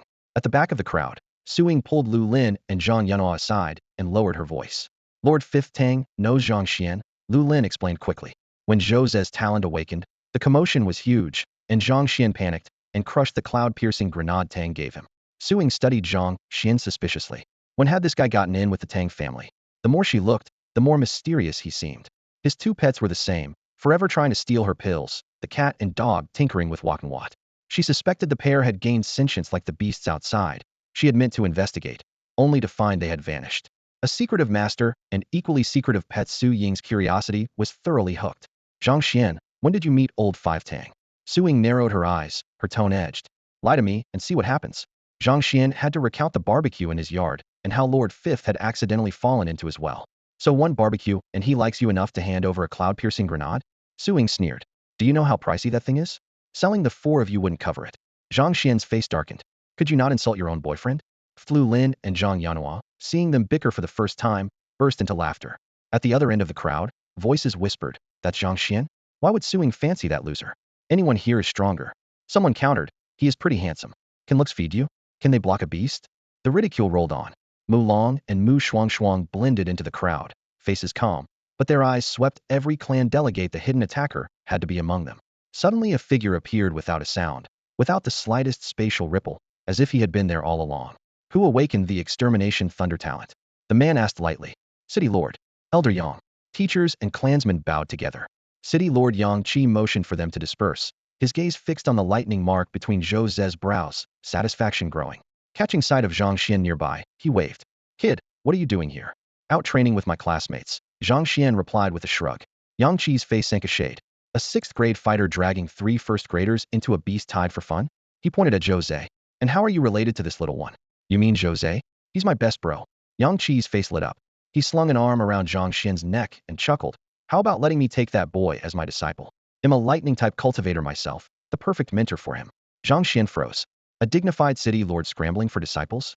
Noticing his confusion, Yang Qi patted his shoulder and sighed. The Martial Academy only offers a platform. If you want a real teacher, you have to find one on your own. Didn't you know that? If I hadn't heard of your reputation, I'd think you were an out-of-towner who lacks the most basic common sense. While they whispered, the teachers and clan delegates around the arena stared in disbelief. Zhang Xuan was chatting with the city lord like an old buddy. Even with Su Ying's introduction, they shouldn't be that familiar, right? Muttered several instructors, doubting their own eyes. The clan members traded looks, thoughts churning. No wonder Lu Qingdong swallowed his pride to beg Yi Fanshe. This youngster is anything but ordinary. He endured Mu Qing's public humiliation without flinching. He's got depth. Better stay cautious. Attention that had focused on the wasteland anomaly now locked onto Zhang Xuan. Zhang Xuan frowned inwardly. He just wanted to stay invisible. Why was that so hard? Nearby, Zhou Ze's bloodline awakening was ending. Crack. A spark of lightning flashed in his eyes. He snapped awake to find himself surrounded by people, completely bewildered. Zhang Xuan stepped up. Zhou Ze, this is Lord Yang Qi of Yang City, a grandmaster on the verge of breaking into 8th-grade gold body. Yang Qi nodded, pleased with the introduction. You've awakened the lightning affinity, Zhang Xuan said. Elder Yang is your best bet. Trust me, take him as your master. Before he finished, clan representatives rushed forward. Zhu Wui of the Zhu clan in Dizhou. We have a lightning grandmaster too. The Thunder Division of Qizhou Martial Academy is here. We can admit you directly and bring in a genuine 8th-grade gold body grandmaster to teach you. And their offers left the newly awakened Zhou Ze even more lost. Since when was he so popular? Yang Qi frowned and signaled Zhang Xuan to end the chaos. Zhang Xuan clapped Jose's shoulder and whispered, "Brother, do you trust me?" "Of course," Jose blurted out. Then bow to Elder Yang. "Got it." Jose dropped to his knees and kowtowed 9 times. "Master, please accept your disciple." "Ha ha, good. My fine apprentice." Yang Qi laughed, swept his sleeve, and lifted everyone into the air. It was Zhang Xian's first flight with a grandmaster. Suspended in midair, wind tearing past his face, the thrill was nothing like the airplanes of his past life. Below, clan envoys wore dark expressions but could only return home and await their elders' decisions. Up among the clouds, Yang Qi suddenly said, "You and the other 3 kids, get ready. The martial exams are being moved up." His voice was steady, yet anger simmered in his eyes. Zhang Xian's heart skipped a beat. "Because of the clans?" Yang Qi nodded and snorted. "Yi Fanshe is fanning the flames too. Whether you take him as your master is your call." Lu Lin and Zhang Yanhua traded baffled looks. "Yi Fanshe? The alchemine combat prodigy? Zhang Xian wants him as a mentor?" They smiled ruefully. One day out in the field felt like a century. Was this still the Zhang Xian they knew? "I used to think Yi Fan would honor our old friendship, but I never imagined the man could be this petty. He's humiliated old Lu and now breaks his word as well. He's even more shameless than he was back then." Yang Qi bellowed, his gaze as sharp as a blade. Jose and the other 2 didn't dare move a muscle, their attention fixed on the confrontation. A feud between 2 grandmasters was out of their league, yet they were still Shikinso. All those clan heirs who had shown up recently were tied to Zhang Xian. Zhang Xian's expression was equally dark, though Yi Fan wasn't the cause. His blood and qi were surging, almost impossible to suppress. "Those 2 little brats must have found another treasure and are stuffing their faces again," he cursed inwardly. "If they don't get back soon, they'll tan their hides." All at once a new line flickered across his status panel. "By Zay Tier 5. Zhang Xian froze, half amused, half exasperated. That was fast. Deep in the wilderness. A deafening roar ripped through the air, shaking the ground for hundreds of miles and tearing trees from the earth. High atop a tree as wide as 10 men's arms, a nest rocked violently. Inside, a kitten and Baizé crouched beneath a layer of leaves, only their wide eyes showing. The kitten suddenly sneezed. "Talk about stingy," it muttered. Baizé barked in agreement. "All we did was take a few trinkets. Now that overgrown beast has chased us for more than 10,000 miles. Never seen a king beast that petty." Baizé thumped his tail, making the nest wobble. "I'm Tier 5 already. Snag a few more good items, and Tier 6 is right around the corner." The kitten pointed a paw toward the massive shadow rampaging in the distance and drooped its ears. "It's on a rampage. No way we're getting close again anytime soon." Baizé tilted his head. "Should we head home? Master's going to be mad." Remembering Zhang Xian, the kitten smacked its forehead. "We got carried away and almost forgot about him." Baizé's eyes flashed with guilt. "Think he'll be angry? Bring back a gift, and we'll be fine." The kitten purred, an idea blooming. The 2 little beasts crept up behind a Tier 6 monster. Smack! A brick came down clean and hard. Before the creature could roar, it vanished into a storage collar. "Perfect," the kitten said. "Let's go," Baizé barked. Hauling their gift, they slipped toward Yang City in high spirits. They had no idea that 3 figures high above had watched the entire episode, slack-jawed. A young man blurted out, "Apart from De Huang and Xiaohua, I never thought cats and dogs could become Yao." The female disciple's eyes sparkled. "They're adorable." The man turned to the elder beside him. "Master, should we capture them for first uncle?" He spent a fortune elevating De Huang and Xiaohua to the martial path. Yet here the wilderness produces Catan-dog demons on its own. His voice was thick with disbelief. Could this world be changing in ways we still don't understand? "Didn't you notice the collars around their necks?" the elder said, his eyes gleaming. The 2 young people leaned in for a closer look and cried out in surprise. "They belong to someone?" Then aside from granduncle, "There's someone else studying these creatures." The young woman's eyes blazed with excitement. "Follow them and we'll find out," the elder said with a light laugh, hands clasped behind his back. "I'd like to meet the Beastmaster who managed to raise them." The trio tailed the animals in secret. Halfway there, the girls suddenly stifled a giggle, and even the elder couldn't hold back a chuckle. The 2 little thieves had not only stolen spirit herbs cultivated by the Yellow Wolf King, they'd left a mocking note at the scene. Clearly, it was a spuro-themet theft, yet their technique was practiced. They were habitual offenders. Watching the direction the creatures took, the girl frowned. "Huh, they're headed for Yang City? Master, is there a top-tier Beastmaster in Yang City?" The elder pondered. Could it be Lu Qingdong? The demonic pill king, Lu Qingdong. The young woman sucked in a sharp breath. The man beside her also knitted his brow, clearly wary of the name. "We'll know once we go in. If it is him, everything makes sense." Had that accident not happened, he'd already be a dual 9th-rank Supreme King. Even with old injuries, he could still raise a dog and a cat into Beast Kings. They followed with great interest, watching the 2 small beasts slip past Yang City's guards and vault over the inner wall. The kitten and the little Baizé leapt straight into the arms of a middle-aged housekeeper, Wu Ma, inside a villa. "Master, that woman feels completely ordinary to me," the girl whispered. The young man nodded. equally puzzled. It's not her. The Beastmaster hasn't shown himself yet, the elders said, curiosity mounting. Suddenly his expression changed. Not good. The little one's about to break through. He strode into Zhang Xuan's bedroom in 3 long steps, flinging out several formation flags. Brilliant runes flared, sealing the room tight. A breakthrough? Is it advancing to Beast King? The girl asked, eyes shining. Ding. Your spirit beast is evolving and feeding back power to you. Ding. Vitality 10. Ding. Vitality 15. Zhang Xuan fought to suppress the surging blood energy, sweat beading on his forehead. The prompts kept pouring in, his vitality skyrocketing beyond control. Zhang Xuan, what's wrong? Suing was the first to notice. Yang Qi sensed it too. Kid, you're breaking through? Move. Meditation room. Elder Yang, what level is he really at? Suing pressed. Yang Qi chuckled. Girl, you share a bed with him and you don't know? Her cheeks flushed. Quit joking. I'm serious. Let him tell you himself, Yang Qi said, still smiling. She pouted. Always so mysterious. The martial exam's been moved up to 1 week from now. Jose, come with me, I'll teach you the lightning element breathing method and your cultivation path. With that, Yang Qi led Jose into another quiet chamber. Outside the chambers, only Su Ying, Lu Lin, and Zhang Yanhua remained. Boom. A roar like a tidal wave burst from behind the stone door, followed by blinding light that shot upward like a tsunami. Lu Lin and Zhang Yanhua clicked their tongues. Terrifying. Is that a 5th rank breakthrough? More than that. The 5th ranks online never looked this intense. Sister Ying, what talent did he awaken? Su Ying gave an awkward Smiley. Alchemy talent shouldn't be this dramatic. She wanted the answer too. Just then the door burst open and a burly man stormed in. Yang Qi, get out here. Where's the kid with the exterminating thunder talent? Why should he be your disciple? His voice rumbled like distant thunder. Boom boom boom. Thunder exploded inside Zhang Xuan's chamber as if heaven itself were venting its wrath. The burly man's eyes lit up. In there?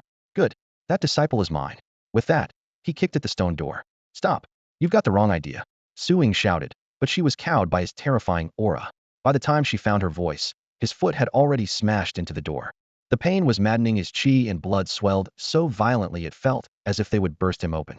He could sense the torrent racing through his meridians, his skin ballooning from within, each inch stretched to raw agony. The Xiantian golden body had just tempered his muscles and veins, yet fresh waves of power kept ramming in, clogging his chest until he could barely breathe. All he wanted was to rush out and trade blows with someone. Bang! The stone door exploded, shards spraying everywhere.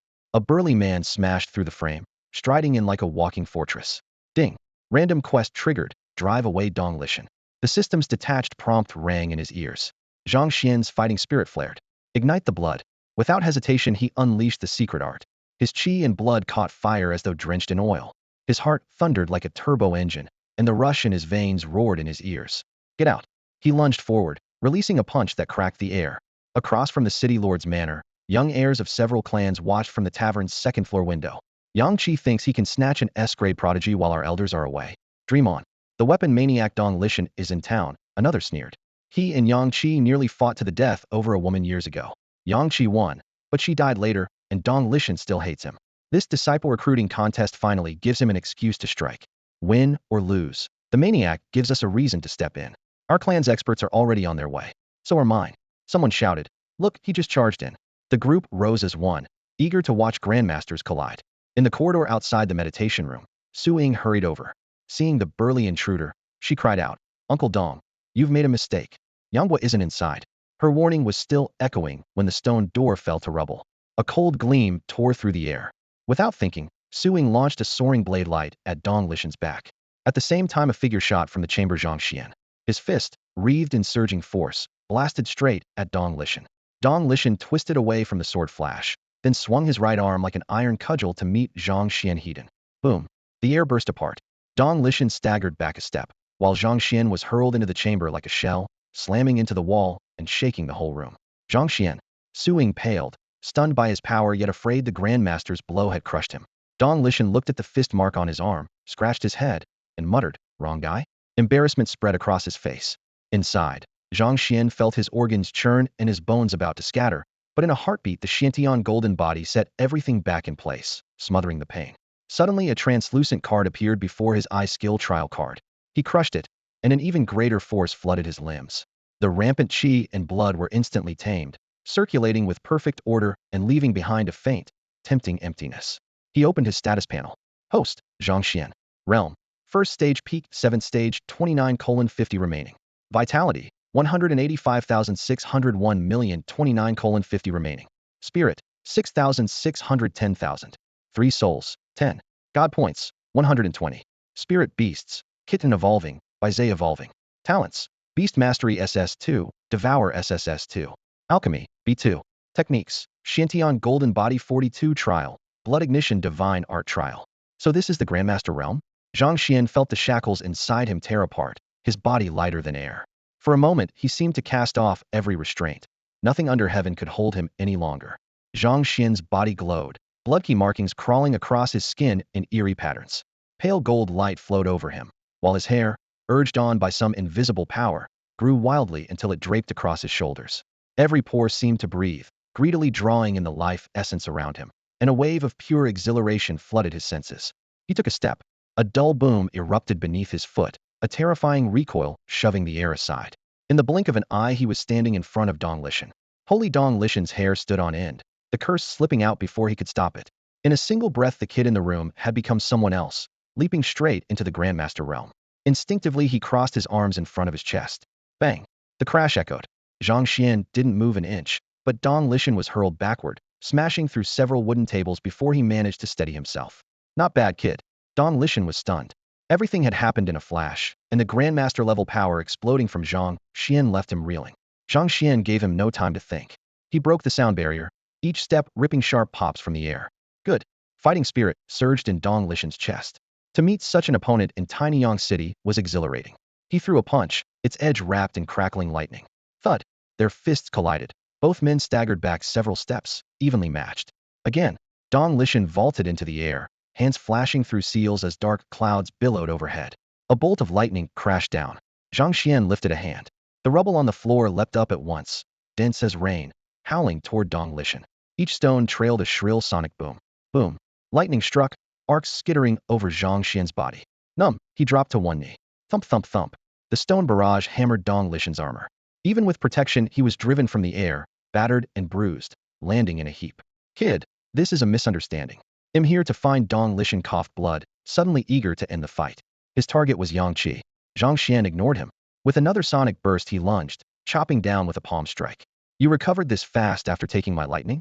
Caught off guard, Dong Lishan barely had time to fold his arms. Bang! The palm slammed into his chest, shockwaves rippling through the air.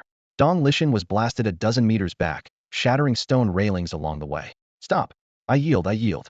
Sliding another 10 meters after landing, he raised his hands when Zhang Xuan stepped forward again. I'm a weaponsmith, not a duelist. Besides, you're not my target. No sense making an enemy for nothing. You're sure we're done? Zhang Xian's eyes were cold. Done. I'm after that old bastard Yang Qi. I was reckless just now, me apologies. Dong Lishan brushed dust from his clothes and spat viciously. Yang Qi, you got lucky today. He'll be back tomorrow. With that, he stepped into the air and vanished. Time seemed to freeze. Su Ying, Lu Lin, Zhang Yanhua, and everyone else in the city lord's mansion stared at Zhang Xian in disbelief. One thought echoed in their minds. Zhang Xian is a grandmaster? Ding. Congratulations, host. Mission complete. Rewards. Blood Chi 1000, Spirit 1000, Divine Points 2000, 3 Souls 100, Heaven Grade Martial Art Great Monument Breaking Hand. The prompt faded, and sudden clarity flooded Zhang Xian's mind. The 5th layer of the Xian Tian Golden Body art was complete. He still couldn't sense ambient spiritual energy to step into 2nd grade, but with his current blood key alone, he already matched a 6th grade fighter. If he ignited his blood on top of that, he might not equal a true grandmaster, yet he was no longer the helpless weakling anyone could bully. Well, Zhang Xian, you really were lying to me. Tell me, are you Master Xianzhang? Su Ying clamped a hand around Zhang Xian's arm, her fingers digging into the fabric while her eyes sparked like flint. The kid standing in front of her clearly possessed frightening, grandmaster-level power. She almost wanted to let out a string of curses in celebration. With Zhang Xian here, those self-important clan brats outside were nothing but strutting barnyard fowl. Since the last beast tied, she had been secretly looking for the mysterious Master Xianzhang who had saved her life. Back then, Zhang Xian had seemed so ordinary that she never suspected him. Now, faced with the stark contrast, she could no longer swallow her doubts. This guy had been hiding his strength from the beginning. The courtyard gate creaked open. Old Yang heard the noise, strolled out with his hands behind his back, and took in the churned-up gravel and splintered beams. His eyebrow lifted. Who was just fighting? Chin tilted in mild triumph. Su Ying answered. That weapon maniac Dong Lishan, but Zhang Xian sent him flying. Dong Lishan, beaten by Zhang Xian? Yang Qi's gaze darkened. Dong Lishan might be obsessed with forging, yet his combat skills were anything but weak. This result was far beyond expectation. He probed Zhang Xuan's aura and nearly swore aloud. After decades of cultivation, he had seen many prodigies, but never a monster like this. Kid, did you swallow some kind of forbidden drug? Zhang Xuan withdrew his bloodburn power, waiting for his skill to cool down, and smiled calmly. Of course not. I just used bloodburn. Bloodburn? The crowd echoed in shock. Every warrior learned that door-die technique. It boosted strength at the cost of burning one's lifespan. No one used it unless the situation was truly desperate. Yang Qi gripped Zhang Xuan's wrist, found the pulse steady, and finally exhaled, though his face stayed stern. You got a death wish? Meanwhile, outside the city lord's manor, the great clans were waiting for Dong Lishan to make a scene. Hearing the clash from within, they happily pictured the fireworks. All these years Dong Lishan has trained techniques and forged weapons specifically to counter Yang Qi. Someone said, he's a bit weaker, but with that gear he should at least fight Yang Qi to a draw. Yet barely a quarter of an hour later, Dong Lishan shot across the sky caked in soot, cursing non-stop. What happened? Why did he leave? Look at him, did he just get thrashed? Did Yang Qi level up again? Has he broken through to 8th grade already? We've already notified our clans. What if nothing happens now? Hidden from sight, the core members of each great family worried in silence, and not one of them thought to suspect Zhang Xuan. Inside the car, dusk settled in, and streetlights slid across the windshield. Su Ying's bright eyes never left Zhang Xuan's face. They pinned him like twin searchlights. Sweat beaded in Zhang Xuan's palms as he gripped the steering wheel, wishing he could shrink into the seat. Ding. Congratulations, host. Your spirit beast has advanced to Beast King. Rewards: Vitality 2000, Spirit 2000, Super God Points 2000, 7 Pa Essence Stones Sacred Grade. Note: the 7 Pa stones are Tianchong, Zhongshu, Linghui, Lipuo, Kipwo, Ingpa, and Jingpa. When the 3 souls and 7 spirits are fully gathered, a nascent soul can be formed. Friendly reminder: the Xiantian Golden Body technique has reached the 5th layer. To break into the 6th, you must first form a nascent soul. Screech. Snapping back to reality, Zhang Xuan slammed the brakes. Tires shrieked against asphalt. Caught off guard, Su Ying pitched forward, but Zhang Xuan grabbed her waist in time. What are you doing, trying to get me killed? She demanded, cheeks flushed, and bit his shoulder. He grinned through the pain. Relax, I just wanted to steal a little advantage. Beast King? That kitten's already a Beast King? Your cover's blown, and now you're bold. Su Ying pinched her narrow waist, eyes threatening. At the villa gates, the moment they stepped into the garden, 3 unfamiliar auras touched their senses, steady, bright, seemingly without malice. Someone's inside, Su Ying whispered. The living room glowed softly. Aunt Wu greeted them with her usual kindly smile, clearly unaware of any visitors. Aunt Wu, could you start dinner? I'm starving, Zhang Xuan said, sending her off before heading straight to the bedroom. He pushed the bedroom door open and tension snapped tight. Baze and Xiao Mao crouched on either side, fur bristling, snarling in showy fear. Opposite them stood a white-haired elder flanked by 2 young people. Mio Woof. Yip yip. The 2 little beasts leapt onto Zhang Xuan's shoulders, clutching his collar and chattering complaints. Are these 2 yours? The girl asked, eyes sparkling. The elder clasped his hands, face open and calm. Young friend, forgive our uninvited visit. I was gathering spirit herbs on the plains when I noticed these remarkable beasts. Curiosity led us here. When one of them began its breakthrough, we sealed its aura so the citizens of Yang City wouldn't panic. His deep voice held genuine respect. Hearing they'd been tailed, Baze and Xiao Mao bared their teeth in warning. Zhang Xuan stroked their heads and bowed slightly. Thank you, senior. Shall we move to the living room? As you wish. The elder smiled. As they walked, the girl chattered nonstop. Little brother, are those 2 really your spirit beasts? How did you raise them? I thought my 1st and 2nd senior uncles were the smartest people alive, but you're even better. If they hear about this, they'll sprint over here for sure. Zhang Xuan merely smiled, revealing nothing. Out of the corner of his eye he noticed Su Ying. Since entering the house, she had kept her head down, silent and thoughtful. Young master, do we have guests? Aunt Wu peeked in with a tray. They'll cook a couple more dishes. No, Zhang Xuan has to cook. Your food isn't as good. Crash. Everyone froze. The voice came from Xiao Mao on Zhang Xuan's shoulder. Aunt Wu's hand jerked. The porcelain plate slipped, and it shattered across the floor. Zhang Xuan and Su Ying stared in stunned silence. The kitten spoke in a soft, childlike voice. All eyes snapped toward it at once. The little creature blinked its jewel-bright eyes in innocent confusion, unable to understand why it had suddenly become the center of attention. Beads of sweat formed on Zhang Xuan's forehead. Had forgotten to warn it to keep quiet, and now its true identity was out in the open. A beast king. Su Ying's jaw nearly hit the floor. Everyone knew that magical beasts could not speak human language until they reached the 7th tier, and the old gentleman's casual remark about the kitten breaking through clearly referred to just such a breakthrough. Zhang Xuan had no time to explain. He hurriedly whispered to Su Ying, Yingjia, please look after the elder for me. He'll fix dinner for everyone. Wu Ma, come with me. With that, He caught the kitten by the ear and dragged it into the kitchen. Baizé stood in the doorway, paws clamped over its ears, muttering, "Looks like Cat Bro messed up. I know I was wrong." Before Zhang Xuan could say a word, the kitten pressed its paws together and begged for mercy, wide-eyed and pitiful. Wu Ma edged closer, her voice trembling as she tried to intercede, yet fear kept her from stepping in. Only then did Zhang Xuan loosen his grip. The kitten immediately leapt into her arms and rubbed its fluffy head against her cheek. "Wu Ma, don't be afraid. It'll always be your little sweetheart." Then it stuck out its pink tongue and gave her face a gentle lick. Wu Ma stared in stunned silence. The young master's pet was actually a beast king. Though she was no warrior, she knew exactly what a seventh-tier beast represented. Her gaze shifted between the kitten and Zhang Xuan. The boy she had helped raise was becoming more and more unfathomable. In the living room, Su Ying forced down her shock and faced the silver-haired, rosy-cheeked elder opposite her. She lowered her voice. "May I ask if you are one of the 3 sirs of Dongshan?" Li Changshu blinked. "Young lady, you know me? It really is you." Su Ying's voice quivered. "My father, Su Zhinshan, once took me to visit Dongshan. I was fortunate enough to meet you then. So you're old Zus' daughter?" Li Changshu pointed toward the kitchen in surprise. "Miss, whose disciple is that young man? And those 2 spirit beasts? No, forget it. Give me your hand." Though puzzled, Su Ying offered her hand. Li Changshu placed 2 fingers on her pulse. After a moment, he produced a translucent green pill. "You once took a forgetting pill. This remedy will help restore your memories." A forgetting pill? Su Ying frowned in confusion. She had never taken such a thing. Yet the man before her was Li Changshu, a 9th-rank alchemist, could hardly be mistaken. After a brief hesitation, she tilted back her head and swallowed the pill.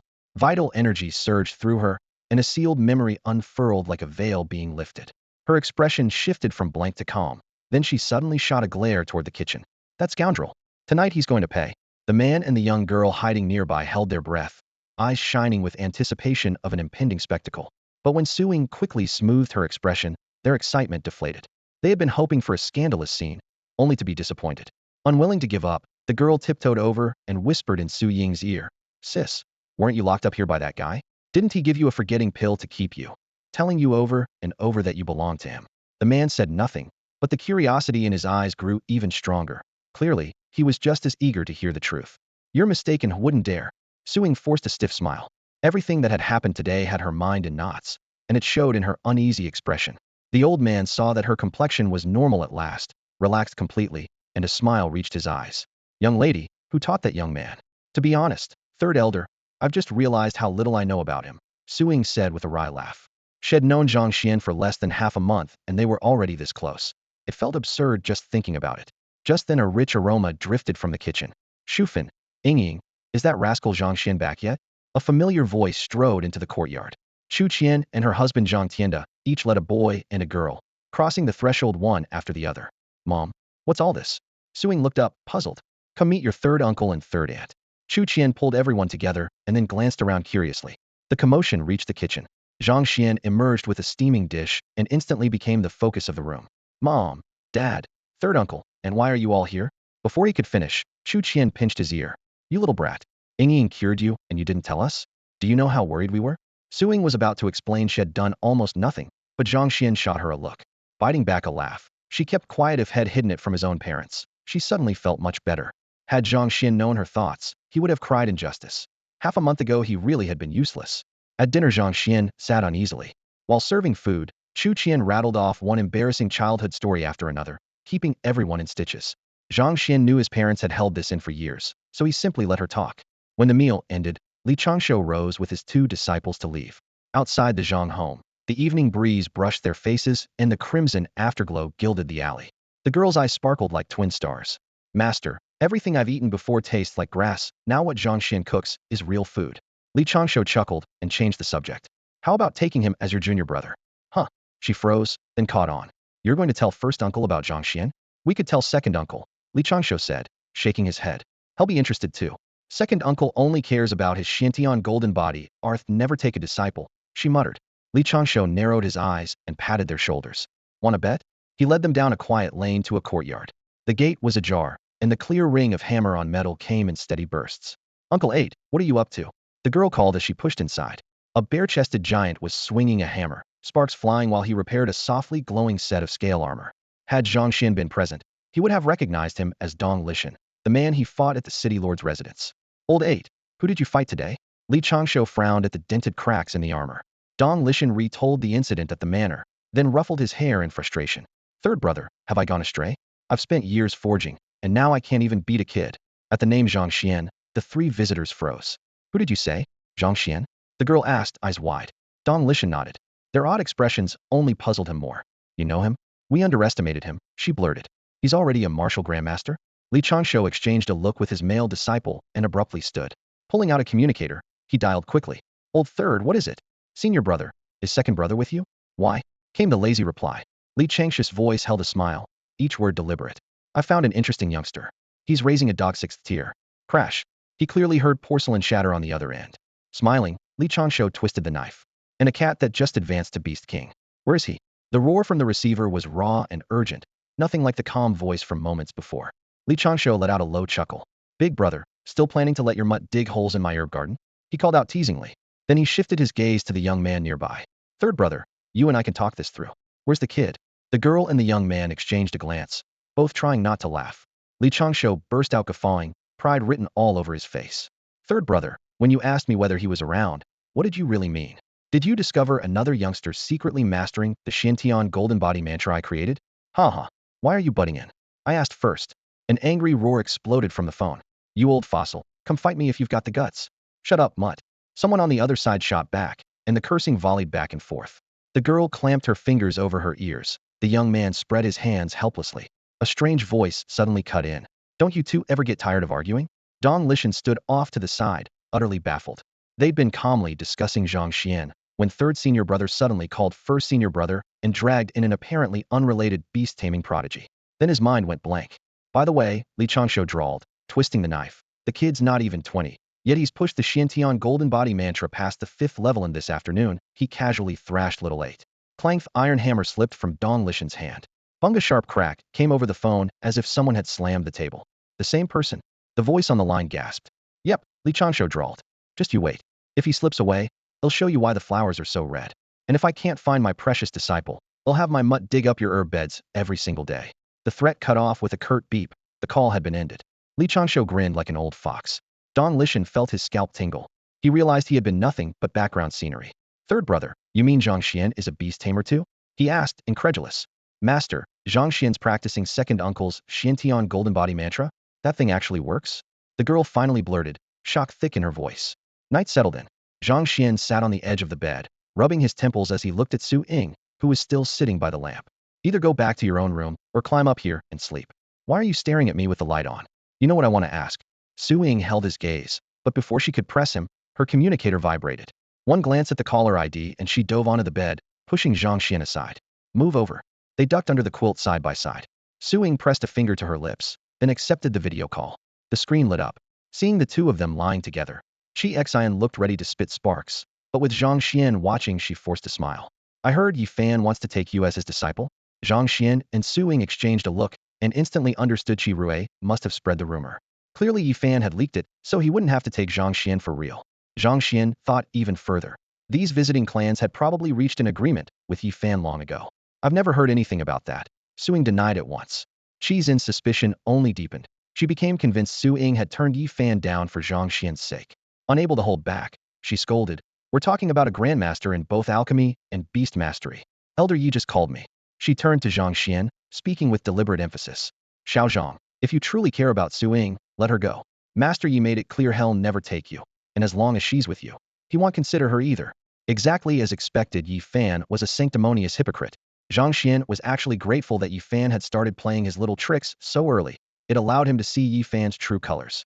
If he had formally taken him as his master, it would have been too late. You're trying to break us up, Chi? Dream on. Su Ying yelled over the phone, then hung up with a decisive click. The screen went dark, and the room fell silent. Su Ying looked up, disgust written all over her face. Yi Fan is a total scumbag. Zhang Xuan seized the moment. Sissing, what's really going on between Yi Fan and Elder Lu? All I know is Yi Fan is a 9th grade alchemist and beast tamer. Elder Lu is 7th grade. And their fellow disciples, why do they act like mortal enemies? It's something about their sect, Su Ying recalled. My dad said Uncle Lu has a priceless sect treasure, and Yi Fan wants to take it. Just then she noticed Zhang Xuan's wandering eyes. Her cheeks flushed, and she shot him a fierce glare. Zhang Xuan scratched his head, embarrassed. Sorry, Sis Ying, you're just too attractive. I lost control. Get lost. Su Ying pinched the soft flesh at his waist. Ouch, ouch Sis Ying, this is my bed. Face burning. Suing dashed to her own room and locked the door with a click. The next day, before Zhang Xuan reached the classroom door, he could already hear the uproar inside. Jose, you really awakened an S-rank talent? That's insane. I didn't even know S-rank existed. I thought S was the ceiling. I heard Jose's already become Elder Yang Qi's disciple. The Class 4 homeroom teacher must be crying in the restroom. Zhang Xuan walked in to find his classmates swarming like bees around Jose's desk behind him. Congratulations flew from every direction. Jose stood in the middle, grinning from ear to ear. Last night, his family booked the entire Yangqing hotel for a celebration. Representatives of the great clans from Dizhou and Qizhou toasted them all evening. For the first time, the Zhou family enjoyed top-tier treatment glory they could brag about for years. Through a gap in the crowd, Jose spotted Zhang Xuan. He immediately reined in his pride and dashed over. Brother Xian, you're here. The onlookers exchanged puzzled glances. Third period. Carrying a stack of papers, Suing strode into the classroom. Everyone, I have an announcement. The Martial Alliance has moved the Yangqing entrance exam up to 3 days from now. Why? Yeah, why so early? Complaints erupted around the room.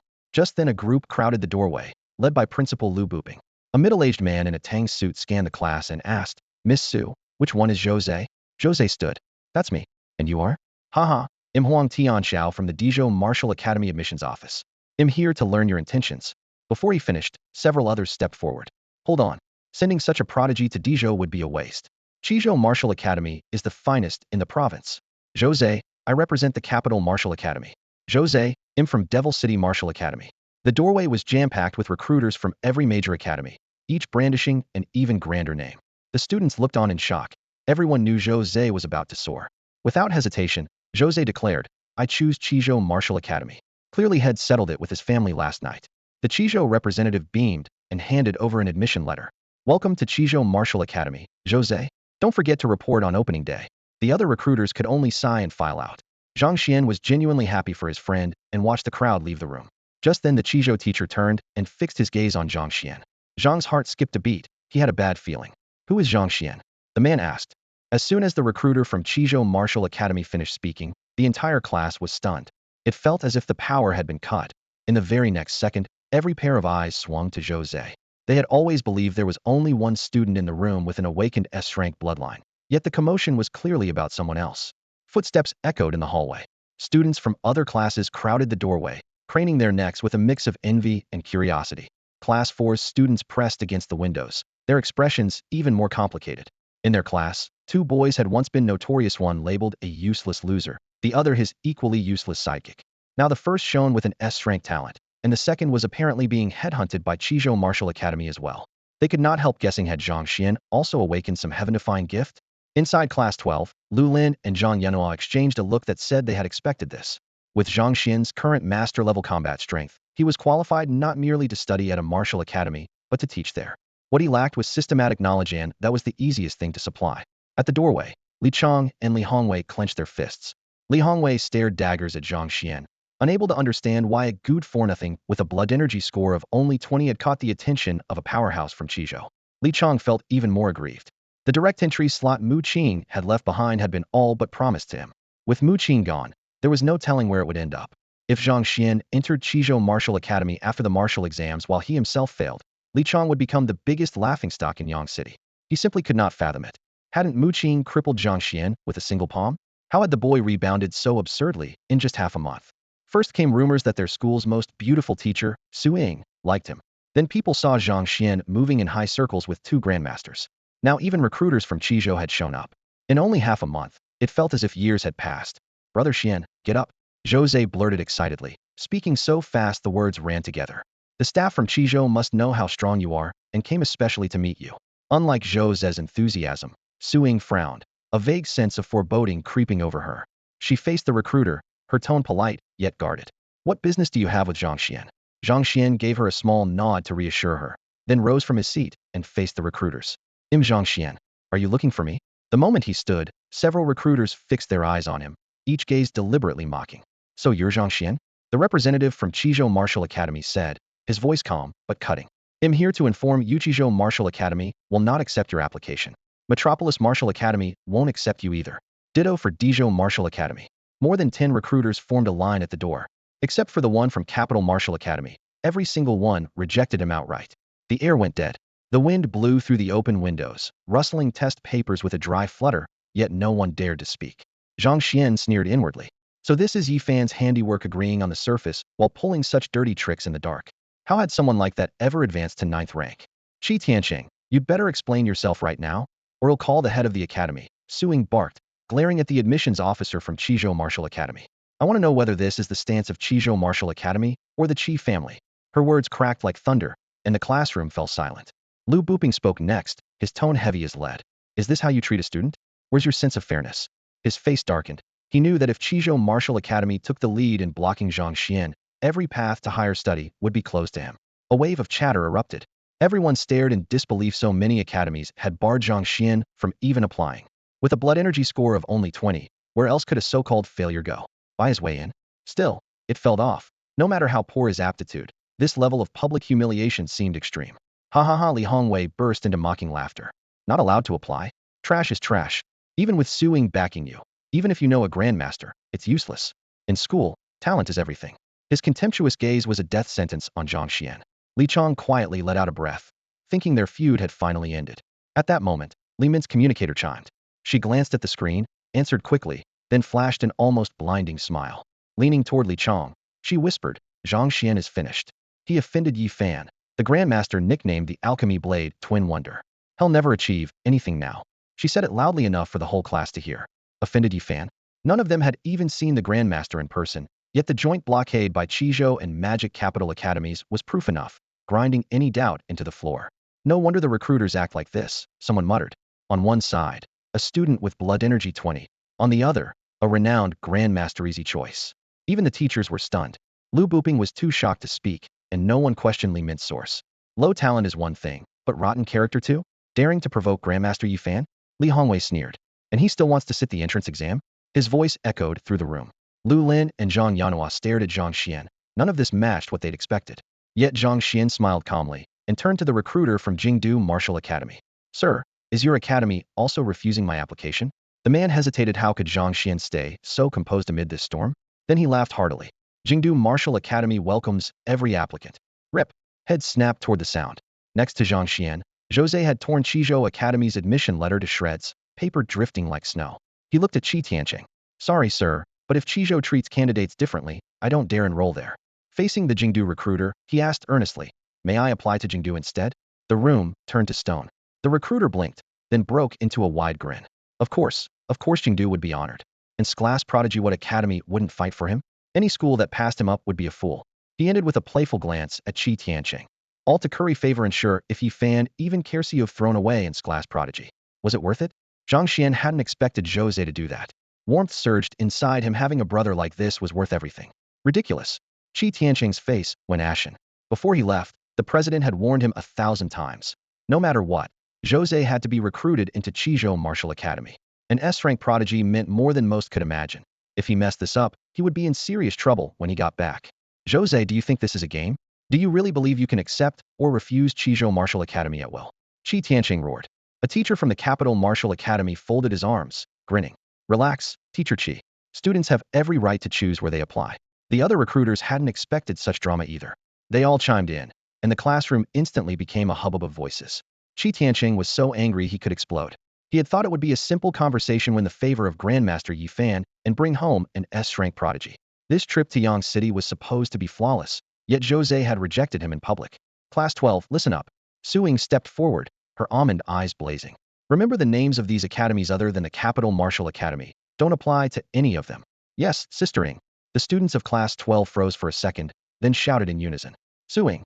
Qi Tianqing's face turned the color of liver, and the other recruiters went pale as well. Miss Su, stop making a scene. Lu Buping said in a low voice, equally furious. It had been a good thing. How did it turn into this? He shot a fierce glare at the recruiters. Whatever grudge Zhang Xuan and Yi Fan had, it was between the two of them. Why were they interfering? He was almost certain the story would be in the papers tomorrow. Yang City High was about to make the headlines. Headmaster, I'm not making a scene, Suing said, meeting his eyes. These are supposed to be the nation's top academies, yet their recruiters act like children. What kind of students can they possibly produce? Class 12, did you hear me clearly? Loud and clear. The entire class answered. You both, Kizis recruiter, and the others began to panic. If word got out, how could they show their faces? They had only wanted to do Grandmaster Yi Fan a small favor. A target was supposedly a trash with a mere blood energy level of 20, nothing that could cause an uproar. They never expected the situation to spiral out of control. TCH, it's only class 12. How many of them can even pass the martial exams? They couldn't get in anyway. Who are they threatening? A derisive voice suddenly sounded from the crowd. The recruiters paused. Except for Qi Tianqing, the others actually looked relieved. They had come only for Zhou Zhe and never expected much else. Even if the story spread, it would hardly hurt their academies. Class 12 was the weakest. In past years, it was already a miracle if 1 or 2 students scraped by. Let them refuse. Then, someone muttered with a shrug. But for Qi Tianqing, it was a bitter pill to swallow. The other recruiters glanced at him, their eyes full of mockery. This mess was his to answer for. An S-rank prodigy, one in a generation. Were they really going to let Qi Tianqing be written off like this? Boom. In the very center of the auditorium, a blast of vital energy exploded as a figure shot to her feet. Lu Lin, Blodanki reading, 1000. The girl announced her numbers, her voice ice cold. I swear I will not apply to any school in Qizhou or to the Shanghai Martial Academy. The crowd fell silent as if struck by lightning. Lu Lin belonged to class 12 of Yangcheng High, long mocked as the school's worst trash class. Yet blood-red energy now steamed from her like mist on a battlefield.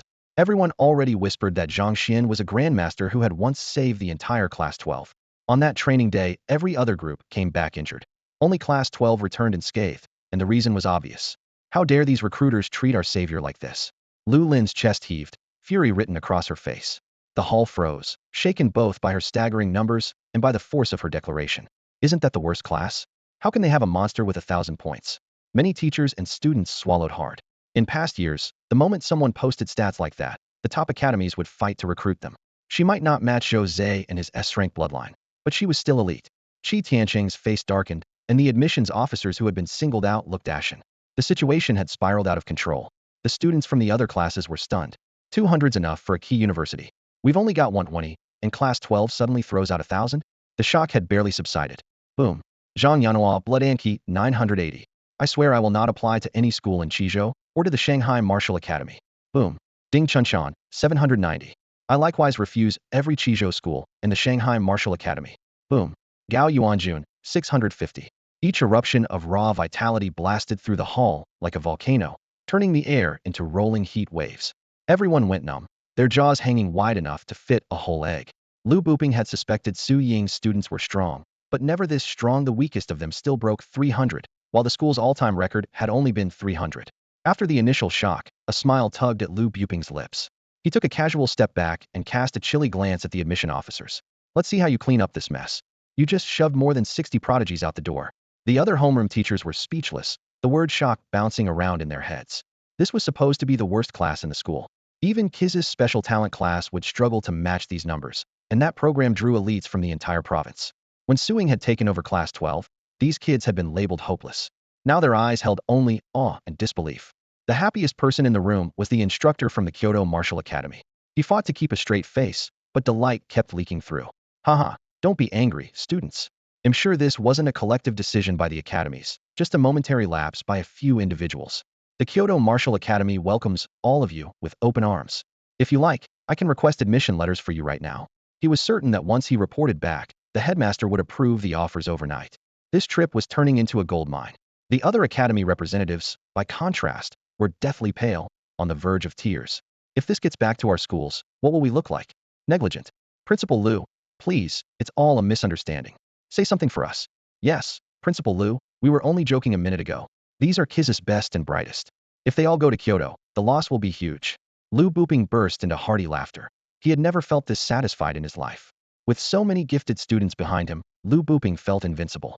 Hands clasped behind his back, he cast a calm glance at the recruiters from the major martial academies, a faint smile playing at his lips. A misunderstanding? Is that what you call it? I just watched all of you gang up to humiliate one of my students. The recruiters' faces darkened in unison, sensing danger yet afraid to talk back. Lu Buping ignored their looks and spoke unhurriedly. I will call every academy right now to ask whether their leadership shares your attitude. If they do, I will report the incident to the Martial League. If they do not, he chuckled. Principal Chun, see our guests out. With that, he turned away, back straight. His steps relaxed as though he were humming a silent tune. 66 students in one class, every one of them with vitality above 300. This year's results were rock solid.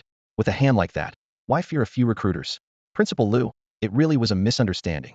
We were just teasing Zhang Xuan. Please don't take it seriously. Several recruiters hurried after him, panic in their voices. They knew that once the matter reached the higher-ups, the blame would fall on frontline grunts like them.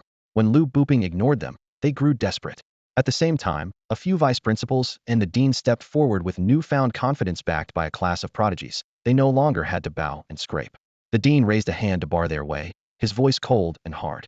Gentlemen, the school truly cannot receive you today. Please leave at once. The recruiters turned to familiar teachers from Yangqing High, hoping for help, but those colleagues kept their faces blank, turned away, and pretended not to see. Not leaving? A vice principal asked, fighting spirits surging and eyes razor sharp. Depart immediately, or don't force us to use force. Qi Tianqing looked utterly defeated. He had never imagined the situation would spiral out of control so quickly.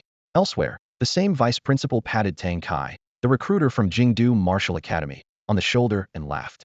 Mr. Tang, how about a few drinks tonight? Sounds great, my treat, Tang Kai replied cheerfully. He had exceeded his quota and was in high spirits. He could not poach the entire class, but taking a dozen students should be easy. The Qizhou Martial League would never allow all 66 geniuses to leave. Surely they would release at least a dozen. With that in mind, he glanced at Qi Tianqing and the recruiter from Modu Martial Academy and chuckled. The news spread even faster than anyone expected.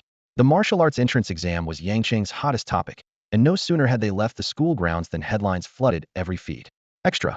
Multiple academy recruiters gang up on a student, instantly slapped down by the genius class. The remedial class? 66 prodigies emerge. Lowest vitality 368 still call that remedial? Up close with Su Ying, the stunning woman who turns trash into treasure. Skeptics quickly appeared as well. Everyone knew Su Ying was a fourth-grade alchemist, and the main debate was whether large doses of elixirs used to boost vitality might create hidden dangers for the student's future. Bang! Crash! Boom! Inside the presidential suite of the Yangqing Hotel, shards of teaware lay scattered across the floor, and the Namu furniture had been smashed to splinters. Qi Tianqing's face was twisted, veins bulging, eyes bloodshot. Like a man had lost control, he swung a chair leg and smashed everything within reach.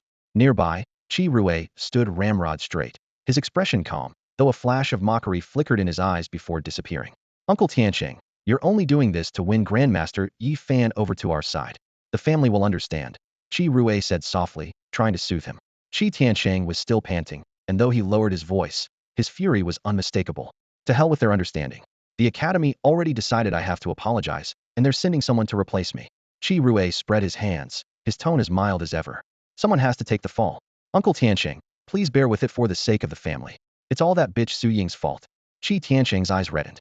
If she hadn't stirred things up, a waste with only 20 vitality points never would have made a ripple. She's to blame. He strode to the floor-to-ceiling window, then turned to glare at Qi Rui. You've given her more than enough time to think it over. Since she won't drink a toast, make her drink a forfeit. Get her out tonight, it'll handle the rest. Pointing at Qi Rui, he barked, you're too much the gentleman. If you'd taken her down sooner, none of this mess would have happened. A crease formed between Qi Rui's brows. A chill flashed in his eyes. Uncle Tianqing, that's the family's decision. Just carry it out, Qi Tianqing snapped. Qi Rui's fist tightened and relaxed. Then the corners of his mouth curled into a measured smile. Very well. That evening, in the car on the way home, Su Ying sat with her arms folded, cheeks puffed out, silent. Zhang Xuan found it amusing. Ingjia, am the one involved, and even am not mad. Why are you? How could you fan act like that? The grudges of the previous generation have nothing to do with you. He's a dual 9th-rank grandmaster that was beneath him. Su Ying grew angrier as she spoke. At the villa gate, the kitten and Bai Zhe were nowhere to be seen again. Zhang Xuan shook his head with a laugh. Now that the two were beast kings, their hearts were even wilder. Not long after he finished cooking, Su Ying bounced downstairs in a pretty dress. Zhang Xuan, Aunt Wu, go ahead and eat, I'm heading out for a bit. Aunt Wu spoke with concern. Girl, the young master's already made dinner. Eat something before you go. My bestie's in town. I'm picking her up, he'll be back soon. Su Ying called, dashing toward the garage, eyes sparkling. Aunt Wu watched her disappear with a helpless smile. After dinner, just as Zhang Xuan was about to cultivate, a knock sounded at the door. Young master, a letter for you, Aunt Wu said, handing him an envelope with no return address. Zhang Xuan tore it open. Su Ying is in danger. The Qi family is moving against her. Get to the Heaven-Earth-Man Harmony Presidential Suite at the Yangqing Hotel immediately. Ding. System alert. New mission rescue Su Ying. Zhang Xuan's face darkened. The Qi family. Qi Tianqing. Or Qi Rui? He put on his mask and bolted from the villa, heading straight for the Yangqing Hotel. Midway there, the system lottery interface popped up for consecutive draws. Facing a top clan like the Qi, I can't go in empty-handed. Ding. Thanks for participating, Vitality 10, Spirit 10. Ding. Ding. Congratulations, you've drawn a heaven-grade martial art Mighty Bull Demon Fist. Ding. Thanks for participating, Vitality 10, Spirit 10. Ding. Ding. Congratulations, you've drawn a mysterious item. Skill 2 Experience Card 5, Evil Ward Talisman 5, Talent Copy Card 1.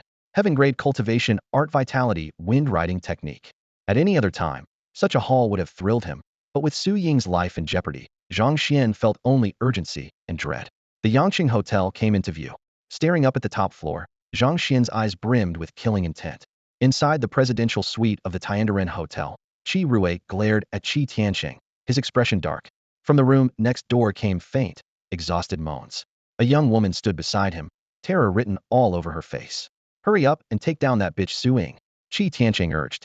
Listen, Xiao Rui, all women are the same, sleep with them, snap a few photos, and they'll obey you, even become your slaves. I know you like Zhong Xiaoqing, so I called her here too. If you're interested, drag her in and have some fun together. Zhong Xiaoqing trembled, panic filling her eyes. Qi Rui pulled her into his arms and snapped, Qi Tianqing, this is a Qi family matter. Why drag innocent people into it? Qi Tianqing's gaze turned icy. What? Drop the gentleman act? You have two choices. Go in there and subdue Su Ying, or I'll have my men gang rape both Su Ying and the woman in your arms, then pin it on the Tang family. You wouldn't dare? Qi Rui shot to his feet, eyes blazing. Qi Tianqing merely shrugged. Don't think being hailed as the next Qi Zhu lets you do as you please. A Qi must be ready to sacrifice for the clan. Qi Zhu has been in seclusion for years, and our prestige is fading. Once all of Qizhou dreamed of entering our martial academy, but lately countless talents head to the capital or Shanghai. The Tang family in the capital and the Yang family in Shanghai are eyeing us like wolves, and even that horse Su Ying dares oppose us. You enjoy the clan's honor. Qi Rui, it's time you paid it back. Outside, Zhang Xuan could hardly believe the shameless arrogance he was hearing. He clenched his fist and smashed it into the door. Behind him, a phantom of blood-red energy took shape. The gust of his punch howled like a raging bull. Bang! The door, supposedly able to withstand 10 minutes of assault from a 6th-rank fighter, exploded under a single strike. Splinters sprayed across the room like bullets, punching into flesh. Who's there? Qi Tianqing barked, shocked and furious. The man who's going to kill you. Zhang Xuan stepped forward, appearing right in front of him. Hearing the feeble sounds from the next room had ignited his rage. He drove his fist into Qi Tianqing's abdomen, launching him straight out the window. Pain twisted Qi Tianqing's features as he barely stabilized himself in midair. Zhang Xuan strode to the blown-open doorway and saw Su Ying writhing weakly on the bed. Exorcism card. A card dissolved into shimmering light, wrapping around her. When her complexion returned to normal, Zhang Xuan finally exhaled in relief. Insolent cur, you court death. Qi Tianqing drew a treasured blade, its crystalline surface radiating a terrifying aura. He slashed, sending a savage arc of energy tearing toward Zhang Xuan. Early 6th rank. Sensing Qi Tianqing's aura, Zhang Xuan's eyes turned cold. With a flick of his wrist, the desolation blade appeared, and he swung. Qi Tianqing's energy wave shattered instantly, while Zhang Xuan's slash drove on. Squelch! A crimson line split Qi Tianqing's chest, cleaving his inner armor. Agonizing pain contorted his face. He felt his organs shift, his body on the verge of tearing apart. What stunned him even more was the blade in Zhang Xuan's hand. The desolation blade? You're with the Mu clan. Qi Tianqing roared. The Mu had always been Qi vassals. Now they were here to kill him. Rage seared his chest. Fighting the pain, he tapped the floor with one palm, flipped like a hawk, and hurled a longsword in midair. Traitor! You deserve 1,000 deaths. The sword instantly drank his spirit power. Blood spurted from his lips, and the blazing sword aura looked ready to turn the Sun City Hotel to rubble. A chill flickered in Zhang Xuan's ISO. This was the direct heir of the Qi family. He had already triggered the blood-burning art and the 5th layer of the Xiantian golden body. He hadn't reached Grandmaster, but his physique crushed peak 6th-rank fighters. Yet Qi Tianqing was still standing. Buzz. Far off, space rippled. A true Grandmaster strode through the air. Zhang Xuan's heart clenched. He instantly sheathed the desolation blade, a move Qi Tianqing noticed, confirming that Zhang Xuan was a Mu clan assassin. In a flash, Zhang Xuan smashed a fist into Qi Tianqing, scooped up Su Ying, and drove the Blood Qi Windrider art, shooting into the night sky. Boom. The blast rocked the building. Qi Tianqing's sternum caved in, and he slammed into the wall, leaving a man-shaped crater before tumbling from the 30th floor. Qi Rui leaned out and saw someone catch him mid-fall. Tianqing, what was it? The rescuer was a white-haired elder of the Qi clan. Bloodshot eyes blazing, he took off after Zhang Xuan, the other elders close behind, 7 of them, each peak 7th rank. Zhang Xuan didn't hesitate. He crushed a skill experience card. Power flooded his limbs. He pushed the Windrider art to its limit, speed exploding, faint gold rippling under his skin. Arrogant whelp, stop! A figure burst from ahead, fist howling through the air. Old Mu, hold him, will skin him alive. The Qi elder bellowed behind. Clutching Su Ying with his left arm, Zhang Xuan packed Blood Key into his right. Golden light flared, forming a colossal palm that smashed forward. Bang! The elder had no time to react. He hit the ground with a grunt, pavement fracturing, unable to rise. The others blanched. None dared move. Golden body and 8th-rank Grandmaster. Cries of alarm echoed. They hovered in midair, wary, unknown. They'd never escape. Night cloaked the city. Zhang Xuan slipped into a quiet apartment and laid Suing gently on the bed. The borrowed power ebbed. He drew a deep breath to steady his blood. In the lamplight, her pale face was serene and lovely. On impulse, he bent and brushed her lips. Just then, Su Ying's eyes fluttered open, puzzled. Time froze. Their gazes locked, the air abruptly awkward. Yingjiai, so you really are Master Xinjiang. She slipped her arms around his neck and kissed him first. Zhang Xuan cursed inwardly, forgotten to remove the mask. Her shy kiss was intoxicating. He simply yanked the mask off. Leave it, I like it. Su Ying whispered, cheeks flushed but voice steady. Stunned, Zhang Xuan burst out laughing. That little kink? He was all for it. Yangqing Hotel, harmony of heaven and earth presidential suite. The spacious living room was cloaked in dim light. Grandmaster Qi Tianlei stood with his hands clasped behind his back, his voice icy. Xiao Rui, explain yourself. Crushed by his master's aura, Qi Rui dared not conceal a thing and recounted the entire incident. The desolation-breaking saber? Are you certain? Qi Tianlei's brow nodded. On the bed, Qi Tianqinghuo had been unconscious, suddenly opened his eyes, coughing, his face ashen. Tianqing, what exactly happened? Who was that 8th-rank golden body grandmaster? Qi Tianlei pressed. Qi Tianqing clenched his fists, voice hoarse with anger. Brother, it was someone from the Mu family. You're sure? Mu Jincheng tried to intervene and was struck down. Qi Tianlei sounded unconvinced. Anyone can stage a show, Qi Tianqing sneered. Mu Jincheng's just covering for them. Brother, rumors say Mu Tianqing has already reached the 8th rank. Report back to the clan, send someone to probe the Mu family. One question will tell us everything. Qi Tianlei thought for a moment, then nodded. Xiao Rui, go find Suing at once. Yes, sir. Qi Rui withdrew, a shadow crossing his face. Beep, beep, beep. The communicator vibrated. Elsewhere, Suing reached for it, but Zhang Xuan tapped the power button. He still dares to call. Phone off. Suing blinked, then obediently shut it down. Moments later, Zhang Xian's own communicator lit up. He handed it to her. See who it is. Call her. Qi Rui. Zhang Xuan answered on speaker. Was the one who acted today from your Zhang family? Qi Rui blurted. What acting? Zhang Xuan feigned ignorance. Is Suing safe? Who are you? Why should you care whether my woman's safe? Do you even know where she is? A few seconds of silence, then the line went dead. Suing frowned. Why do you take the call? I'm reporting this to the Martial League. Got proof? Zhang Xuan spread his hands. In proof. You're just the victim. One false charge from the Qi family, and the case is buried. I'm guessing Qi Rui lured me in on purpose to rescue you. Him? Impossible. Suing raised an eyebrow. Ding. Congratulations, host. Mission complete. Rewards. 2,000 Super God points, 1,000 Vitality, 1,000 Spirit, Talent upgrade card. The system prompt rang in Zhang Xian's mind. He paused, then grinned. His beast-taming talent could finally be maxed. Suing rolled her eyes. What's with that sleazy grin? Zhang Xian pulled her close. With a beauty like you in my arms, even my dreams make me laugh. Uffed. Still teasing? Want me to show you how fierce I can be? And no please. Be's easy. The communicator buzzed again. Caller ID, Old Lu. Zhang Xian sighed and answered. What is it, Old Lu? Suing stifled a laugh, tracing circles on his chest with a slender finger, her eyes smoldering. His Zhang Xian caught the mischievous hand. Old Liu's excited voice boomed through the earpiece. That 8th rank golden body grandmaster today, was that you? Suing gasped. 8th rank? When did you break through? Old Lu went on, amazed. I knew it was you, kid. Damn, what kind of cultivation routine are you hiding? Huh. Can't wait to see Yifan's face when he hears about this. I tried to introduce him to a genius disciple, but he didn't appreciate the favor and insisted on stirring up trouble. Listen, kid. The martial arts exam is the day after tomorrow. Yifan won't pass up a chance to hit me where it hurts, so I want you to smack him hard in the face. The rough voice boomed from the holoscreen. Understood. Zhang Xian answered, snapping to attention. The call had barely ended when a new one flashed onto the screen. Qi Xian. Zhang Xian raised an eyebrow.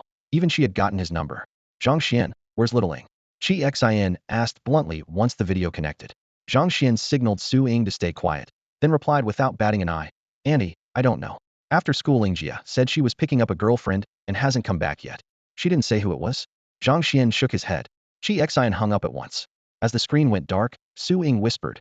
Qi Rui sent his mom to sound us out? Was my mother involved? Her expression twisted. If her own mother had helped kidnap her, she didn't know how to face it. There's no way our mom was involved, Zhang Xian said firmly. And how can you be so sure? If she were, she'd already know the Mu clan took you.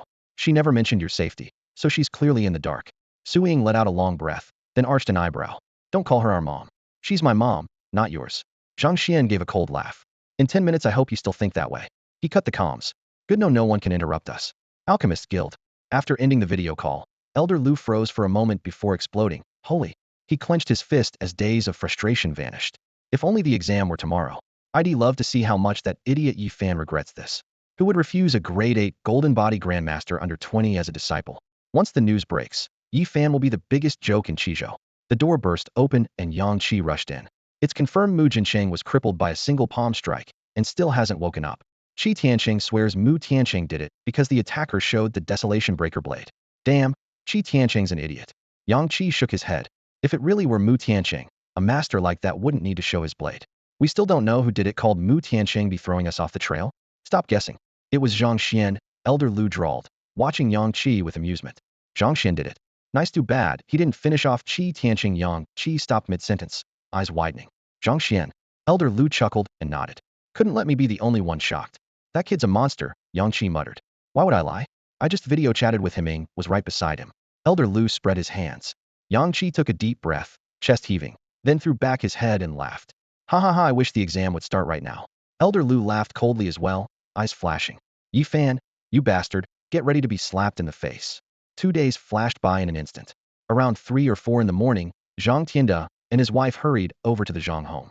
While Chu Qian zipped up the last suitcase for her son, she kept asking, Xian, are you sure you don't want Mom to come with you? A wave of warmth rose in Zhang Xian's chest. Mom, the entire trip has been arranged citywide, so family members can't tag along. Besides, the martial exam will be streamed online. You can watch everything from home. But, Andy, don't worry. They'll be with him, Su Ying cut in reassuringly. That's right, with Ying along, I can relax. Chu Qian forced a smile, but worry still clouded her eyes. Ever since Yi Fan stirred up a storm in town, after all, a 9th-rank grandmaster's name carries weight. The Zhang family had been on edge. This year's exam, unusually held out on the wastelands under a pile of new rules, only added to their concern. Just before leaving, Zhang Xian slung his backpack over his shoulder and headed for the garage. Su Ying looked around. Where are those 2 little troublemakers? Zhang Xian was, after all, a Beastmaster. Without his spirit beasts nearby, the place felt strangely empty. No idea. Probably out causing mischief again. I won't need them for this exam anyway. He sounded casual, but he was worried. The 2 brats had vanished in a flash. If the contract didn't let him since they were safe, he would have dragged them back long ago. When they reached the school, a dozen buses were already lined up at the gate, media vans crowded beside them. The first round of Kiz's martial exam coincided with the rumored strength of Class 12, said to rival the elite youth class, and reporters swarmed the place like flies scenting blood before dawn. Ingjia, brother-in-law, over here. Shuanga, this way. Class 12 had gathered early. Jose's booming voice drew every eye nearby. The reporters, spotting Su Ying, rushed over at once. Miss Su, how did you make the entire class score skyrocket? Miss Su, rumor says you came here for love. What exactly attracted you to Zhang Xian? Was it his vital energy score of 20? Miss Su. Zhang Xian's face darkened. His infamous vital energy, 20, had traveled farther than had thought. Get lost, he said coldly. Su Ying caught his frustration and couldn't help laughing. The reporters didn't back off. One even raised his voice. Zhang Xian, I challenge you. The winner deserves to be the goddess boyfriend. Zhang Xian, me too. If you're a real man, accept. No one expected the reporters to turn into would-be duelists. Zhang Xian's expression grew darker still, while Class 12 shook with barely contained laughter. Some of them had wanted to try the same stunt, but had been threatened with flunking by Su Ying. Kid, get over here. A deep voice cut through the noise. Zhang Xian looked up and saw old Lu and old Yang standing side by side not far away. Holding Su Ying's hand, he walked over and nodded a greeting. Old Lu noticed their fingers intertwined and chuckled. So, are you making it official? Please, Elder, Zhang Xian replied. Ingjia and I are just 2 nobody civilians. Making it official sounds a bit grand for us. Kid, Yi Fan will be here any minute. Old Lu and I can't wait to see what you've got. As Yang Qi spoke, he slapped Zhang Xian hard on the shoulder. The strike carried a hint of force, yet Zhang Xian didn't even twitch. Yang Qi was shaken. This boy, once mocked for having only 20 points of qi and blood, had already forged a golden body. The crowd erupted at once. Reporters with cameras and microphones stared in disbelief. What was going on? This guy wasn't a loser at all, and he seemed to know 2 grandmasters like old friends. At the school gate, several teachers and the principal, Lu Buping, were equally confused. Even with all of Su Ying's influence, Elder Lu and Elder Yang shouldn't be greeting Zhang Xian first, should they? Frowning, Lu Buping released the spiritual sense of a half-step grandmaster to probe Zhang Xian's vitality. Nothing. He should at least have sensed something from an ordinary person, but it felt like punching cotton utter emptiness. After several failed tries, Lu Buping's mind surged with shock. If he couldn't read the boy, Zhang Xian had to be strong enough to evade his spiritual sense. Then he remembered Elder Lu asking Yi Fan to help Zhang Xian, and a near impossible thought surfaced: had Elder Lu refined some aura-concealing pill for him? If so, Zhang Xian's talent was terrifying. Principal, what's wrong? A vice principal asked in a low voice. Have any of you ever noticed anything strange about Zhang Xian? Lu Buping asked quietly. The vice principal looked puzzled. Not really. The kid's a total playboy. If there was trouble in Yang City, he was in the middle of it. If it weren't for Zhang Tian's service to the city and Zhang Kai's connections, I'd have expelled him long ago. At the name Zhang Kai, Lu Buping's heart skipped a beat. Zhang Kai and Zhang Xian were twins, and Zhang Kai's talent was so extraordinary that every martial academy fought over him. How could Zhang Xian truly be worthless? Could his brother's fate have made him hide his strength? When Zhang Xian returned to his class lineup, his classmates crowded around, whispering, Zhang Xian, since when are you so tight with those two grandmasters? Just riding on Sister Ying's coattails, he answered with a smile. Man, I still can't figure out how a goddess like her fell for you. Exactly. After the martial exam, I'm challenging you. A group of boys chimed in. A challenge? Please. You can't even beat me, and you want to take on Zhang Xian? Zhang Yanhua scoffed. Hey, Miss Zhang, what's that supposed to mean? Their playful bickering drew curious looks from nearby classes.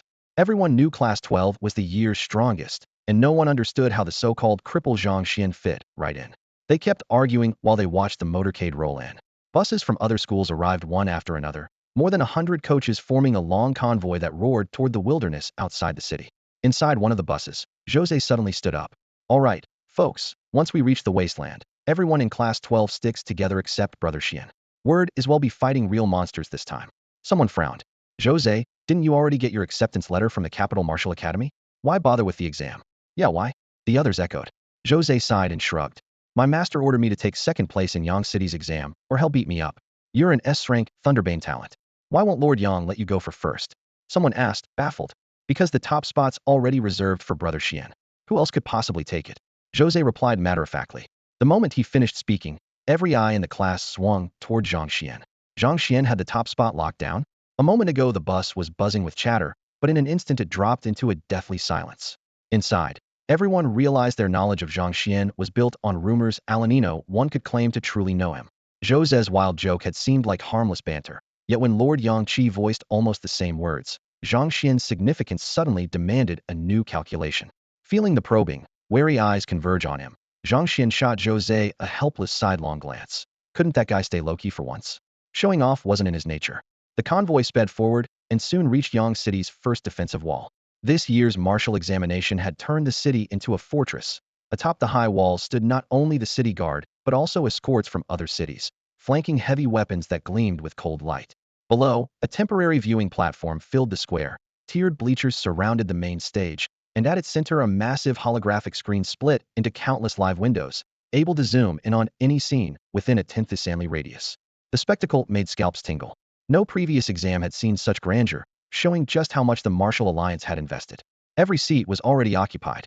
Looking up, Zhang Xian saw his parents waving excitedly. They had entered early with invitation cards, yet still staged a morning send-off to battle, a thought that left him both amused and exasperated. He kept scanning the crowd. Mu Long, Mu Shuang, and the old fellow he had injured were all present. Farther off, Qi Tianqing glared at the Mu family as though he might spit fire, while they forced awkward smiles. Zhang Xian chuckled inwardly. Apparently someone had believed his clumsy frame-up. Just then Elder Yang stepped onto the main stage, and the roar of voices vanished. The air stretched tight, like a drawn bow. Teachers of every school, keep your students in order, form up now. Elder Yang thundered. Instructors barked commands. Zhang Xian's class followed their teacher, merging into Yang City High School's formation. Once they settled, Su Ying stepped up and carefully straightened Zhang Xian's collar. The small gesture instantly drew a chorus of whistles. Who's that girl? You don't know her? That's Su Ying, the top beauty of Yang City. So that fool is Zhang Xian? I'd love to knock the bell off his neck. Zhang Xian, you scoundrel, we are mortal enemies. You've stolen my future wife. The supervising teacher, driven mad by the noise, shot Su Ying a look and bellowed, quiet. All of you. The laughter had barely faded when Yang Qi strode to the microphone and laughed. Looks like everyone's keen on romance. Relax, once you pass the martial examination and enter the academy, you'll have plenty of time for love. Boom, his words detonated a wave of laughter, replacing tension with uproarious mirth. When the noise subsided, Yang Qi continued, students, the annual martial examination officially begins now. Your homeroom teachers have covered the rules, so I won't repeat them. What I must emphasize is this. For the first time we're adding a live combat segment. After your chi and blood are tested, Those who qualify will head to the wilderness tomorrow for survival training. The entire exercise will be broadcast live. Martial Alliance fighters will escort you in secret if your life is in danger, or if you feel you can't continue and wish to withdraw, they will step in and bring you back. All right, everyone, time to test your chi and blood. The words had barely fallen when a terrifying aura exploded toward them, like muffled thunder rolling straight through their chests. Dozens of students lost control, knees buckling as they dropped into a squat. Faces went sheet white, minds blank, ears ringing nonstop. Buzzing filled the air. An old man slipped silently above their heads, scarlet robes snapping in the wind. Waist-length hair was gathered by an ancient pin, and golden light flickered in his eyes. A faint aureole of pale gold flowed across him, every gesture exuding absolute authority. It's Grandmaster Yi. Greetings, Grandmaster.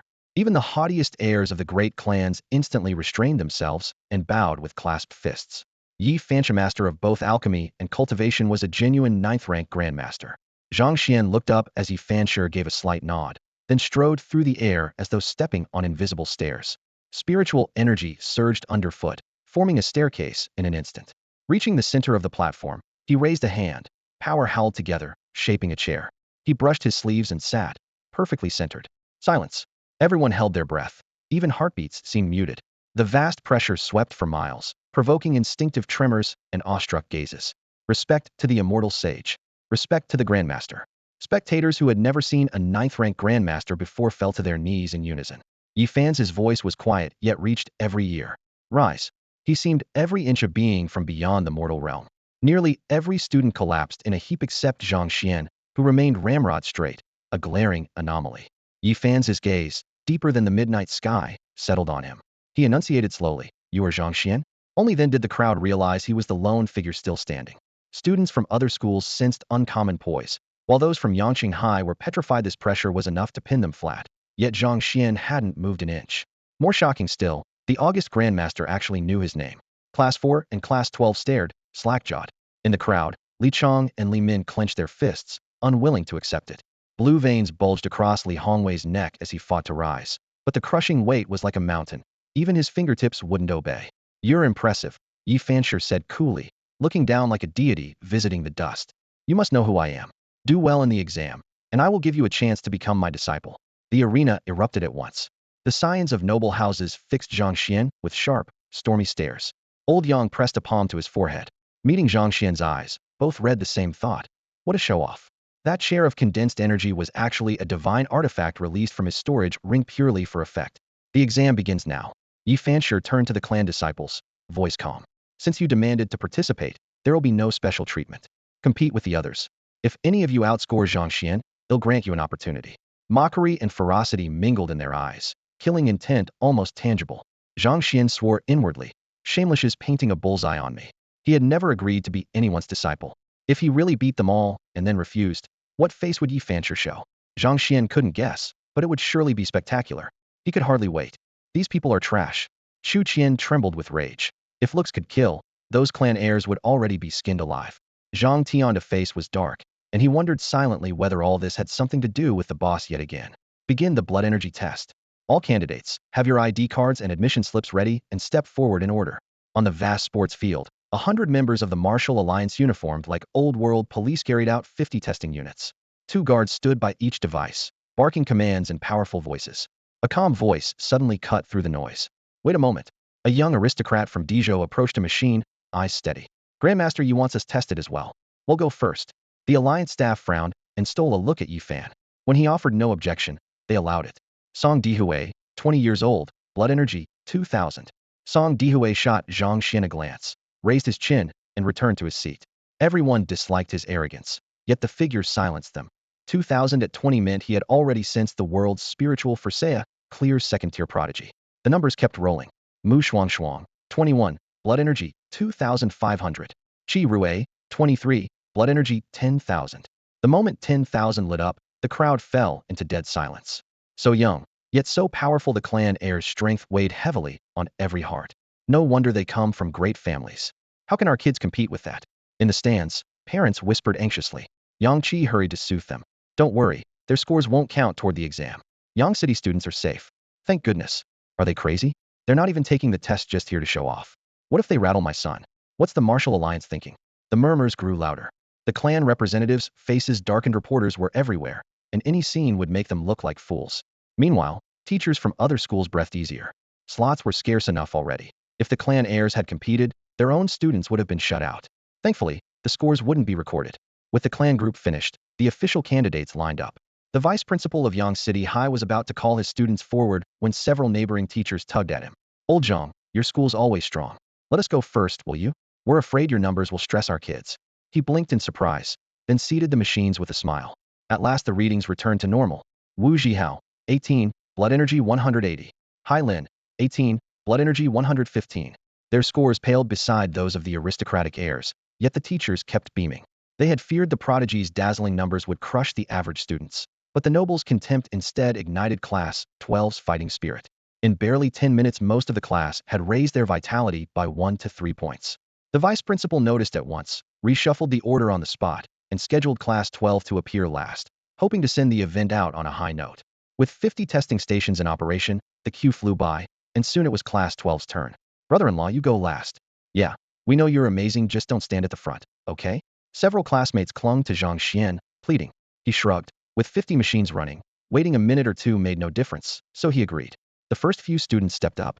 Lu Lin, 18, vitality 1,100. Zhang Yanhua, 18, vitality 1,039. The young nobles in the stands watched with feigned interest, their eyes spelling out disdain. These kids dare call themselves super geniuses? A small town will always be a small town. Suddenly the big screen blazed with new numbers. Jose, 18, vitality 6,000. The arena exploded, then froze. In the stands, Zhou Tianli pumped his fist, veins standing out. Yes, my son is incredible. Even the aristocratic delegates hid their scorn. A prodigy who had awakened the thunder-slaying talent was no small matter. Yi Fan, eyes closed until now, opened them and muttered darkly, another Zhang Kai? The murmurs began at once. Humph, real warriors compare spiritual power, not vitality. 6,000? Could he last a single move against me? People from the sticks are so short-sighted. The nobles kept their voices low but their arrogance high. Now it was Zhang Xian's turn. He placed his ID card and exam pass on the console, confirmed the details, and pressed his palm to the sensor. Every gaze locked onto him like a spotlight. Far away, Yi Fan sprawled like a lazy black python, staring down, while on the opposite side, Elder Yang nodded with a warm, encouraging smile. Since everyone's so eager to see my score, Zhang Xian whispered, and his bloodkey roared forth. Backstage, Yang Qi clenched his fists, ready to watch Yi Fan's face twist in shock. 10 seconds later the screen updated again. Zhang Xian, 18, vitality 10,000. Zhang Xian frowned slightly. A label beside the device read maximum reading, 10,000. So the machine couldn't show a figure 100 times higher, but 10,000 would suffice. The stands erupted. Bravo! My son is unbeatable. Chu Qian and Zhang Tianda were so excited they nearly broke into a dance. A human's vitality can break 10,000? The machine must be broken. Fake. The aristocratic representatives shot to their feet, shouting objections. Yi Fan's eyes flashed. He beckoned. Come here, and let me take a look. Zhang Xian strolled over and offered his hand, amusement flickering in his eyes. The concealment art would not be so easily pierced. Yi Fan took his pulse, probing, but sensed nothing. Could this teenager really be above him? Impossible. For a moment, he was caught in limbo. Everything all right, Senior Yi? Zhang Xian asked with a smile. No problem. Yi Fan forced a sigh. The younger generation is truly formidable, worthy of being Zhang Kai's brother. Zhang Xian snorted inwardly. If you can't see through me, just admit it and stop posing. He returned to the Class 12 lineup. As he sat down, every classmate stared at him with a new mix of reverence, awe, and blazing excitement. Zhang Xian, your blood key is 10,000? The boy next to him clamped onto his arm, shock written all over his face. Lu Lin and Zhang Yanhua merely nodded, as if they had seen it coming. How can anyone push blood key to 10,000? The surrounding students blurted out. Once you break 1,000, you're supposed to sense spiritual energy. Who still trains blood key after that? What realm are you in? One scratched his head, while the others looked equally baffled. Up in the stands, Chu Qian and Zhang Tianda grabbed the hands of everyone around them. See that? That's our son, Zhang Xian. For years, the whole of Yang City had mocked Zhang Xian as a nobody. Now, before the entire crowd, he had proved he wasn't worthless but a genius. Tears streamed down Chu Qian's cheeks. On the opposite side, Yi Fan watched the boy's back, interest flickering in his eyes. 10,000 blood key? He doubted that was Zhang Xian's limit. More crucially, he couldn't read the boy's true cultivation. Someone with that many secrets intrigued him, and Yi Fan had always loved a good story. The fact that Lu Qingdong was already trying to befriend Zhang Xian spoke volumes. Though Yi Fan and Lu Qingdong were rivals, no master would turn away a on-scene generation talent. Quietly, Yi Fan revised his plans. If the boy excelled in the upcoming wilderness exam, taking him as a disciple might not be a bad idea. After the first round of testing, the candidates had to wait 4 hours before the second, a precaution against burst-type pills that traded lifespan for numbers strictly forbidden in the martial exams. No food was allowed during this interval. Anyone who cheated would be exposed quickly. It happened almost every year, and this one was no different. Over a dozen students showed a 50-point spike, far beyond the normal 1 of 5 fluctuation. Night had fallen when the second test finally ended. Just as everyone thought they could go home, a white-browed elder from the Martial Alliance strode onto the platform and called out, his voice firm, "Grab a quick bite. Phase 2 starts immediately." What? An exam at night? Beasts are most active after dark. Are they trying to get us killed? What about us girls? We're afraid of the dark. The students erupted in protest. Their teachers, clearly expecting this, hurried to reassure them. If you want to be warriors, you'll face missions at all hours. Grandmasters have already swept the outer area, so it's basically safe. You'll be issued signal flares. Pull the trigger at the first sign of danger, no hesitation. Even if you quit, you won't get a 0. Your score will reflect your overall performance.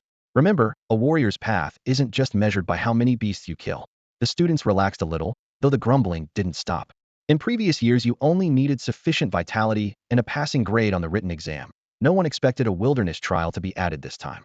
The elder lowered his voice, then raised it again. The test now runs on a point system. Killing a common beast earns 1 point. A first-grade fiend, 10 points. Second grade, 20. Third grade, 50. He paused, sweeping his gaze over the noisy crowd. The Martial Alliance will distribute weapons shortly. Choose either cold steel or firearms. Ammunition for firearms will be available at supply stations. The assessment grounds extend 10,000 li from Sun City, and you have 2 days.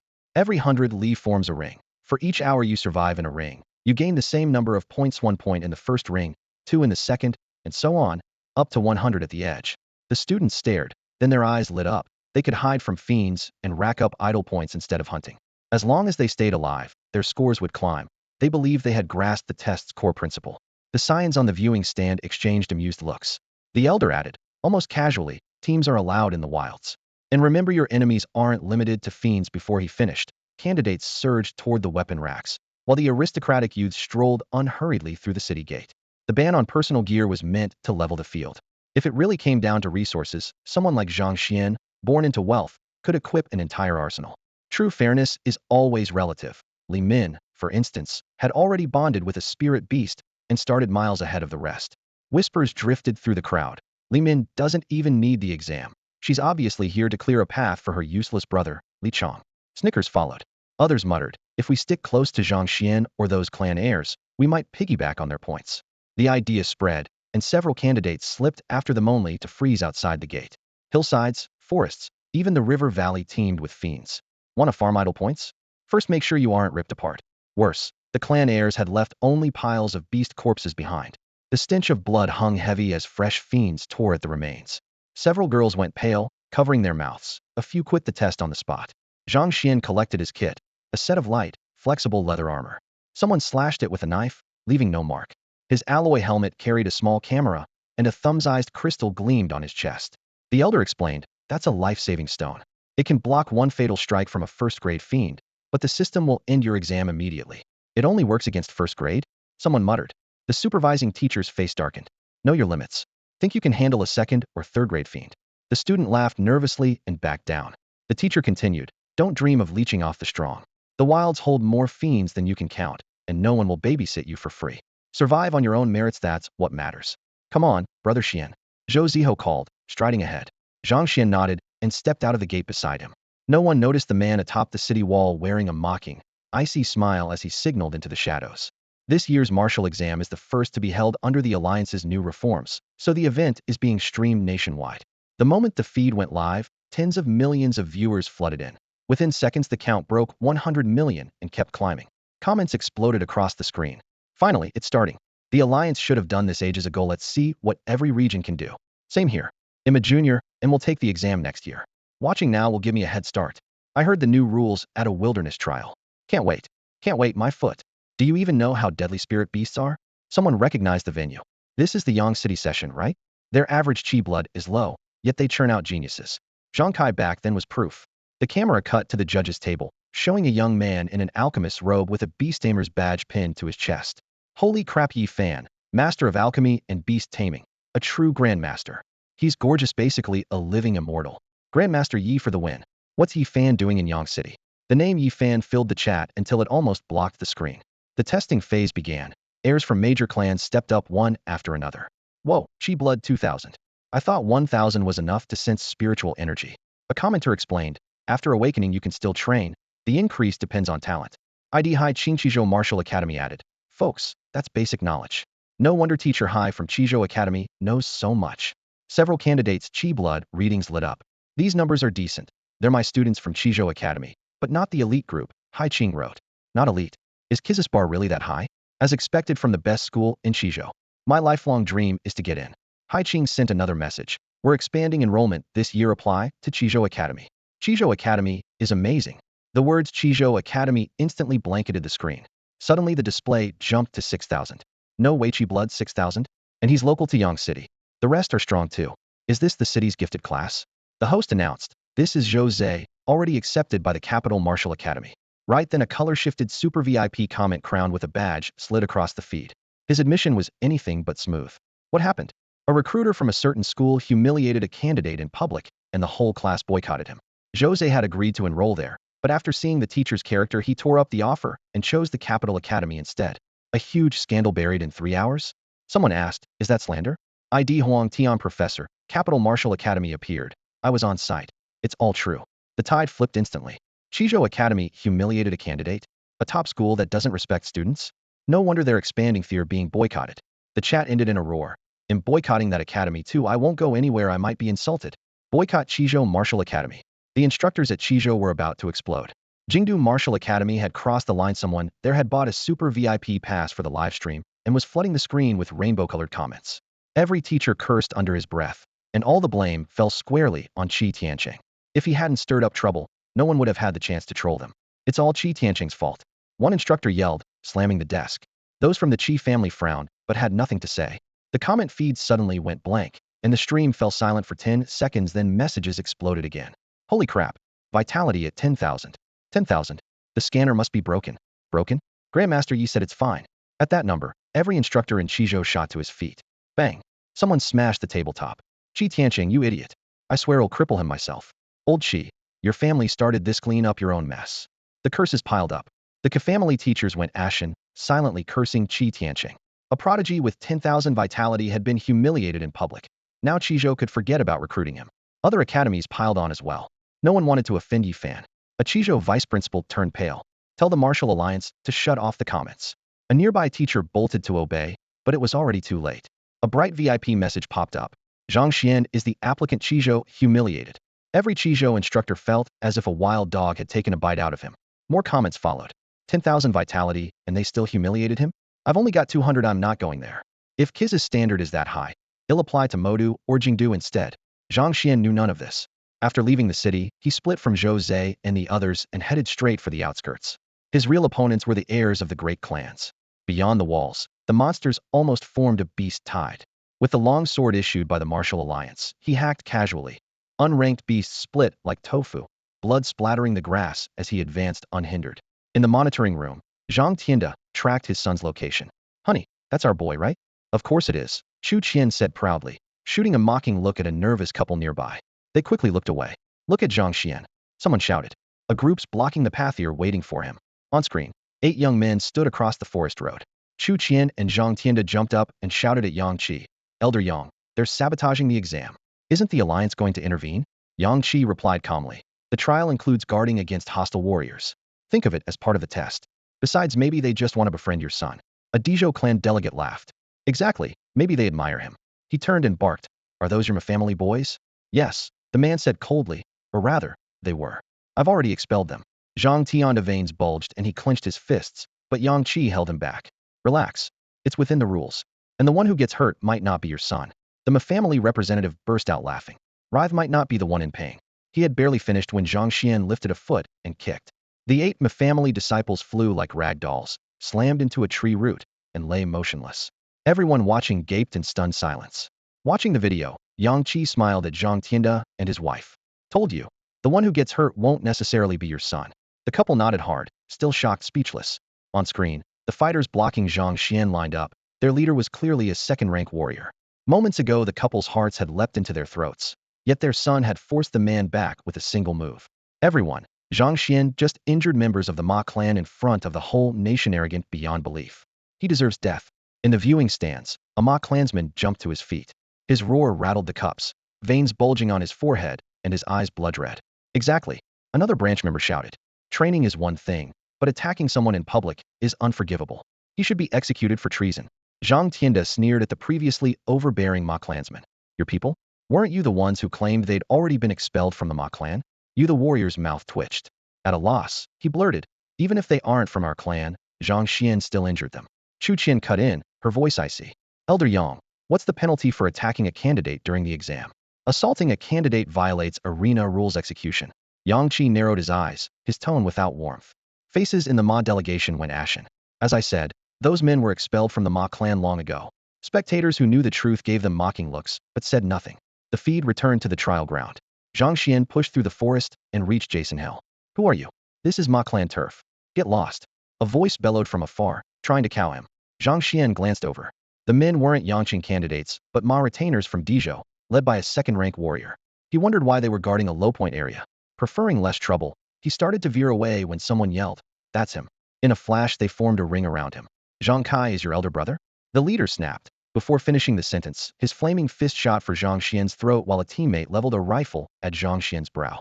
It was an outright kill strike. Any other candidate would have died 10 times over. Feeling the murderous intent, Zhang Xian's gaze turned frosty. He stamped down. Bang. The flame-fisted man sailed backward. At the same instant, he pinched the bullet between 2 fingers and flicked it back. Pop! The gunman's forehead burst, blood spraying a meter as the back of his skull blew out. Zhang Xian followed with a flurry of kicks, each blow like a collapsing mountain. Several Ma disciples had their chests cave in and smashed against the cliff wall, dropping lifeless. Jason Hill fell silent. Passing candidates who saw it quietly backed away, afraid to get pulled in. Within a few heartbeats, the surviving Ma retainers still hadn't processed what had happened when Zhang Xian began moving toward them step by step. This is the worthless punk. What were our scouts doing? Zhang Xian planted his boot on the leader's head and asked coolly, Did my brother ever wrong you? Speak. Pinned to the ground, the man didn't dare struggle and blurted, Zhang Kai and my young master entered a secret realm together. Zhang Kai killed him to keep the treasure for himself. Scram. Zhang Xian kicked him away like a rag doll. With the national broadcast drones overhead, he had no intention of spilling blood on camera. Still, he flicked his fingers, and several unremarkable pills slipped into the Ma clan disciples' pockets like hidden darts, too quick for the lenses to catch. He then turned and walked off. Letting someone trample him without striking back was never Zhang Xian's way. Memories of his elder brother, Zhang Kai, flashed across his mind. 2 brothers growing up side by side. The Zhang family's rise owed entirely to Zhang Kai's success at the Qi Province Martial Academy. Last year, Zhang Kai had called, saying he would follow his mentor into a secret realm. Since then, nothing. Now that Zhang Kai's enemies were hunting him instead, Zhang Xian felt a surge of unease for the brother who existed only in memory. Shade and undergrowth lay ahead when a fellow candidate hurried over. Brother, you're strong, want to team up? Not interested, Zhang Xian replied with a faint smile and kept moving. Another tried to persuade him. First-rank beasts roam ahead. They're big. You'll be at a disadvantage alone. Let's form a party. Again, Zhang Xian declined with a mild smile. He could escort every candidate from Yang City to the finish with ease, but doing so would rob them of the chance to grow on their own. Arrogant, isn't he? Someone muttered, only to fall silent when Zhang Xian glanced over, eyes cold as steel. Seeing he wasn't moving fast, several candidates trailed him, scheming in whispers. Moments later, they realized their mistake. Zhang Xian's strides were short, yet he skimmed the ground like a shadow, opening dozens of meters in the blink of an eye. Even at a full sprint, they were left far behind, finally grasping the gap between their strength and his. Elsewhere, the battered Ma clan youths exchanged gloomy looks. The intel was wrong's at least 3rd grade. They said Mu Qing cheated on him, broke his legs, and he didn't fight back. Turns out he's copying his brother, enduring disgrace for one thunderous rise. If Grandmaster Yi takes him in, we can't afford this feud. Before they could finish, grass rustled and green eyes lit the darkness around them. A few unranked beasts, nothing to fear, one scoffed. The moment they lifted their fists, panic seized them. Their inner energy was gone. The silent pills had already sealed their meridians. Fire the distress flare. The flare gun's missing. Mine too. Shadows closed in, fangs glinting in the dim light, and the Ma clan scions finally understood every escape route had been quietly cut off. The farther he walked, the stronger and more numerous the beasts became. They burst from the brush in packs, screeching and snarling, yet every charge ended the same way. Zhang Xian sliced them down with casual ease. To him, This entrance exam was child's play.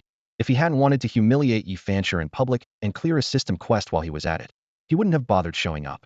With the system behind him, he could have hidden in a third-rate academy and still cultivated his way to ninth-grade Grandmaster. After fighting his way to the outer edge, he spotted the boundary steel the Martial Alliance had set up at the tree line. Non-testing zone ahead.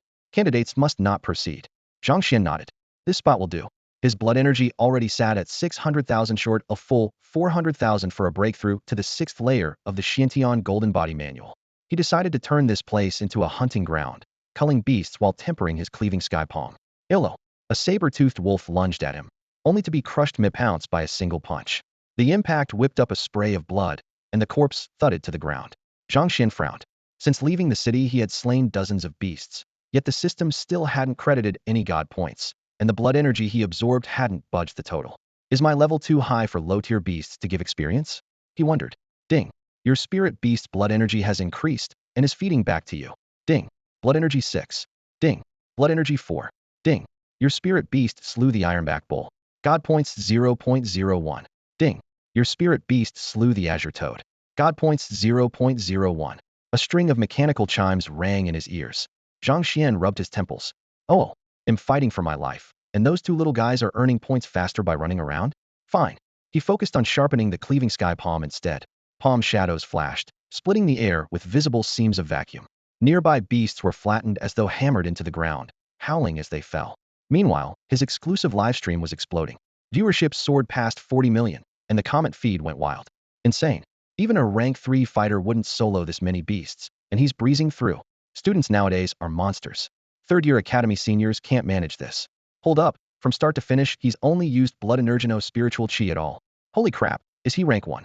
Maybe he's suppressing his realm to show off. Second-tier beasts aren't worth my full strength. On the viewing platform, Yi Fan's brows were locked tight.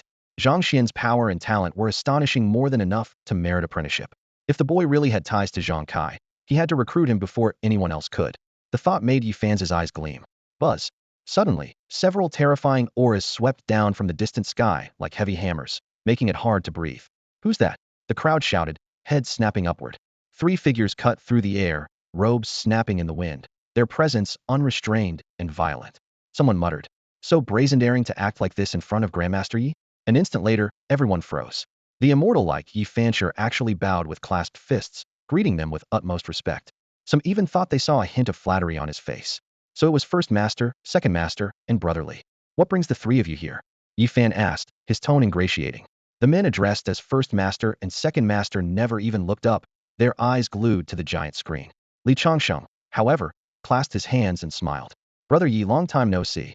I brought my 2 elder brothers to check on their disciples. What are you doing here? You're recruiting disciples? Yi Fan blinked. That's exactly why I came. Before he could finish, first master snorted. You? Take disciples? With skills like yours, who would you dare teach? Yi Fan's cheeks turned crimson as he shrank back with an awkward grin. Examiners and spectators were stunned. Yi Fan, famed for his dual mastery of alchemy and beast taming, was being scolded like a junior and didn't dare answer back. The comment feed exploded. Who is this first master? Grandmaster Yi just folded. How scary must that guy be?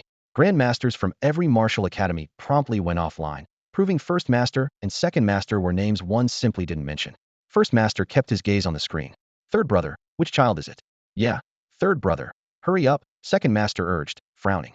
Li Changxing pointed. That one. The camera locked on Zhang Xuan. Yi Fan's heart skipped a beat. Damn. First master is a beast tamer, interested only in spirit beasts. Second master is a body-refining grandmaster with terrifying strength. Zhang Xuan caught both of their eyes. If so, why was Lu Changdong begging me to take him? And where on earth is Zhang Xuan's spirit beast? First master's eyes were like blades. Where is his spirit beast? Li Changxing looked just as curious and beckoned to the VIP stand. Old Yang, City Lord Yang Qi, suddenly devoid of authority, hurried over and bowed. First master, second master, greetings. No need for ceremony, first master said, pointing at Zhang Xuan's split screen. Where's that boy's spirit beast? The director instantly switched to Zhang Xuan's feed, and the audience erupted, so the 2 powerhouses really were here for him. Spirit beast? When did Xianer form a contract? Chu Qian and Zhang Tianda exchanged baffled looks. An alarm blared. Warning. 2 beast kings are fighting and heading straight for the examination grounds. All eyes shot to the main screen. A winged eagle king and a yellow wolf king were trading savage blows against a lazy gray cat and a huge white dog. Are my eyes lying? A cat and a dog are duking it out with 2 beast kings? Keep rubbing, it's still there.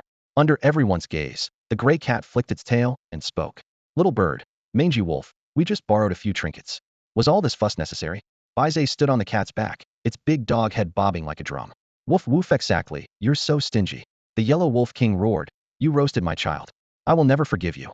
At the word roasted, the gray cat and Baizé's eyes lit up and they bolted. Yikes. Boom. The live stream exploded. The two beast kings howled and charged into the testing grounds, the candidates' screams echoing throughout the arena. Those beast kings had breached the examination zone, and the examinees were in grave danger. That dog and cat. They're talking beast kings. In the live stream, the barrage of comments surged like a tide, flooding the screen until it was almost unreadable. High on the rostrum, the Grand Master's eyes flashed, as if he had spotted a priceless rarity, and he leaned forward. Ladies and gentlemen, we can't just sit here. These beast kings have barged into a human city without restraint. If the candidates get hurt, what happens to the martial exam? To rack up higher scores, every major clan had pushed its juniors to the outermost ring, which had now become the most dangerous zone. Hearing the Grand Master speak, they sprang to their feet, faces tight with worry. Senior, we can't wait any longer. The children on the perimeter can't stop 3 beast kings. If the candidates are injured, the losses will be huge. The Grand Master still didn't move. He traded a look with the second master and watched the feed with curious interest. Yi Fan frowned, his gaze shifting between the 2 supreme experts and Zhang Xuan on the screen. To the public, the Grand and Second Masters were unfathomable, but Yi Fan knew better. They never yielded easily. Countless houses had tried to place their prodigies on East Mountain as disciples. Even he, at the peak of 7th rank, had once considered it, yet all had been rejected. Today, for the first time, he saw them waver, and it was because of Zhang Xuan. What was so special about this man? A storm raged inside Yi Fan. He wished he could uncover the answer at once. Below the stage, clan representatives could no longer stay seated. They bowed repeatedly, urging action. Senior, we're facing 3 beast kings. The outer ring holds our direct descendants' whole gamble with their lives. Mid-plea, the remote feed suddenly shook. Bad news. The Mu family is about to collide with the beast kings. The Mu clan's section erupted, and an elder leapt skyward, ready to intervene. Yet on screen, the 3 beast kings merely brushed past. They didn't strike, just flew by. Relief spread among the Mu elders, but the Qi clan tensed. The beasts were now headed straight for their disciples. Moments later, the Qi family's children were also safe. Honored seniors, there's no time, please act now. What if they circle back? Calls overlapped. From the other side came word from the Ma clan. Our people dodged them, too. A middle-aged man in the Ma ranks collapsed. Cold sweat, soaking his back, his own son was out there. While anxiety still hummed through the hall, the creamy yellow kitten and the snow-white Baizé in the feed suddenly wheeled around, their eyes locking on one person, Zhang Xuan. Huh, that cat, and that dog there after Zhang Xuan. In an instant, every clan's tension eased. If the beast kings were targeting Zhang Xuan, they could afford to wait. Across the stands, Zhang Tianda and his wife, Chu Qian, stared wide-eyed at the lively kitten and the Baizé on the screen. That adorable little thing is a beast king? How can that be? Chu Qian was even more shocked. She had held both creatures in her arms, soft and cuddly, yet they were demon beasts. She shot to her feet, fingertips trembling. Oh no, Xiao Xian. When they saw the 2 little ones burrow into Zhang Xian's arms, Zhang Tianda and Chu Qian felt their hearts leap into their throats. Elder Yang. The couple blurted out in unison, pinning all their hopes on the city lord who was close to their son. Damn it. Damn. Zhang Xian, he. In front of the giant screen, the crowd fell silent, eyes wide as they stared at the image. On the outermost rim of the examination grounds. Not good. Mu Long, Mu Shuang, and several clan youths froze, peering through the thick fog at the distant sky. Beast king. Run. My legs are jelly, I can't move. Help. The flared gunfire, the flare gun. No. Do you want the beast king to notice us? Gritting their teeth, Mu Long and Mu Shuang each swallowed a pill, and their breathing vanished at once. The Mu family guards looked at them with pleading eyes, but the siblings ignored them. The guards were bait meant to distract the beast king. Moments later, a massive shadow streaked overhead, and the beast king moved on, leaving the Mu disciples limp with relief. Young master, young miss, weren't all the high-tier beasts here already cleared out? Who knows if the beast king will circle back? Let's get out of here. The servant stammered. Move. Mu Shuang started to issue the order. Wait, Mu Long said, blocking the way as his eyes lit up. Brother? She asked. This is a heaven-sent chance, he whispered, excitement spilling through his voice. If we can kill the beast king, you want to rally the other great families and hunt it together? Exactly. Every clan has a life-saving trump card. If we cooperate, we can bring it down and flush out whoever's been targeting us. While they spoke, the Beast King swept past the Qi clan's party and dove toward another family's territory. On the ground, every monster lay prostrate. Some low-tier beasts died of fright on the spot. From a distance, Qi Rui waved to the Mu siblings, clearly of the same mind. The two clans linked up, and their following grew larger by the minute. On the edge of the perimeter, Li Min led a dozen wounded companions forward, each moving gingerly, faces pale. Xiaoman, why didn't we stay with the Mu clan? Li Chong asked. She sighed. Brother, in the Mu siblings' eyes, who matters more, you or their own servants? Li Chong fell silent. In a crisis, the Mu clan would certainly throw them out as bait. Besides, we're not helpless. Li Min patted the thick shoulder guard of the crystal mist golden bear beside her. If we want to hide, it can mask our presence. Suddenly, is that Zhang Xuan? Li Hongwei glanced up and saw Zhang Xuan not far away, casually slicing through beasts as though on a leisurely stroll. A complicated look crossed Li Min's face. Was this the Zhang Xuan she once knew? Since that incident, he seemed like a different person. Boom. Several overwhelming auras tore through the air, forcing Li Min and the others to their knees, faces ashen. What terrifying power! They looked up to see several flying beasts roaring through the sky. Beast King. Fear nearly made them wet themselves. Their legs felt filled with lead.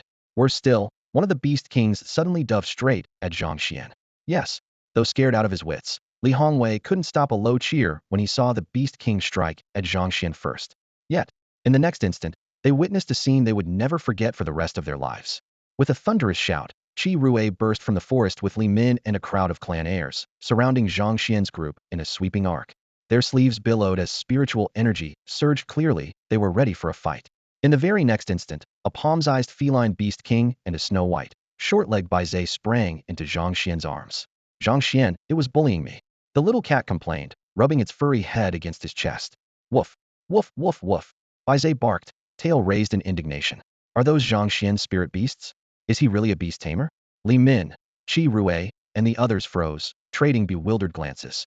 Zhang Xuan was supposed to be just a young martial candidate. None of them had ever heard he could command beasts. Before they could recover, the Yellow Wolf King slashed through the air, its massive claw ripping the wind as it struck for the middle of Zhang Xuan's back. Overhead, the twin-winged Eagle King felt a sudden jolt of instinctive dread, hesitated for half a beat, and fixed its gaze on the seemingly frail the paws that would save its life. Catching the glint of the golden talon out of the corner of his eye, Zhang Xuan spun and threw a punch. Vital energy surged behind him, shaping the phantom of a scarlet bull. A deafening bellow shook the air as his fist, riding a sonic boom, met the descending claw. The impact thundered through the forest, whipping the trees into a frenzy. The Yellow Wolf King shrieked as the bones in its giant paw shattered inch by inch. Blood sprayed like a ruptured waterline, splattering the ground in crimson arcs. If someone wants to force my hand during the exam, I might as well make my point. He produced a skill card. It dissolved in a flash of heat, flooding every limb with power. Muscles knotted like coiled dragons, and his blood key boiled. With a roar, he stepped into the air, rocketing toward the twin-winged Eagle King like a cannon shot. Feathers bristling. The eagle suddenly recalled the spear-wielding youth on the wall during the last beast tied then only 6th rank, yet now radiating the aura of an 8th rank grandmaster. The sight of those gold-lit arms made its hackles rise. You set this trap just to kill me. Sensing several more terrifying auras lurking inside Yang City, the eagle aborted any thought of battle. It whipped around and fled at full speed. A beam of golden fist force tore after it. Bang! The spiritual shield on its back shattered, the shockwave flinging it dozens of meters. Using the momentum, it climbed higher and vanished in the blink of an eye. Terrifying. The Yellow Wolf King's fur stood on end. Forgetting all thought of avenging its cub, it turned and bolted. Trying to run, Zhang Xuan stepped into the void and barred its path, radiating the presence of a war god, golden light blazing along his arms. Humph, you're chasing us over one wolf pup? You had 3 watts, one less. So stingy. The tiny cat stood on his shoulder with its paws on its hips, snarling at the Yellow Wolf King. If you hadn't heard its words, you'd think the wrong party here was the wolf, not the kitten. Woof, woof, woof. Even Baizhe hadn't expected his master to be this strong, and started showing off as well, as if devouring the wolf's cub had actually been a favor. Roar. The Yellow Wolf King bellowed in fury, every golden hair bristling like steel needles. Its son had been eaten, and now a cat and a dog dared to mock it unbearable. A sudden chill stabbed through Zhang Xuan. His pupils shrank to pinpoints, his muscles snapped taut, and he blasted backward more than 10 meters. Boom. The spot he had just left was obliterated as a boulder the size of a small mountain slammed down, carving a 100-meter-deep crater and hurling debris skyward. Qi Rui, Mulong, and the rest froze, staring at the abrupt mound with cold sweat pouring down their foreheads. Moments ago, they had actually dreamed of joining forces to kill a beast king. How childish that idea now seemed. Had the Yellow Wolf King aimed at them, their corpses would already be lying at the bottom of that pit. Zhang Xuan's ability to vanish before the impact shocked them even more. Whoosh! Zhang Xuan condensed a crimson giant palm and swept it out. Bang! The yellow wolf king's chest collapsed, blood spurting like arrows. Its body was nearly torn through, a red mist staining the forest. Swish! A sharp whistle split the air as a dark blur flashed past. Before anyone could focus, the yellow wolf king was snatched away the twin-winged eagle king. While every eye had been locked on Zhang Xuan and the wolf, the eagle king had slipped back, seizing the instant Zhang Xuan's strike lost momentum to whisk its comrade away. Its wings cut the air like blades, far faster than any ordinary human grandmaster could hope to match. Thank you, the yellow wolf king rasped. A childish yet icy voice snapped. Leaving? Did you ask me first? The wolf and the eagle stiffened. Damn. They had forgotten the tiger king. Bang! A thunder-red brick smashed into the yellow wolf king's forehead, cutting its scream short. The eagle king reflexively dropped its companion and shot skyward, carving a visible vortex in the air. Heart pounding, the eagle king knew that once the tiger king's bizarre brick locked on, escape was almost impossible. It didn't even know what kind of weapon that thing was. All it could do now was flee for its life. Human Grandmaster, Tiger King. By the pact between our races, you can't kill me. The yellow wolf king shrieked. Smack! The kitten swung the brick again, nearly flattening the wolf's skull. Humph! Your pact has nothing to do with me. Thus a generation's beast king perished. Silence fell. Even the wind seemed to vanish. Ding! Your spirit beast has slain the yellow wolf king. 1,000 god points. A full 1,000 points Dendras. Worth it, Zhang Xuan murmured with a small smile. But when he glanced at the two little troublemakers in his arms, his temples began to throb. They were simply too good at stirring up chaos. With a thought, the kitten stored the wolf's corpse in its pocket dimension and swallowed expectantly. Beast King meat had to taste amazing. Sensing a piercing gaze, the kitten shivered, pasted on a fawning grin, and leaped lightly into Zhang Xuan's arms. Its furry head rubbed against his face again and again. Zhang Xuan, I missed you so much. Expressionless, Zhang Xuan pinched the scruff of its neck. Don't think acting cute will get you off the hook. Seeing things go south, the kitten went limp. All four paws sprawled as it played dead. Man and cat stared at each other in silence. Around them, members of the great clans were in turmoil. What they had just witnessed overturned everything they thought they knew. Zhang Xuan a grandmaster? Li Min and Li Hongwei muttered, disbelief written across their faces. How could Zhang Xuan possibly be a grandmaster? Li Min's mind was in chaos. How could Zhang Xuan possibly be a grandmaster? If he truly was, every clever move she had made looked laughably stupid, a public spectacle. The martial arts examination was being broadcast nationwide. She was no longer just the joke of Yancheng, but the talk of the entire country. The Zhang Xuan in her memory, always compliant and eager to please, now stood gripping a ferocious beast king by the throat, his gaze indifferent. Li Min could not reconcile the two images. They had been apart only a short while. How could someone with a vitality score of barely 20 suddenly leap to 7th-rank grandmaster? The answer was obvious, yet intolerable. Zhang Xuan had always been a grandmaster. Her chest tightened. She had driven away a husband who was a grandmaster. With such a protector, the Li family's business could have expanded into Dizhou and even Qizhou. For the sake of the family's rise, she had been willing to sell both body and dignity. Yet Mu Qing, no matter how capable, was only a collateral member of the Mu clan, not an heir. Beside a grandmaster, his worth was insignificant. How can he be a grandmaster? Impossible. I don't believe it. Li Min's lips went pale. Next to her, Li Chong and Li Hongwei clenched their fists so tightly their knuckles whitened. They, too, refused to accept the reality before them. In the aristocratic teams, Qi Rui stared blankly. He finally understood who had saved Su Ying, that Dia grandmaster, not yet 20. He had always prided himself on extraordinary talent, fearing no elder in his clan, but now he realized his genius was a joke next to Zhang Xuan. Holy crap! Holy crap!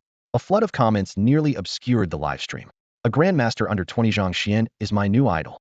Most people chase the grandmaster realm their whole lives, and he reached it effortlessly. I'm so jealous. I'm calling it. I'm going after Zhang Xuan, and he'll give him lots of babies. Shut up, you shameless woman. Zhang Xuan is my husband. Wow, even a conglomerate heiress is confessing? With a man like this, I wouldn't be surprised if a 5-year-old said she liked him's worth it. Viewers were stunned by the rise of a teenage grandmaster, by the Beast King's corpse in his hand, and by the realization that they were witnessing history. Meanwhile, in the Mu family's villa, Mu Qing trembled uncontrollably. Someone had dug up his old boast about crushing Zhang Xuan, and the mocking comments online stabbed him like needles. He once thought he had crushed an ant, only to discover it was a dragon. Unbelievable. Mu Qing ground his teeth, desperate to tear apart everyone laughing at him. But when he remembered Zhang Xuan was now a grandmaster, only panic and fear filled his chest. He was terrified, truly terrified. If the clan found out, they would probably abandon him just to mend fences with Zhang Xuan. After all, Zhang Xuan was a grandmaster not yet 20, brimming with promise, while he himself wasn't even worth mentioning. Once, Zhang Xuan hadn't been worth a second glance. In the blink of an eye, their positions had flipped completely and no one dared look down on Zhang Xuan now. The tang of blood still hung in the air when Yang Qi arrived with the squad, their robes snapping in the wind. Every gaze locked on Zhang Xuan. Where had the Yellow Wolf King's body gone? Yang Qi was baffled, only blinked and the massive corpse had vanished. A Beast King was a treasure trove for research. Studying one could push the nation's battle pet program forward by leaps and bounds. Kid, what's that old geezer up to? In the one who killed the Yellow Wolf King. A kitten no larger than a clenched fist leapt in front of Yang Qi, fur bristling, poised to slap his forehead. Haha, good disciple, good disciple. An elderly man in a beast tamer's robe peered through the crowd, eyes alight. The Yellow Wolf King isn't that easy to kill. It's born with 3 lives. 3 lives? Zhang Xuan froze. The kitten was quicker, folding its paws with a huff. If I'd known that, I'd have burned through the first one ages ago. The little creature lifted its chin, equal parts smug and indignant, drawing hearty laughter. The old man changed the subject. Little one, you killed the Yellow Wolf King so you could use it to reach Beast King rank, didn't you? The kitten's eyes went round as gems. How'd you guess? Surprise filled its fluffy face. He sighed. Becoming a Beast King isn't that easy. 1 Yellow Wolf King is nowhere near enough. Not enough? The kitten pinched its chin thoughtfully. Then it'll drop that feathered creep the bird keeps. If that's still not enough, it'll just hunt a few more. To it, taking down Beast Kings sounded as easy as catching mice. The old man patiently explained. Breaking into the Beast King realm isn't something you do just by devouring 1 or 2 Beast Kings. Not easy. The kitten blinked. A sudden chill ran through Zhang Xuan's heart. Kid, the kitten whipped around to stare at him. What did you feed me? How'd I hit Beast King so effortlessly? Woof. Bays rubbed against Zhang Xuan's legs, tail wagging like a fan, eyes shining in agreement. Zhang Xuan pressed a hand to his forehead. As expected, the little guy couldn't keep a secret.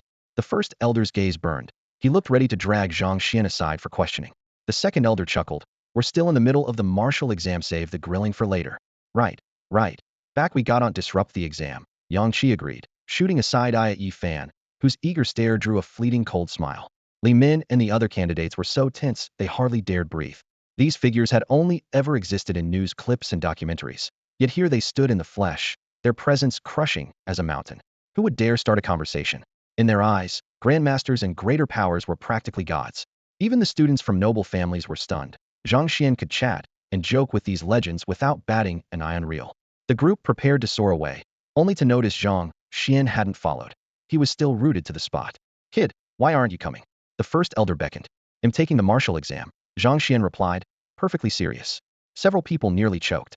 A 7th-rank grandmaster sitting the entrance exam with a bunch of kids? You're already a grandmaster, what in the world do you need the exam for? Xiao Xian, you killed the Yellow Wolf King. Your score is off the charts, you've already secured first place, so there's no need to keep taking the martial exam, Yang Qi reminded him with a cough. Oh, why didn't you say that earlier? Zhang Xuan muttered as he sheathed his blade, wearing the classic I could have stayed in bed expression. You're already a grandmaster. What can school still teach you about martial arts? The first master asked, stroking his white beard and squinting like a sly old fox. The second master shook his head. That's the wrong attitude. Xiao Xian needs school. A calm mind isn't forged behind closed doors alone. Besides, the academy is a perfect place to fall in love. He even winked at Zhang Xuan. Caught off guard, Zhang Xuan leaned toward Yang Qi and whispered, Senior Yang. Who are these 2 mysterious elders? At the same moment, the little cat pricked up its ears and murmured, Yeah, who's that cocky old guy? He looks strong. What are my chances of braining him with a brick? Yang Qi's face darkened. This troublemaker had just caused a beast tide and now wanted to clobber the first master. He explained patiently, those 2 are the first and second masters among the 9 kings of Dongshan. And, Xiao Xian, the Xiantian golden body art you practice was created by the second master himself. The second master turned around, having heard every word. Xiao Xian, since you cultivate my Xiantian golden body art, only by taking me as your master will you receive proper guidance. Nonsense. He's a beast tamer. He should apprentice under me. The first master thundered, stamping his foot. Meow, you could hear us whispering? The cat's fur bristled, its tail rigid. Yang Qi rubbed his forehead in exasperation. How could it doubt a 9th-rank grandmaster's perception? The first master grinned at the cat. Little one, you want to brick me? Not a chance. As he spoke, Zhang Xuan and the others suddenly floated up, as if an invisible hand had stolen their weight. Back you go, the first master said casually. A haze flashed before their eyes. When it cleared, they stood in the spacious front courtyard of the Yang City governor's mansion. Thousands of miles had vanished in an instant, far beyond the reach of ordinary flight techniques. Stunned, Zhang Xuan looked around. Elder Yang and Yi Fanshi were equally slack-jawed. Even at peak 9th rank, Yi Fanshi couldn't manage such teleportation. His curiosity about the first master's strength only grew. The first master strolled up to Yi Fanshi, his mild tone carrying a subtle pressure. Yi Fansher, I hear you came to Yang City for Zhang Xuan, correct? The second master cut in. Do you truly believe you're qualified to teach him? Under their sharp gazes, cold sweat broke out on Yi Fan's back. A 7th-rank grandmaster under 20 was a prize any master would covet. Bowing with a strained smile, he replied, in front of the two masters, how could I claim such qualifications? At least you know your limits. The first master nodded. You may leave, the second master said, dismissing him with a wave. Yi Fan's mouth twitched. Damn, he muttered, fury toward Lu Chengdong flaring. This had to be that guy's setup. To be honest, he had no one to blame but himself. If he had investigated earlier and quietly taken Zhang Xuan as his disciple, none of this would be happening. Instead, he leaked the news to make Lu Chengdong a laughingstock, and everything snowballed out of control. With an apologetic grin, Yi Fan gave Zhang Xuan one last, reluctant look before turning away. My young friend, we meet again. As the words fell, the door swung open of its own accord, and Li Changsheng drifted inside. Mr. Li? Zhang Xuan arched an eyebrow. Li Changsheng clasped his hands to the two men in the room and beamed. Big brother, second brother, how do you like the disciple I've found for you? Excellent. The eldest, hands folded behind his back, studied Zhang Xuan with burning eyes. He's perfect for inheriting my Xiantian golden body art. Non-sensei should learn from me. The second brother snapped. Xian, you've already started my Xiantian golden body art. Hurry up and formally acknowledge me as your master. Have some shame, second brother, the eldest retorted. Xian is a beast tamer. My path suits him far better. Zhang Xuan stood between them in acute embarrassment. Were they really fighting over who got to be his teacher? Second brother, Yang Qi cut in. Limiting him to the golden body art would waste his talent. The eldest laughed and clapped Zhang Xuan on the shoulder. Hear that? With his beast-taming gift, my lineage is the natural choice. Rubbish. The second brother barked. The golden body art concerns the entire martial world. If he devotes himself to it, we might usher in a new era of universal cultivation. A new era? The eldest scoffed. Your method's been around for centuries, and only you and Xian have survived it. If it were that universal, it wouldn't have killed so many people. He turned back to Yang Qi, eyes twinkling. Yang, you agree with me, don't you? Veins bulged on the second brother's forehead. Pointing at Yang Qi, he roared, you'd better explain yourself, or ill level your governor's mansion. Yang Qi swallowed hard. Actually, when I met third brother the other day, I meant to recommend Xian to him. His alchemy talent is nothing short of monstrous. Third brother froze, staring at Zhang Xuan in disbelief. He's an alchemist too? Went from rookie to 5th grade alchemist in 7 days, someone whispered from a corner. A collective gasp swept the room. Even the word prodigy felt inadequate. Li Changsheng's guts twisted with regret. Zhang Xuan an alchemist? He had just handed the perfect disciple to his brothers. Swallowing hard, he forced a smile. Kid, why didn't you say so sooner? 7 days to reach 5th grade, monstrous indeed. Even the eldest and second brother hesitated. A 20-year-old beast-taming grandmaster was impressive, but compared to a 7-day leap to 5th grade alchemist, it paled. Zhang Xuan kept silent, afraid a single word might land him on a dissection table. The three brothers' gazes grew ever hotter. TSK, 7 days to 5th grade is nothing. Zhang Xuan and I format. The little creature never finished. Heart-lurching, Zhang Xuan slapped a hand over its mouth. His one remaining secret had almost spilled. Let it speak, the eldest said, eyes shining. He smelled another revelation. No, Zhang Xuan started, but invisible force locked his limbs. Terror chilled his bones. The eldest's strength was overwhelming. The eldest produced a beast spirit pill and dangled it before the kitten and a drooling Baizé. His tone turned gentle. Little one, go on. Eyes gleaming, the kitten snapped up the pill. It took Zhang Xuan and me less than half a month to form a contract and make me a beast king. Bang. The floor shattered, wooden shards flying everywhere. Inside the governor's mansion, everyone stood petrified, staring at Zhang Xuan in utter disbelief. Everyone in the room stared blankly at Zhang Xuan. Within 7 days he had leapt from a novice alchemist to a 5th-rank master, and in less than half a month he had even raised a beast king. The sheer list of impossibilities seemed to thicken the very air. Yang Qi met old Liu's eyes, both of them stunned. They had thought they already understood Zhang Xuan, only to realize they had peeled back nothing more than the outermost corner of his disguise. Kid, Yang Qi stammered. When Mu Qing crushed your legs, was your vitality really only 20, or were you just playing along? A true master letting someone snap his legs in public, yet cooperating defied every rule of logic. The only explanation was that, in just half a month, Zhang Xuan had dragged a crippled body with vitality 20 all the way to the grandmaster threshold. If that was true, his story could shake gods and ghosts alike. Under everyone's gaze, Zhang Xuan pinched the kitten by the scruff and stayed silent. Its eyes darted about.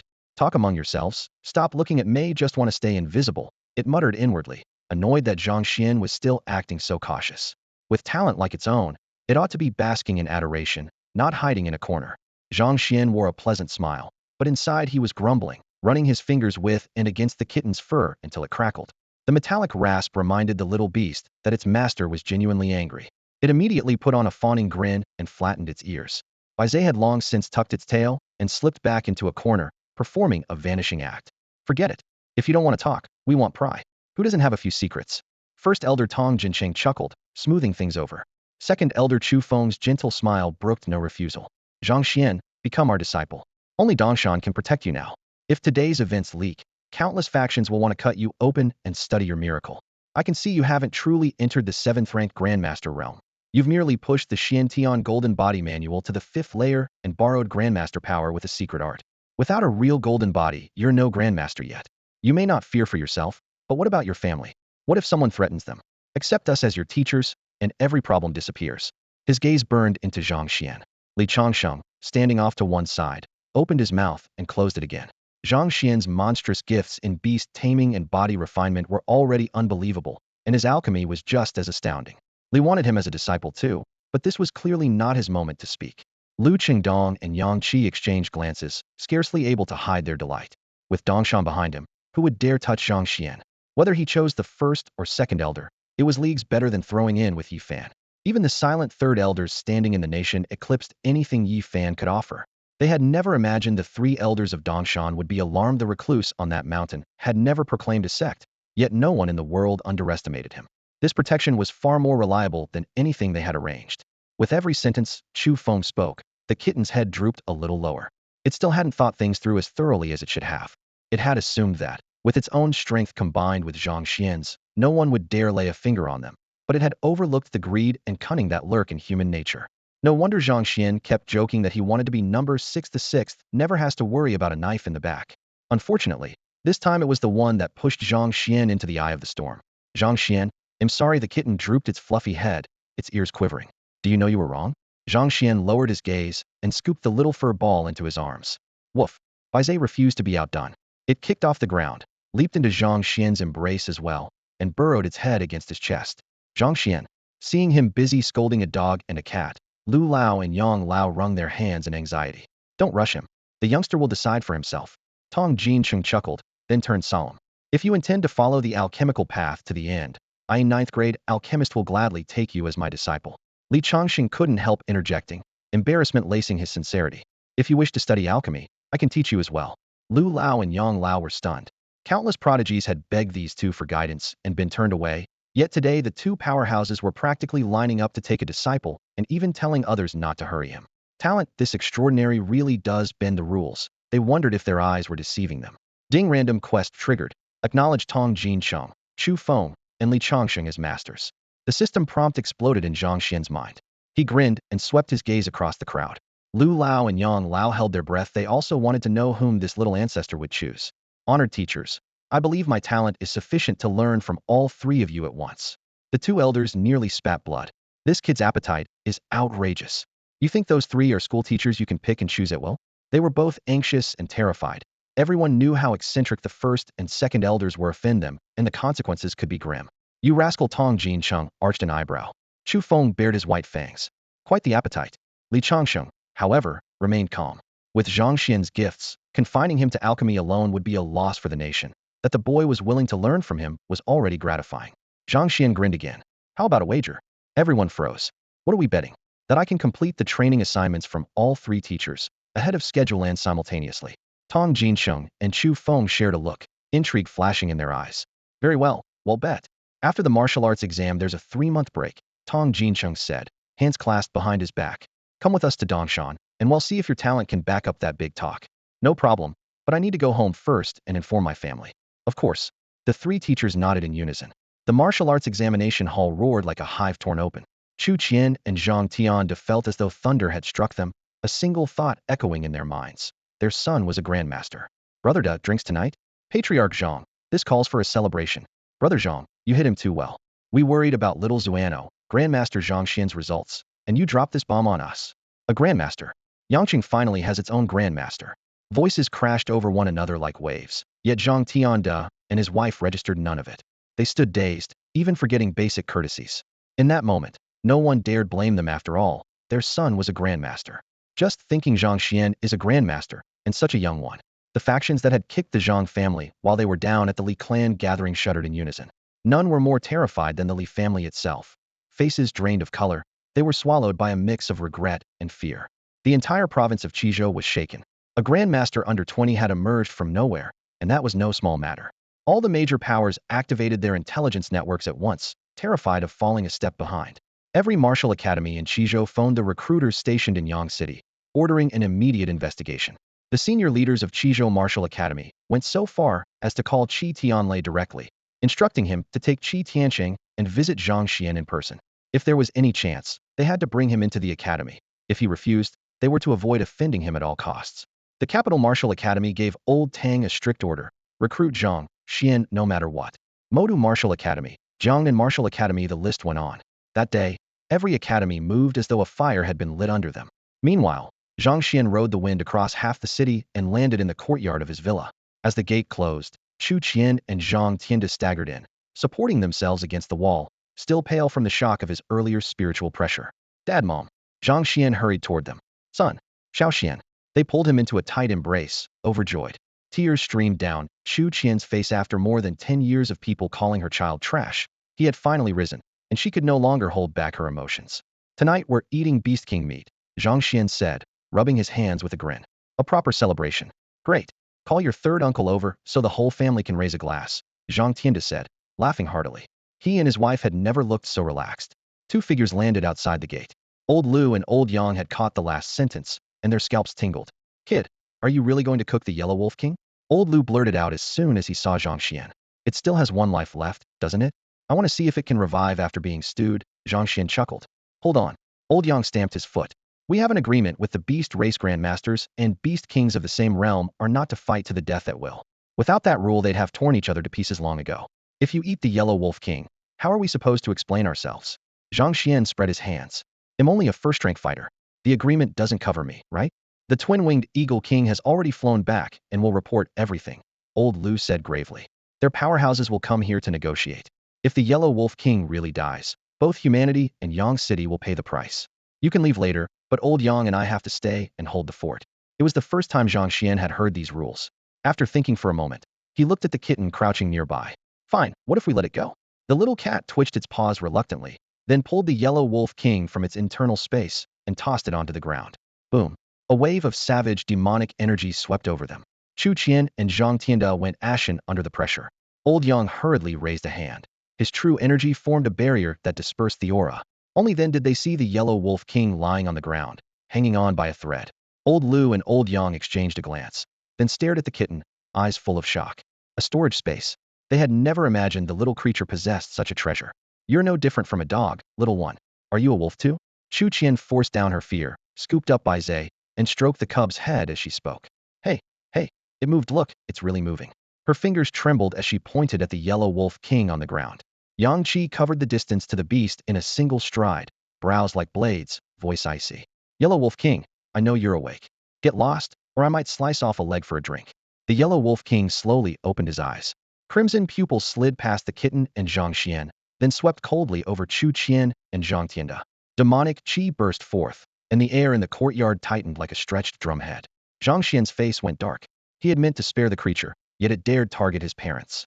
Killing intent surged. One hand clamped the wolf's shoulder, the other seized its head. You dare lay a paw on my parents? Banking on the presence of Yang Lao and Lu Lao, the Yellow Wolf King sneered. Mere mortals call me a dog? I only rattled their minds a bit as punishment. With a wet snap, Zhang Xian's arms bulged like coiled dragons. A heartbeat later, the massive wolf head was twisted off, blood spraying, the rich scent rolling through the yard. The kitten and Bai Zhe darted around, collecting every drop of the Beast King's blood. Yang Qi and Lu Lao stared, dumbfounded. Killing the Yellow Wolf King was justified, but how would they explain it to the Martial Alliance? Zhang Xian ignored the Grandmaster's worries and quickly set a Beast King feast simmering in the courtyard. The aroma billowed out, making the two elders' mouths water. Even Grandmasters had never tasted such delicacies. They exchanged a glance. Eat first, deal with questions later. Zhang Tianlin and his wife picked up a slice of meat thin as paper. The moment it touched their tongues, their pupils shrank. We've never tasted anything this fresh in our lives. Chu Qian and Zhang Tianda hurried to warn them. It's Beast King flesh, just sample it, or the spiritual energy will burst you. The couple nearly spat out their rice, staring at the tiny pieces of meat, hardly daring to breathe. Late that night, Su Ying rushed home and, without a word, joined the feeding frenzy. Zhang Xuan frowned. The martial exam still has a day left. Why are you back early? It was only a pilot run. The Alliance can collect papers anytime. After the racket you caused, they ended it early in case more beasts showed up. Su Ying rolled her eyes.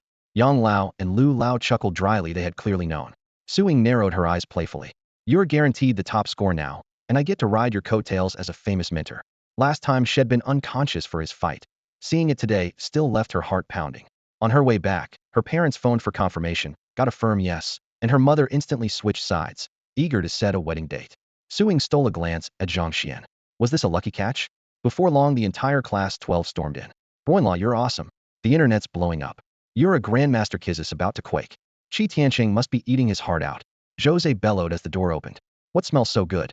He never stood on ceremony with Zhang Xuan. He grabbed a wolf leg and took a bite. At once, surging spiritual energy exploded inside him. PFFT, PFFT, a string of farts echoed through the courtyard. Ignoring the embarrassment, Jose hurriedly sat cross-legged to circulate his qi. Everyone roared with laughter. The mouth-watering scent had them reaching for their chopsticks. 10 tiny slices at most. Hat's yellow wolf king meat. Su Ying reminded lazily. The crowd froze, stunned into silence. Everyone stared at the meat on the plate in stunned silence. Steam spiraled upward, the juices glistening under the lights.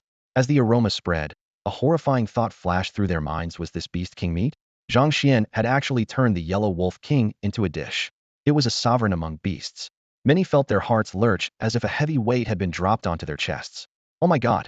Several female classmates screamed, certain that something momentous was about to rock Yang City.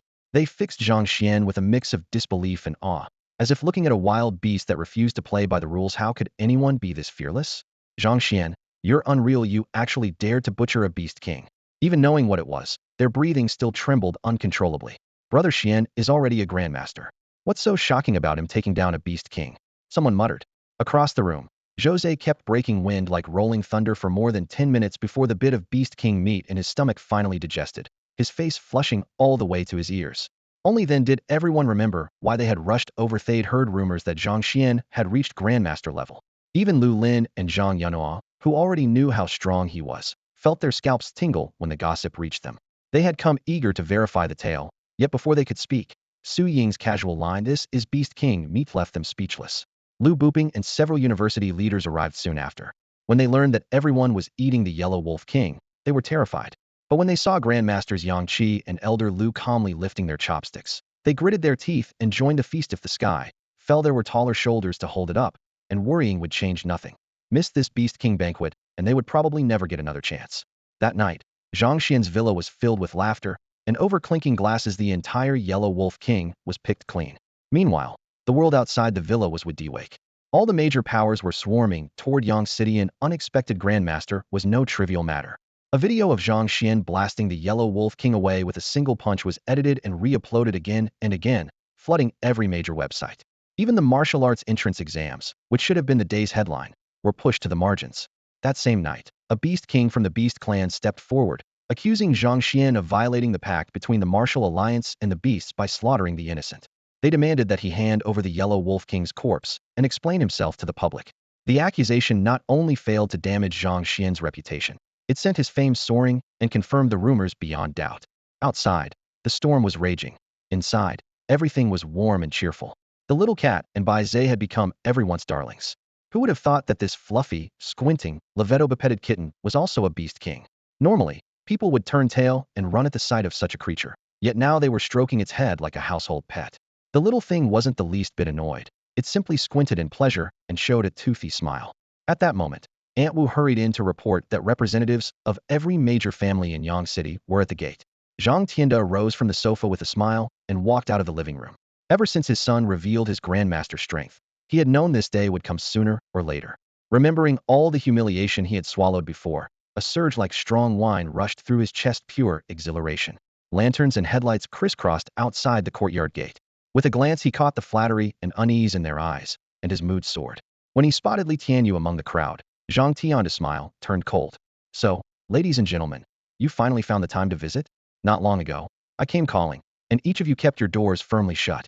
Zhang Tianda surveyed everyone in the courtyard with an icy stare. Those bleak days had shown him every ugly face, people who fawned over glory and kicked you when you were down, nothing but fair weather friends. Patriarch Zhang, It's all a misunderstanding. I was on a business trip that day and only just made it back. Brother duh, same here. Our family business hit a snag, so I had to leave town. My wife said you dropped by, so I rushed over the moment I got home. Their embarrassment was obvious as they scrambled to explain. Zhang Tian's gaze shifted to Li Tianyu, who was hiding in the crowd. Brotherly, 2 days ago you said, may we never meet again. What brings you here now? Li Tianyu flinched, forcing an awkward smile. Brother duh, you misunderstood. I was just angry that day. Our families are bound by an engagement. Cut the crap and get out. Zhang Tianda exploded the moment he heard engagement. The Li family had broken the betrothal in public, nearly crippled his son, and swallowed Zhang Holdings. Now that Zhang Xuan had become a grandmaster, they had the nerve to talk marriage again. Li Tianyu looked around for help, hoping another clan would speak up, but every one of them had kicked the Zhangs while they were down. Now they were in no position to stick their necks out. Besides, everyone knew what the Li family had done. They were eager to see Zhang Tianda vent all his fury on Li Tianyu instead of them. Well, seems everyone's free today. A voice drifted from the gate as 3 men walked in. Once they took in the scene, they smirked. Brother Zhou, you're here? Come on in. Zhang Tianda beamed, pulling Zhou Tianli toward the villa. Xiao Xian killed a beast king last night and roasted the meat. It's still fresh. The other families froze in place. Killed a beast king and roasted it? The 2 short sentences landed like sledgehammers. It was a warning. The Zhangs were no longer anyone's doormat, and a simple apology wouldn't erase past sins. Li Tianyu's legs buckled, and he fell on his backside. He knew the Li family was finished. The next day, news that Zhang Xuan had slain the Yellow Wolf King and eaten it swept through Yang City, then raced across Di Prefecture and Qi Prefecture. The title Beast King was terrifying enough, yet it had become nothing more than a side dish. The whole city was in an uproar. The Beast clan flew into a rage, declaring that Zhang Xuan had broken the pact between the Martial Alliance and the Beasts. Unless the matter was settled, they would wipe Yang City off the map. Panic spread the moment the threat appeared. A new voice rose in the city, hand Zhang Xuan over. It was his mess. Why should millions die with him? Li residents. Haha, let's see how arrogant Zhang Tianda is now. Li Tianyu sneered, veins bulging on his forehead at the memory of last night's humiliation. The pressure still isn't high enough. If a few more Beast Kings issue public threats, we'll flood the internet with posts and steer public anger. The Zhangs won't be able to keep him. Li Min frowned. Dad, Zhang Xuan is the youngest grandmaster in Qi Prefecture. With talent like that, will the Martial Alliance really surrender him? Li Tianyu snorted. The Beast clan has unearthed a secret realm and added several Beast Kings, some even 9th tier. Can the Alliance afford to refuse? Same day, outside the city, the Yellow Wolf King's brother, the Celestial Wolf King, issued a challenge. Zhang Xuan was to fight him beyond the walls. Win or lose, the death of the Yellow Wolf King would be settled. If Zhang Xuan refused, the Beast clan would raise Yang City. Rumors swirled, tension thickened, and every clan waited for Zhang Xuan's answer. Li Tianyu spoke first. Zhang Xuan, clean up your own mess. Don't drag the citizens of Yang City down with you. The Mu family followed suit. Zhang Xuan, don't hide. We, the Mu family, will be watching every step. Mu Qing, recalled from Qi Prefecture, reappeared in Yang City, demanding Zhang Xuan leave the city and atone. Wasteland, Mount Li. A small cat and a white Qilin cub lay on their bellies behind a slope, tails raised high as they squinted at the distant Celestial Wolf King. Woof. Baize gave a low bark to the cat. Shouldn't we just take it out right now? The 2 little creatures wagged their tails furiously, clearly in excellent spirits. Zhang Xuan lost his nerve. Faced with the Celestial Wolf King, he didn't even dare to respond. The internet blew up. The Beast King calls him out, and Zhang Xuan still hasn't answered. His so-called grandmaster power is fake. He must propped himself up with some life-burning secret art, and now he can't fight at that level anymore. Similar accusations immediately flooded the trending lists. Anyone with a bit of sense could see the traffic was bought, all with one purpose: to corner Zhang Xuan into accepting the Celestial Wolf King's challenge. On a wind-lashed terrace atop Mount Li, grayish-green boulders formed a natural platform. At the center, an ash-black giant wolf lay motionless, the Celestial Wolf King. Even its steady breathing radiated a pressure a notch above the Yellow Wolf King's. Yet its eyes were filled with envy, locked on the figure across from it. A skinny young man stood there, his face covered in golden fuzz. His clothes hung crooked, like a circus monkey forced into formal wear. Sun Ping. The Celestial Wolf King wondered, why would the Great Ape King bother with a human? Sun Ping lifted his head, his eyes icy. Why don't you go ask the Great Ape King yourself? A shiver ran down the wolf's spine. It forced a smile. Just curious, that's all. If the Great Ape King tells me to take someone, that's reason enough for me. Hands clasped behind his back, Sun Ping gazed at the surrounding peaks. Around 15 years ago, the spirit energy near Yang City suddenly spiked. The Great Ape King has tried ever since to find the cause, but there's been no progress. It now suspects that surge is tied to something called fortune. Zhang Kai and Zhang Xian were born at that moment and have ridiculous talent, so it wants Zhang Xian for study. Perfectly reasonable. The wolf's eyes darted. Why not pressure the martial alliance to hand him over? Sun Ping's impatience showed. You're here to act, not to ask questions. Grab Zhang Xuan, and the great ape king will reward you with a shape-shifting fruit.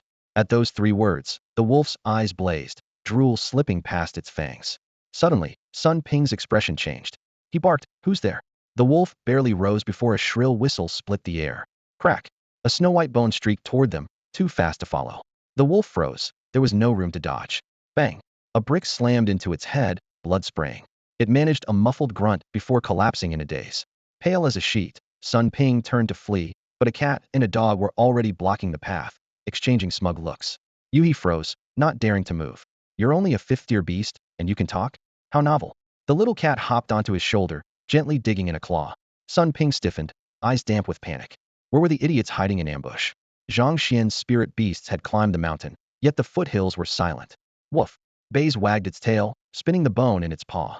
Let's just kill him and get home before the master notices we slipped out. Wait, let's talk. Sun Ping screamed, the stench of urine instantly filling the air. The cat and Baze both took a half-step back, shaking their fur in disgust. Pathetic. 2 useless creatures like you dared to threaten my master? Who gave you the courage? The cat rolled its eyes. Smack. Baze brought the bone down again. Sun Ping's vision went dark. He toppled over, and, the moment he blacked out, reverted to his true form, a monkey. Just then, a faint rustling reached their ears. The kitten and Baize cocked their heads at the same time, ears pricked for the sound. Quosha's skinny silhouette burst through the air and landed on the unconscious Sky Wolf King, clawing and biting with wild fury. It was a tiny monkey covered in golden fur, its gaze on the Wolf King so poisonous it looked ready to drip venom. Baize started forward, but the kitten raised a paw to block him. Little one, do you have a grudge against him? The golden monkey blinked, cast a wary look at the 2 great demons, yet clung stubbornly to the Wolf King's pelt. Young master, Ying, old Lu is here. In the dining room, Zhang Xuan and Su Ying were eating face-to-face when Aunt Wu ushered old Lu through the door. Old Lu flung off his hat, sat down without a single gasp, and started attacking the food. Kid, didn't you say we'd run out of yellow Wolf King meat? He griped while gnawing away. The Sky Wolf King is howling outside, and you're in here with grease all over your face. Zhang Xuan chuckled sheepishly, was already set to head out and butcher the Sky Wolf King at any moment. You really plan on going? Old Lu raised an eyebrow. Zhang Xuan nodded. The Sky Wolf King is holed up on Mount Li, and that place is surely crawling with ambushers. No problem, you. Ding. A mechanical voice barged in. Your spirit beast has slain a 7th-tier beast king. Super points 1000. Your spirit beast has slain a 5th-tier spirit beast. Super points 100. Zhang Xian's words froze. What is it? Old Lu asked, puzzled. Ding. Congratulations. Your spirit beast's vital energy is feeding back to the host. Vital energy 10. Vital energy 8. Congratulations. Your spirit beast is advancing and feeding back to the host. Vital energy 120. Vital energy 220. A tide of vitality roared through him. Zhang Xuan dropped into a cross-legged stance as a fountain seemed to erupt inside his body, every pore gulping down the surrounding spiritual energy. Holy crap! Old Lu first stared, then jumped, his eyes nearly popping out. The kid's about to break through. Zhang Xuan forced the Xiantian golden body technique into motion. Boiling qi and blood surged through his meridians, his flesh edging toward a higher realm, as if missing only the final puzzle piece. He knew the problem lay in his incomplete 7 souls. The feedback torrent kept coming, so he gritted his teeth and refined it. Bones and fascia rebuilt themselves again and again, and he dared not pause for fear of being torn apart by the surge. Gradually, a pale gold sheen spread across his skin, radiating a faint, mysterious pressure. His organs thundered, blood crashed like a flood, scouring every inch of his body. Though still 1 tier away from an 8th-grade golden body, his flesh now glimmered like crystal. Old Lu stared slack-jawed, while Su Ying formed a perfect O with her mouth. Uncle Lu, is he still human? She whispered. At last the raging vitality subsided. Zhang Xuan opened his eyes, 2 sharp flashes flickering in their depths. He clenched a fist, the muscles drew taut like metal. My body now rivals the 6th layer of the Xiantian golden body technique. All I lack is a nascent soul to become a true grandmaster, he thought. Ding. Congratulations. Your spirit beast Baize has evolved into a 7th-tier beast king. Reward, super points 5000, vital energy 3000, spirit 3000. Congratulations. The 3rd spirit beast slot has been unlocked. Uft. The influx of qi and blood churned violently, and Zhang Xuan spat a mouthful of golden blood, thick with life essence. With a hiss, old Liu's giant black python shot from its spirit beast space and began lapping up the blood as if sampling a delicacy. Are you alright? Su Ying and old Lu asked in unison. I'm fine, Zhang Xuan wiped his mouth with a wry smile. Those two little brats, what have they gotten into this time? Uffed. Another mouthful of blood. Zhang Xuan could only laugh helplessly. Was he really going to cough up every last drop of the 3,000 points of vital energy the system had just dumped on him? You keep saying you're fine, what's really going on with you? Su Ying's eyes were rimmed with red as she stared at Zhang Xian's face. Lu Lao crouched beside him, 3 fingers on his pulse. After a moment of focus, his brows shot up, shock flashing in his eyes. Uncle Lu, how is Zhang Xian? Su Ying's voice rose involuntarily at the sight of Lu Lao's strange expression. He's really fine, just in excess of vital energy. Lu Lao let out a long breath, his tone finally easing. Huh. Su Ying blinked in confusion. Chuckling, Lu Lao explained, young bodies run hot. It's no different from a nosebleed. Considering you two are glued together every day, he shouldn't be this overheated at all. Oh please. Flushed by the teasing, Su Ying turned away. As long as he's okay, that's all that matters. Lu Lao's expression turned serious. Kid, how do you plan to deal with the Tianlang King's challenge? Zhang Xian licked his lips and snorted.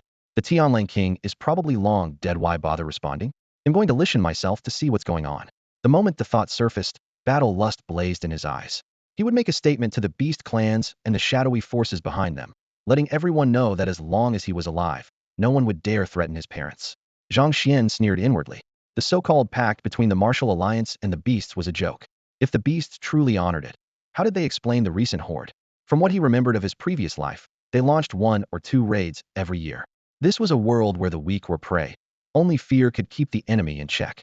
Lu Lao felt his scalp tingle. He couldn't help cursing, brat damn it. You're courting disaster. He understood Zhang Xian's fury, yet he also knew that, overall, humans were weaker than the beasts. If Zhang Xian charged in, it would be like kicking a hornet's nest. Yang City would be engulfed in chaos within moments. Teacher, you're overthinking it. Zhang Xian waved a hand. When the twin-winged Eagle King led that horde, nobody held them accountable.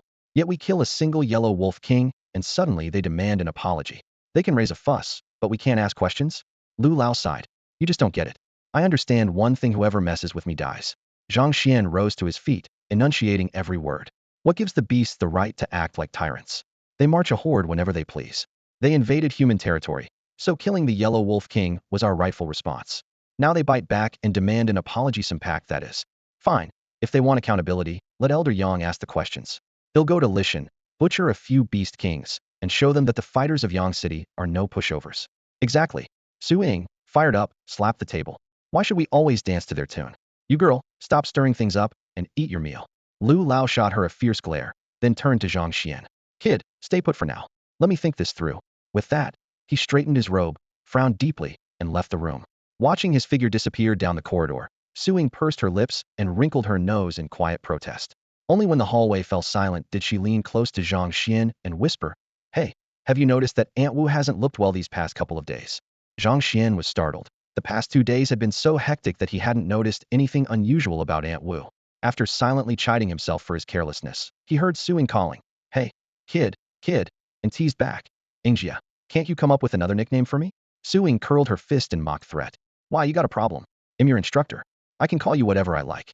Zhang Xian suddenly pulled her into his arms. Their bodies pressed together, his heat and masculine scent sending her heartbeat into disarray.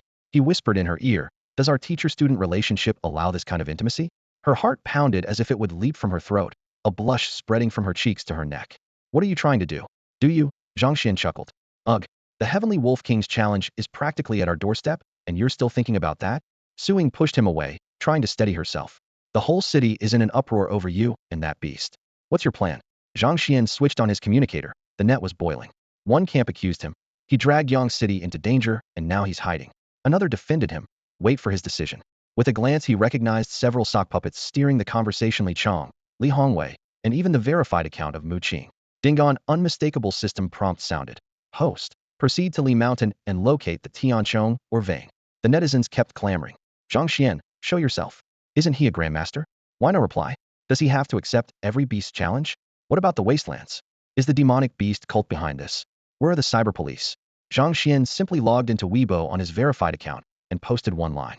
I'm off to butcher the Heavenly Wolf King. Holy crap, he accepted. Is this another fake? It's verified real Zhang Xian. Within 3 or 4 minutes his followers shot up by over 100,000. The official account of the Yang City Martial Alliance followed and reposted, adding a brief note. We're with you. Public opinion exploded even louder. You're really going? Su Ying asked, her face etched with worry. Relax. Your man's stronger than you think. Zhang Xuan lifted her and brushed her lips with a kiss. Su Ying wrapped her arms around his neck and kissed him back with equal fervor. Clothes grew scarce, breaths ran hot. Just as things were about to get out of hand, the phone rang. It was Elder Yang. Face crimson, Su Ying let out a tiny whimper and fled to her room. Zhang Xuan answered with a helpless sigh. Go handle it. The Martial Alliance has decided to change its previous strategy, Elder Yang said, his voice as firm as ever. After the call, Aunt Wu walked in, her face slightly pale. Aunt Wu, what's wrong? Are you ill? She started, then forced a smile. It's nothing. Just a chill. Some ginger syrup will fix it. Zhang Xuan stepped forward and gave her a gentle hug. If something's really wrong, tell me. Don't keep it inside. I will, she replied, nodding fondly. He glanced at Su Ying's door, then headed out. Whether the Heavenly Wolf King had already been dealt with by that little cat or not, he still had to visit Li Mountain the Tianchong, or was too valuable to pass up. Reaching an empty stretch, Zhang Xuan stepped into the air, racing toward Li Mountain at breakneck speed. Heads up, what just flew past? On the ramparts, a guard pointed at a tiny black speck streaking across the sky. The towering battlements howled in the wind. Sitting cross-legged, Tang Wu braced his sword against the stone, eyes sharp as lightning. His voice carried clearly through the gusts. What a fine son of the human clan. Everyone froze. Someone whispered, is that Zhang Xuan? Who else could it be at a time like this? Tang Wu rose, brushed the dust from his clothes, and his gaze blazed. Brothers, I'm going to take my shot too. I've been stuck at this bottleneck for years. Time to dance with death and grasp the essence of a grandmaster. The sentries snapped to attention and saluted. Swelling with pride, Tang Wu pulled out his communicator and called his sister at the academy. Xiaoyan, Zhang Xian's headed for Li Mountain. What? Fifth brother, why didn't you stop him? Her anxious cry burst from the earpiece. Tang Wu gave a helpless laugh. Sis, you think too highly of me. Zhang Xian's already a grandmaster. Your brother isn't. But aren't first master and second master over there? He cut her off. Exactly. Because they're on site, the Yang City Martial Alliance is changing its tactics against the beast clans. Good. With both masters guarding the place, Zhang Xuan should be safe. She sighed with relief, then hesitated. Hey, do you like Zhang Xuan? You like him. Tang Yun's voice shot up an octave. He saved my life once. I'm just worried about him, okay? Quit teasing, fifth brother. My dear sister, could you be any more obvious? Let me remind you, Zhang Xian's with that girl from the Su family. Su Ying's in love with Gao Sangyun. The Qi family's about to propose. Zhang Xian's just her shield. Everyone knows that. Tang Yun blurted. Still saying you don't like him? Look how fast you defended him. Tang Wu shook his head. Anyway, I've got extra training with my teacher soon. When I get some time, they'll come to Yang City. To see me? He joked. Of who else? Hey, Xin, wait for me. We'll go see the teacher together. Fifth brother, I'm hanging up. A few muffled replies followed, then the line went dead. Tang Wu took a long breath to steady himself, then headed toward the territory of the Crane King. Li Mountain lay 3,000 li from Yang City, one of the peaks of the Kongshan Range. 80 pulls in a row. Still a few hundred li out, Zhang Xuan muttered midair. With more than 8,000 super divine points in hand, he felt richer than ever. Can't take it with you when you're dead, spend it. Ding, thank you for playing. Vitality 10, Spirit 10. Ding, thank you for playing. Vitality 10, Spirit 10. The reward chimes kept coming, but Zhang Xian's face grew darker. All he saw in his mind was thank you for playing. 8,000 points gone. Ugh. Watching his passive gains and vitality dribble out, he almost cried. All wasted. My heart hurts, my liver hurts, everything hurts. Should have skipped the lottery. Meanwhile, at the foot of Li Mountain, deep in the forest, a legion of beasts waited in silence. Keep quiet. Zhang Xian's almost here. If you scare him off, they'll strip your hides. The Weasel King's voice was edged with menace, irritated by the low murmurs around him. The Crane King folded his wings and chuckled. Relax. We've stationed 10 Beast Kings all around. The moment Zhang Xuan shows up, he's got nowhere to run. The Weasel King lowered his voice. Not sure what the Great Ape King is thinking. Wants him taken alive, and even barred any 8th rank Beast Kings from joining in. The Crane King's expression tightened. Careful, Brother Huang. The Ape King's spies could be anywhere. Boom. Before the words finished echoing, a figure sliced through the air, moving far faster than any beast expected. The blast of wind sent dead leaves swirling. A woo. Roar. Around Mount Li, animal roars mingled with birdsong. Is that Zhang Xuan? The weasel's eyes sparkled. With a swish it leaped up and scanned the surroundings. The Crane King's gaze darkened. Should we wait until Wang Chuan reaches the summit and joins the Sky Wolf King before we move? No need. Whoever catches Zhang Xuan first gets the credit. With that, the weasel flicked out a flying sword, stepped onto it like a human sword immortal, and shot toward the sound. Zhang Xuan staggered forward, coughing blood. A thunderous bellow erupted. A yellow bull, 3 meters tall, charged straight at him. Needing an outlet for his fury, he smashed his fist down. The bull's head exploded, and he swept the corpse into his storage ring. A peak 6th rank beast tender meat, tough horns. 2 daggers sorted. Xin will be back soon. Perfect gift. Ding, you have slain a 6th rank water buffalo. Super God points 100. Human, how dare you butcher my kin? A 7th rank, single-horned azure bull crashed through the trees, murderous aura rolling off it. Behind, dozens of 6th rank bulls in greenscale armor formed ranks, each over 3 meters tall and bristling with killing intent. Whoosh. A white-furred fox appeared like a wraith, its eyes hazy as it fixed on Zhang Xuan. Human, are you Zhang Xuan? The soft, seductive voice carried a mysterious psychic wave into his mind. Zhang Xuan's spirit was ironclad. He broke free instantly, but pretended to be enthralled and answered dully, I am. So it's really you. Fox King, this feud is ours, stay out of it. The single-horned bull strode up, its colossal hoof crashing toward Zhang Xuan's skull. Bull King, the great ape king wants him alive. The Fox King shouted. My charm has bound him, didn't ruin it. I know. They'll just cripple his nascent soul. Thunder boomed as the hoof descended. Screech.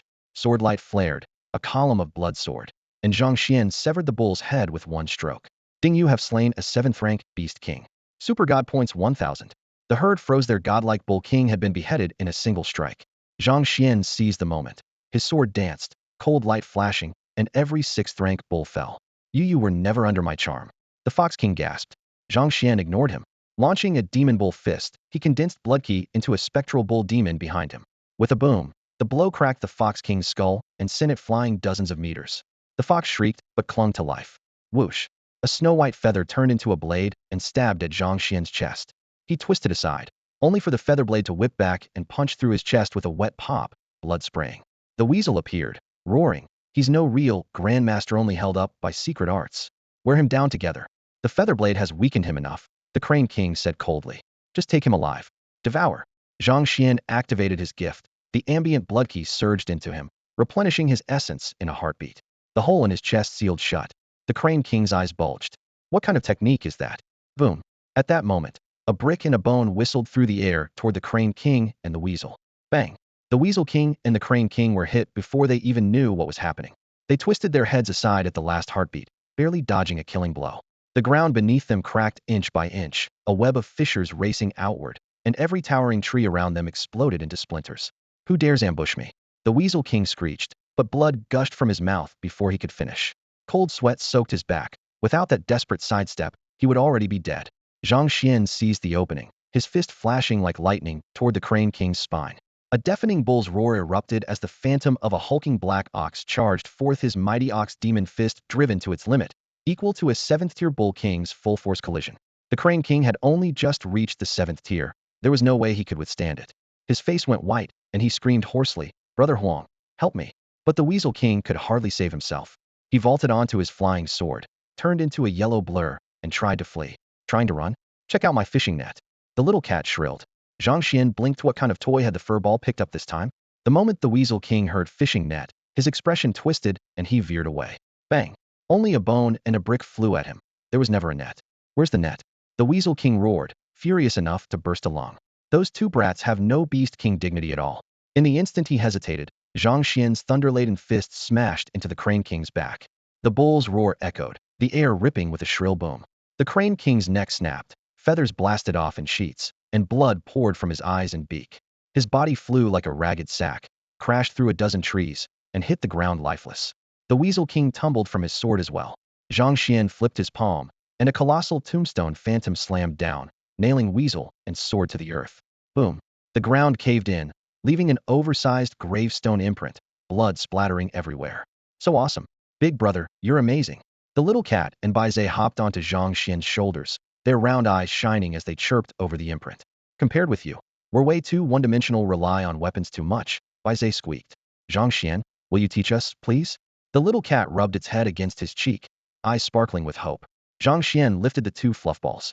Were you the ones who took down the Sky Wolf King? He asked. Yep. He was way too cocky. How dare he bark at you? If he didn't die, who would? The little cat declared, nodding its oversized head. The pieces clicked for Zhang Xuan. Case closed. Baize's promotion to Beast King was almost certainly tied to the wolf's death.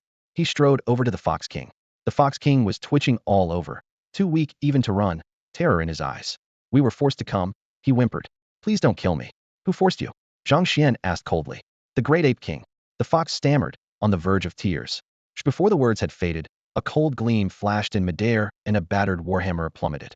A demon-subduing cudgel, a colossal mountain, a golden bell, and a long sword followed one after another, each wreathed in mist and murderous intent, all hurtling straight at them. He had hoped to save a skill trial card, but that no longer seemed possible. They had actually sent a whole squad of Beast Kings, and none of them were fresh 7th rankers. They were all midway, or even at the peak of the tier. Zhang Xuan glanced at the two little companions beside Hemacat and Abize. Somehow these two had taken out the Celestial Wolf King without being noticed. Their luck was unbelievable. A flash of light erupted from the skill trial card, wrapping him in shimmering radiance as power surged through him like a volcanic blast. Little ones, I'm counting on you. The cat and the Baize immediately ducked behind him, their eyes darting about. Zhang Xuan sighed inwardly. Even these two fearless troublemakers had moments of dread. He lifted his hand, and the Pahuang blade condensed in his palm. 5 icy beams slashed toward him, ripping the air apart. Without the trial card, he would have been dead for sure. The enemy's preparations were meticulous, and the Beast King behind that golden bell was already brushing the threshold of the 8th rank. Clang! The Pahuang blade met the incoming weapon in a shower of sparks, rippling the surrounding space like water. Crack! A faint, jarring sound followed. Hairline fractures were spidering across his blade. Zhang Xian's face darkened. Their weapon was higher grade than the Pahuang blade. He had assumed Beast Kings relied on their bodies, yet these ones had armed themselves with freshly unearthed in-spirit relics drenched in ancient malice. The Beast clan had clearly found an archaic trove. The shockwave swept out like a hurricane.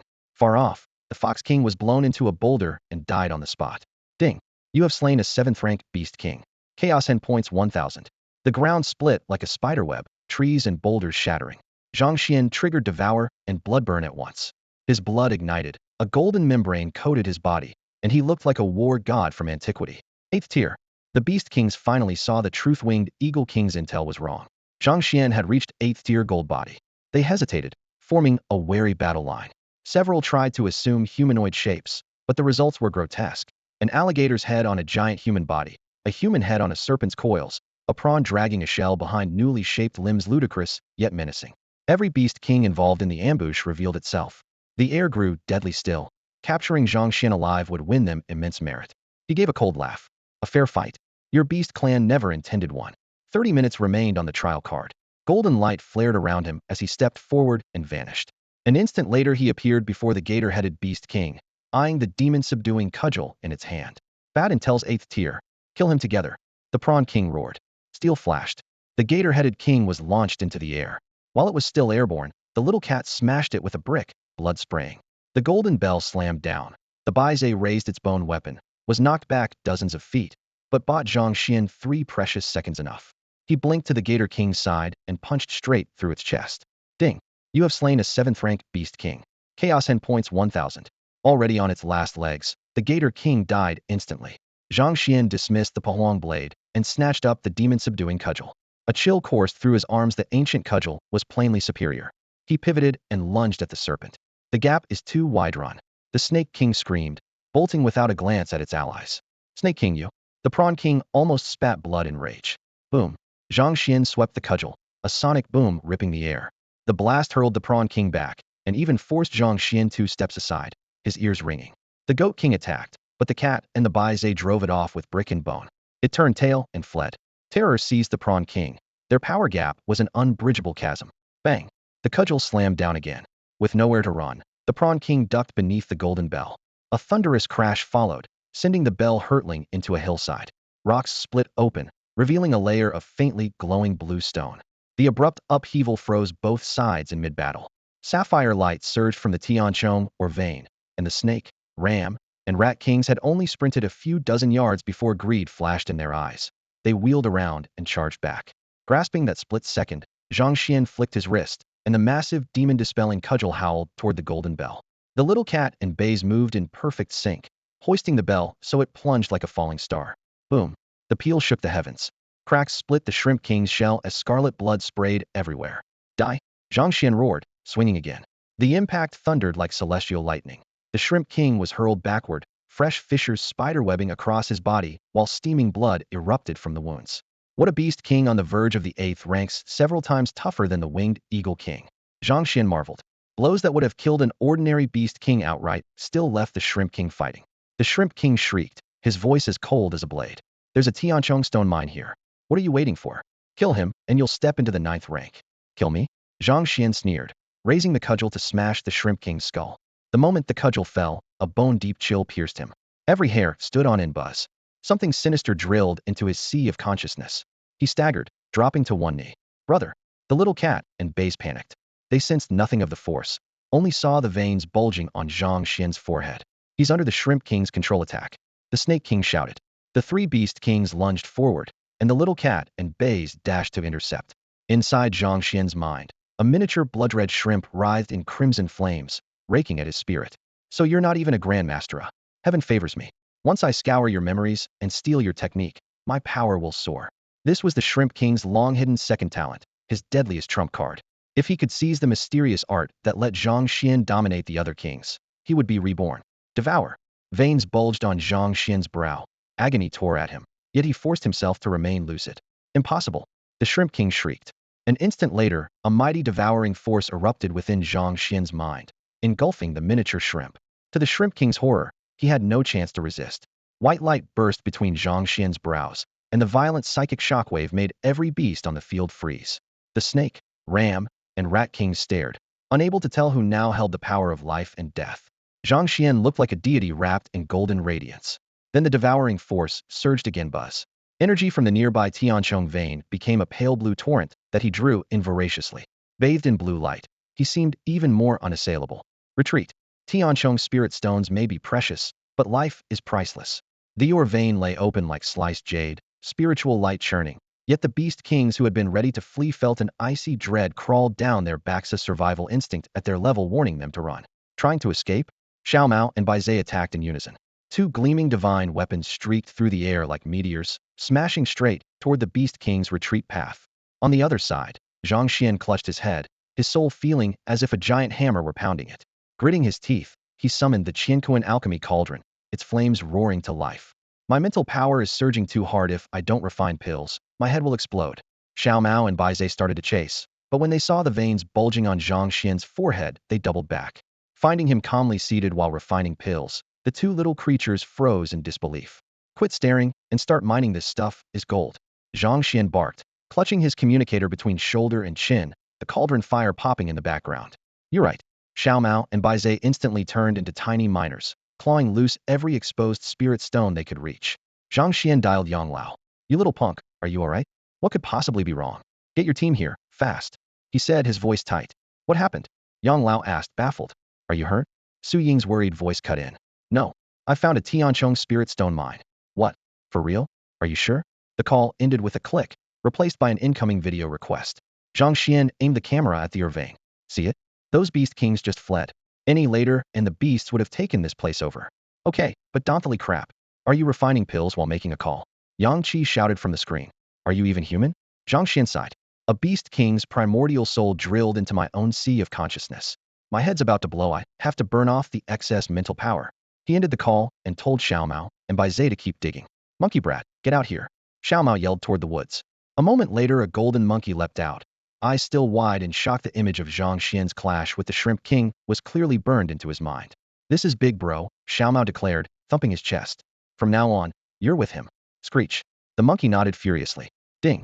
Detecting a mysterious beast eligible for evolution. Would you like to form a contract? Zhang Xuan raised an eyebrow. Even the system can't identify it? Keeping his rhythm at the cauldron, he asked with a smile. Little one, want to follow me? The monkey nodded even harder. Contract. Zhang Xuan commanded silently. A brilliant light enveloped them both, pulling at his mind with tremendous force.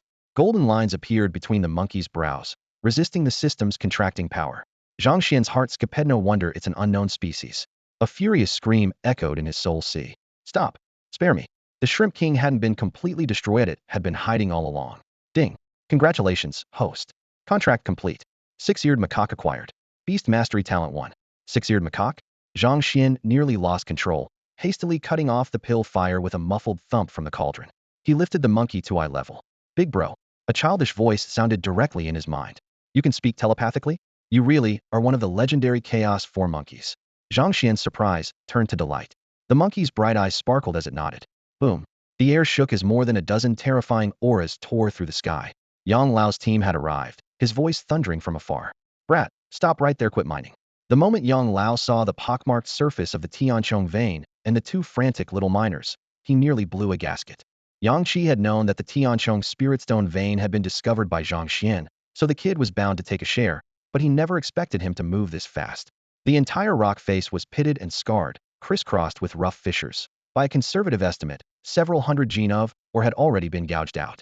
Thinking about where those precious stones had gone, the usually penny-pinching Yang Qi clicked his tongue in fury and silently cursed the spendthrift. Old Lu and the senior master who had come with him stood to one side, fighting back their laughter until their cheeks ached. The youngster was ruthless, but he certainly had promise. Zhang Xuan, acting as though nothing had happened, signaled the two spirit beasts to keep digging, then turned to Yang Qi with a sunny smile. What's wrong, Elder Yang? Yang Qi knew he was playing dumb and felt stifled, but all he could do was sigh. Kid, that's enough. I know you found this vain, but do you have any idea how short the martial alliance is of Tianchong stones right now? Do you know how many people are stuck at the 4th rank simply because they can't sense the 7 souls? The senior master looked around, noticing scraps of demonic beast flesh littering the ground. Remembering the earlier fight, he frowned. You hit them pretty hard. Where's the heavenly wolf king? And the other beast king's bodies? In truth, he already knew Zhang Xuan must have stored them away. Old Lu clicked his tongue in amazement and fixed his eyes on Zhang Xuan. By the way, kid, where did you get that storage treasure of yours? The senior master stared at him as well, curiosity written all over his face. He had spent the last 2 days combing through Zhang Xuan's files and had been shocked again and again. A rookie whose combat power had skyrocketed in an impossibly short time, and now he apparently possessed a spatial artifact that only the ancients could craft. The nation's current replicas were tiny, barely large enough for a handful of spirit stones, each one worth a fortune's towing. The heavenly wolf king's carcass was out of the question. Storage treasure? What's that? Zhang Xuan blinked, all wide-eyed innocence. Old Lu rolled his eyes and muttered, Fine, keep your secret then. The clang of pickaxes rang out once more. Yang Qi snapped back to reality and was about to stop them when he suddenly felt Bai Ze's aura climbing rapid. Light had actually broken through to the Beast King level. His eyes went round with shock. Bai Ze let out a guilty woof and furtively stuffed the freshly mined spirit stone into its storage collar. Every pair of eyes snapped to the little white dog, and it could only flash a goofy grin, perfectly copying Zhang Xian's earlier expression. With 2 quick strides, Tong Jincheng scooped the pup into his arms, eyes shining. It just broke through. By his calculations, Bai Ze should have needed at least a year to reach the Beast King realm, yet in only a day or 2 it had succeeded, and its foundation looked solid, showing no signs of forced advancement. While everyone was watching, the kitten quietly shuffled over to the rock face and clawed out another Tianchong stone. Yang Qi's heart skipped a beat. He grabbed the cat by the scruff, face darkened. You're just as bad as Zhang Xuan. Knowing these people were all Zhang Xuan's seniors, the little cat showed no fear and narrowed its eyes in a smug grin. Tong Jincheng couldn't hold back his curiosity any longer. Xiao Xian, how did you pull this off? He asked repeatedly. Zhang Xuan nonchalantly packed away the heaven and earth alchemy cauldron, ignoring the stunned looks that appeared when the ancient artifact vanished. He spread his hands and smiled. No idea. Seeing their knitted brows, Zhang Xuan added, Seriously, I don't know. I just let the 2 little guys run free and make their own trouble. Tong Jincheng looked at Zhang Xuan. Seeing the boy wasn't lying, he could only turn helplessly to Baze. Little one, what did you do? Wolf Baze blinked his big, watery eyes and played dumb. Drop the act. Beast kings can talk. Tong Jincheng's face darkened. As expected, like master, like beast, neither of these little rascals was honest. I don't know. We were just fooling around. Baze hadn't finished before Tong Jincheng stuffed him back into Zhang Xian's arms. The old man could tell this dog was crafty. There was no point in questioning him. Everyone surveyed the scene. The ground was riddled with cracks. Ancient trees lay snapped. Boulders were shattered, and the whole mountainside looked as if it had taken a titanic blow. They climbed to the summit, only to find it empty except for a deep fist imprint. The heavenly wolf king fought at the foot of the mountain? Has it lost its mind? People exchanged puzzled looks. Elder Lu pointed at the fist mark and frowned. There's Beast King blood here. Kid, don't claim it was like this when you arrived. Your fist mark's still fresh. Yang Qi, sharp-eyed, spotted several 6th-rank beasts trembling in the distance and waved. Live witnesses. They'll know what happened. The monsters felt a dozen human gazes lock onto them, and their fur stood on end. These people were terrifying. Tong Jincheng stared at the fist print, stunned. Kid, you haven't formed a nascent soul, so how did you unleash 8th grade golden body power? If I hadn't checked, I'd swear you were already 8th grade. His eyes shifted to the tiny monkey on Zhang Xian's shoulder and widened further. You've bonded with 3 spirit beasts?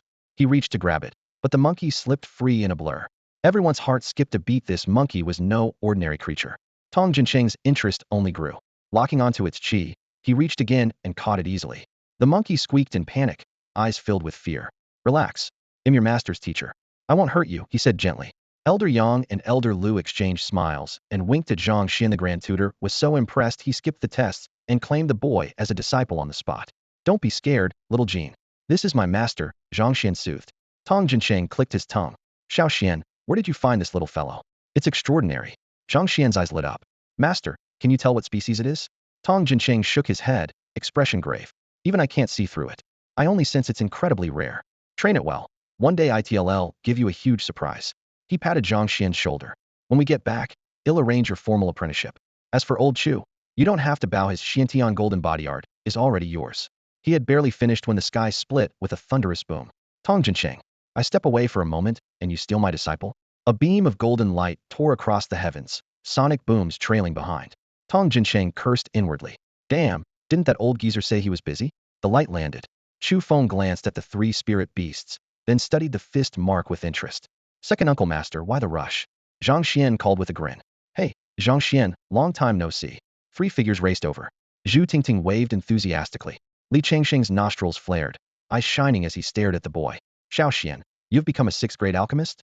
The crowd went stiff. Even Tong Jincheng and Chu Feng stared at Zhang Xian in disbelief.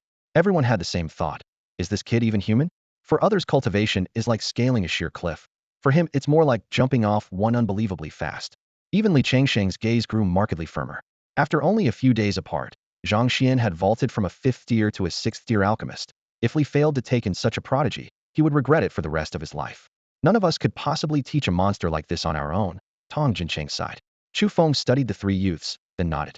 Xiao Xian, the three of us wish to take you as our disciple. You, Master, please accept your disciple's respects. Zhang Xian, already waiting for the system's reward, sank to his knees and knocked his head against the ground 9 times. Zhu Tingting's eyes curved into crescents. Junior brother, hurry and call me senior sister. And this is your senior brother Li Kai. Li Changsheng rebuked them coldly. Zhang Xian is 6th tier already. What about the two of you? Once we're back at Dongshan, go into seclusion and refine pills. Zhu Tingting and Li Kai pulled long faces, drawing a round of laughter from the onlookers. Ding. Congratulations, host. Quest apprenticeship completed.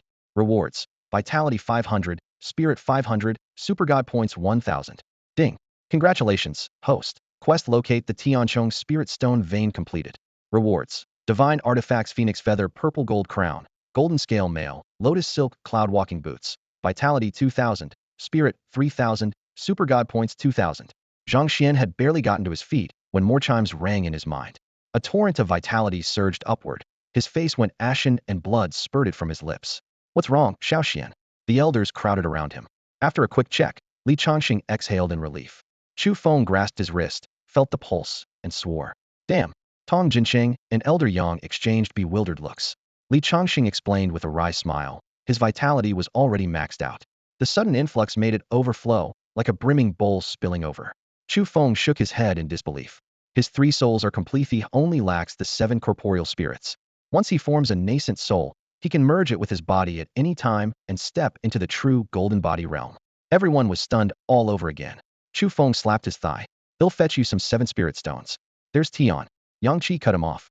The kid already mined a huge pile of Tianchong spirit stones. He's got plenty for himself. Stingy, Bai Zhe muttered. Yang Qi forced a smile. Tianchong spirit stones were far too precious, otherwise they would never have summoned so many powerhouses here. Zhang Xian added, 10 beast kings attacked earlier, each wielding a divine weapon. I didn't kill them all. They've already marked this vein. The master's faces darkened at once. 10 beast kings, all armed with divine weapons. Yang Qi was the most anxious, Sun City was the nearest settlement, and a beast king pack posed a massive threat. Zhang Xian described each beast king in detail, and the crowd listened in alarm. All newly promoted beast kings. The demon beast clans must have discovered an ancient ruin. That's the only way so many new kings could appear at once and armed with divine weapons. The situation was sliding toward the worst-case scenario. Kid, about those divine weapons. They belong to my brother. Planning to steal them, are you? The little cat sprang to its feet, spread its tiny paws, and blocked the way. Buy it. The Martial Alliance will pay for it. Yang Qi rubbed his temples with a wry smile. Elder Liu's face darkened, and his voice sank. Kid, since the resurgence of spiritual energy, spirit beasts seized the advantage of heaven and earth, gained the ancient legacies before us, and stepped onto the martial path. Humanity is short on resources, and true weapons are rarer than phoenix feathers. In the Alliance, plenty of grandmasters are forced to wield ordinary alloy blades. One more divine weapon could change everything for our race. Teacher, even so, you can't expect me to give it away for nothing, Zhang Xian cut in, raising his hand. The safety of the nation shouldn't rest on me alone. Everyone sighed. He was right, yet no one could refute him.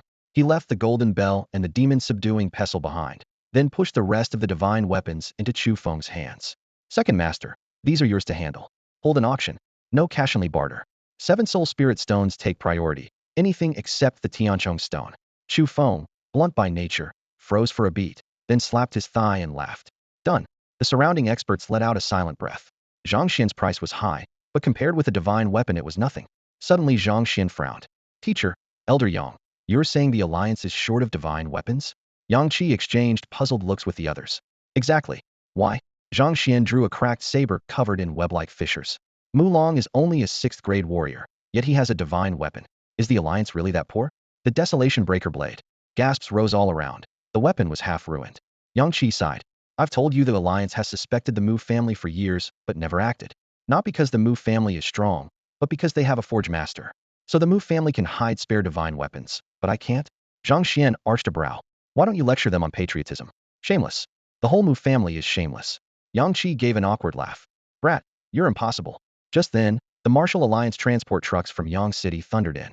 Crews moved with practiced ease, unloading equipment, erecting scaffolds, and opening the vein. Some gathered the Beast King's scattered blood. Others sliced out rocks bearing Zhang Xian's fist marks, hoping to grasp a hint of his intent.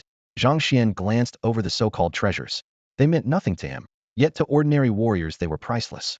With business here finished and his family still worried, he tossed the 3 little ones onto his shoulders, stepped into the air, and left Mount Li behind. Alliance members watched the lone figure recede, as if looking up at a war god. The Onsethisameter mountain now stood barely 400 or 500 high. Several fist imprints still leaked Zhang Xian's aura. High-tier beast blood and the Beast King's gore stained the ground, a vivid reminder of the battle. Some mined ore, some gathered blood, others carefully cut stones that bore his fist marks. The scene was busy but orderly. Damn, what a shame. My son idolizes Zhang Xian, and I forgot to get a photo. Someone groaned. The net's full of haters right now, another snorted. When this news hits, Qizhou will explode. Trolls? He'll smash every one of them. A rough voice boomed across the mine, drawing laughter. Above Yang City, Zhang Xian suppressed his aura and drifted downward, avoiding any spectacle. Hey, didn't Zhang Xian leave to fight? Why is he still here? Obviously he chickened out and never went. Gossip filled the streets. Zhang Xian smiled faintly and headed toward his villa. It's Zhang Xuan never went to listen. The rumor exploded through every alley at once. Zhang Xian made no effort to hide. He walked down Yang City's most vibrant shopping street, and clusters of pedestrians recognized him on sight. Mr. Zhang, someone shouted, rushing over. Could we take a picture with you? Of course. Zhang Xian smiled and tapped the shutter button. In the space of a few hundred meters, he shook hands and posed for photos with half a dozen groups, maintaining the same calm smile each time. Meanwhile, the headline Zhang Xian is still in Yang City hit every major platform, and the internet erupted. So much for his brave word she never went to listen. Who would face the Beast King's ambush? Lying low is the smart move. A self-styled expert was first to comment. I called it from the start. Zhang Xian isn't a true grandmaster. He forced a piece of trash with only 20 vitality all the way to the grandmaster realm with some secret technique. He grew more excited. Think about it if the Martial Alliance spread that technique on a large-scale TSK. If Zhang Xian can reach grandmaster, then we. Replies flooded in. That would end the age of monsters and put humans on top. My vitality's 50, does that mean I can be a grandmaster too? There has to be a side effect, right? Who cares? If I can burst into grandmaster power for a few minutes, I'm in. He'll carve out a future for humankind. Count me in. Others were colder. The secret technique belongs to Zhang Xian, and you're getting excited for nothing. I strongly urge Zhang Xian to hand it over. The nation and its people will remember him. Seconded. I'm heading to the Martial Alliance to petition right now. Add me. If Zhang Xian refuses, he's running a cult. The topic snowballed until the entire web was ablaze. In a suite at a 5-star hotel in Yang City, Mu Qing lounged on a leather sofa, enjoying Li Min's attentive service, smug satisfaction written across his face. Perfect. All the pressure's on Zhang Xian now. He swirled his wine glass and inhaled the bouquet. With the Martial Alliance involved, he'll have to hand it over whether he wants to or not. Li Min frowned. Qing, are you sure his grandmaster strength comes from a secret technique? Mu Qing snorted. If he were a real grandmaster, would I have snapped his legs in public? They say he fears my Mu family. Nonsense. A grandmaster answers to no secular power. His voice tightened. The idea that Zhang Xian might be genuine was clearly intolerable. Li Min recalled the way Zhang Xian had groveled that day and nodded inwardly. If he were truly a grandmaster, why accept such humiliation? Villa District. Zhang Xian pushed open the door. Warm light filled the living room. Whoosh. Like a swallow returning to its nest, Su Ying leapt into his arms, her fair arms fastening around his neck, a girl's fragrance filling his breath. He curved an arm around her slender waist. catching a trace of her perfume that stirred his heart. See, that's big bro's woman Su Ying. Pretty, isn't she? The little cat beside them said in a soft, playful voice that reached Su Ying's ears. Just as Zhang Xuan savored the embrace, the cat's words made Su Ying freeze, a blush spreading across her cheeks. Zhang Xuan sighed. This little rascal really knew how to kill the vibe. Su Ying, I can talk now too. Bai Zhe tilted his oversized canine head, grinning as he licked her face twice, as eager as a child showing off a new toy. Su Ying jolted, stared at him in disbelief, then scooped the huge pup into her arms. Little one, you're a beast king now? Ahu. Bai Zhe squinted happily and nodded so hard his tail became a blur. The small monkey beside them blinked, as if committing Su Ying's face to memory. Remembering the earlier awkwardness, Su Ying changed the subject at once. Since you're back, I'm going out to play. She dashed toward the gate the moment the words left her mouth. Be home for dinner. Zhang Xuan called after her. She waved to show she heard, then disappeared beyond the courtyard. In the living room, the little monkey looked around, curious about everything inside the villa. Zhang Xuan picked up Bai Zhe, looked at the kitten and the monkey, and said, Bai Zhe has a name, you two should have one as well. We can't keep calling you little cat and little monkey forever. The kitten lifted a fluffy paw and mewed in a childish voice. I do have a name. Embower. Bowo. I like it. Bower it is, then. Zhang Xuan rubbed her head, and she immediately buried her face in his palm, her gem-like eyes narrowing to slits. Zhang Xuan then turned to the monkey. The little fellow just blinked, not understanding what a name was. An impish thought struck him. How about we call you Desheng? The monkey nodded vigorously. This is for you. With a thought, Zhang Xuan summoned the system reward the phoenix-winged golden crown, the chain-linked golden armor, and the cloud-treading lotus boots. Yet when the light faded, all that remained in his palm was a strange pair of gloves. Where are my 3 divine artifacts? What's with the gloves? He muttered, stunned. Bower moved faster, snatching the gloves, fiddling with them in confusion, then tossing them to Desheng in disgust when she couldn't solve the mystery. The next second left everyone gaping.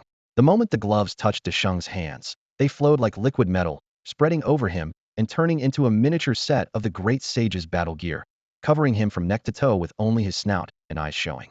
Wow, so cool. Bower's pupils sparkled, drool dripping down her chin. Bai Zhe went even further. There was already a puddle at his feet. A pulse of light flashed across the golden armor. Then it shrank back into an ordinary pair of gloves that slid into Desheng's grasp. The little monkey clutched them as if they were treasure. Gidge, I want one too. Me too, me too. Bower and Bai Zhe leaped into Zhang Xian's arms, whining for their share. Zhang Xian gave a wry smile. There had been only one reward. Where was he supposed to find more? He glanced at the super god points on his system panel. He couldn't let these 2 troublemakers down. Could he? Lottery draw. Ding, thank you for participating. HP 10, Spirit 10. Zhang Xian smacked his lips. Again. Ding, thank you for participating. HP 10, Spirit 10. A string of minor prizes made him question his life choices. Seeing the 5,000 points still left, he clenched his teeth. 50 draws in one go. Ding, ding, ding. The screen scrolled like crazy. Congratulations, host. You have obtained the following mysterious items. Bloodline Evolution Pill Great Sage Edition.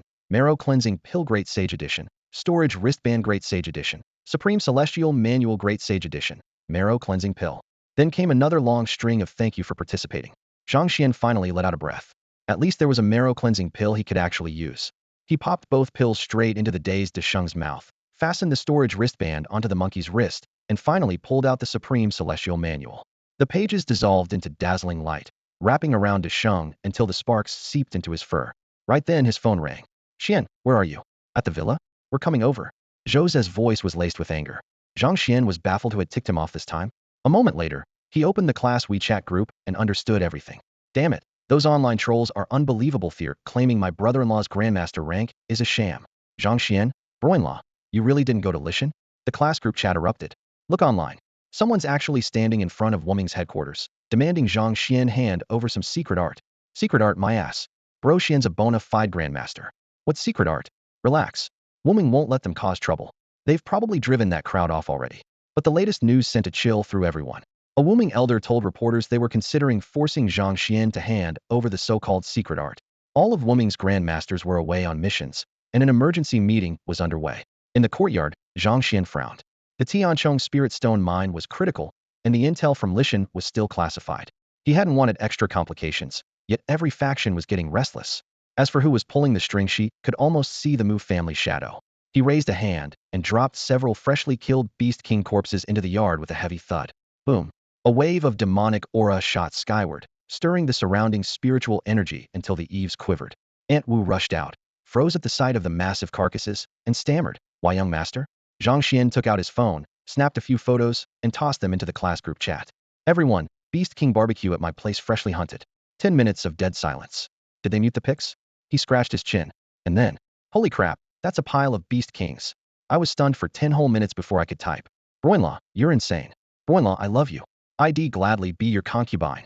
Bro Xian, why didn't you keep one alive? I just awakened a beast taming talent. Show off, shut up. Zhang Xian, 5 minutes, I'm on my way. Zhang Xian, you jerk. Why didn't you say so earlier? Wait, I'm coming too. Seeing Su Ying's reply, Zhang Xian chuckled, rolled up his sleeves, and began skinning and butchering. Blades flashed. The great sage, who'd been meditating to refine a pill, opened his eyes in confusion. Bauer and Baizé were already drooling. Soon, a rich aroma filled the air, and all 3 spirit beasts swallowed in sync. Before long, the villa's living room was packed. Everyone stared at the platters of sizzling Beast King meat, wearing the same glazed, drooling expression as the little beasts. Lu Lin teased, Sistering, why are you standing in line too? Su Ying blinked. What else can I do if I don't wait? Zhang Yanhua facepalmed. You're the lady of the house, yet you leave my brother-in-law to do all the work? I'm outraged on his behalf. Sistering, you don't deserve him. Then how about this? Zhang Yanhua patted her chest. The 2 of us together might be worthy. Count me in. Someone yelled, and everyone burst out laughing. Flushed with embarrassment, Su Ying darted into the kitchen to help. When every dish was finally on the table, they all dug in, grease dripping from their chins. While gnawing on a chunk of meat, Jose growled, Bro Xian, I'd bet my life the Mu family is behind that online mess. Lu Lin slammed the table. Seriously, with Elder Lu and Elder Yang around, why is Wu Ming sticking its nose in? Zhang Yanhua reasoned. Didn't they say all the grandmasters are out on missions? The clans are seizing the chance. She turned to Zhang Xian. Broinlaw, maybe lie low until Elder Yang's back. Had never let Wu Ming pull something so nasty. No need. Zhang Xian shook his head. Aunt Wu came over with a worried look and whispered to Zhang Xian, ensuing that people from the Martial Alliance were outside. Zhang Xian was about to rise when the group barged in uninvited. Their leader, a middle-aged man in a sharp suit, wore a plastic smile. He swept his eyes over the dishes on the table, then fixed on Zhang Xian. Classmate Zhang Xian, having a feast, are we? I thought you'd already headed to Lishan. Good thing you're here, or my trip would have been for nothing. The grin was sheer pretense, clearly knew Zhang Xian was home. As he spoke, his gaze slid over Su Ying, a flash of greed flickering in his eyes. Lu Hai, what are you doing here? Su Ying recognized him and murmured to Zhang Xian, he's related to the Mu family. Zhang Xian understood at once. The Mu family was pulling the Martial Alliance's strings. Feigning warmth, Lu Hai said, Miss Su Ying, I'm here about a grand undertaking, one that will benefit generations. His mocking eyes returned to Zhang Xian. Zhang Xian met the look with a calm, icy stare. Lu Hai's heart skipped, and he involuntarily stepped back. Shame morphed into anger. How could a cripple scare him? A dozen Martial Alliance fighters stood behind him. Why should he be afraid? Puffing himself up, he declared, Zhang Xian, the Alliance wants to discuss a glorious mission with you. If it succeeds, you'll be a hero of Yang City, even enshrined by the masters of Qizhou. Only then did the students of Class 12 grasp his intent, their eyes blazing with anger. Zhang Xian looked up, voice sharp as a blade. Did I invite you in? Get out. You, how dare you? Lu Hai's face reddened. He couldn't believe he was being dismissed in front of so many students. He represented the Martial Alliance. After all, Zhang Xian's tone grew colder. Say one more word, and he'll cut you down. Believe it or not. Class 12 fell silent. It was the first time they'd seen Zhang Xian so forceful, yet it felt natural a grandmaster could not be insulted. If he struck, the Alliance might not even protest. Rage churned in Lu Hai, but Zhang Xian's gaze chilled him like a douse of ice water. Maybe Zhang Xian could unleash his secret art again. Lu Hai valued his life too much to gamble, so he swallowed his threats. The class watched the intruders flounder, ridicule in their eyes. Jose stepped forward, chin lifted. Leaving? Or should Brother Xin toss you out? Laughter burst through the room. Lu Hai's face turned ashen, yet no one dared move first. A man with a video camera stepped forward, raising the lens. Zhang Xian, we represent the Martial Alliance, carrying the will of the people to borrow something from you. Won't even let us speak? Aren't you being arrogant?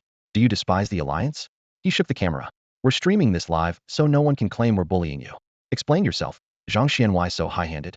Every word tried to pin a crushing label on him. This man looks promising. We might take him in as a Mu family disciple, Mu Qing told his servant. You're absolutely right, young master. Bold and resourceful is worthy to serve at your side. The servant plastered on a flattering smile and chimed in. The sitting room was brightly lit. Mu Qing held a teacup, chin slightly raised, looking completely at ease. The servant leaned in and lowered his voice. The entire internet is railing against Zhang Xian. Whether he likes it or not, he'll have to hand it over this time. I'm impressed, young master. How did you ever come up with such a plan? Mu Qing was secretly delighted but kept a casual front. Laughing, he said, You're slow, kid. This isn't ancient times you have to harness the internet. Even demonic beasts are thinking about live streaming now. Public opinion is the real battlefield. He set the cup on the table, ripples quivering across the tea. From now on, this will be your territory. Keep an eye on it. Yes, young master. The servant bowed and backed away, the delighted smile on his face hiding his disdain. He's just stirring the pot with the help of netizens and still thinks he's a genius. Watching from the corner, Li Min clenched her fingertips and finally spoke up. Brother Qing, what if Zhang Xuan really is a grandmaster? It's unlikely, but if he is, those people. Enough. Mu Qing's face darkened. Don't bring up something so impossible. Li Min sighed softly. She had once thought Mu Qing was brilliant and bound for greatness, but now she saw he only bullied the powerless. Faced with a true grandmaster, head turned into a clown. She silently resolved to find a way out from under his thumb. Memories of Zhang Xuan surfaced moments they had shared. If she had tried a little harder back then, maybe she could have won him back. Meanwhile, forums, social media, and live stream chats were already in an uproar. Zhang Xuan is outrageous. We were worried sick about him, and he's throwing house parties. Rich people are so capricious. Since he's given up, he should hand over the secret art. That technique was bestowed on all humanity by ancient powerhouses. He has no right to keep it to himself. Support the martial alliance's powerhouses. Someone voiced concern. I heard Zhang Xuan is close to City Lord Yang Qi. So what?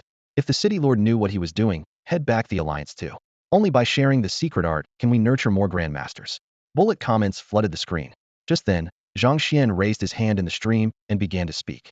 Before he finished, the chat exploded once more. Did he really talk to the alliance's powerhouses like that? No manners at all. Good thing he isn't an actual grandmaster. Imagine the damage. The alliance said it's a cause that will benefit generations, yet he won't even listen. I'm convinced Zhang Xuan must be a lackey of some cult. Let's all go to Zhang Xuan and make him hand over the technique. Count me in. I'm coming too. We can't let someone like that keep the secret art. In the middle of the frenzy, one message questioned. Can you guys stop pushing the narrative and talking nonsense?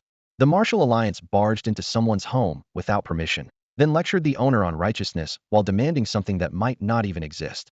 Where's their sense of morality? At last, a rational comment floated across the stream. Merit for the ages? You're stealing someone's property. How is that merit? If that's the standard, why don't all the big clans hand over their treasures to humanity, too? Moments later, the message was swallowed by a flood of frenzied chatter. Inside the villa, the camera zeroed in on Zhang Xuan. The man holding it sneered. Zhang Xuan, cat got your tongue? Explain why you're so high-handed. Zhang Xuan flicked his hand, expression flat. Nonsense. Since when do you get to pin labels on people? Do you even know how to talk? How did trash like you get into the martial alliance? Every student in class 12 sprang to their feet, eyes blazing. Someone scoffed. A guy like him in the alliance?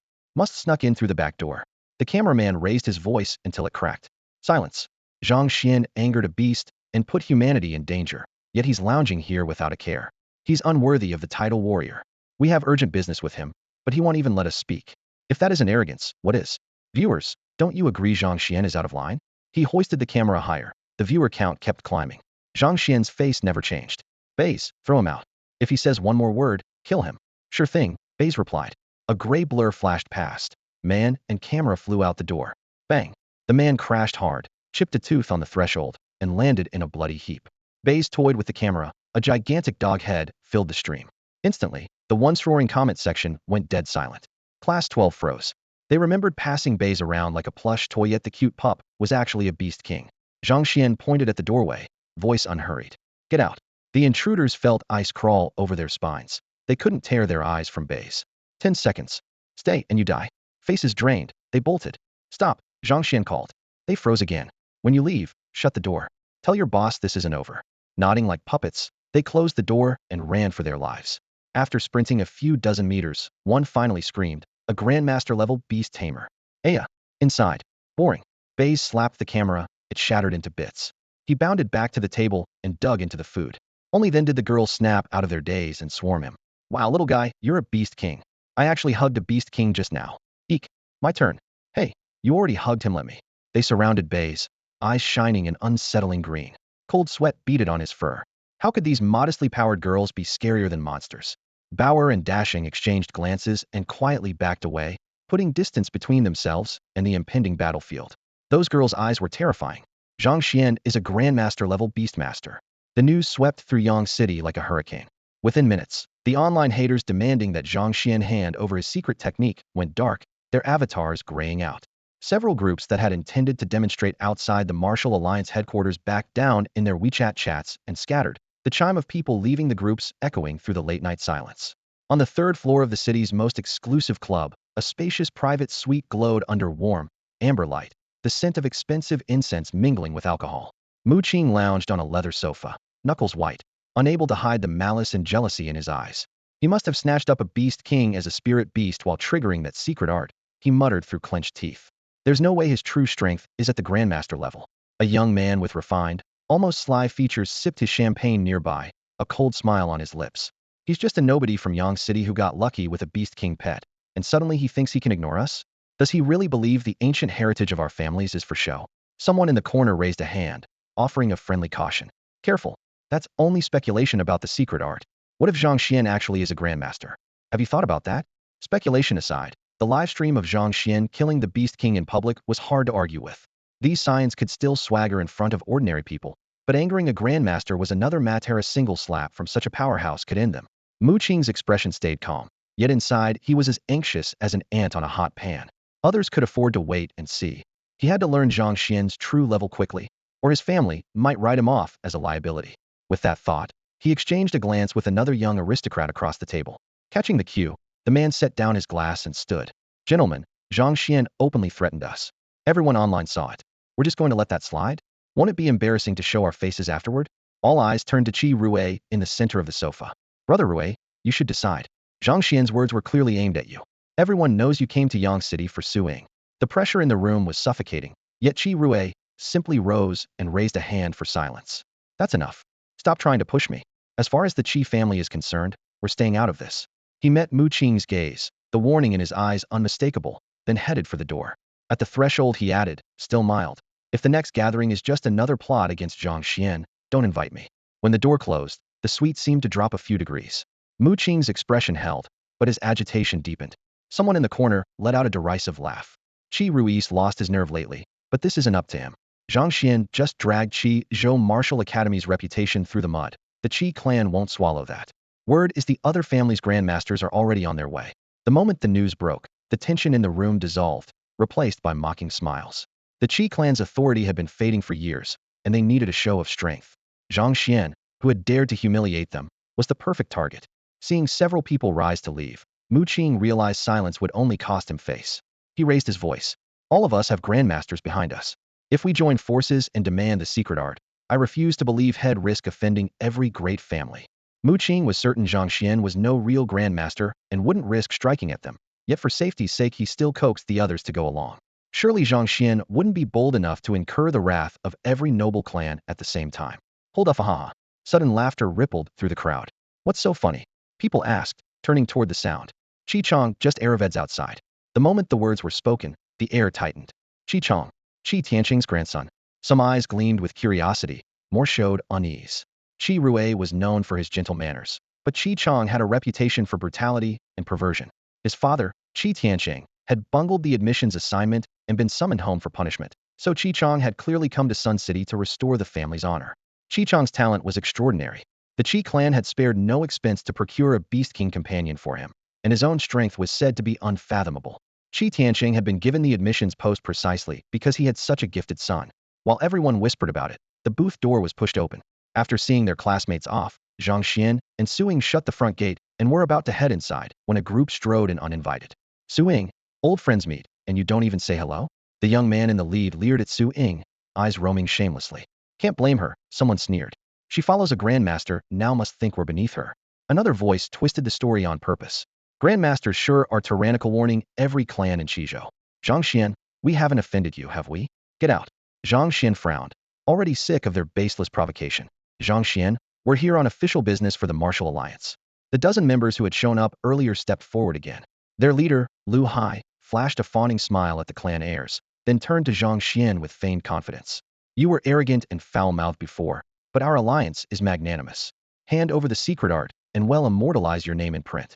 You'll be hailed as Qiz's greatest benefactor. Zhang Xuan said nothing, merely fixing Lu Hai with a calm stare that sent cold sweat running down the man's back. The clan heir clapped Lu Hai on the shoulder and declared loudly, you represent the Martial Alliance, the righteous force that serves the nation. Anyone who opposes us is a cultist, and cultists deserve death. Qi Chong, stop throwing your family's weight around. Su Ying snapped, cheeks flushed with anger. Everyone's equal. You barged into a private home and act like it's your right. Get out. You're not welcome here. She knew it was wastrels like these who ruined the clan's reputation. Chong chuckled. Su Ying, Zhang Xuan, aren't you two a little full of yourselves? We came in good faith, wanting to discuss a matter that benefits the province and to make Zhang Xuan a Qizhou hero. Yet you drive us away? Zhang Xuan, he looked at Zhang Xuan properly for the first time, contempt still in his eyes. You're not actually part of a cult, are you? Don't think one beast king spirit beast lets you ignore the noble clans. He waved a hand, his voice turning icy. They'll still give you a chance. I speak for the Chun clan hand over the secret art for the sake of Qizhou. I speak for the Gu clan hand over the secret art for the sake of Qizhou. I speak for the Ouyang clan hand over the secret art for the sake of Qizhou. The crowd split into two lines. Mu Qing stepped forward with a smug grin. Zhang Xuan, fancy seeing you again so soon. This time, on behalf of the Mu clan, I ask you hand over the secret art for the sake of Qizhou. A crowd gathered outside the villa when they noticed the commotion. Why is the martial alliance here? Could the rumors online be true? Someone whispered, his voice full of excitement and curiosity. Maybe that kid from the Zhang family isn't a real grandmaster at all. Maybe he just has some kind of treasure or secret technique. If it's a treasure, think about it. A brat with only 20 points of vitality can fight like a grandmaster. Give it to a true expert, and we humans could seize another province overnight. Another spectator said, growing more animated. Right. We shouldn't be selfish. Once a grandmaster uses that treasure to win new territory, we can reward Zhang Xuan for his contribution, make him the deputy governor of the new province. Someone else cut in, and if it's a secret technique, he should hand it over even more. If that cripple can wield grandmaster level power with it, maybe we could jump straight to 8th rank golden body grandmaster. The chatter swelled. The more they talked, the more excited they became, as if they could already see the alliance publishing the technique and themselves ascending to grandmasters. The thought made them eager to storm in and persuade Zhang Xuan to surrender it. In the courtyard, the man who had announced his family name spoke with arrogant condescension, trying to crush them with status. Su Ying bristled and was about to retort when Zhang Xuan pulled her into his arms. Zhang Xuan, her pretty face flushed with anger. He dipped his head, kissed her lightly on the forehead, and said calmly, don't waste words on trash. Insolent. Zhang Xuan, with your measly vitality of 20, what right do you? Mu Qing began coldly, but never finished. Kneel. Zhang Xuan's bark cracked like thunder. A terrifying spiritual pressure exploded outward. Mu Qing felt a mountain drop onto his shoulders. His knees buckled, and he crashed to the ground, kneecaps shattering. His face went deathly pale. Is this really the cripple whose legs I crushed? He thought, trembling uncontrollably. The pressure was so overwhelming, he couldn't even beg for mercy. He understood. Even if Chong managed to suppress Zhang Xuan, Mu Qing himself was finished. The Mu clan would nail him to the pillar of shame. Mu Qing. Someone rushed forward to help, only to be flattened by the same pressure and forced to his knees, burning with humiliation. Brother Chong. The rest stumbled back in horror. Only outside the gate could they breathe again. All eyes turned to Chong. Unless this martial alliance expert stepped up, they were doomed to disgrace. Zhang Xuan's gaze swept over the dozen alliance members, his voice cold as tempered steel. Who told you to leave? Get back here and kneel. He pointed at the representatives of the great families and sneered. Do you think they can protect you? The alliance cultivators' faces drained of color. They looked imploringly at their clansmen, but met only awkward silence. Zhang Xuan noted it all. Each one clearly had a family backing him. You have 10 seconds. Come in, kneel, and apologize or die. His tone was soft, but the killing intent was unmistakable. He had decided to make an example today. He had slain a beast king, yet these people could only imagine some so-called treasure or secret technique. To them, Zhang Xuan was a waste who should stay a waste forever, someone the noble houses could trample at will. He couldn't possibly be a grandmaster, even after displaying power on that level. Zhang Xuan, how dare you profane the martial alliance? You deserve to die? Chong clasped his hands behind his back, his voice icy, as though judgment had already been delivered. If he could suppress Zhang Xuan now, all the turmoil Zhang had stirred would become his ladder to the heavens. Chong's name would eclipse every prodigy of this era, and his father's past disgrace would vanish forever. The louder the buzz around Zhang Xuan, the brighter Chong intended to shine. A smirk tugged at his lips as he took the lead. Zhang Xuan, I admit you're strong, but that's no excuse to slight the alliance or the great clans. Die. His shout was punctuated by a golden toad that dropped from thin air into the courtyard. The creature, the size of a small hill, smashed the walls and pulverized the spectators beneath it. At least 30 lives were extinguished in a heartbeat. Chong didn't so much as blink. Ordinary people had never mattered to him. Toad King, seize him, he ordered, pointing. The beast's golden eyes swept over Chong, then closed as it settled down for a nap, completely indifferent. An awkward silence spread through the courtyard. Toad King. Veins bulged on Chong's clenched fist. Outsiders praised him for capturing a beast king, but they didn't know how unruly such creatures were, especially the ancient sky-piercing golden toad. Its power was terrifying, and its temper even worse. It never fought without tribute and lengthy supplication.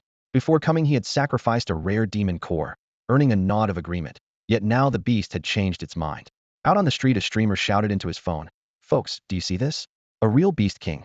The comment feed exploded. "What a gorgeous frog. That's not a frog, it's the sky-piercing golden toad. Chi-Chang's spirit beast. The Chi family's unrivaled prodigy has appeared in Yang City. It just crushed at least 30 people." Someone screamed, furious. The streamer blanched and swung his camera away. He knew how the noble houses handled trouble. If this got out of hand, he'd be the scapegoat. "You all saw wrong, that was just a demo clip, showing how powerful the Toad King is," he stammered, voice shaking. "Huh," the streamer chickened out. In Yang City, here's the real live feed." More videos flooded the net. Chi-Chang had no idea he was trending. He kept gesturing at the toad. The golden beast stuck out its tongue and smacked its lips hungry. Scanning the scene, Chi-Chang said coldly, "There are corpses over there. Catch him, and they're yours." Trading bodies for obedience sounded cruel, but subduing Zhang Xuan and claiming the secret art mattered more. Cleanup would be the family's problem. He failed to notice the hundreds of cameras now aimed at him. "Deal." The Toad King's tongue whipped out, scooping up a corpse and lifting it to its maw. The victim, merely stunned, came to and screamed, "No, help, damn it." Chi-Chang's heart lurched. Only then did he notice the sea of lenses fixed on him, and his face turned ashen. If the toad swallowed someone on camera, the fallout could destroy his family. Steel sang. A blade flashed and severed the toad's tongue. The golden beast howled, its eyes instantly blood red. Chi-Chang cursed under his breath. The Toad King was enraged. Everything had just spun out of control. Smack. "My brother says toad meat is delicious. This Beast King toad has to taste even better." Slurp. The sound of someone swallowing echoed as if right beside their ears. Across the way, the Toad King blinked, then erupted in fury, its massive body swelling with demonic energy. Before it could strike back, a brick whistled through the air and smashed into its forehead. It felt as if Mount Tai had crashed down on its skull. The world spun. It had barely shaken its head when a stark white bone club followed, landing squarely. Crack. Bone met shell with a sharp report. The Toad King's skull burst open and golden blood sprayed everywhere. "Don't waste it, Baze. I told you to use a lighter touch," Zhang Xuan reminded calmly. "Whoa, great sage, gather the Beast King's blood. Brother said it tastes amazing in a stew." A palm-sized golden monkey zigzagged through the air, holding a tiny wooden bowl and catching every drop of the spurting blood. Nearby, the equally small Baze beast tossed its head and pranced proudly. Bauer grinned from ear to ear, his scarlet tongue flicking as he dragged the toad nearly 10 times his size over to Zhang Xian's feet. He looked up, big eyes shining with adoration. Uffed. Chi-Chang, whose life was bound to the Toad King, spat a mouthful of blood and went deathly pale. Two Beast King spirit beasts. The realization hit him like lightning. Cold sweat soaked his clothes. Anyone who could contract two Beast Kings in command, that little monkey, as well had to be a true grandmaster. Never mind secret arts. His mental strength alone had to be monstrous, his beast-taming talent at least glass. And Chi-Chang had tried to attack him. The thought shattered his courage. As the Toad King died, the backlash tore through his soul. He clutched his head, screaming while he writhed on the ground. "Good." Someone outside the door shouted. "Serves him right. Nice work, Zhang Xuan." The crowd erupted. Learning Zhang Xuan commanded two Beast Kings, they finally understood how he had killed one so easily. The peerless secret art was obviously a myth. Who could leap to supremacy on a single manual? The great clans must have spread the rumor to target Zhang Xuan. Chi-Chang's threat to use ordinary people as feed had already enraged the neighbors. Every onlooker now ground their teeth. "Grandmaster Zhang, I was wrong. Mu Qing made me do it." Chi-Chang crawled forward, incoherent with fear. "The Mu family sent me to apologize, but I couldn't swallow my pride. I thought your strength was fake, so I fabricated the secret art story. Grandmaster, it's not my fault. The martial alliance is supposed to be independent, but my wife is from the Song family. I had to obey. We never meant to offend you." The dozen martial alliance escorts turned ashen and dropped to their knees. They'd planned to force Zhang Xuan to hand over the secret art before the other grandmasters returned. Instead, Chi-Chang's Toad King was dead. Once word spread through Chizhou, and if the great clans pinned the blame on them, 10 lives wouldn't be enough. Outside the alley, more and more passersby gathered. Seeing the martial alliance disciples kneeling en masse, they felt only awe and shock. Zhang Xuan was incredible. Even the scions of the great clans were bowing before him. Not only that, even the Beast King companion beasts owned by the aristocratic disciples were slain.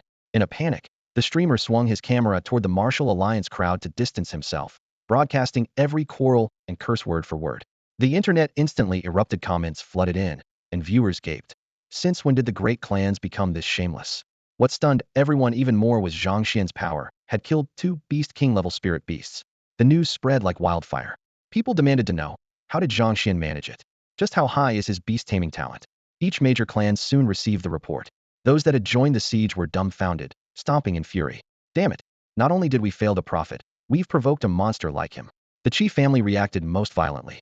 The clan patriarch roared, "Tell that brat Qi Tianqing to crawl back here immediately. Zhang Xuan killed the toad king. This can't go unpunished." Someone slammed the table, only to be rebuked. "And what exactly will you do? Qi Chang's been spoiled rotten and kills people at will. Once this is public, how will the people of Qizhou see us?" Veins bulged on the patriarch's forehead. "We secured Qizhou through my blood and the people's support. Yet you provoke a triple Beastmaster? If Zhang Xuan cuts Qi Chang down, he'll deserve it. Besides, Tong Jinsheng and Chu Feng of Dongshan have declared Zhang Xuan their discipledo. You also want Dongshan as an enemy?" He slammed the armrest. "Don't let Qi Tianqing return send him to apologize. If Zhang Xuan won't forgive him, let him die out there. Years ago we offended Dongshan over Yi Fan, and his bellow shook the rafters before he could finish." Just then someone cried, "Patriarch, bad news. Qi Tianlei has returned to Yang City." The patriarch's eyes flared. "Why is he back? Who gave that order?" The messenger fell silent. "Well, contact him." The patriarch roared, only to learn that Qi Tianlei had left without a communicator. With one punch, he shattered a stone table. "If he causes more trouble, I'll cripple him myself." High above Yang City, Qi Tianlei streaked through the sky. Spotting the city guards, he lifted his chin arrogantly. With little Chang's help, taking down Zhang Xuan would be easy. Whatever artifact or secret art Zhang Xuan relied on, it would end up in Qi hands. "Once I show up, no other clan will dare oppose us," he thought. He unleashed a violent aura to announce his arrival. The next instant his scalp tingled. A far more terrifying presence locked onto him. Following the killing intent, Qi Tianlei saw a young man below, smiling up at him. It was Zhang Xuan. At Zhang Xuan's feet lay a small cat and dog, and beside them the massive corpse of the ancient heaven-reaching Toad the Toad King.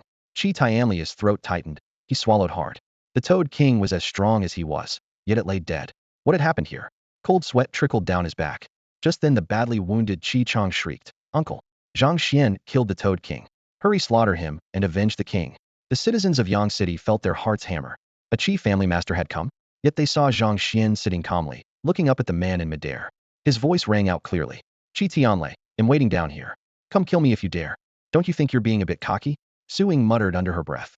Zhang Xuan slipped an arm around her slender waist, lifted her as lightly as a kitten, and settled her on his lap. His gaze drifted to Qi Tianlei, a lazy yet razor-sharp smile on his lips. "Uncle, do something. Kill Zhang Xuan. I have to avenge my Toad King." Qi Chang, still oblivious to the gravity of the situation, screamed himself hoarse. Rage and humiliation had nearly fried his reason. All he wanted was to see Zhang Xuan lying dead so he could piece his shattered pride back together. The courtyard went deathly still. Hearts pounded. Were two grandmasters really about to collide? Hidden spectators perched on the wall turned ashen and bolted, terrified the duel's shockwaves would blast them into mist. Only a handful of the bold raised trembling hands to start a live stream, hoping to cash in on a tidal wave of traffic. Boom! The viewer count exploded, and the web lit up. Two grandmasters about to clash. Fans took sides at once. Qi Tianlei's got this. He's taken down so many high-tier beasts. Check the record. Zhang Xuan's the safer bet. He's got 3 spirit beasts, and 2 are beast kings. Within a minute the poll on who would win topped 1 million votes, with more people flooding in to witness history. Then the next frame left every viewer dumbstruck. Qi Tianlei cupped his fists to Zhang Xuan, his tone impossibly respectful. "Master Zhang, please forgive us. The Qi family spoiled this child. Here is a small token to congratulate you on reaching high-tier warrior." He seized Qi Chang, delivered a savage kick, and sent his nephew sprawling at Zhang Xuan's feet. "Well, apologize to Master Zhang now." Qi Chang froze. The uncle head, always seen as invincible, was making him bow. Zhang Xuan's voice stayed calm. "For Master Qi's sake, I'll let it go this once. Don't test me again." He knew the Qi patriarch had once fought in blood for Qizhou, and this grandmaster still served as the region's guardian. "Much appreciated." Qi Tianlei bowed deeply. "I never imagined your cultivation could soar so fast. 3 spirit beasts, and already a grandmaster. Qizhou Martial Academy welcomes you anytime." He placed a bulging storage pouch on the ground, then took to the sky with a still-dazed Qi Chang in tow. Those kneeling in the dust were stunned. The Qi clan's grandmaster had backed down? Worse, had publicly confirmed Zhang Xuan's grandmaster status. Remembering how they'd strutted and schemed in front of a grandmaster, they felt ice on their spines like dancing face-to-face with death. The web erupted again. Everyone who'd watched the stream was too shocked to speak. Zhang Xuan's a real grandmaster spirit beasts or no spirit beasts? If he's so strong, why not go to Mount Li? He bullies humans, but chickens out against a beast king. Use your brain. Mount Li's an obvious ambush. Who keeps pushing that garbage cultists? By your logic, I challenge you right now. If you want fight, you're trash that deserves to die, right? Fine, I challenge you. The internet devolved into all-out war. The great clans of Qizhou were stunned, and even Qi Tianlei backed down, proof that Zhang Xuan's strength now made him wary. Yet before the shock wore off, an even bigger headline set the entire net ablaze. A Tianchong spirit stone mine had been found. Damn, look at this. We'll never run out of spirit stones again. Where's the mine? At Lishan, the very mountain where the Skywolf King challenged Zhang Xuan. The fine print that followed nearly blinded everyone. Discovered by Zhang Xuan. I thought he never went to Lishan. The trending list exploded. Zhang Xuan had stormed Lishan alone, slain 9 beast kings, and dug out an entire spirit stone mine on the side. Yang City erupted, and the shockwaves rolled across Dezhou, Qizhou, and every other province. When Yang Qi returned, he confirmed the news personally, and the first thing the Martial League's grandmasters did after getting back was to expel on the spot the dozen imposters who had used the League's name to provoke Zhang Xuan. Top brass at Qizhou Martial Academy convened an emergency meeting. Whatever it takes, recruit Zhang Xuan. Contact the Alchemist Association right now and have Su Ying's father, Su Zhinshan, assume the post of dean so he can negotiate in person. Dezhou Martial Academy refused to be left behind. Yang City was originally under our jurisdiction. Tell Zhang Xuan that if he joins us he'll be made vice dean and can stay close enough to look after his parents. The Modu Martial Academy moved even faster. If we land this kid, our ranking jumps immediately. Send people to seal the deal. The Jingdu Martial Academy chuckled to itself. The student Qizhou swore it would never accept has turned out to be a peerless prodigy. The Tang family pounded its chest. Leave it to us, we'll bring him in. Good. The whole matter is in the Tang family's hands. The story of a single human grandmaster sneaking into a beast king's lair, cutting down 9 kings, each one armed with divine weapons, blew every noble house off its feet. Even more outrageous, Zhang Xuan now controlled 2 of those beast kings as spirit beasts and had broken through to grandmaster himself. Half a month ago had been written off as a supreme piece of trash with only 20 points of vital energy. Today he was a grandmaster rank beast tamer with 3 spirit beasts. Regrets spread like wildfire, and none felt it more keenly than the Li clan. Had they known Zhang Xuan's potential was this terrifying, they never would have let Li Min cling to Mu Qing's cold stove. A grandmaster beast tamer with 3 spirit beasts needed no further explanation. A young genius of that caliber was all but guaranteed a seat in the upper ranks of the Martial League. Who wouldn't want that connection? Inside the Zhou family's inner hall, the mood was strange. Jose lounged with one leg crossed over the other, looking at his elder brother, Zhou Ming, in disdain. Zhou Ming's face was ashen. He had pressed his father to cut ties with the Zhangs, but Jose had blocked him. Now he was a joke. Zhou Tianli roared with laughter. That's my boy. From today on we do whatever Jose says. The Zhou and Zhang families are joining at the hip. He had already resolved to pass the position of patriarch to the younger son, who had once been underestimated. Meanwhile, Mu Qing returned home with a deathly pallor, dread lurking deep in his pupils. The Mu clan had washed its hands of him, ordering him to go to the Zhangs in sackcloth and ashes. If he failed to secure forgiveness, clan law would decide his fate. Are you really willing to take this, young master? A personal servant suddenly asked. Mu Qing clenched his fists. Willing? That word doesn't exist in my vocabulary. If I'd known it would come to this, I would have disobeyed orders and killed him back then. Because I hesitated, my master died, and now look where I am. The servant's smile turned sinister. Young master, I know someone who can help you reach grandmaster level. Would you like to meet him? Really? Backed into a corner, Mu Qing didn't hesitate. He followed the servant into the night. As for the Mu clan's orders, to hell with them. One day, he would butcher Zhang Xuan with his own hands. Zhang Xuan's valor borders on the legendary.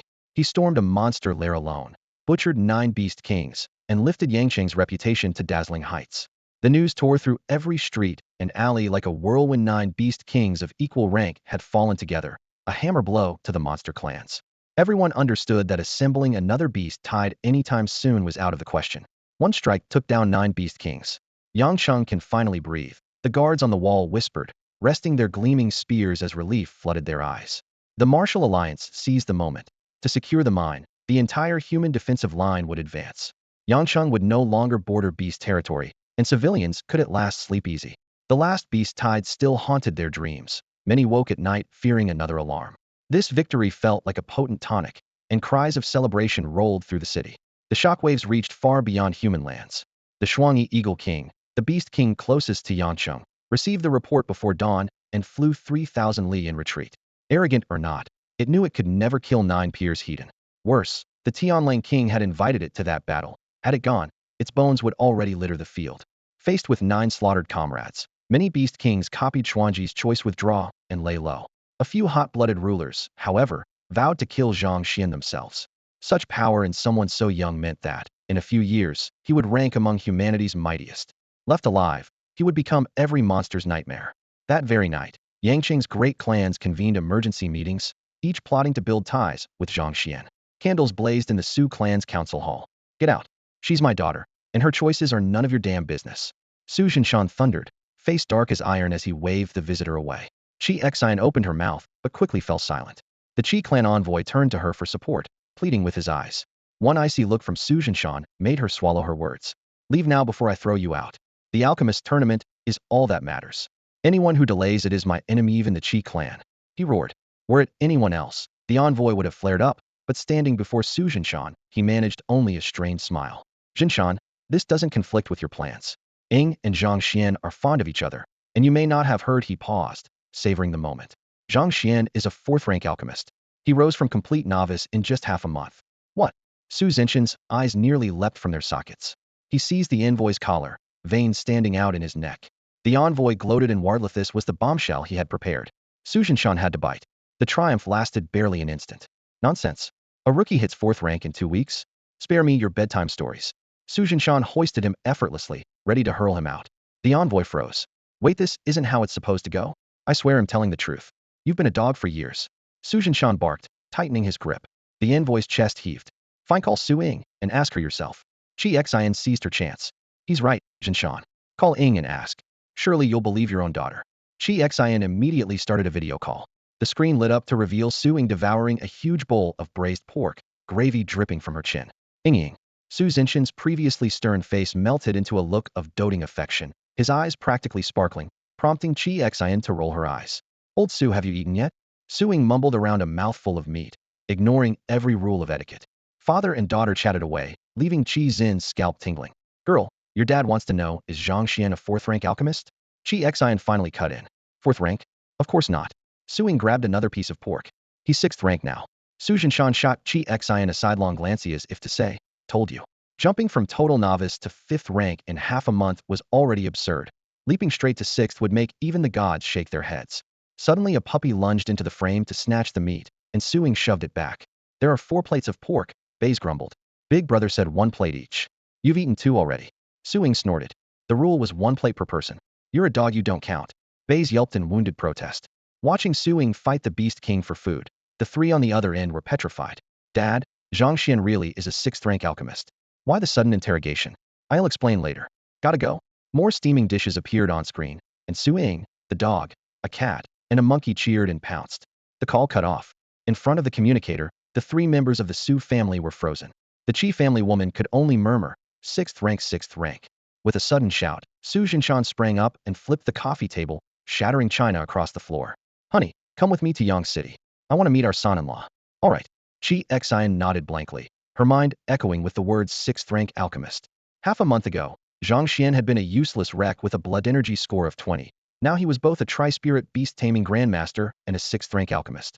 It sounded like pure fantasy, yet their daughter would never lie. Ignoring the Qi family, Su Zhinshan grabbed the car keys and drove off toward Yang City, with Qi Xian in tow. The stunned Qi clan members hurriedly dialed the elder. How did it go? Su Zhinshan has already left. Good. Patriarch, Zhang Xuan is a 6th rank alchemist. I know, wait, what? 6th rank? Not 4th. Are you sure? The elder's calm voice shot up an octave. Su Ying said so herself. Damn it. That fool Qi Tianqing. Tianhai, drag Qi Tianqing to Tianlei right now and apologize. Jingdu, Tang residence. Inside the council hall, the Tang family sat in a circle. I hear that youngster Zhang Xuan saved Xiaoyun, and the 1st, 2nd, and 3rd elders all accepted him as their disciple. Quite a lad, an elder said with a sly smile. They've been together a while, have they crossed any lines?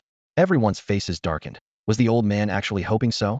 It would be perfect if Tang Yin ended up pregnant, wouldn't it? He added, squinting. Ling Bing cleared his throat. Elder, Xiaoyun has just been taken on by the 5th elder as well. Her skill matches Zhang Xuan's. Exactly why we should pair them off. We still need to respect Xiaoyun's wishes, the others agreed. Just then a young man shot to his feet, his chair scraping the floor. You brat, show some respect in the council hall. Someone barked. The young man bowed. Honored elders, 2 items first. 5th brother has broken through to grandmaster. Second, 5th brother says Xiaoyun and Zhang Xuan have slept together. What? Half the room sprang to its feet in clamorous shock. What did you just say? The clan elder's breathing quickened, his eyes gleaming. Our fifth brother has become a grandmaster. The young man had barely stepped inside when the killing heat in the air made him shiver, his tongue tied in knots. Who asked about that? The elder flicked his sleeve, gaze burning like a wolf's. Fifth brother reaching grandmaster was inevitable. What I want to know is, did he actually claim Zhang Xuan and Xiaoyan have shared a bed? The oppressive aura almost shut the youth down on the spot. He howled inwardly. Elder, do you think Tang Wu's breakthrough matters less than Zhang Xuan sleeping with Tang Yin? Yet under a room full of emerald-bright stares, he swallowed and squeezed out. That's what fifth brother said. I've never heard the girl herself admit it. Bang. Before he finished, an elder's palm slammed down, splintering the rosewood table. The youth's heart lurched. Great Zhang Xian's finished. Tang Yun is their darling, coddled since birth, untouched by hardship. Half a month ago, after the demon god cult targeted her, the Tang clan leveled more than a dozen of their strongholds, forced them to cough up piles of resources, and hand over the mastermind. Now Zhang Xian dares take liberties with their little princess? The young man sneered inwardly. Did he really think a Tang girl was so easy? Good. Excellent. One elder suddenly laughed.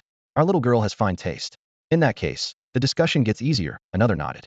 Zhang Xian's living with that Su girl now, you all need to update those old-fashioned ideas. He already did, someone chimed in. Last month, he took his 15th concubine. Please, you're in your 90s with 15 wives. What's wrong with Zhang Xian having 2 before he's 20? Another scoffed. I still think it's risky. Xiaoyan is a disciple of the 5 sages of Dongshan. The elder who had smashed the table muttered. The youth grew dizzy. Weren't they supposed to condemn Zhang Xian? How had the talk turned into letting the Tang princess share a husband with the Su girl? She's the clan's precious jewel. A servant suddenly burst in. Latest news, Zhang Xian is a 6th grade alchemist. Su Jinshan is already heading for Yang City. The hall turned deathly silent. After a beat, the doubting elder spoke first. I think Xiaoyan and Zhang Xian are a perfect match. Agreed, perfect match. Jinshan, you share a name with Su Jinshan. Must be fate for you both to become Zhang Xian's father-in-law. Haha, exactly destiny. The elders began talking over one another, the mood flipping in an instant. The youth's face twitched. Are they just handing Tang Yin over like that? Honored elders, perhaps we should ask Tang Yin first? He ventured. Excellent idea. You handle it, an elder decreed. Go ask her. Meeting adjourned. Whoosh. In a blink, the vast chamber was empty, leaving the youth stunned. Damn, they're ditching this on me. Asked Tang Yin. He groaned, giving himself a slap. Should have kept my mouth shut. Across Qizhou, every major clan was already in motion. Even those with no direct link to Zhang Xian wanted at least a passing acquaintance. A young Beastmaster grandmaster who commands 3 spirit beasts and possesses solid personal strength is fawned over wherever he goes, and every faction wants him on their side. Zhang Tianda and his wife, Chu Qian, were bombarded with calls until their communicators were almost too hot to hold. Message after message was a marriage proposal, and the callers did not mind if their daughters became Zhang Xian's secondary wife. The couple could not stop grinning. Even the aristocratic clans of Dezhou and Qizhou, families they once felt unworthy to approach, called to express their goodwill. Still, marriage was a private matter, and Zhang Xian had no time for it right now. To bid on a divine weapon, Second Master Chu Feng acted quickly and soon secured a generous supply of 7 soul spirit stones for Zhang Xian. Afterward, Zhang Xian left the sect with Chu Feng and First Master Tong Jincheng and climbed a secluded peak. The shockwaves of breaking through to the Grandmaster realm would have flattened the family estate. Only after he formed a nascent soul could Zhang Xian truly stand among the world's elites. But if even a hint of his aura leaked out, assassins from the demon god cult or a beast king from the monster clans might descend, so both masters remained to guard him. He spent an entire day adjusting his body to its peak. Bored with sentry duty, the 3 small spirit beasts slipped away and even dragged along Tong Jincheng's glossy black dog.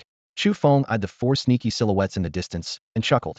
Boss, aren't you afraid Dahe will pick up bad habits from those brats? Dahe has been with me since it was a pup, Tong Jincheng replied with a faint smile. Even though it's now a top-tier beast king, its temperament is still that of a pet. Letting it learn from some clever playmates won't hurt. Chu Feng nodded. A creature that powerful should not keep thinking like a house pet. On the summit, spiritual energy surged. Chu Feng watched Zhang Xian, who sat cross-legged, and nodded in satisfaction. His central and inside souls are full. His foundation is rock solid. Before he finished speaking, the communicator in his pocket vibrated. He glanced at the caller. Hope flashed across his face, but when he answered, only disappointment remained. Second brother, still no sign? Tong Jincheng sighed. Chu Feng forced a smile. After all these years, maybe she's already. Keep looking. Tong Jincheng's tone was firm. No news is the best news. Understood. They focused on Zhang Xian again. Chu Feng lowered his voice. Strength and vitality souls are full too. This kid's speed is insane. Once he tops off heroic in essence, he can condense his core. If ID had his talent back then, who knows? Tong Jincheng said nothing, keeping his eyes on the young man. Zhang Xuan opened his eyes, checked his status panel, and picked up the heroic and essence spirit stones, absorbing them both at once. The crystals melted into streams of light that poured into him. With all 7 souls complete, a swelling pain spread through his body. It was time to form his nascent soul. Bzzz. The power of 3 spirits and 7 souls churned in his sea of consciousness. Following his master's instructions, he guided the force into a single stream. Almost effortlessly it gathered into a smooth sphere of light rolling within the primordial chaos. His core had taken shape. He recited the incantation and slowly lowered the core into his dantian. A mouthful of foul, fishy blood sprayed out, carrying away the last impurities. The next instant his mind roared, and a new layer of perception burst forth. Every blade of grass within 100 meters appeared in perfect clarity even with his eyes closed. As the core compressed, it shifted from milky white to azure, then crimson, and finally a brilliant gold that echoed the radiance around him. Suddenly, the sky darkened. Tong Jinsheng and Chu Feng looked up at the same time, their faces changing dramatically. Heavenly tribulation? How can that be? Breaking through to the Grandmaster realm is never supposed to provoke a heavenly tribulation. Tong Jinsheng and Chu Feng locked eyes in shock, then sprang back nearly a kilometer, their robes flaring behind them. A surge of energy exploded outward, forming an invisible barrier that hurled back every nearby cultivator and spirit beast. What is that? The pressure is terrifying. Is the sky changing? Let's get closer. The storm clouds overhead thickened by the second, roaring with strange phenomena that drew experts from every direction. Before anyone could approach, 2 overwhelming auras swept in from the horizon. The crushing force hammered the air itself, making it hum. Many who had rushed forward turned ashen and plummeted to the ground. What kind of power is that? What are they doing? We'd better stay back. Those seniors clearly don't want company. Could a secret realm be appearing? If it were a secret realm, they wouldn't be driving us off. While the human experts speculated, the nearby beast legion was just as shaken. Heavenly tribulation. A black giant ape, more than 3 meters tall, stared up at the sky, dark eyes blazing. Heavenly tribulation? Ancestor, what's that? Several fluffy young apes looked up, wide-eyed. The elder's gaze glinted with anticipation. Do you know the differences among beast kings? The little apes shook their heads. Smiling, the giant ape explained, after the 4th tier, our path mirrors a human's. We refine the 3 souls and 7 spirits, condense an inner core, break it into a nascent infant, and nurture it until we become beast kings, what humans call grandmasters. Afterward, we forge a golden body. Normally 5 reforgings let you challenge the 9th tier, but true powerhouses temper themselves at least 6 times. That number shapes the road ahead. Really? The young ape's eyes went round. Ancestor, isn't the 9th tier the limit? Can we advance beyond that? We've never seen anyone greater than you. The elder patted their heads fondly. You're far from that step. When you reach the 9th tier, he'll explain. Just remember, beyond the 9th tier, you must break life shackles. The more times you forge the golden body, the easier that becomes, and when you break free, heavenly tribulation comes. Heavenly tribulation, is that it? One little ape pointed at the thunderclouds that dimmed the land. Exactly. The elder sighed. I've never dared summon it. My odds were too low. I never thought a human cultivator would risk it first. Stay here. I'm going to take a look. With that, he clasped his hands behind his back and stepped into the air, his massive frame looming beneath the stormlit sky. Ding, new quest triggered. Survive the heavenly tribulation. The instant Zhang Xuan felt an eerie, terrifying force lock onto him, the system prompt echoed in his ears. He looked up at the boiling thunderclouds, nose stinging, on the verge of tears. First master, second master, what's happening? He shouted. His 2 masters, already far away, called back crisply, we don't know either. Panic seized Zhang Xuan as he took rapid stock of his belongings. 5 skill, 2 experience cards. 6 exorcism cards. 1 talent copy card. Artifacts. The golden bell, the demon subduing cudgel, and the cracked desolation blade. Can an exorcism card disperse a heavenly tribulation? He glanced up again at the oppressive clouds and felt his heart sink even further. Boom. A bolt of tribulation lightning crashed down from the sky and struck Zhang Xuan squarely. White-hot arcs wrapped around him, filling the air with the stench of charred flesh, as though even his bones were melting. Eyes shut and nerves stretched to the limit, he felt a savage, annihilating force pour into his body, ripping apart muscles, meridians, and organs. The system's icy prompt echoed in his ears. HP 1000. HP 1000. Pain slammed into him in relentless waves, yet Zhang Xuan secretly exhaled in relief. The damage was still within control. He quickly pulled out a supreme vitality pill and shoved it into his mouth. Warm medicinal power swept through his limbs, his blood surged back, and his pounding heart steadied.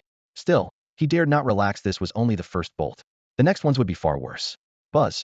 The void suddenly quaked as a giant ape several zhang tall tore through space, muscles bulging and shockwaves rolling off its body. Big monkey, I didn't think you'd dare show up. Since you're here, die here. Chu Feng took one step forward, golden light boiling from his body, and punched at the ape. Chu Feng, you. The giant ape roared, its voice shaking the clouds. Before the words faded, it spewed a jet-black beam that solidified into a sword and slashed through the air, its chill biting to the bone.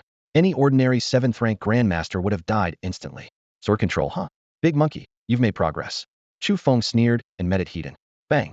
Fist and black blade collided, sparks spraying outward as terrifying ripples blasted in every direction, the nearby void seeming ready to collapse. With a flick of its claw, the ape recalled the black light, making it vanish and reappear in an instant, strange and unpredictable. Immortal, where exactly are you taking us? Deep in the mountains, Bauer perched on Desheng's head, her cat-like eyes full of suspicion. Baizhe frowned. Desheng, you're not that strong, and the enemy has pushed deep inside. Everyone knows the beasts get tougher the farther in you go. Squeak, squeak, squeak.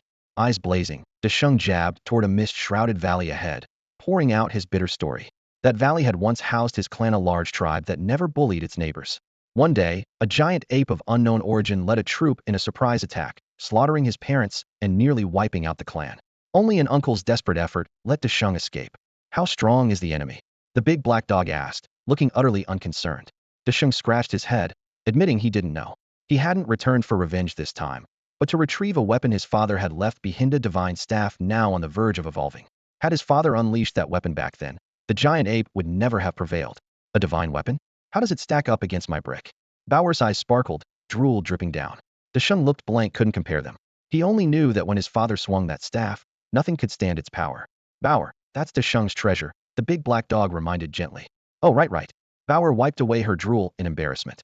The 4 spirit beasts slipped into the valley without alerting a single monster and halted in a grove of emerald bamboo. Squeak, squeak. Desheng pointed to the ground. His weapon was buried there. Go ahead, Desheng. This valley doesn't have a real beast king, the big black dog whispered after sniffing around. Desheng let out a breath and awakened his bloodline. Gudu, gudu. A torrent of vital energy burst forth, making the bamboo-covered ground tremble violently. What's that racket? Who dares stir up trouble in Ape King Valley? A furious roar rolled across the gorge as tens of thousands of apes surged like a tidal wave, fangs bared. Bauer and Baizhe exchanged a glance. Identical grins curled their lips. In unison they said, our supplements have arrived. Apes carpeted the hillsides, closing in on them from every direction. Dashing's temples throbbed, his worry plain to see, but the big black dog tapped his forepaw and spoke in a calm, low voice, steady your heart. With me here, no beast in this forest can lay a claw on you. The words carried an odd cadence, like a breeze over still water, and the panic in Dashing's eyes was instantly replaced by focus as he roused the power in his blood once more. In the next breath, the ground hummed to life. Interlocking lines of light spread like a spiderweb in ambush formation long buried beneath the soil. The glow intensified until, at its center, a pitch-black iron staff slowly broke through the earth as though lifted by an invisible hand.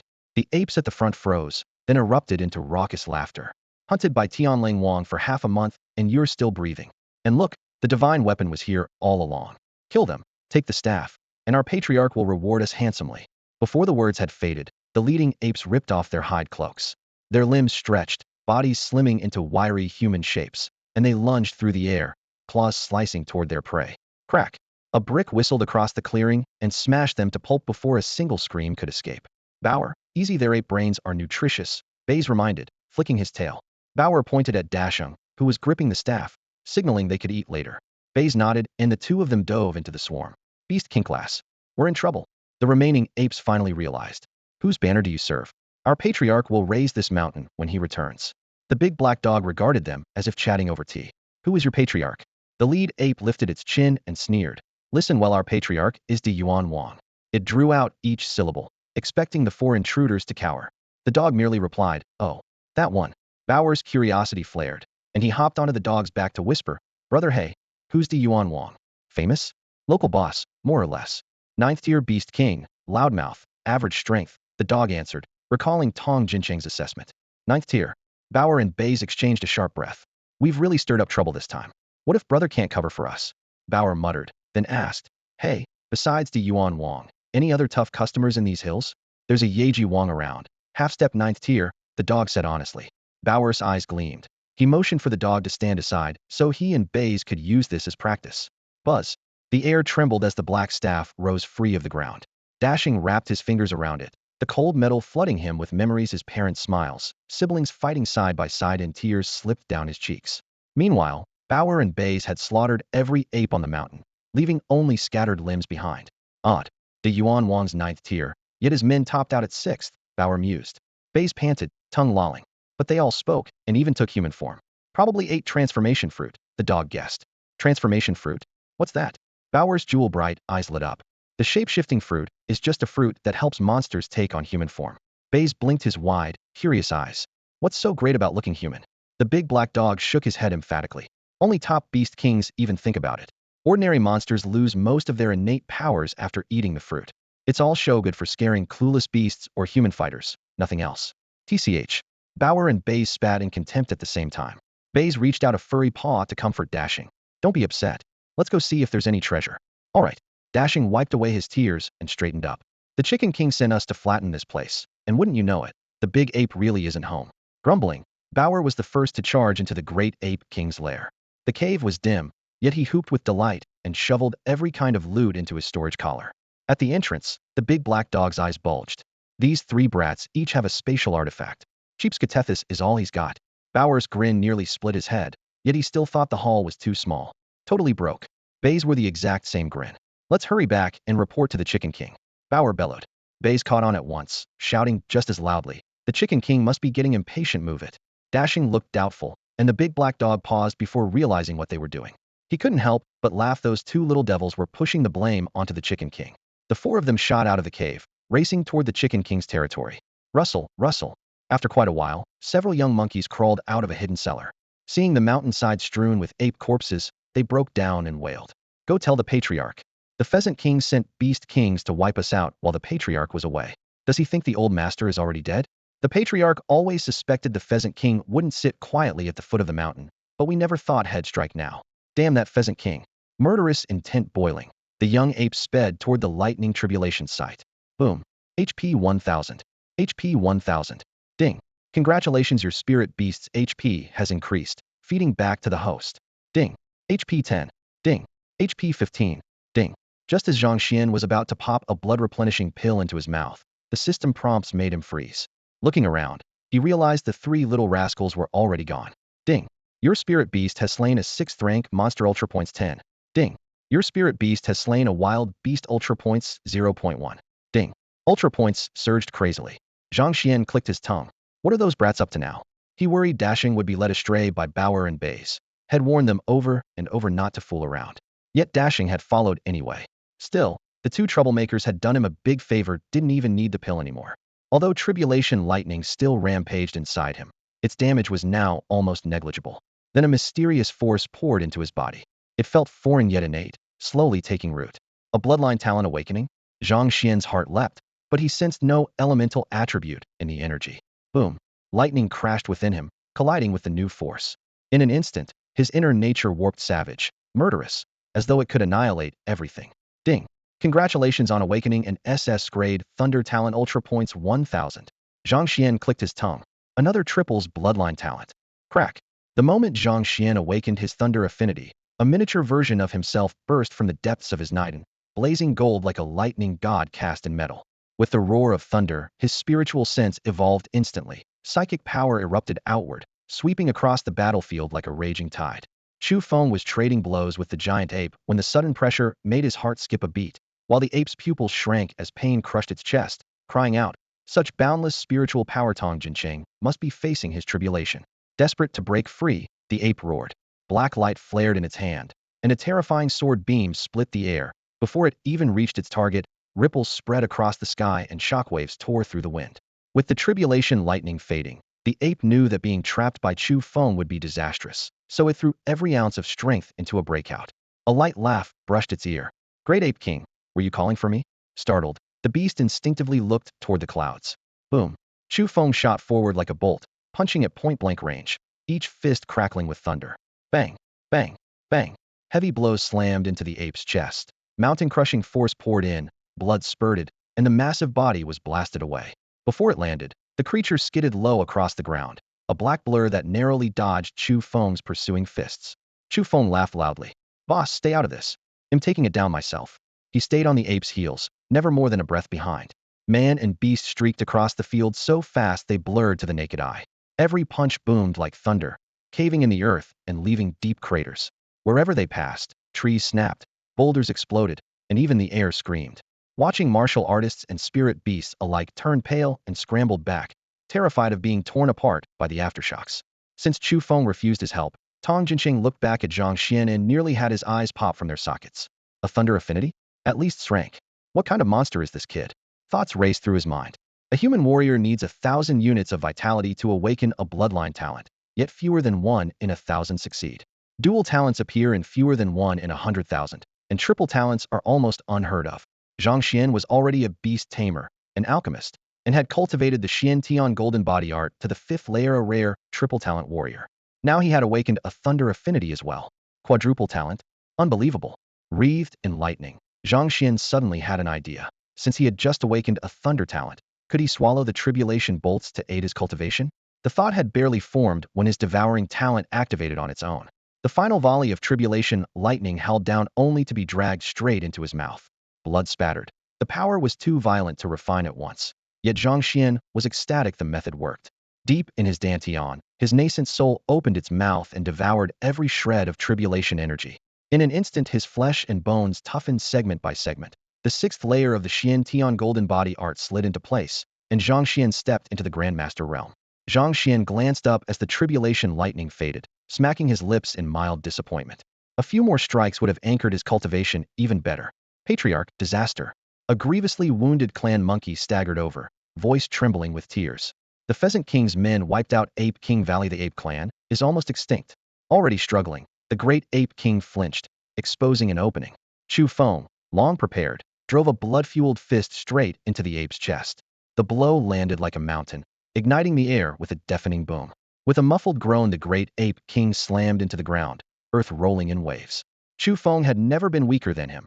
Now the ape's breastbone cracked inch by inch, blood spraying everywhere. The searing pain left him no time to save the monkey, still teetering in midair. A mysterious force surged from within him.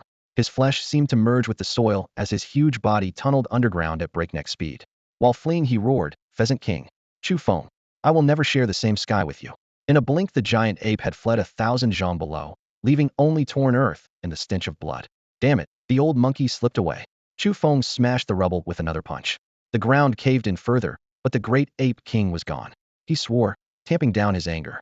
Tong Jinqing dusted his sleeves, half smiling. The old ape's probably close to facing his own heavenly tribulation.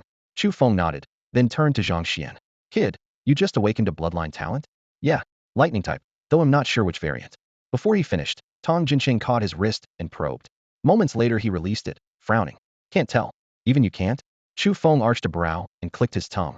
For completely different talents, already can't say if that's a blessing or a curse. Zhang Xuan frowned. "How so?" Chu Feng chuckled. "Most people awaken one talent in their life, maybe a second during a breakthrough. If the first is beast mastery, the second is usually a refinement of the same thing. But you've broken every rule for unrelated talents. We don't know if that helps or harms you. Yet everyone says dual talent warriors are rare and likelier to become top powerhouses." Zhang Xuan pressed. Tong Jinqing took over, smiling. "Because their talents complement each other and both are rank or higher. Your school told you S is the ceiling, right? At the Martial Academy you'll learn about SS, and even heaven-defying SSS. Your friend Jose awakened an S rank talent so long as he stays alive. 9th rank Overlord is guaranteed. A dual talent warrior is either 1 SS plus another A or higher, or 2 ranks." That eased Zhang Xuan's mind. Chu Feng grinned. "Come on. Your beast mastery is at least rank. The rest?" Checking his system panel, Zhang Xuan answered clearly, "S rank, beast mastery." Both elders nodded, just a bit higher than expected. Then he added, "SS rank devour." S rank. Their eyes lit up. "No wonder you progress so fast, it's SS rank." HM. The two old men froze mid-nod. "Xiao Xian, what did you say? 2 SS or 3? 3 SS. Zhang Xuan only shrugged and offered a brief explanation. In his eyes, the two teachers were towering figures in the martial world, experts so revered that even the martial league's top fighters treated them with deference. So, what kind of prodigy hadn't they seen? He added casually, "Thunder affinity, triples. Alchemy's a bit lower, just a class." The words had barely left his mouth before Tong Jinqing and Chu Feng looked as if a gale had blown their hair askew, their eyes frozen wide. A doubles beast taming talent, a triples devouring talent, a triples thunder talent, plus a class alchemy genius no longer covered it. It sounded like blood straight from a mythic god. Just then, the black dog, Bauer and Bays came bounding back. Zhang Xuan reached out and grabbed Bauer by the scruff. The little creature's ears drooped as it licked the back of his hand. Brother, I missed you so much. Zhang Xuan scowled. Didn't I tell you to stay put? Where did you wander off to? Bauer blinked innocently. We just looked around a bit, didn't do anything. Bauer could lie at the drop of a hat. Knowing further questions were pointless, Zhang Xuan lifted the furry Dashing right in front of his face. Dashing went rigid, his ears trembling. Speak. Where did you go? Pinned by Zhang Xian's gaze, Dashing stammered. Her brother, I. That was when Zhang Xuan noticed new bumps sprouting behind Dashing's original ear. She was about to evolve into a four-eared ape. Curious, Zhang Xuan pinched them. The tiny ears twitched, and Dashing panicked even more. Sensing danger, Bays dove into Zhang Xian's arms and frantically licked his face. Brother, we really just wandered around. Dashing can't even talk. Stop asking. A few steps away, Tong Jinsheng crouched and patted the black dog's head, trying to question it too. The dog watched Bauer and Bays lie so smoothly, envy flickering in its eyes, but its spirit beast contract kept it from uttering a single false word. Tong Jinsheng wasn't annoyed. He simply stroked its fur and murmured, forget it if you don't want to say. To him, this was already progress. If a spirit beast could resist its contract, it truly saw itself as a partner, not a slave. He even envied the relaxed, half-master, half-friend bond Zhang Xuan shared with his beasts. Those two lied so effortlessly, it was clear they'd done it plenty of times. Thank you, master. The black dog caught his meaning, gave him a sloppy lick, and lay down. Tong Jinsheng and Chu Feng then fixed their curious gazes on Zhang Xuan. Under the pressure, Dashing finally spilled everything. We went to Ape King Valley. I grabbed the weapon my father left me. Bauer and Bays killed all the monkeys there to avenge me. The moment he finished, Bauer and Bays shot him identical glares, then instantly switched to fawning smiles, wagging their tails at Zhang Xuan like nothing was wrong. Zhang Xuan snorted. You know the rule, half of anything good comes to me. It's no use to you anyway, so hand it over. Bauer and Bays jerked, wings trembling, and tried to bolt, but Zhang Xuan had expected it and caught them with one hand. With practiced ease, he rummaged through their storage collars and poured out a small mountain of loot, more than a dozen gleaming weapons and a mound of aged spirit herbs. Oh, whoa, Bauer yelped, sinking its teeth into his hand. Brother, you're bullying a cat. Bays looked as though Zhang Xuan had skinned it alive, stomping around in a fury.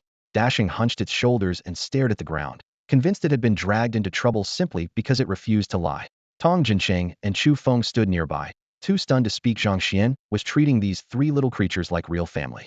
Despite the aggrieved faces Bauer and Bays pulled, a glint of secret delight shone in their eyes, as if they were hiding something valuable elsewhere.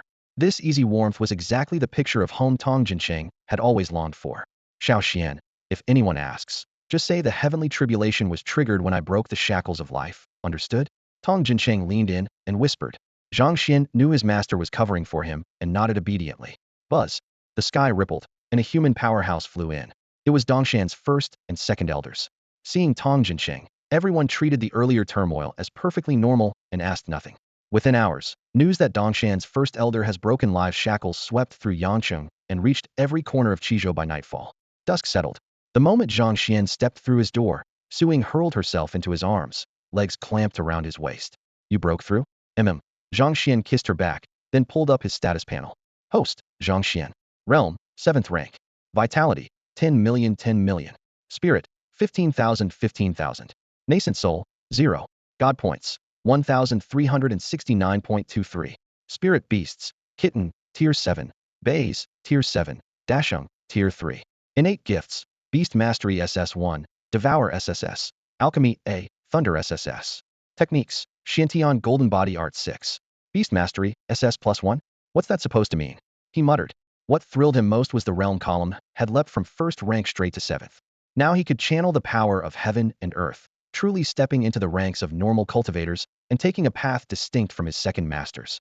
Years earlier, because he lacked talent and foundation, second master Chu Feng spent 20 years creating the Xiantian Golden Body Art, cultivating only vitality and borrowing no spiritual energy. The 7th layer granted grandmaster power, the 8th forged a golden body equivalent to 5 refined gold. Even now, stuck at the 8th layer, Chu Feng could suppress a Tier 9 Great Ape King, proving the art's sheer dominance. Zhang Xuan lifted a hand, gathering a wisp of spiritual energy on his fingertip. Light danced along it. Still, he had no intention of switching to spirit cultivation. Vitality would remain his core, with the nascent soul there only to bolster his mind. He sensed the system wanted him to form a nascent soul to offset weak divine sense where his second master excelled in body but lacked in spirit. He meant to master both. Suing produced a gilded invitation. By the way, Tang Wu just advanced to Grandmaster and sent you this. Yangqing, he's not returning to the capital? Zhang Xuan asked. Nope, he's staying here, Su Ying said, eyes narrowing. Only here can he fight beasts whenever he likes. Zhang Xuan brushed a kiss across her lips. Come with me tonight. Absolutely. Su Ying's eyes lit up. His heart skipped a beat. What was that look for? Was she plotting something? Then he laughed at himself. He was a Grandmaster now. What could he possibly have to worry about? Ying, what are you planning? Zhang Xuan fixed his eyes on Su Ying, trying to read her thoughts in those clear pupils. Give me a heads up, will you? If I'm going to die, ID like a little warning. Su Ying rolled her eyes, folded her arms, and snapped. Paranoid much? What good would killing you do me? If there's nothing in it for me, why would I bother? Zhang Xuan burst out laughing. Good to know. Night settled in quietly. The two little rascals, Bauer and Baizhe, slipped away early, claiming they had important business. Zhang Xuan didn't need to guess. He knew they had gone to dig up the treasure they'd buried. Dashing, having just retrieved the staff his father left him, stayed home to refine it. So Zhang Xuan took only Su Ying and drove to the Zhou residence. Zhou Tianli's entire family poured out to greet them, the pathway ablaze with lights. Uncle Zhou, we're familiar, there's no need for all this formality, Zhang Xuan said with a laugh. Xiao Xian, don't say that, Zhou Tianli replied solemnly. Whether it was the help your Zhang clan gave us back then, or the way you've looked after Xiao Zhe all these years, I remember it all. How could I not show proper courtesy? He sighed inwardly. Who would have thought the boy once scorned throughout Yang City as worthless had become a Grandmaster-level powerhouse? Inside the softly lit sitting room, Zhang Xuan suddenly noticed Lu Lin and Zhang Yao standing beside Zhou Zhe and paused. Lu Lin greeted him with a poised smile, while Yan Yuo's cheeks flushed and she dropped her gaze. Zhang Xuan gave Zhou Zhe a thumbs up. Zhou Zhe chuckled and slung an arm around each woman. Hands on her hips, Su Ying eyed the trio with interest. And when did this happen? Why didn't anyone tell me? Lu Lin rolled her eyes. Please, and you moved into Brother Xian's place without telling us. Su Ying huffed and lunged at her. Oh, teasing me, are you? We'll see about that. The three women dissolved into laughter and playful scuffling. When the commotion finally subsided, everyone climbed into the cars. Zhang Xuan took the wheel and headed steadily toward the Yang City Hotel. Wow, the place is crawling with big shots. I see a whole crowd of high-ranked fighters, even Grandmasters. Zhou Zhe exclaimed as he stepped out. Keep your voice down, don't disturb the Grandmasters, Lu Lin whispered. Zhou Zhe waved a hand. Grandmasters aren't that petty. Relax. Outside the hotel, the crowd buzzed with conversation. Snatches of talk from several visiting martial artists drifted over. I really don't get what Fifth Brother is thinking, choosing to station himself in a remote little city like this. Yeah, I heard there's a beast tide here every year. It's dangerous. The locals all want to move away. They say some heaven-defying genius turned up. Bah, just rumor. A few years ago there was a Zhang Kai, and that alone drained all the luck out of Yang City. I hear the beast tide has gone from once a year to 3 times a year since. People talk about luck as though it's mystical, but every major power has proved it exists. After Zhang Kai, there won't be another genius here for at least 10 years. Suddenly one of them brightened. Hey, check out those 3 sweet things over there. Didn't expect this backwater to have that kind of stock. His companion tugged his sleeve. Keep it down. They might not be locals, could be from another clan. This isn't Dizhou. Better watch yourself. Holy crap, who are those people? A towering vehicle rolled in, black, mist-like demonic energy spiraling off its hood and shooting into the clouds. Chilling everyone in line was unmistakably the aura of a beast. Someone's face drained of color, and he started to shout. Beasts have slipped in. Are they about to launch a beast tide? Shut up, a burly man hissed. Word is the world's changing, and the two races are about to make peace. Haven't you noticed a lot of royal beasts have taken human form lately? What? How did I miss that? We've fought them for centuries, sworn enemies. What kind of upheaval could force this? Doubt rippled through the crowd. With a clang, the door swung open and dozens of figures filed out. They looked human, but fangs, scales, and tails still showed, an untamed ferocity rolling off them. A massive tiger-type beast with a barrel chest snorted, unleashing violent psychic pressure. The fighters at the gate, none above 6th rank, went paper white. The weaker ones spat black blood on the spot. If they want peace, why open with a show of force? The crowd bristled in silence. At least 15 beast kings had ridden in that vehicle, maybe even a 9th-tier monarch. No one dared provoke them. Zhang Xuan stepped down as well, taking in the daunting lineup. Hearing the whispers, he thought, if the rumors were false, these beast kings wouldn't stroll into Yang City like this. What happened that forced a truce? Bro Xian, those are all beasts, right? Zhou Zhe and the others were too weak to pick up the hushed exchange. They only felt the icy aura. Zhang Xuan repeated what he had heard, leaving them stunned. After all those years of war, we're just making up? Then what's the point of our training missions? Lu Lin blurted. Relax, the missions stay. Su Ying kept her voice low. Only royal clans with beast kings can ally with us. The minor clans are still targets. How it works will depend on the top powerhouses. These beasts coming to Yang City is just a goodwill signal. You knew? Zhang Xuan asked. Remember, I'm a teacher, Su Ying replied with a raised brow. What about the beast tide? Will it still happen? Zhang Yanhua pressed. Su Ying fell silent. The answer was obvious. They entered the hotel. Ha ha, brother Zhang, you're finally here. Tang Wu strode over with arms wide open. Around them people whispered. That's the Grandmaster who's not even 20? I thought he used some secret art. That rumor's dead. Mu Qing started it, hoping we'd kill Zhang Xian for him. So what's the Mu family saying? They're furious, hunting Mu Qing everywhere, but the guy's vanished. And that's Zhou Zhe next to Zhang Xian, the one with the S-rank thunder talent? Doesn't look like much. Ignoring the gossip, Tang Wu clasped Zhang Xian's hand. Brother, when we met you were just an ordinary guy, and I was peak 6th rank. Now you're a grandmaster before me. I yield. The heat in his gaze set tongues wagging. Man, is Tang Wu batting for the other team? He's looking at him like family. In truth, Tang Wu was picturing Zhang Xian as a future brother-in-law. His sister liked him, so the affection came naturally. Suddenly a commotion erupted at the entrance. What are you staring at, measly 6th rank human? Courting death? The hulking tiger-type beast from earlier roared, murderous intent flaring. Zhang Xian and Tang Wu frowned and turned toward the door. Zhang Xian and the others walked up to the gate.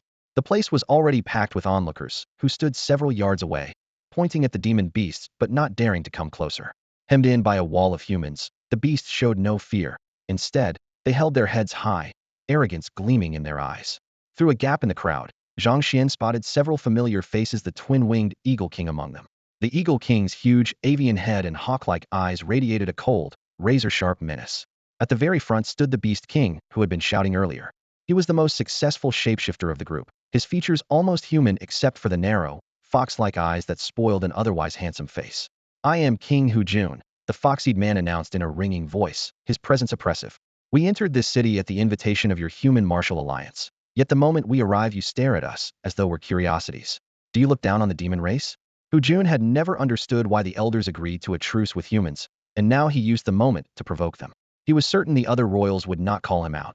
This was blatant scheming, and nearly impossible to counter. A nearby Beast King murmured, Old Hu, this is the human world. Tone it down. I know you hate humans, and plenty of their martial artists hate us just as much. So what? Another royal beast sneered. They invited us here. They call themselves a land of courtesy. So however irritated they are, they still have to show their guests some respect.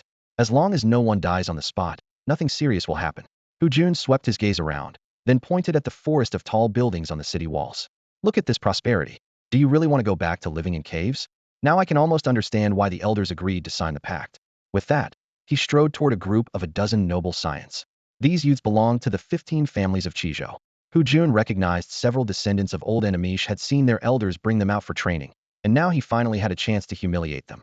The other Beast Kings tried to stop him, but when they saw he was determined, they could only grit their teeth and follow. Even if it delayed their treaty with the Martial Alliance, they had to move as one. Hu Jun halted in front of a young man from the Sure family and raised his voice. You're a Sure brat, aren't you? Where's your father? Oh, that's your uncle, haha.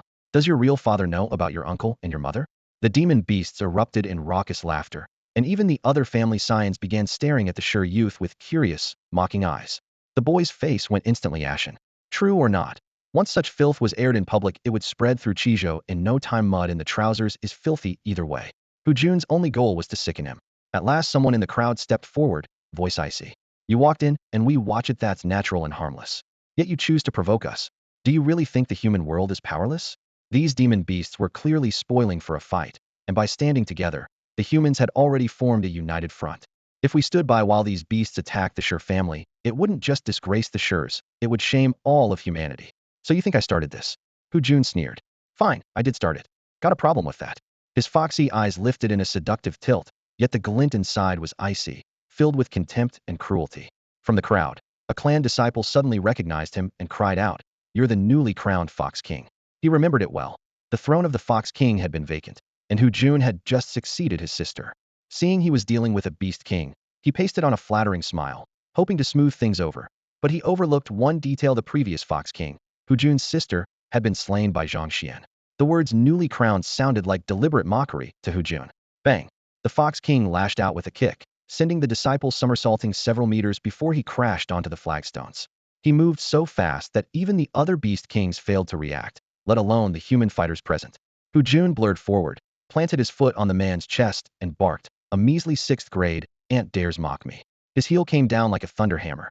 Ribs cracked and blood sprayed from the disciple's mouth. What are you standing there for?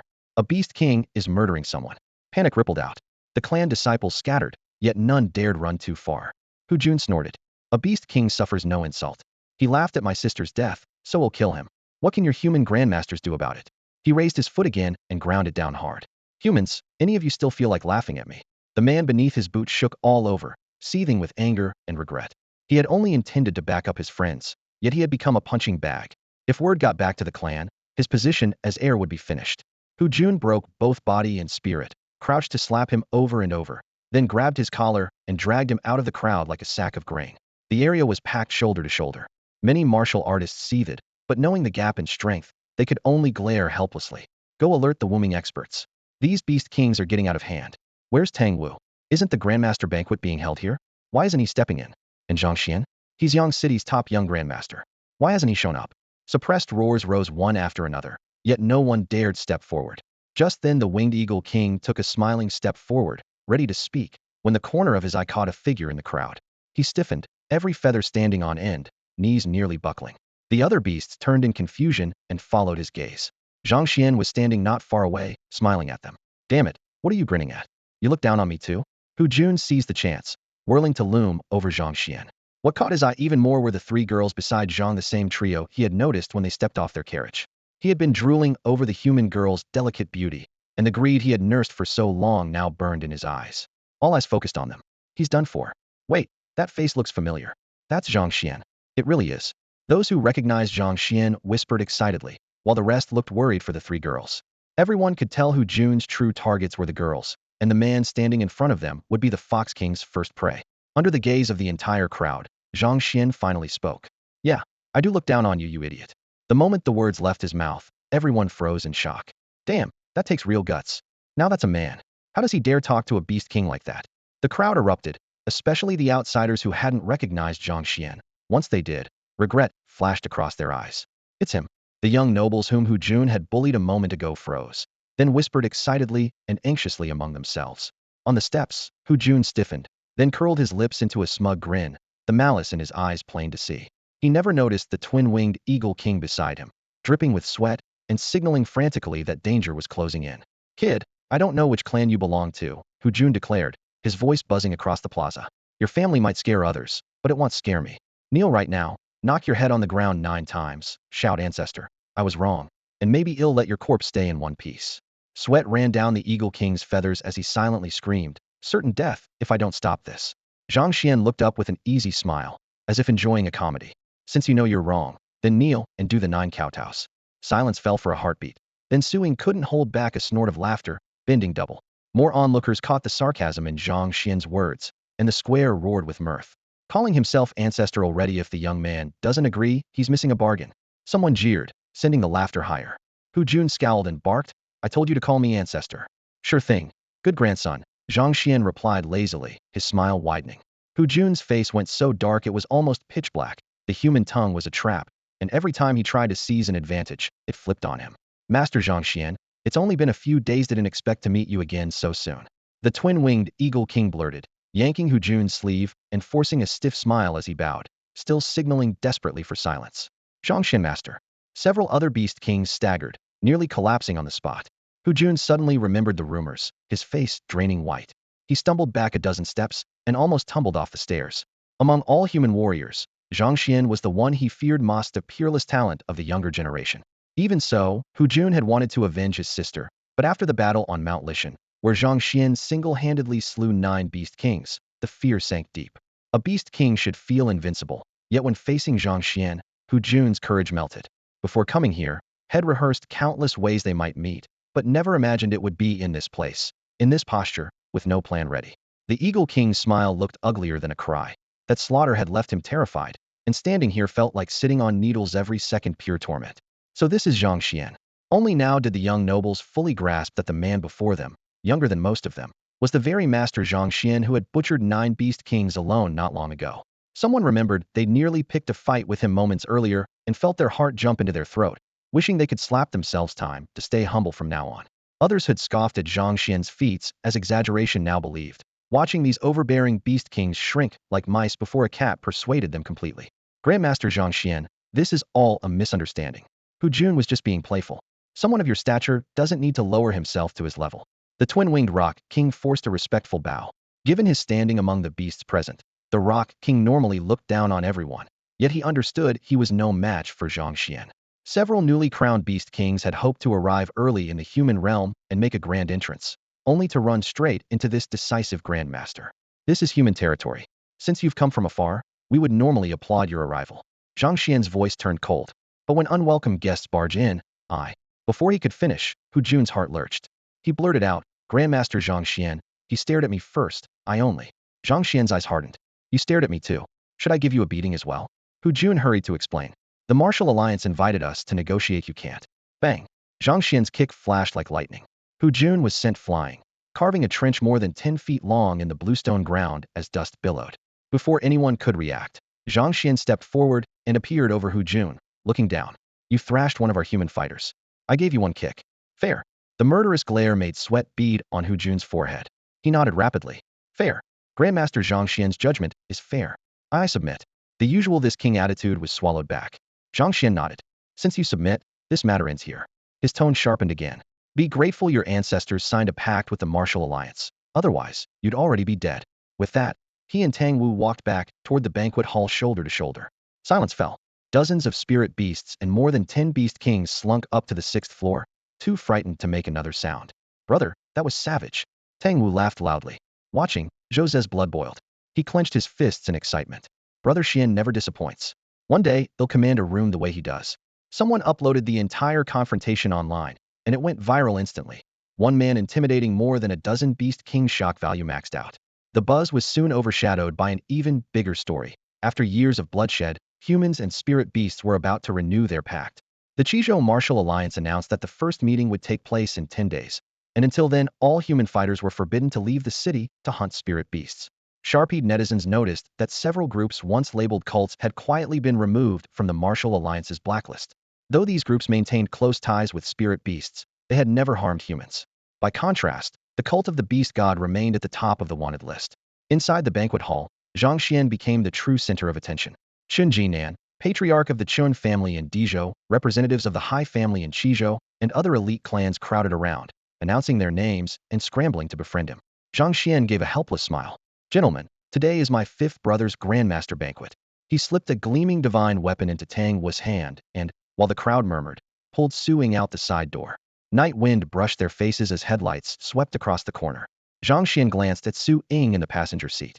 What are you staring at? Su Ying glared. I'm just shocked you didn't stir up trouble, Zhang Xian said bluntly. Su Ying rolled her eyes. Are you a glutton for punishment? That look was because you willingly took me to a big event. I'm happy. It shows that, in your eyes, we're more than a fling. The realization hit Zhang Xian. He slammed the brakes, the car screeching to a halt by the curb. Turning to her with earnest eyes, he said, Ingjia, of course we're more than just physical. We. Buzz. A murderous aura ripped through the night sky, thick with bloodlust. Zhang Xian die. A blazing fist burst forth, wreathed in scorching flames. Yet the fiery punch was only a feint. The true killer hid behind Ida palm-sized black flying sword. The blade was dull and pitch black, but a razor-sharp aura seeped from its edge, and it moved so fast it was said to slice through anything. While the fist lunged at Zhang Xian's face, the sword silently homed in on the sports car's fuel tank. The man in black clearly meant to ignite the car and kill Zhang Xian in the blast. Drive. Zhang Xian barked. He shoved the car with a single palm, sending it skidding dozens of meters before it came to a steady stop. Su Ying's heart pounded. Knowing she would only hold him back, she hurried to put distance between them. An 8th-ranked Golden Body Grandmaster, someone had actually sent such a monster to kill Zhang Xian. The thought was terrifying. Great monument-shattering palm. Without hesitation, Zhang Xian ignited his blood power and crushed the skill card in his hand. He dared not gamble on hidden ambushes. If he were alone, he might have tested his limits. But with Su Ying nearby, defeat was not an option. A low hum sounded as golden light erupted, coating Zhang Xian like a living statue of gold. He reached out and caught the speeding sword in midair. The spirit force inside the blade thrashed wildly, trying to break free. Zhang Xian snorted and blasted out a palm strike that split the air. The attacker was hurled away as swiftly as he had arrived, spraying blood through the air. He screamed, You're not 7th rank. Envy and disbelief laced his voice. Desperately, he tried to reclaim the sword with his mind, turning into a streak of crimson light and vanishing. A heartbeat later mist rolled in, thick with murderous intent. Zhang Xian chuckled coldly. Fool. He flicked a pebble off the ground. It whistled through the fog, struck the hidden enemy, and drew a spray of blood. The man refused to abandon the sword now in Zhang Xuan's grasp. The struggle for control only betrayed his location. What are you waiting for? Attack together, his talent defies the heavens. He must die. The masked man roared. That was exactly the scenario Zhang Xuan feared. He flashed forward and buried his fist in the man's chest. With a dull boom, the man in black was blasted backward, blood splattering across the ground. Only then did Zhang Xuan study the sword. It was feather-light, almost wooden in appearance, ideal for mental control yet untouched after clashing with him. Proof that it was anything but ordinary. Pleased, he slipped it into his storage space. The instant he did, the bond between sword and master backfired. The man spewed a mouthful of dark blood. Zhang Xuan, give me back my sword. Tell me who you are, and I will. Zhang Xuan replied with a playful smile. I'm your damned ancestor. The man roared. Then I'll find out on my own. Zhang Xuan shrugged, stepped forward, and vanished. When he reappeared, his foot was already smashing into the man in black. Boom. Unable even to raise a proper defense, the assassin was crushed and left powerless. Satisfied, Zhang Xuan called out to Su Ying, telling her there was no need to stay so far away. She could remain by his side. Right now, nowhere felt safer than staying at his side. Within mere breaths, the clash had spread like a tidal wave. Elder Yang and Elder Lu were bound to notice, and the three instructors would never stay idle. Zhang Xuan could almost be certain the black-clad man before him had been completely abandoned by his companions. The man's pupils contracted, his ragged breathing betraying his growing panic behind the mask. He knew full well that if this dragged on, all that awaited him was death. Ha! The Yaoshan cult is making a grand move today. The black-clad man suddenly roared, his laughter booming like thunder. Once every beast king is slain, the Yaoshan cult will stand as humanity's first line of defense. For this, we've brought 20 grandmasters, 15 at the 8th rank and 9th rank. Mu Qing, do you have a death wish? A deep voice rumbled from afar, heavy as a mountain storm. A vicious gleam flashed in the black-clad man's eyes. Heh, I was waiting for you. Old man, since you're tired of living, they'll send you on your way. A bolt of golden light tore through the air toward the voice. Zhang Xuan let out a silent breath of relief. It was his second master making a move. Boom. From the direction of the Yangqing Hotel, more than 30 grandmaster auras erupted at once. Bad news, Yaoshan cult members. These lunatics must be mad. Today's guests include big names from Yangqing, Dizhou, Qizhou, even Jingdu. The Yaoshan cult, until now little more than a rumor, revealed its terrifying might, making everyone's scalp tingle. Zhang Xuan fixed his gaze on the black-clad man. Mu Qing, supposedly still at the 6th rank, had appeared hurried the 8th? Even if it was just the initial stage, who else but Zhang Xuan himself had ever climbed the ranks so crazily in so short a time? Sensing his shock, the black-clad man threw back his head and laughed, then ripped off his mask. The familiar face was unmistakably Mu Qing. It really is Mu Qing, Su Ying blurted out. A spark of pride finally surfaced in Mu Qing's eyes. For the first time, he saw others shaken by his presence, especially Su Ying, whom he had long admired, and his vanity swelled. Zhang Xuan, don't think no one knows where your cultivation came from. Mu Qing snarled. You're with the Yaoshan cult too, aren't you? Only the cult can make someone's realm soar. Ha, Yangqing's foremost prodigy is actually a Yaoshan cult spy. A cripple with a blood vigor of only 20 suddenly heals his injuries and jumps straight to the 8th rank. If that's not cheating, what is? His tone shifted, turning icy as he looked at Su Ying. Miss Su, did you know? The cult sent me to assassinate him precisely because they knew I couldn't, just to highlight his heaven-defying talent and slip him into the martial alliance. Su Ying's heart sank, her thoughts in disarray. The Yaoshan cult had indeed planted agents in the alliance more than once, causing heavy losses. She couldn't deny Mu Qing's words outright. Catching her hesitation, Mu Qing's eyes glittered with mockery. He would likely die today, but if he could sow doubt and drag Zhang Xuan down with him, it would be worth it. Of course, if he could survive, all the better. With that thought, he spun and shot into the air, intent on escape. If the cult had abandoned him, he might as well bite back. Did I say you could leave? Zhang Xuan sneered, his blood vigor surging like a tide.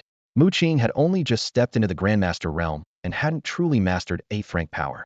In the next instant, Zhang Xuan flashed behind Mu Qing, Su Ying still in his arms. Mu Qing's expression changed. Slap. Zhang Xuan smacked the dazed Su Ying on the backside. The reason I've advanced so fast is the Xiantian golden body technique, he said in an unhurried, confident voice.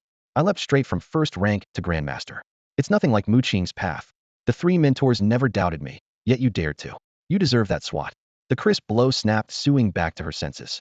Mu Qing's words had momentarily unsettled her, but the slap cleared her head.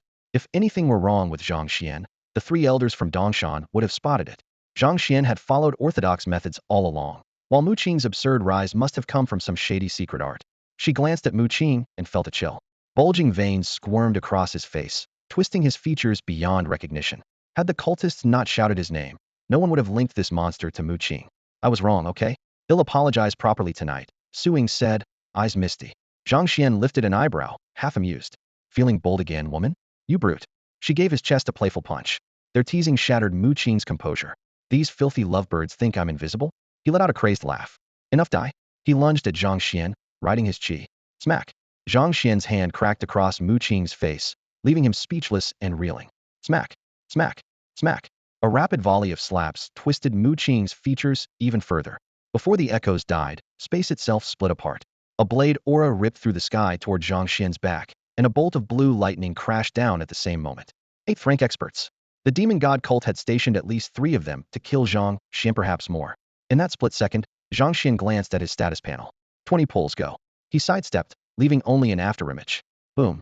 Lightning and blade aura detonated, gouging a 5-meter crater and flinging charred earth and rubble. A half step slower, and he would have been pulp. Ding, thank you for participating.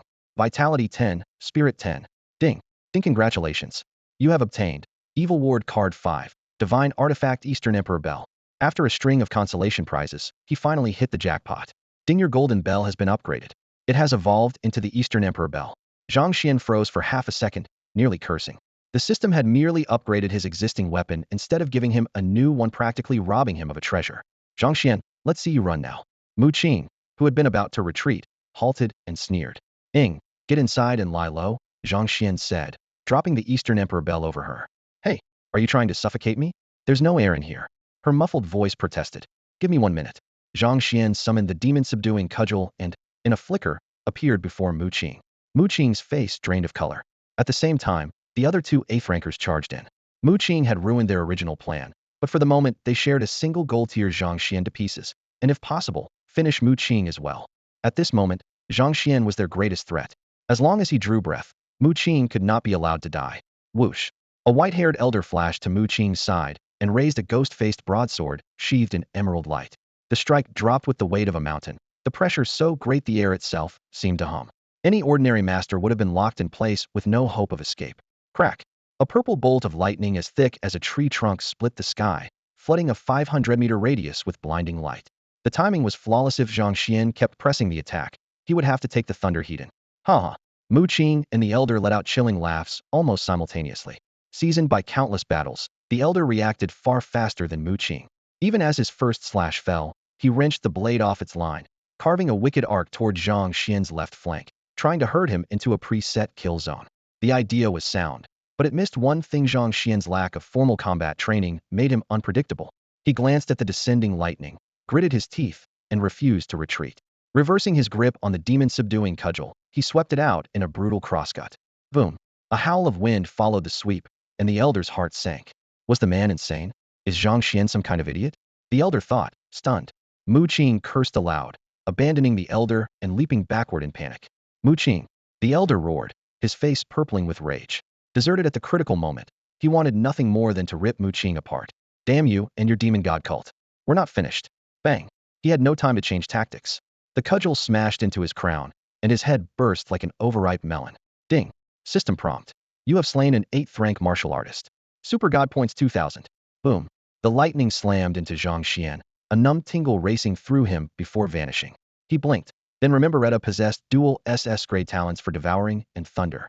This level of lightning couldn't hurt him at all. Huh. The burly cultivator controlling the storm froze in disbelief. Crack. A chunk of bone hurtled through the air and sent him flying. Zhang Xuan stepped forward and summoned the Eastern Emperor Bell. The ancient bell slammed into his palm, and he swung it like a massive brick.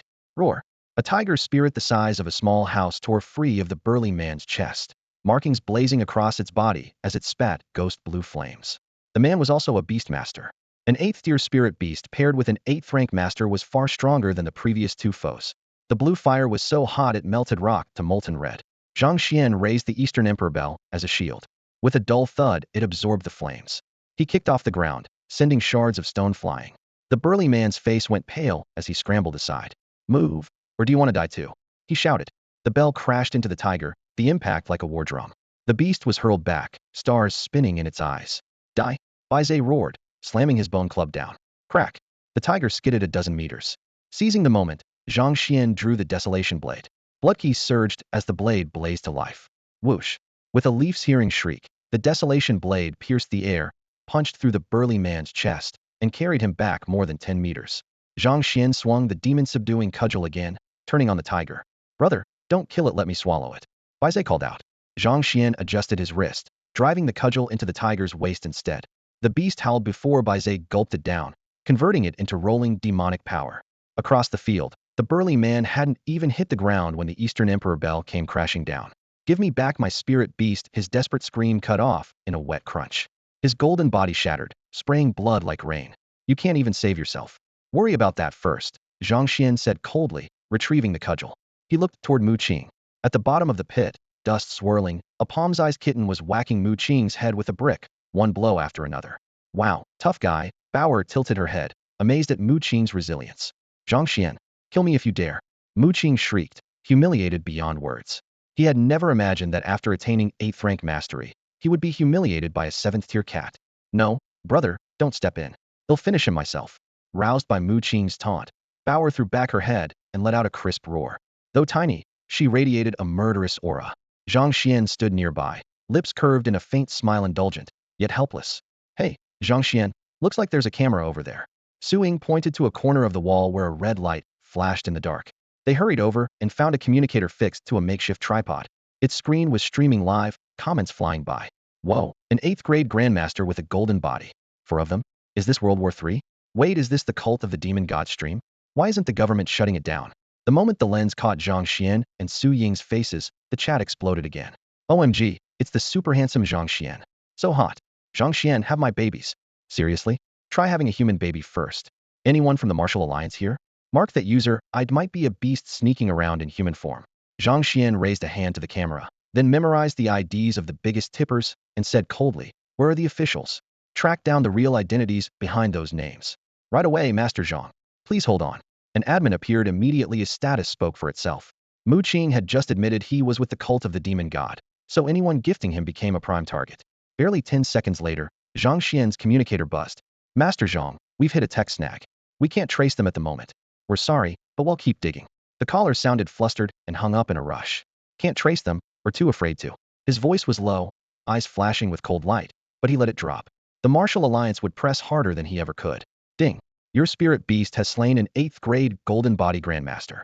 Godlike points 2000 spirit beast bonus. He got him. Bauer cheered, wiped imaginary sweat from her nose, and bounced like a little animal. Zhang Xian ruffled her soft fur. Ding. New quest. Eliminate 20 cult of the demon god grandmasters and foil their plan. His hand froze. Bauer, enjoying the petting, looked up in confusion when it stopped. Bauer, take Sistering home right now and guard the family. I'm heading to Yinqing Hotel. She nodded obediently. The next instant, Zhang Xian stamped the ground. Air cracked, and he shot toward Yinqing Hotel, vanishing into the night. Catch them. At Yinqing Hotel, a fierce battle was raging. The cult of the demon god was well prepared and well organized. Some sowed chaos. Others hunted for their targets, and a strike team headed straight for the Beast King's floor. Steel clashed the moment both sides met. Tang Wu shielded a group of prominent clansmen while fighting 2 grandmasters alone. His blade work was ferocious, and he held his ground. Nice. Go, 5th brother. The young ones behind him shouted to steady their nerves. Working together, dozens of them managed to hold off 2 grandmasters, trading blow for now. The gulf between a 6th rank fighter and a grandmaster isn't something sheer numbers can close. The demon god cult's 2 grandmasters could barely contain the young clan heirs only because each heir still held a life-saving trump card. Once those cards were spent, their defeat would be certain. A sudden crack split the air, and a streak of dazzling gold dropped like a meteor. Before anyone could blink, the golden figure had seized the battlefield. His fingers tightened, and the 2 demon god grandmasters' heads were wrenched clean off. Blood laced with a golden sheen and a strange fragrance sprayed across the sky like rain slamming roof tiles, drenching the ground scarlet in an instant. As the radiance faded, Zhang Xian appeared. He searched the corpses and found only a few plain storage rings. Clicking his tongue, broke his beggars. His gaze moved to Tang Wu. Tang Wu had just entered the grandmaster realm, yet he was holding off 2 peers with ease. Every clan heir was stunned, especially because Zhang Xian was clearly even younger, a fact too shocking to accept. Some recognized him and shouted in excitement. More stared blankly, wondering who this ruthless newcomer was. Sensing Zhang Xian's eyes, Tang Wu shouted amid fierce combat, Brother Zhang, these 2 are mine. If you need bodies, find some others. The 2 opposing grandmasters felt their knees buckle, their bodies shaking. How is this possible? Mu Qing hasn't even acted yet. We're finished. Zhang Xian started to speak, but finally pulled back his killing intent, leaving the pair to Tang Wu. The Grandmasters opened their mouths to protest when two bloody heads thudded at their feet. The 8th-rank Grandmasters the Vice cult leader had personally assigned. Impossible. The Vice leader sent 3 8th ranks. The words died as terror gripped their hearts. A heartbeat later, a 7th-rank Grandmaster's trousers darkened, the stench of urine spreading through the air. He would himself? A dignified Grandmaster losing control before so many onlookers was unbelievable, yet the proof was right there. Tang Wu curled his lip and sped up his blade. Brother Zhang, upstairs is yours. I'll clean up down here. They're scared stiff, no challenge, but I'm not wasting such a perfect chance. He added, by the way, Brother Jose was dragged to the top floor, go get him. Jose's been taken? Zhang Xian's face darkened. With a single step he became a streak of light and shot toward the roof. The top floor was a mess. Kill them. The Martial League set us up, they want us all dead. These are demon god cult members? Nonsense. I know every last cultist. Roars overlapped in waves. The Beast Kings were furious, Hu Jun's voice rattling the rafters as every strike aimed to kill. Yet the demon god cult's lineup was stronger. 2 8th ranks and more than a dozen 7th ranks crashed over them like a tide smashing reef. Zhang Xian landed and immediately searched for Jose, but saw nothing. His heart sank. If Jose had already been moved, even a moment's delay could end in tragedy. Without hesitation he flashed behind the demon god cult ranks, unleashing the Dongwang bell.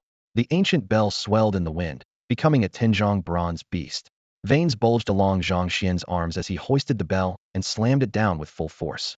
Zhang Xian, the twin-winged Condor King, froze, then beamed with delight. The formidable rival he once feared was now fighting at his side. Nothing could have pleased him more. It's Zhang Xian, thank goodness. I knew it. Wu Ming is the strongest human faction. They'd never break their word.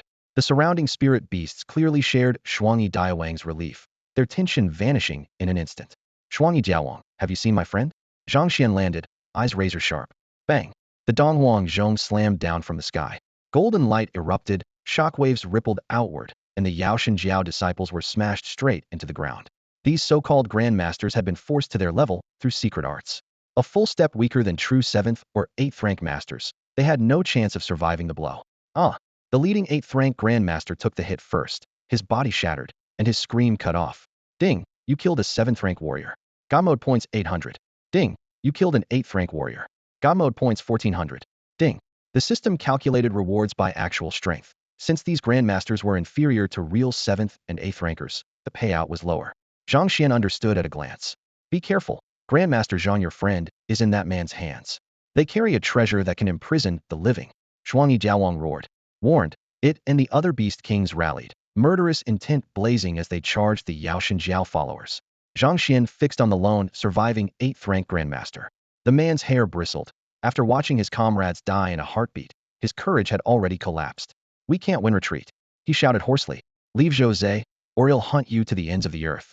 Zhang Xian hurled the Dongwang Zhong again. An intense chill suddenly struck from behind.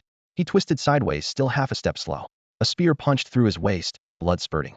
Hu Jun burst into manic laughter, gripping the spear one-handed as he looked down. Zhang Xian, the mighty master brought down by a sneak attack. Come on, kill me if you can. Ha! Shuangyi Jiawang and the other Beast Kings exchanged bewildered glances. None understood why Hu Jun had turned on them. Boom! Pale violet halos flared around Hu Jun, carrying a strange sweet scent. Thud!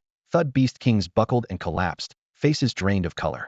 The halos spread in a flash, blanketing 100 meters. Zhang Xian's vision spun, his legs gave out, and he dropped to the ground. Ha! So you're nothing special after all. Before this king's shamanic gift, can you even twitch a finger? Hu Jun laughed wildly. If the vice cult master didn't want you alive, you'd already be a corpse. For all his bluster, he stayed at a safe distance, clearly wary of Zhang Xian's counterattack. Fox King, what are you doing?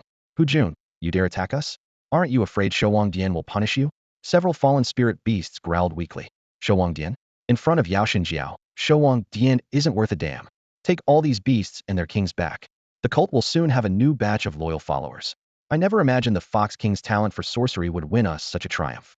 The 8th rank grandmaster of the demon god cult stepped up to Hu Jun, clasped his fists, and spoke with deference. The scene was a valley strewn with jagged rocks, where broken branches and leaves reeked of blood. The captured creatures of every clan had been forced to the bottom of the ravine. Their eyes burned with rage, yet they could not move. The cult members basked in victory. As soon as the grandmaster finished speaking, Fox King Hu Jun lifted his chin and swept the valley with a mocking gaze. Only then did the beasts who had fought beside him for years understand their king had long since joined the cult and held a place of honor. The shock of betrayal made every drop of their blood quake. Zhang Xian, you disappoint me. Come on, get up and kill me. If I'd known at the martial trials that you'd grow this strong, I would have butchered you myself. Hu Jun advanced with feline grace, looking down on Zhang Xuan. Yet none of the dozen demon god experts moved, clearly waiting for Zhang Xuan's inner force to drain away. The Grandmaster tilted his head. Fox King, is it time? A dozen powerhouses kept their sights locked on Zhang Xuan, but none dared step forward. At the valley floor, the imprisoned beasts circulated what little chi they had, desperate to recover even a shred of strength. The two-winged Eagle King turned to Zhang Xuan in a faint voice. Grandmaster Zhang, is there any way? Zhang Xuan said nothing. If had been sure, he would have struck already. From the moment the sorcery began, a talisman of warding had appeared in his palm, yet he still had no guarantee of rescuing Zhou Zhe and the others.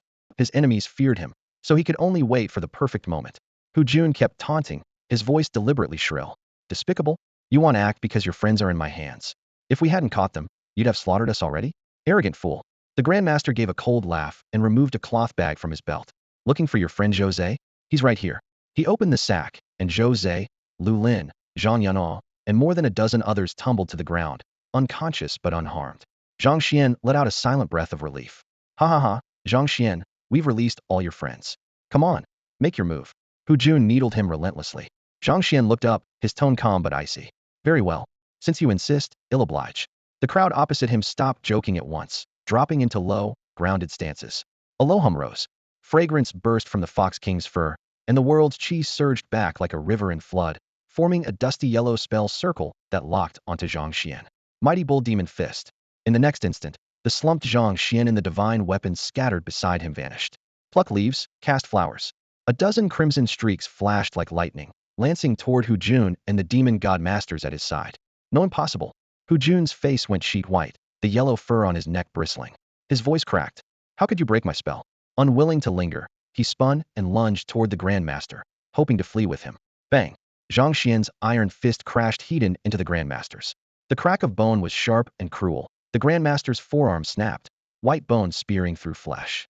The force hurled him and the Fox King several yards, blood spraying before they hit the ground. Thud! Both bodies slammed into the valley floor. Ding!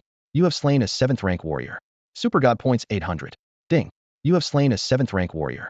Super God points 760. Zhang Xuan cut down the weak 7th rank fighters, and with a casual lift of his hand, the divine blade leapt back into his grasp. A tiny flick of his fingertip sent torrents of chi and blood surging into the weapon. The long sword gave a deep-throated hum, then loosed a dazzling crimson beam that ripped through the air, its edge climbing straight toward the clouds. No, Grandmaster Zhang Xuan, spare me. The 8th rank Grandmaster felt his soul freeze. It was as if an iron fist had clenched around his heart, every hair standing on end. His instinct for life and death screamed that he could never block that strike. Zhang Xuan, you can't kill us. We're disciples of the demon god cult. If you touch us, the vice-patriarch will hunt you down. Hu Jun's voice cracked as he tried to wield the cult's reputation like a shield. But he had forgotten that Zhang Xuan stood backed by the entire martial alliance, and this affair now involved the Beast King Hall as well. The demon god cult had offended 2 giants at once. There was no room left to negotiate. Splat! The crimson light punched through the 8th ranker's chest. Blood mist exploded, yet the sword's momentum never slowed, skewering Hu Jun in the same stroke. Ah! Hu Jun let out a shrill scream as his body shrank and twisted into a blood-soaked red fox. Their dantians were shredded by sword chi, their true power scattered beyond repair. Even if they crawled back to the demon god cult, the vice-patriarch would never waste resources on cripples. Zhang Xuan, don't kill me. I can tell you everything about the demon god cult. Hu Jun howled. I can too. The 8th ranker blurted. Among the noble scions, there's a hidden cult spy pretends to be a 5th rank nobody, but he's actually an 8th rank, 3 refinement grandmaster. I know far more than Hu Jun invaluable. They tripped over each other in their desperation, throwing out every secret they knew in hopes the martial alliance would shelter them. At this point, the only currency they had left was the knowledge in their heads. Boom! A violent shockwave erupted downstairs, the unique pressure of an 8th rank expert sweeping through the entire building. Grandmaster Zhang Xuan, save me. Hu Jun and the other Grandmaster turned ashen. They realized the demon god cult had marked them for death and scrambled to Zhang Xuan's feet. Traitors to the sacred cult must die. A blazing golden light streaked through the air like a massive hammer, crashing down on Zhang Xuan. The newcomer had a 3 refinement gold body. His chi and blood roared like a landslide. Zhang Xuan frowned. He had hoped to save his skill trial card, but now he had no choice. He pressed his fingers together and crushed the card. A mysterious force wrapped around him, and his aura began to climb, layer after layer. This feeling incredible. Qi and blood rumbled inside him like boiling magma. He lifted his eyes, icy light flashing in their depths. Hu Jun and the other Grandmaster, closest to him, locked gazes with Zhang Xuan and nearly forgot to breathe. In mere heartbeats, Zhang Xian's aura had surged from a single refinement gold body to a level they could no longer fathom. Zhang Xian? Perfect, bring him back with the others. The masked attacker's brilliant gold body blazed so fiercely that its glare forced everyone to squint. Grandmaster Zhang Xian, this way. We can't handle them alone, regroup with us so we can break out together. The twin-winged Eagle King screeched, beating its wings until the air quivered while its talons slashed forward with desperate force. It wasn't acting out of kindness. It knew that without Zhang Xian it was finished. His terrifying strength was their only hope. Only by fighting at his side could they hold out for the 5 minutes needed for the martial alliance's reinforcements to arrive. But then, holy what the... Every beast in the hall felt its eyes bulge. They stared at Zhang Xian with a single thought. Never, ever make this man an enemy. Bang! A dull boom ripped the air apart, a vacuum trailing behind Zhang Xian's fist.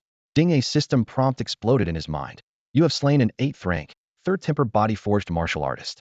3,000 super god points. Blinding light vanished in an instant, swallowed by a mist of blood that splattered across the banquet hall like fresh paint. The once mighty opponent was gone, obliterated by a single punch. Silence followed. Everyone stood petrified, hearing only the soft patter of blood hitting the floor. Impudent. A sudden bellow shattered the hush. A streak of golden light shot in like a comet. An elderly man arrived, battle aura blazing, ready to strike until he took in the scene and froze. He glanced at his own glow, then at the brighter radiance around Zhang Xian.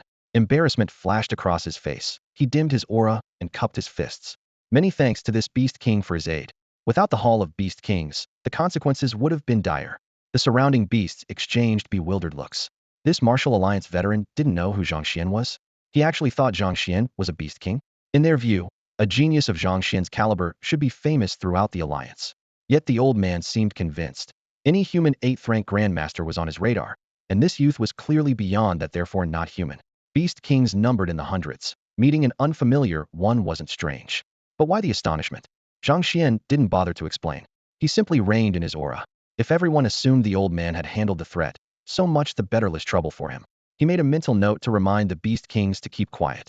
Just then, a sword light streaked across the hall. Having slain his foe, Tang Wu arrived. He took in the carnage, exhaled in relief, and bowed. Senior Qi Han, greetings. Before Qi Han could answer, Tang Wu hurried to Zhang Xian and whispered, Brother, you okay? Qi Han blinked. The Tang family's youngster knows this Beast King? I'm fine, Zhang Xian replied with a casual smile. Tang Wu seized his hand and pulled him forward. Let me introduce the powerhouse who saved you, Senior Qi Han, 4th temper golden body, one of humanity's foremost masters. Qi Han's heart lurched. Human? Not a Beast King? When had Qi Zhou produced such a monstrous talent? He didn't look 20, yet he was already half a step into the 9th rank. Senior Qi, Zhang Xian said, cupping his fists without correcting him. Please don't call me senior. Qi Han waved his hands, shaken. Young friend, who exactly are you? Zhang Xuan, me future brother-in-law, Tang Wu answered, noticing Qi Han's oddly respectful tone. Since when was the proud Senior Qi Han this polite? Qi Han was stunned. What? The man standing in front of him was Zhang Xian, the very Zhang Xian who had turned the Qi family into a laughingstock? Hadn't he just advanced to 7th grade? Yet the aura pouring off him was clearly half-step 9th grade. Had Zhang Xian leaped to that realm in the blink of an eye? If that was really the case, Qi Han swallowed hard, sweat sliding down his temples. He had no idea how he could ever explain this to anyone. Imagine meeting someone who went from a useless blood energy 20 to half-step 9th grade in just over half a month. Would you believe it? The line flashed through his mind, and he gave a self-mocking shake of the head. Say it out loud, and people would call him crazy. On the other side, Zhang Xian was equally frozen. Tang Wu suddenly called out, my brother-in-law. Brother-in-law? Zhang Xian's brow twitched. What's he talking about? When did I become his brother-in-law? Boom. Another violent surge of power ripped through the air. Hey, old Qi, not bad, you've already taken down that 8th grade, 3rd forging. Lu Lao slapped Qi Han's shoulder in excitement. Clearly the two were close.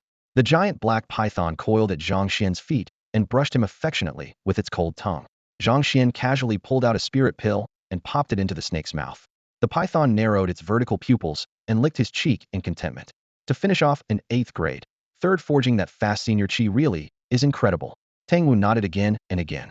A short distance away, several Beast Kings exchanged looks. Nearly choking on their own breath, they had seen Zhang Xian strike the blow, yet none of these humans seemed to suspect a thing. Catching the beast's expressions, Qi Han's face flushed. He finally coughed and said, actually it was young friend Zhang Xian who killed the 3rd forging. The air froze. Lu Lao and Tang Wu stared at the seemingly harmless Zhang Xian. Zhang Xuan did it. Impossible. A long silence followed. Cough Lu Lao choked on his own saliva. Gulp. Tang Wu swallowed hard, pulled out his communicator, and dialed. Xiao Wu, we're almost there, hang on. An anxious voice came through the earpiece. Uncle, the danger's gone. No need to worry. By the way, your son-in-law just butchered a golden body third forging. Thud. Something heavy hit the floor on the other end, and the line went diat as if the caller had smashed the device. Zhang Xuan grabbed Tang Wu's arm and hissed, Brother Wu, stop framing me. I have nothing to do with your sister. I don't even know who she is. Tang Wu leaned in with a wicked grin. Little brother, you've seen everything there is to see, touched everything there is to touch. We cultivators don't fuss over old customs, but you'd better take responsibility, right? Zhang Xuan went rigid, instantly realizing whom Tang Wu meant. Tang Yin already knew who he was. He could only stare, utterly depressed. Grandmaster Zhang Xuan, we're indebted to you for today's events. We'll report this to the Beast King Hall as soon as we return. The demon god cult is clearly trying to drive a wedge between our two races. The twin-winged carving king folded its wings, cupped its fists to Qi Han and Elder Lu, then snapped them open and soared away, leaving a sharp gust in its wake. Elder Lu watched the Beast Kings disappear, his thoughts in turmoil. Zhang Xuan had just killed a third refinement gold body expert. How many trump cards did that youngster still have? Inside the city, Grandmaster shockwaves were still rippling, making the rubble tremble. Zhang Xuan told Zhou Zhe and the others to tend the wounded, then streaked through the sky toward home.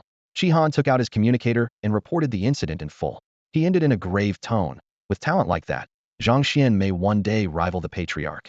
Make sure the clan never provokes him. The other end stayed silent for a long moment before the line cut off with a single beep. Inside the house, Bai Zhe hung in midair, wrapped in milky spiritual threads like a jade cocoon. Su Ying, Zhang Xuan's parents, and several clan elders stood around it, worry etched on their faces. It's fine, Bauer said, sitting on a stool and kicking her legs. Bai Zhe swallowed an 8th rank beast king and is trying to awaken a new talent. If we're lucky, it might evolve right away. A swoosh sounded as Zhang Xuan landed in the courtyard, and everyone finally relaxed. Su Ying started toward him, but a small figure beat her to it. Wah, brother, Bauer was so scared. Woohoo, it was terrifying. Bauer clung to Zhang Xuan's lapel, her big watery eyes blinking. Bai Zhe's about to evolve. I fed it all the good stuff, so you can't blame Bauer, okay? The others exchanged amused looks. The little girl's acting could outshine that overhyped Wu Fan any day. Ding, ding. Clear chimes rang in Zhang Xuan's mind. Congratulations, host. Your spirit beast is evolving, returning power to you. Vitality 1000. Spiritual energy poured into the cocoon, its shell hardening before their eyes, as if reverting to an egg. More notifications flooded in. Quest completed. Rewards. Spirit Beast Evolution Pill by Zhe Edition 1. Artifact Enhancement Talismans 10. Storage Expansion Talismans 3. Super God Points 5000. Vitality 2 million. Beast Taming Talent 2. Zhang Xuan flicked the milky pill toward the cocoon.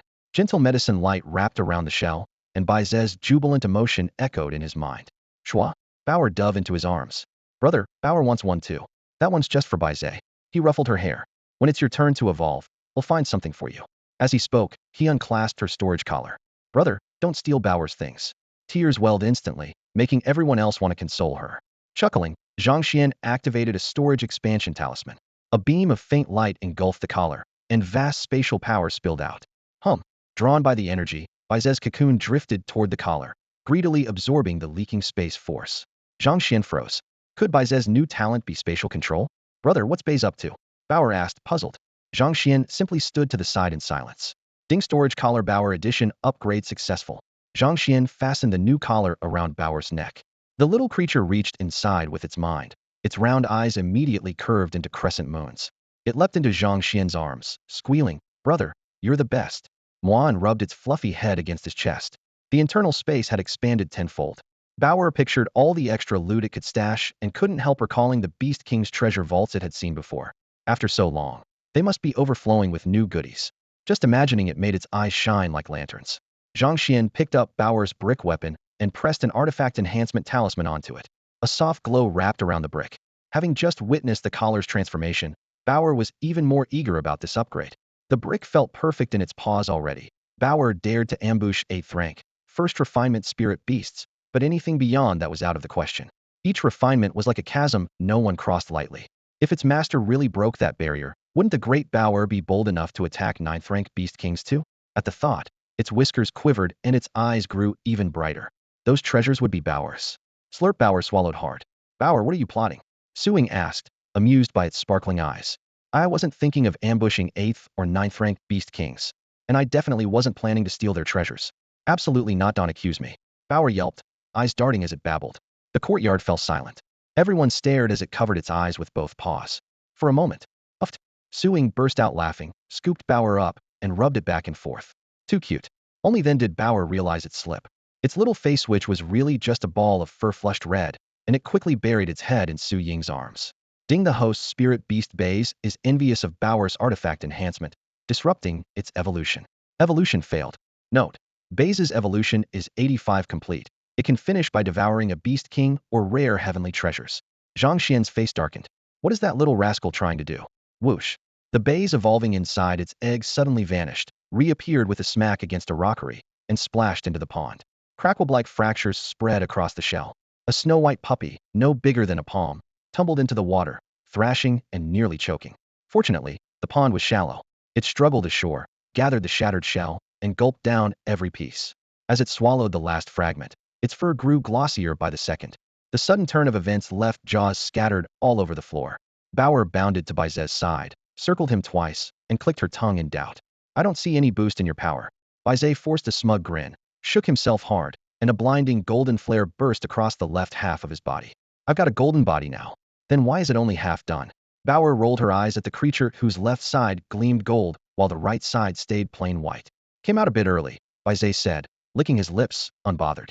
Give me a few more beast kings to slaughter or a handful of heavenly treasures to munch, and the first tempering will be finished in no time. Haha.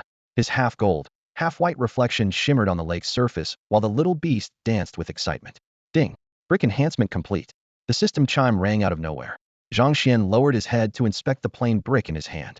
It felt lighter now, yet its substance remained unfathomable. He poured in a wisp of mental power and calculated.